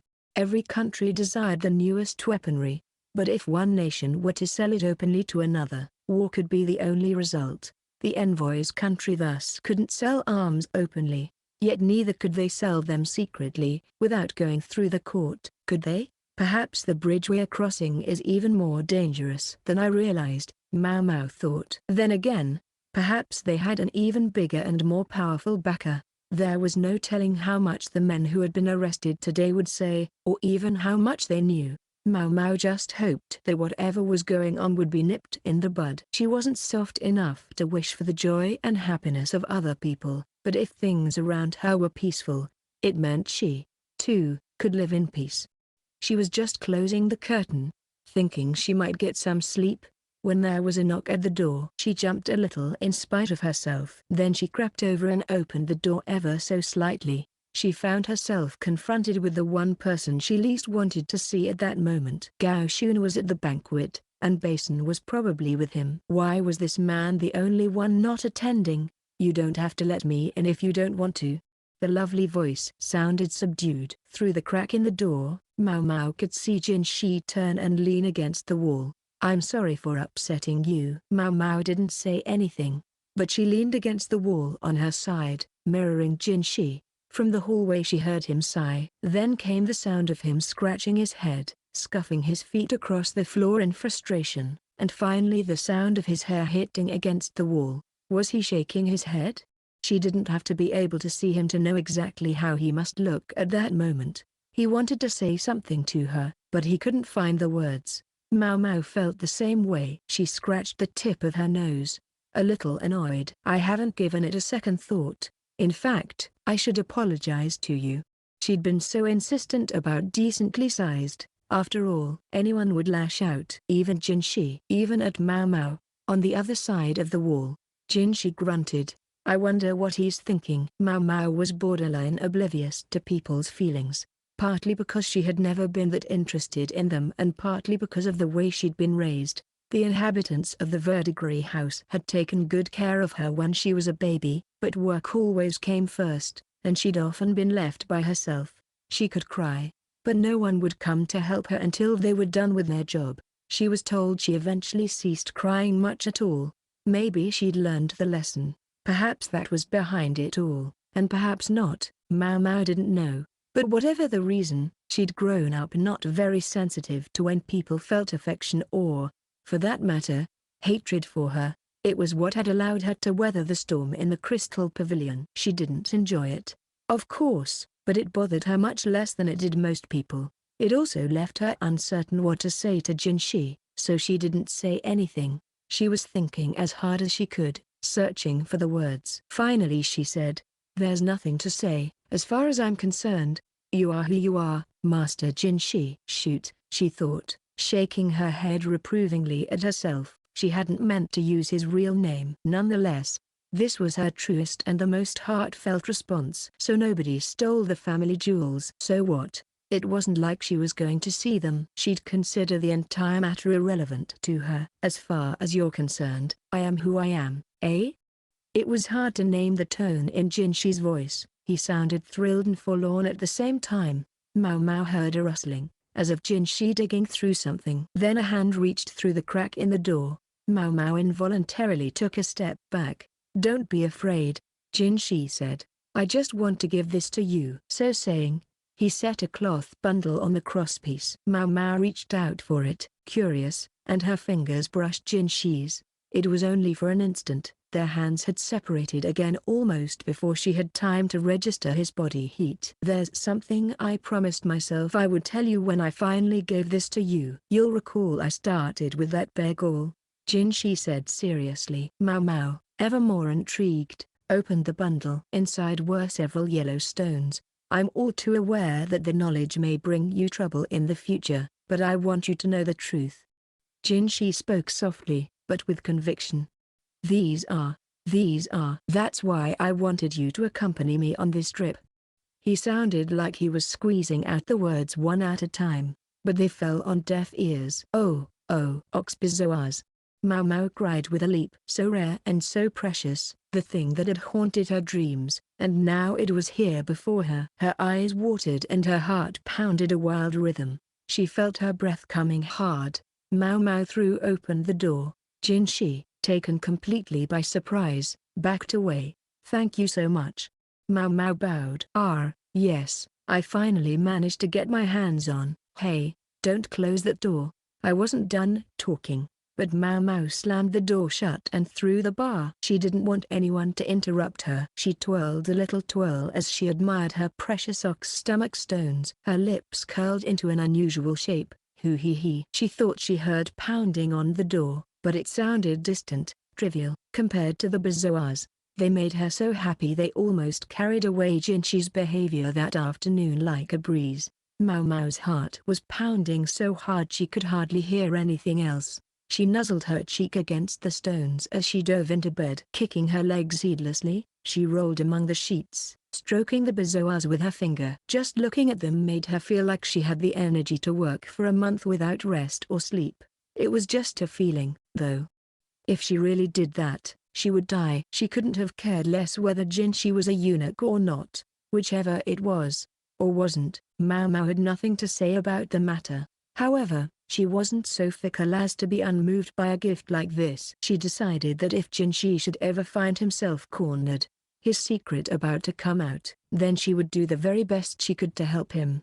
If and when that moment comes, she would make him a real eunuch. Quite apart from Maomao's private resolution, the pounding on the door continued, but in her ears it seemed only a faint drumming in the background. With the guest of honor safely returned, the afternoon banquet broke up in short order. The various officials made sure everyone knew how relieved they were, transparently toadying. One would never have guessed that a few hours before, they'd been making lewd jokes and snickering about having a little fun with the palace woman. Gao Xun was worried about Jinshi's obvious fatigue, but he knew he wasn't in a position to do anything about it at the moment. There was no reason for Gao Xun, who was the attendant of the eunuch Jinshi, to pay any special attention to the guest of honor. Gao Xun was, after all, merely attending in his master's place. It would be conspicuous if he were to act too interested. He had to trust his son Basin to help instead, but could Basin indeed be trusted to do a decent job? When Lo En was formally cleared of suspicion, he made no bones about how indignant he was over the entire affair, but he was a simple personality. Currently, He was quite satisfied with the banquet to cleanse his proverbial palate publicly. The story was that the guest of honor had left the banquet on a whim, and then come back again with no further complications, but most likely, everyone understood that this was a fiction. One group of officials had vanished in the interim and probably wouldn't be seen again for some time. They had to get some kind of information out of them about these new Feifa. As for how that information would be obtained, Gao Xun preferred not to know. Anyway, he had work to do. Tonight's banquet was being held on a boat out on the lake. The seemingly endless supply of wine and the crowd of gorgeous women seemed inspired by the old saying about a lake of wine and a forest of flesh. Gao Xun thought. He was a eunuch, at least as far as it went. He wasn't about to be beguiled by some woman, and should he let himself, the consequences would be dire. He need only think of his wife, the mother of his son Basin, to quell so much as the desire to lay a finger on them. Speaking of his son, the young man was slumped on the deck of the boat, whether sick from the rocking of the vessel, the quantity of wine, or the women's copious perfume.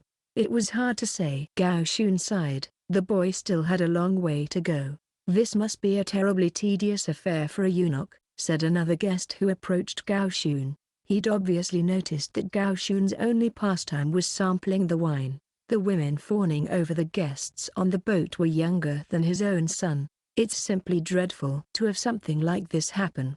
And so soon after you incurred the wrath of the Empress Regnant. The wine seemed to have made the man garrulous and bold. His remark carried an undertone of mockery. It was true, though. Gao Xun had once possessed the clan name of Ma, the horse, but he had angered the Empress Regnant. He had been given one of the most severe possible punishments, castration, followed by service in the palace, and forced to abandon his old name and call himself Gao Xun instead.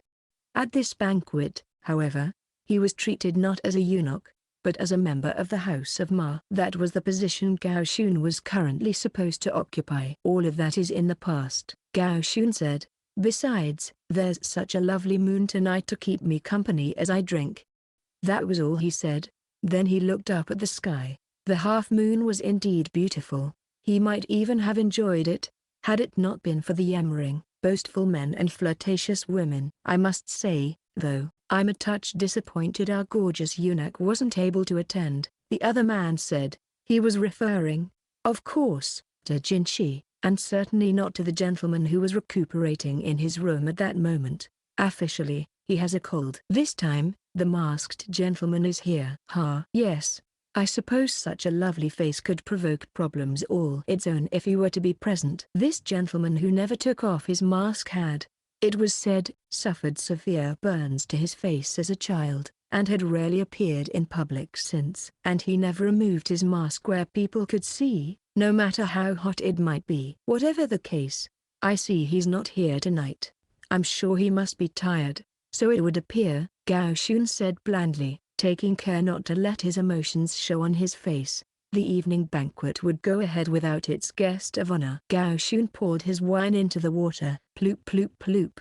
Watching the waves lap at the side of the boat, he wished the banquet would hurry up and end. The guest of honor wasn't the only one who looked a little off. So did another member of Gao Xun's party, the young woman who had come as his attendant. It would be understandable if an ordinary young lady who had been swept up with an important personage in an attempt on his life were to find herself feeling rather cowed, but that young woman was made of sterner stuff than that. Anyway, she'd been acting a little strange, but not quite like someone who was afraid for her life. She was always courteous, albeit not too courteous, to the guest of honor, but now she appeared more distant toward him. Had he managed to tell her, then? She was a smart young lady. It shouldn't be surprising if she took that attitude toward him, in light of what it meant for her own future. In fact, the change was subtle enough that anyone who hadn't known her for some time might have missed it. Passing marks for her, it had been necessary to let her know, considering what might befall the guest of honor in the future. Gao Xun felt bad for the young woman, but it should also have shown her how useful they found her. The more cards one had in one's hand when things turned ugly, the better. Let people say that the way those cards were gained sometimes required cruelty. He could live with that. The emperor himself must worry, with him being who he is. And now all that's happened here. The official ran his fingers through his beard and sighed. There was a tacit understanding of who had done what. It wasn't a wise subject to bring up, but maybe it was the wine talking with him as the next in line for the succession. The man hardly sounded reverential as he spoke. But who could blame him? The imperial younger brother almost never left his room, and any time he did appear in public, he wore a mask. No one considered him fit to conduct politics, and it was the emperor's younger brother who was the guest of honor at this hunt. Many of the officials gathered here had probably come in part out of morbid interest, drawn by this chance to get a look at the prince who was so rarely seen. Not, of course, that they had seen or would ever have seen his actual face. No doubt they now regretted their interest.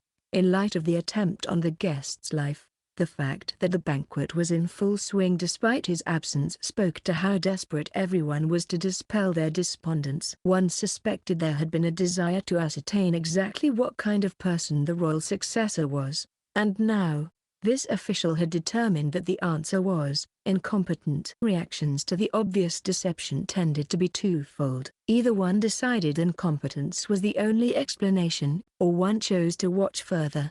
Having settled on the former gave this official a pretext to speak to the eunuch Gaoxun. Have none of the consorts become with child since the passing of the imperial heir last year? He asked. This, Gaoxun realized, was what he was really interested in. Who had gotten pregnant, which consort it was, and whether she gave birth to a boy or a girl, could have a seismic effect on palace politics. Gaoxun slowly shook his head. No, sadly. But there are a great many consorts, and I'm sure one of them will become pregnant sooner or later. I see, I see. Should that happen? The official glanced at the bower amidships. There could be seen a portly court official, the host of their festivities, Shizu. It was hard to say whether he was enjoying the guests or simply contemplating everyone around him. No relatives of the other high consorts were present. It only made sense. This being Shizu's hunt. The other official left Gaoxun alone, his apple polishing done for the evening. Gaoxun let out a long sigh and poured himself more wine. Even as he drank a sip, enjoying the company of the lovely moon, he wondered what the guest of honor, Jinshi, or rather, Kazu Igetsu, was doing at that moment. Kazu Igetsu, the number of people in this country who could boast the character flower, in their name was limited. In fact, at the moment, there were only two of them. One was the man who stood at the very apex of power in this nation. The other was his younger brother. Sign up for our mailing list at J-Novel Club to hear about new releases, newsletter, and you can read the latest chapters, like Volume 4 of this series, by becoming a J-Novel Club member. J-Novel Club membership. Copyright, The Apothecary Diaries, Volume 3. By Natsu Hyuga. Illustrations by Tuko Shino. Translated by Kevin Steinbach. Edited by Sasha Macklin. This book is a work of fiction. Names, characters, places, and incidents are the product of the author's imagination or are used fictitiously. Any resemblance to actual events, locales, or persons, living or dead, is coincidental. Kyushuraya no Hitaragoto. Copyright Natsu Hyuga 2015. All rights reserved. Originally published in Japan by Shifune Infos Co., Limited. Through Shifune Co., Limited. This English edition is published by arrangement with Shifune Co., Limited. Tokyo. English translation copyright 2021 J-Novel Club LLC. All rights reserved. In accordance with the U.S. Copyright Act of 1976, the scanning, uploading, and electronic sharing of any part of this book without the permission of the publisher is unlawful piracy and theft of the author's intellectual property. J-Novel Club LLC. jnovel.club.